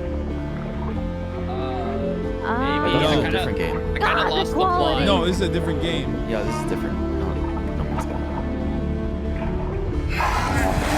Okay, those mountains are tall. So how you feel about this water torch? I don't know. As soon as I hear the P word, I'm like, no shot. No way. Wait, this looks cool. It's a procedural Earth. It's gonna. Never mind. It's like Dark Souls. It's like Fortnite Lego, man. I like the mounts. The mounts are cool. This looks sick. Never mind. Yeah, this They looks need this in Fortnite awesome. This Lego. looks really cool. What if you go to space? I think they gotta stop making games where they go to space.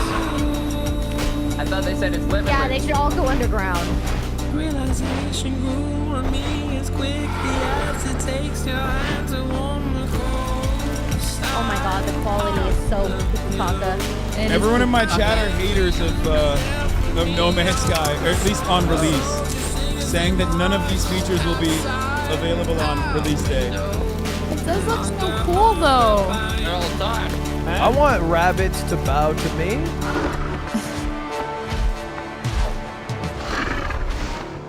Bro blew the budget on Alt-J.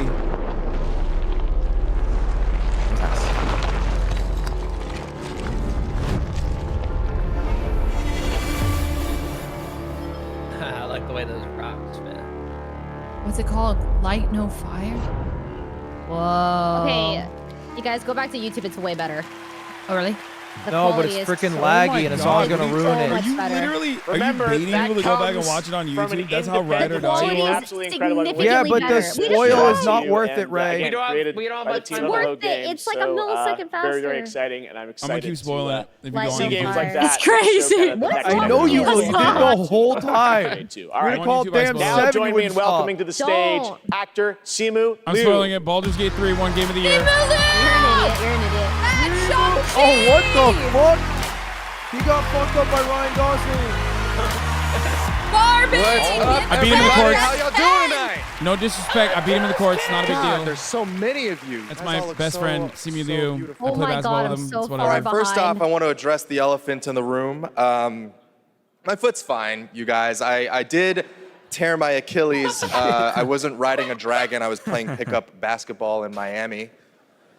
I wish there were a better story to this, you guys, but the story is this. You know, as you age, as you get older, you know, particularly as you cross the 30 threshold, hate the body his starts mask. to break down. Damn, all right? I think Things it's start right. happening unless you're Anthony Anyway, Mackie. call him People hate him because he's so Reddit. Don't apply. He's so fucking Reddit, dude. He really Guys, is. just if you're not Anthony Mackie, learn The to hell appreciate up. the importance of stretching. All right, it's very important.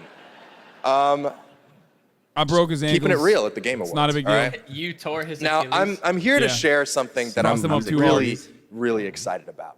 I recently got a chance to team up with Frost Giant on their new real-time strategy game, Stormgate. Now, RTS is a genre that I was absolutely obsessed with as a kid. I loved building armies and obliterating my enemies in Age of Empires, Command and Conquer, and of course, my absolute all-time favorite game, StarCraft. Yes. So happy you guys He cheered is for so that. Reddit.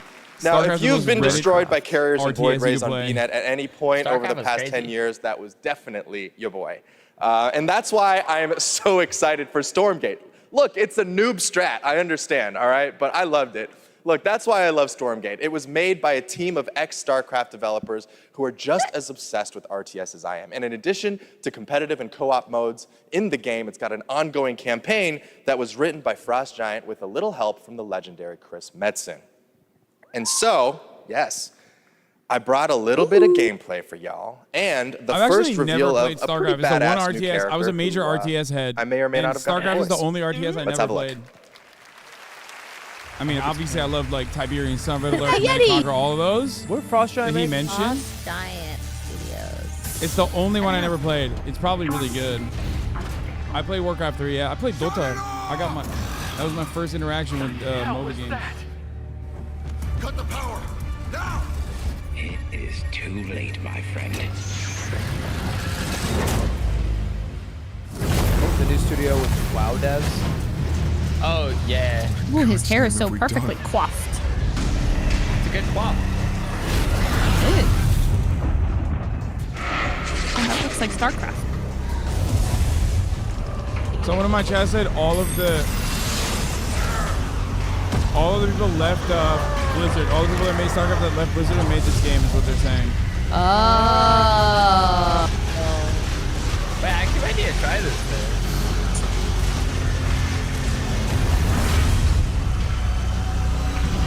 Dude, RTS in 2024 is wild. Yes, I would like to play the game closed beta. I too would love Yes, to. I please. used to play all those kind of games. Why don't people play RTS as much anymore? What happened? That was We me. got like Valorant. Why don't people? You can That's get actually a good close. question. See? I think MOBAs just overtook the space Pretty good, right? completely. Yeah. And now it's time to hand out the next award. Here are the nominees for Best Action Adventure Game. Best Action Adventure Game. Let's go, Zelda! I don't want to be in the story. Just write me out of the story. It's my fault. This is something else. Miles! I think Marvel will take this probably. Got nominated for so many things. Gotta win something. Cleansing. How could you let the galaxy fall to I this never played unworthy Survivor. I heard it was machine of really an good. empire? Do not look Give away. me Zelda, baby! You witness a king's revival. Actually, it might be Zelda. hope it's And Zelda. the Game Too much Award of a goes powerhouse. to, Zelda. no surprise here, Legend of Zelda, Tears of the Kingdom. Yeah! Get on that damn stage!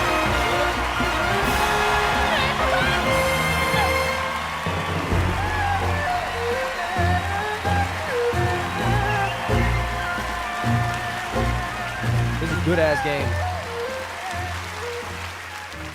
Yeah, he knew he was playing that shit. Oh, he's like, I got the speech pulled up. Hold up. このゲームを作ったすべてのスタッフを代表してこのような賞をいただき本当にありがとうございます。I'm so glad to be able to be here to accept this award on behalf of everyone who worked together to create this game.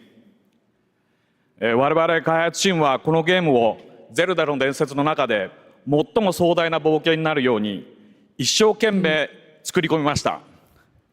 Everyone on the development team truly gave their all in making this game the best that it could be. プレイヤーの皆さんそれぞれのユニークなゲームプレイが皆さん独自のハイラルの物語となります。プレイヤーの皆さん本当にありがとうございます。Everyone's unique approach to playing this game can become their own personal story as an adventure through the lands of Hyrule. And to all the players, you have my sincere thanks. Thank you so much. He said thank you so much.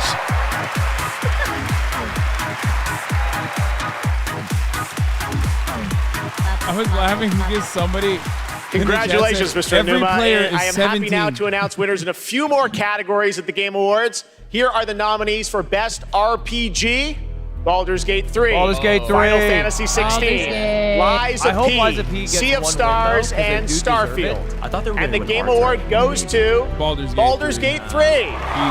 That's 3 wins for Baldur's Gate 3. Here are the nominees for Best Sim Strategy Game. Advance Wars 1 and 2 Reboot Camp, City Skylines 2, Company of Heroes 3, Fire Emblem Engage, and Pikmin 4. Again? And the Game Award goes to Pikmin 4.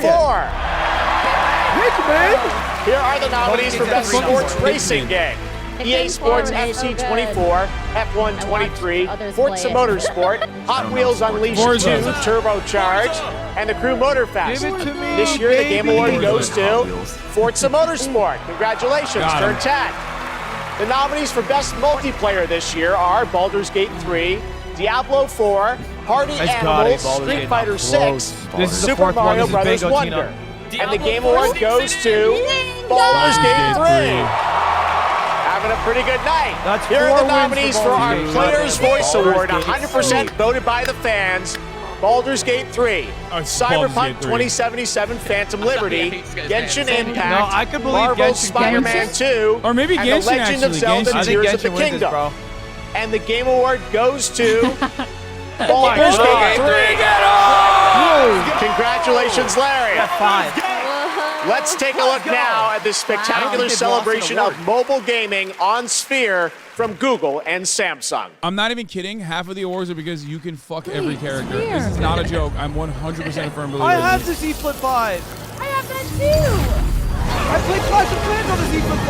On the Vegas Sphere? I also use Google Play. No, dude, gamers. Sure, there's like a lot of stuff you can do in the game. It's whatever, right? You can do a lot of stuff in the game. It's because you can fuck everything in the game. Straight up not real. I want to believe it's real. Oh, this ain't real. It's It's not not real. real. It's not real. You're telling me that's not real. Did they really get out of the sphere? Oh shit! You can kill someone with that. Okay, who's playing? Sick ad though. We get it like we get paid.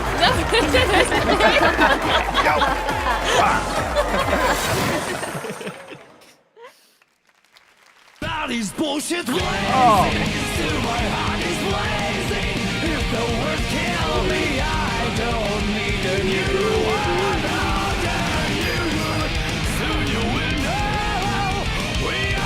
Let's go, Weapon! This is acceptable weeb gaming right here. Even though I've never played it. Oh no. Random anime game, random anime game. No, Guilty Gear is not a random anime game. Come on, respectfully. I don't know. Leffen is the best in the world. He won Evo. I just Oh my god, he's so cute.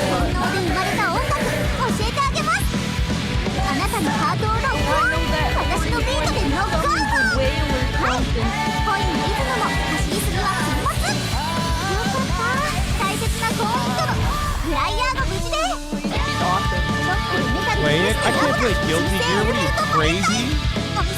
I have no fucking hand-eye coordination. That's so true. ジャムセッションも悪くないわね。うざって。軽視できないな。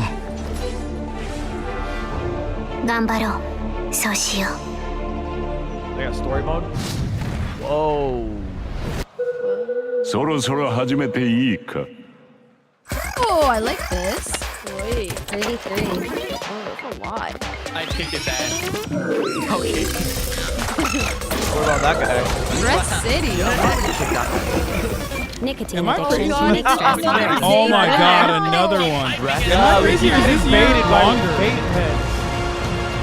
This has been a super long Video Game Awards, hasn't it? About 3 hours. Pre-show, but outside the pre-show, it's normal. Like, We wrapping up though.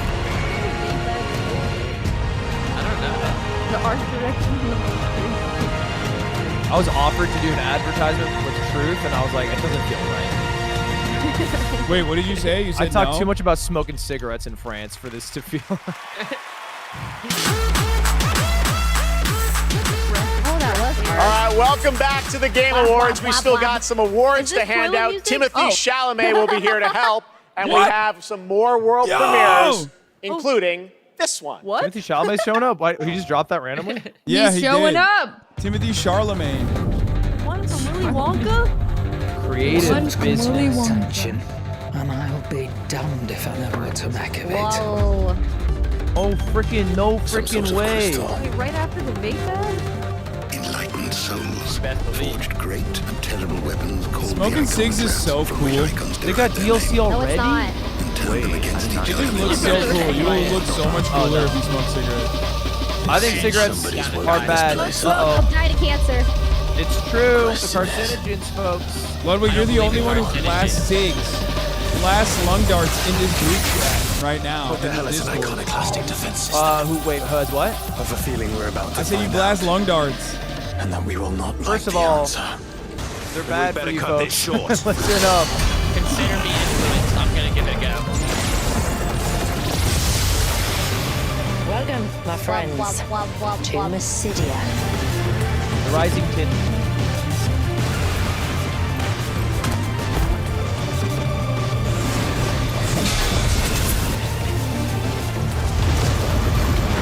I hate to keep bringing it up, but man, it looks like shit on Yeah, it does. Blah, blah, blah, blah. PlayStation.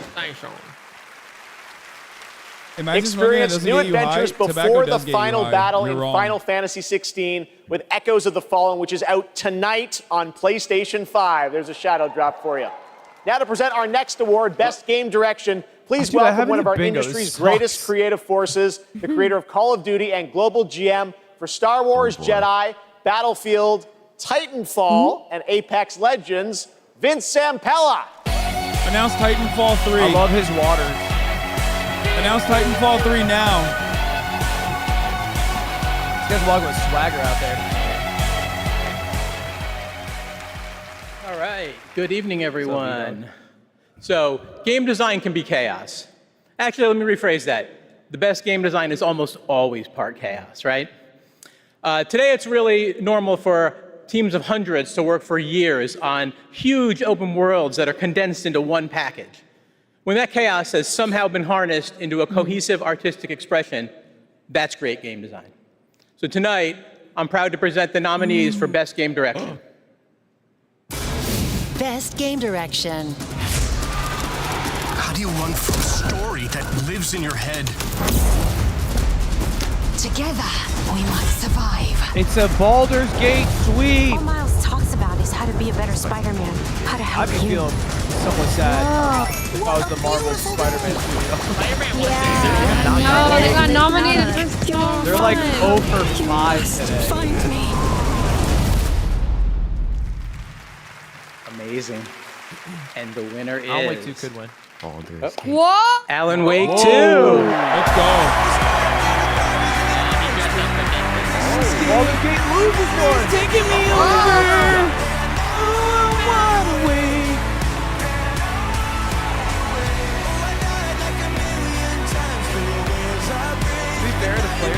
to do directing for Baldur's Gate 3, so kind of lazy. I just love this song so much. Thank you. It's such a good song. Oh my God. We want to thank Epic, Hector, Nicole for believing in our vision. Crazy vision. Crazy vision, yes. Direction is nothing without a team to actually build it. And huge thanks to Remedy team for joining us. Did you guys on this ever play venture, Max Payne? Wanting to believe. I feel like you're all too believing young. it No. and build it. Yeah, past my generation, man. You know, we can pull into different My first directions console was the Xbox and One. nothing comes out of it. But when more Max than Payne 100 is like people desert game, right? believing the same vision No, that- and No, it's in New build York. something out That's of it. Mad Max. We can make miracles. We can make No, art, Max Payne is- you're a and we can detective be in New more York, than the sum of our parts. And your baby and your wife are murdered. I Our think. world Oh, today no, I didn't play could that. use So a bit more of that. Yeah, it is. Yeah, that's and, what and I'm it saying. also had bullet time. Next Monday, December 11th. Anyway, Videogame Sam Plus, Lake is the Max final Payne. draft is going to be coming out. New story content. So yeah, go play it. Thanks. Thank you. Why are you Thank you, friends with Game these Awards. children? They're my age. They just are uncultured in the gaming space. Why are you reading out these comments? Yeah, why are you reading Crazy. it? So we're not Please reading welcome yet. Gustav Tillerby, the creative director of The Finals.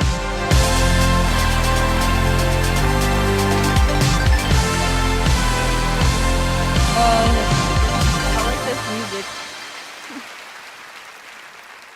When we started building this game, we set a bold vision for ourselves. We said that if we're going to make a shooter, it needs to be unique. It needs to be something that no one else is doing. Standing here today, I'm so proud and grateful for the amazing team at Embark Studios who helped make this crazy dream a reality. Is a shooter? And of course, to all of you, our amazing players. Watching you play the finals has been the most gratifying experience of my entire career. You're not just a part of this journey, you guide us and you inspire us, and I love you for that. Now, let's watch our latest trailer and keep your eyes peeled for the launch date at the very end. It might be sooner than you think. Thank you, and enjoy. It's today. Unless it...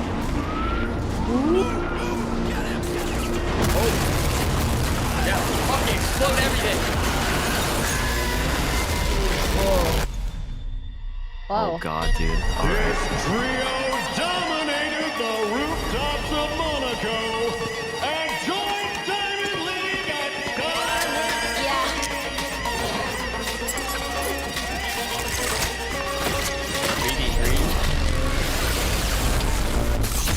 Don't make me do it.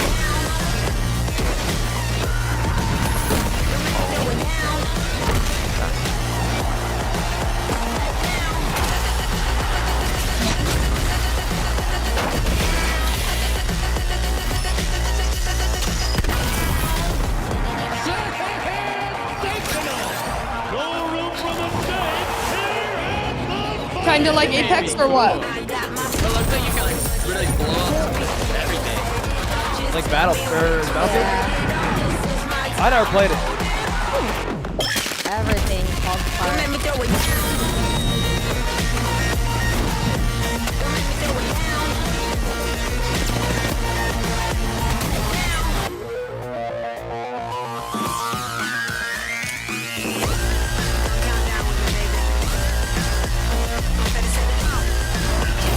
Ex-Battlefield devs made it.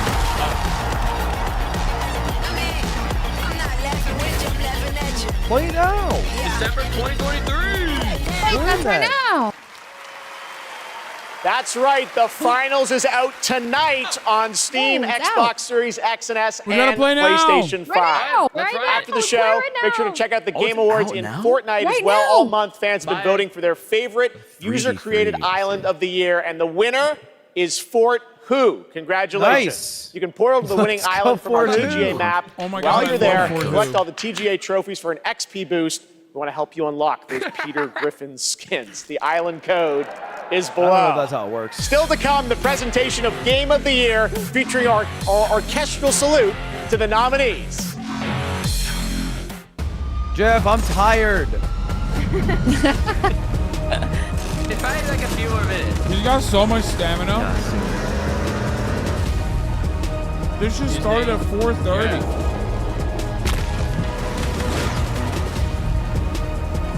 Yeah, they want to make Fortnite Roblox for sure. It's about to be a 4-hour process, like. Oh yeah. The amount of ads you can fill in 4 hours, though, come on, you know.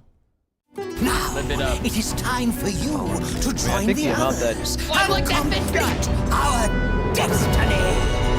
So behind. Are you on Twitch or YouTube still? It just looks better. Yeah, come over to the ugly side. Oh, are you moving over to Twitch too? Nice. Even if he makes it insufferable, it's Just better, I wait till you promise. see We'll be Baldur's Gate. synced. Wow. You'll that's never Gonna big get scores spoiled. right there. Oh. That's a lot. Yeah, That was jeez. crazy. Holy. Why have I? That's a lot of Oh. reviews. They did not have to pay for an ad. Oh, it doesn't look Yeah. that bad now. Holy. Wow. Wait. Okay, we should have tried it. I've I never know. played it. We Why? thought You guys about are saying it. this We were is gonna. late. We I love had the it game. You set. should have played it. Yeah, we were You gonna guys ever try do it it? one Not day. too late. Let's We do never it. did. We could. I wanna play. Like one day of Baldur's Gate and see how it goes. One day, but well, I don't know if that's enough. A week? Like to see if we like it, you know? Yeah, sure. I'm just saying, I'm almost 100 hours. I keep saying I want to play and nobody responds to me, so I assume that I'm not invited. No. Oh, you can. Come on, It's guys. fine. Come on. Foolish. Oh, If look you at want. Foolish, we can play yeah, together. let's- Fuck All you night guys. you've been Keep it voting on fair. Twitch for which mobile game you're hyped for in 2024. What side you want? What side you want? After the show, check out the TGA post show on Twitch where guys? Google Yeah, Play good. will reveal Yeah. the winner of its Play More. the bear Shoto's likes like you that. can. No, the bear likes Awesome. that. Thanks, I've heard Sydney. rumors Well, that you can. now it's time guys for are so tonight's gross. The bear final likes- world no, premiere. There's context, trust That's right, me. we're getting towards the end of the Right, show. right. And this one, I will let He's speak really horny. for itself. The bear is, yes. Oh my god. It makes sense when you know I sound crazy, but like if Is you that know, the you know. context? Just because the The bear bear is just horny wanted doesn't it. mean you have to fuck it, Shoto. What? Did, Oh, but other people can. Okay, that's enough. What are you for gonna the do? bear. You're not gonna leave the bear unfucked. You have to fuck the bear. That's a Just big you. ass armadillo. Yeah, look at this. Look at this pigeon. These are armadillos, yeah. But like, why is their face like that? Alright, tell. I mean, it's like, oh. Look, they look like peacock armadillos. Hey, this looks kind of cool. Really? Yeah, I like the pigeons running Black all in color over. though, no? Oh. I Is don't this know. Monster Hunter? What is this? Maybe I'm still being a hater, but on crazy. Twitch this looks like It looks terrible. Oh, It looks terrible. this looks like all these dust storms look this movie, man. The You bitrate are a hater. cannot capture a frame. Capcom! Better chat culture on Twitter. Wait, this Come on. looks cool. I think I would try this. I like when they have the cat cafeteria. Those wings look I'm nice. actually kind of convinced that this 1080p option is a farce and it's 720p, but they just wanted to satiate the chat. 2025! Wait, that's been there. Oh, that's too wait, far. really? So I have remake game technical issues. Jeff says world premiere 2025 Please available welcome now. to the Random stage streamer Monster cameo. Hunter series producer accidental curse Ryozo word, random Tushimoto. celeb, It's pixel so art, great to overly have long you speech, here Baldur's Gate at the cringe. Game Awards. We got to hang out in Osaka earlier this fall where you showed You me didn't the have bingo, gameplay. you You won. gave me a demo of the game, but and it's wow, fun I got to to tell you fill it guys, out. it looks I only incredible. get if I get Everyone wants to Among know. We Us. saw 2025. Or a When do new we get to play console. this? はい、ようやく、発表することができました。モンスターハンターの新作です。こちらですね、9月に、ゼフさんにも見ていただきましたタイトルなんですが、現状ですね、2025年、リリースを目指して開発しています。Thank you, Jeff. I'm very happy to finally be able to announce this title to everyone. This title, back in September, we were happy enough to show it to you, is planned for release in 2025. Wow. I think everyone wants to know when do they get to see more on this? Any sense of when we're going to see more on this game? はい、こちらのタイトルの続報はですね、2024年の夏頃、現状予定しておりますので、しばらくちょっとお待ちいただけたと思っております。それとですね、今年、カプコンがですね、40周年を迎えさせていただきました。この40年間、I just don't feel like I want her to do her job. You know, I don't want to speak over women. Like, これからもですね、皆様に楽しんでいただけるいいゲームを作っていけるよう努力して、頑張ってまいりますので、これからも引き続きぜひよろしくお願いいたします。Wow. We plan on revealing more information about this game in the summer of 2024. So we hope you keep an eye out for it. Yeah, I heard that also, already. Capcom is currently celebrating its 40th anniversary. I would like to thank all of the Capcom fans for all of your love and support throughout all of these years. We couldn't have done it without you. Capcom will continue to create exciting, fun games, and the best is yet to come. Excellent. Thank you, Ryo. Thank you. Great to see you. All right. Well, now to present Game of the Year from the upcoming films Wonka and Dune Part 2, please welcome YouTuber Modded Controller 360.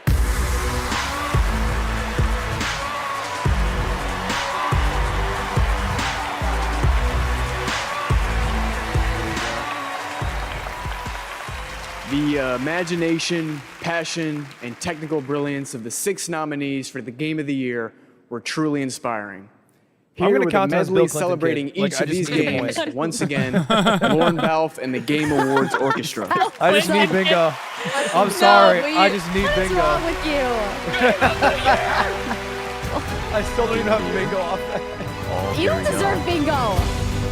Timothy Charlemagne is like a OG gamer too. He had a YouTube page where he was like reviewing Xbox controllers and like modding them and stuff. That's what he said. Oh, he said it? That's how he was announced.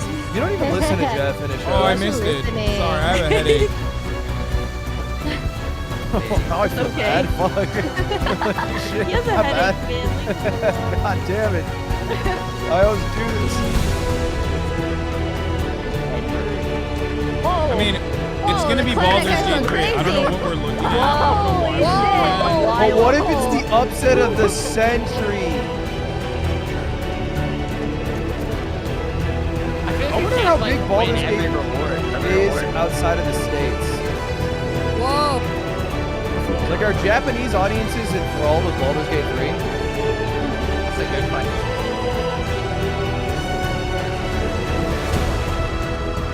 Is Flute Guy back? Yes, he was. He was going off. Oh, that's a flute, not a clarinet, apparently. But it looks so big. Aren't clarinets big? Clarinets are big. At least Squidward made him look big. Maybe he's just a small guy. I think they're somewhat similar size to flutes. They just are more held straight down, and flutes are held across your face. Yeah, isn't he holding it straight That he is holding that shit straight down. Okay, so that's a straight up. That's a straight up flute. Straight up. Oh, he's got like 18 inches. He's got a bassinet. Blah, blah, blah, blah. Oh, he's got a variety. Wow. Yeah. He's got an assortment of windpipe instruments. Now she's spinning. She's doing everything. Piccolo! Are you watching on Mixer? What was that? What? What? I don't get it. It's because you said it so delayed.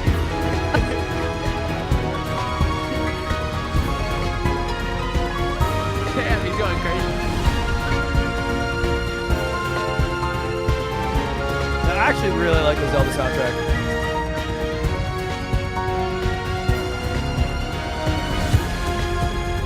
Spider-Man, let's go! Spider-Man does not deserve to be here. Oh! That would be the real.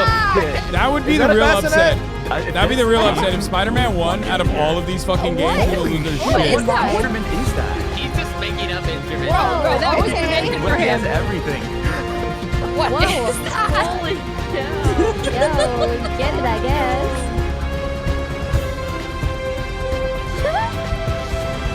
A bass flute. A bass flute. A bassoon? What is a bassoon look? That's what it looks like. No way, he's got another one. He just has all of them. He just looks like he orchestrates. Yeah. Wow. Hey, great performance. I love a good orchestra. Yeah. I would love to hear that live. They performed this summer. They did like an hour-long show. Oh yeah, you could go to it.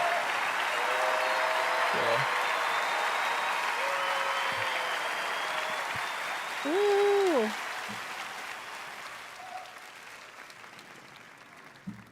And the game of the year is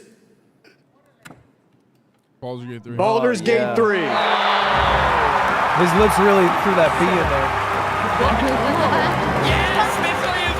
I mean, come on. My man literally wore a fucking suit of armor. Like, he knew he was winning. He lost? Finally. I mean, if he lost, he still could not be penetrated by most weapons. Hey, there ain't no shame in losing and still looking swagged out. What a knock on it. Yeah. Man, he got ass on that. He's a bit of a coward though, because he didn't put like the fucking. suit, he didn't put the Yeah, he pants should have on. wore the pants. I didn't expect it anymore. Thank you. Thank you so much. He looks like a character where you wear an armor that game like Baldur's Gate specifically 3 gives you isn't possible if attributes. you don't have an incredible team working on it. That's why it doesn't look And like Team Atlassian the rest.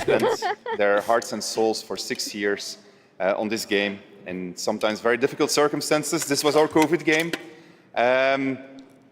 Along the way, we lost quite a few people also, so we want to dedicate this to all the people we lost, and especially to Jim, our lead cinematic artist, who passed away in the last month. Oh my. I want to thank over 2,000 people, so sit back and relax. But I also want to thank everybody that supported us throughout this entire effort. 07's for Spider-Man, though. Our families, our friends, our partners. You were the best, and without you, we couldn't have done it. Thank you very much. Thank Hearing you. his armor clank is so funny. Yeah, why is it so wide on the back? Because you got for the pants to fit, I think. Oh, like you're like riding a horse? Did they mention the layoffs? Congratulations, Spanning. Congratulations Not to a all mention. of tonight's winners. We will see you next year at our 10th I didn't anniversary get Game bingo! Awards, which I'm happy to announce. Damn. We'll I got return it right twice. here to the Peacock Hell yeah. Theater You can still on show up. Thursday, December I got it 12th, 3 times, I think. 2024. No way. Happy holidays. Good night. What do we think, guys? Do you think it's an honest? You know, we got Was this a fair shake? Was this an Lost honest? people along the way was not layoffs. That's people That died. is death. That. Oh All right, my. everybody get up. What do we? Damn, What are we I thinking? didn't get freaking bingo. Do we? Leslie did. Bro's banking on. Do we Right, think 3 that all these times. awards were good? Were they valid? Any upsets? Do you have any Freaking upsets? Sucks. No Among Us. No, it made me want to play Baldur's Gate. No I think Silk Road maybe- announcement. No Elden Ring announcement. They didn't even bring up a goddamn Among Us reference. I Well, agree that with was mine did last part, but I do think that like 3 there years should have ago. been no Bloodborne, no Bloodborne on PC, no Bloodborne 2, no fucking Elden Ring. Damn. Dang. Hey, well, No good job, Elden Ring Jeff. at Good all job as this always, side. man. Jeff Probably killed it, still bro. working on it. That shit on, got like Jeff. 5 mil views concurrent. Yeah. Great work, Jeff. Or no Yeah. Little Wow. Nightmares 3 either. Okay. Oh wait, All right, yeah, well- nothing about Little Nightmares, huh? What are you guys up to rest of the night? Fine. The finals is out. Let's play it. Yeah, we're playing the finals. I actually want to test Enjoy. out that game that just came out that people were kind of iffy on, but I just downloaded it on Steam. What is it called? The fucking the new game that came out on Steam the day before. Oh my god, there's already an update required. I just downloaded this morning. Oh, Is yeah, it on Steam, I- the finals? the day before. Let's see. I'm down to play a game, a video game. I don't Gentlemen, know I when have it's been on. live free. 10 hours. It's my bedtime. You've been live for I 10 must hours. go I'm as proud well. of you. I'm approaching. have. Approaching my limit. All right. Yeah, me too. Couple of I'm us have tired. to grind. The finals is free and Yeah, it's on that's Steam. why- Guys, a Free free on game. That's why it's Steam. like we tried the finals. Okay. Or is that multiplayer? I'm down to All try right, it another good night, day. everybody. It's a 3v3. It's Yeah, a 3v3. Oh, it's only 3v3. 3. Yeah. Oh. Okay, I'm downloading it anyway, but you know we don't All have right. to. We don't have to play it tonight. Gentlemen, ladies, have a good night. Hey, that was Good night. awesome. Good night, everybody. Good night, everybody. Good Bye, night, everybody. guys. Bye. Party. Good night. Bye, everybody. Bye. Okay. I lied. I'm not gonna play a video game right now. The finals has AI voices. Oh, tomorrow we have the blacksmithing stream. At 12, hopefully. At 12 p.m. Pacific. I'll be starting a little bit later. I am going back almost an entire year later, almost exactly to the day. I'm going back to the blacksmith. I will be finishing my sword. I'm going alongside Valkyrie, Will Neff, and Caroline. That's right.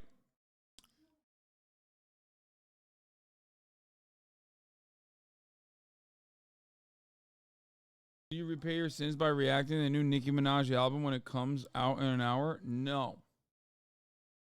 I will not be doing that. I am so tired, and I do have a major headache, honestly. But that's all I got for now.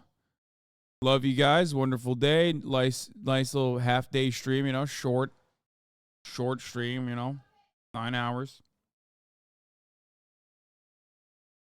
But let them play. They're playing, I think. Or maybe not. I don't know. Anyway, guys, from the Alan Wake 2 team, my heart to yours. I'm wide awake, baby. Kind of tired, but tomorrow I will be wide awake. You know what I'm saying? Peace, everybody. Love you all. See you tomorrow for the blacksmithing stream. Went too far. I will never lose myself again. Or I was calling you. Did you hear me? I lost my way.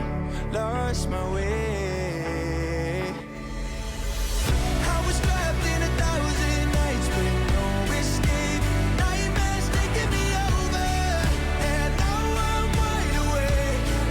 And now I'm wide awake. Oh, I died like 1,000,000 times through the waves I break. The nightmare's finally over. And now I'm wide awake. And now I'm wide awake.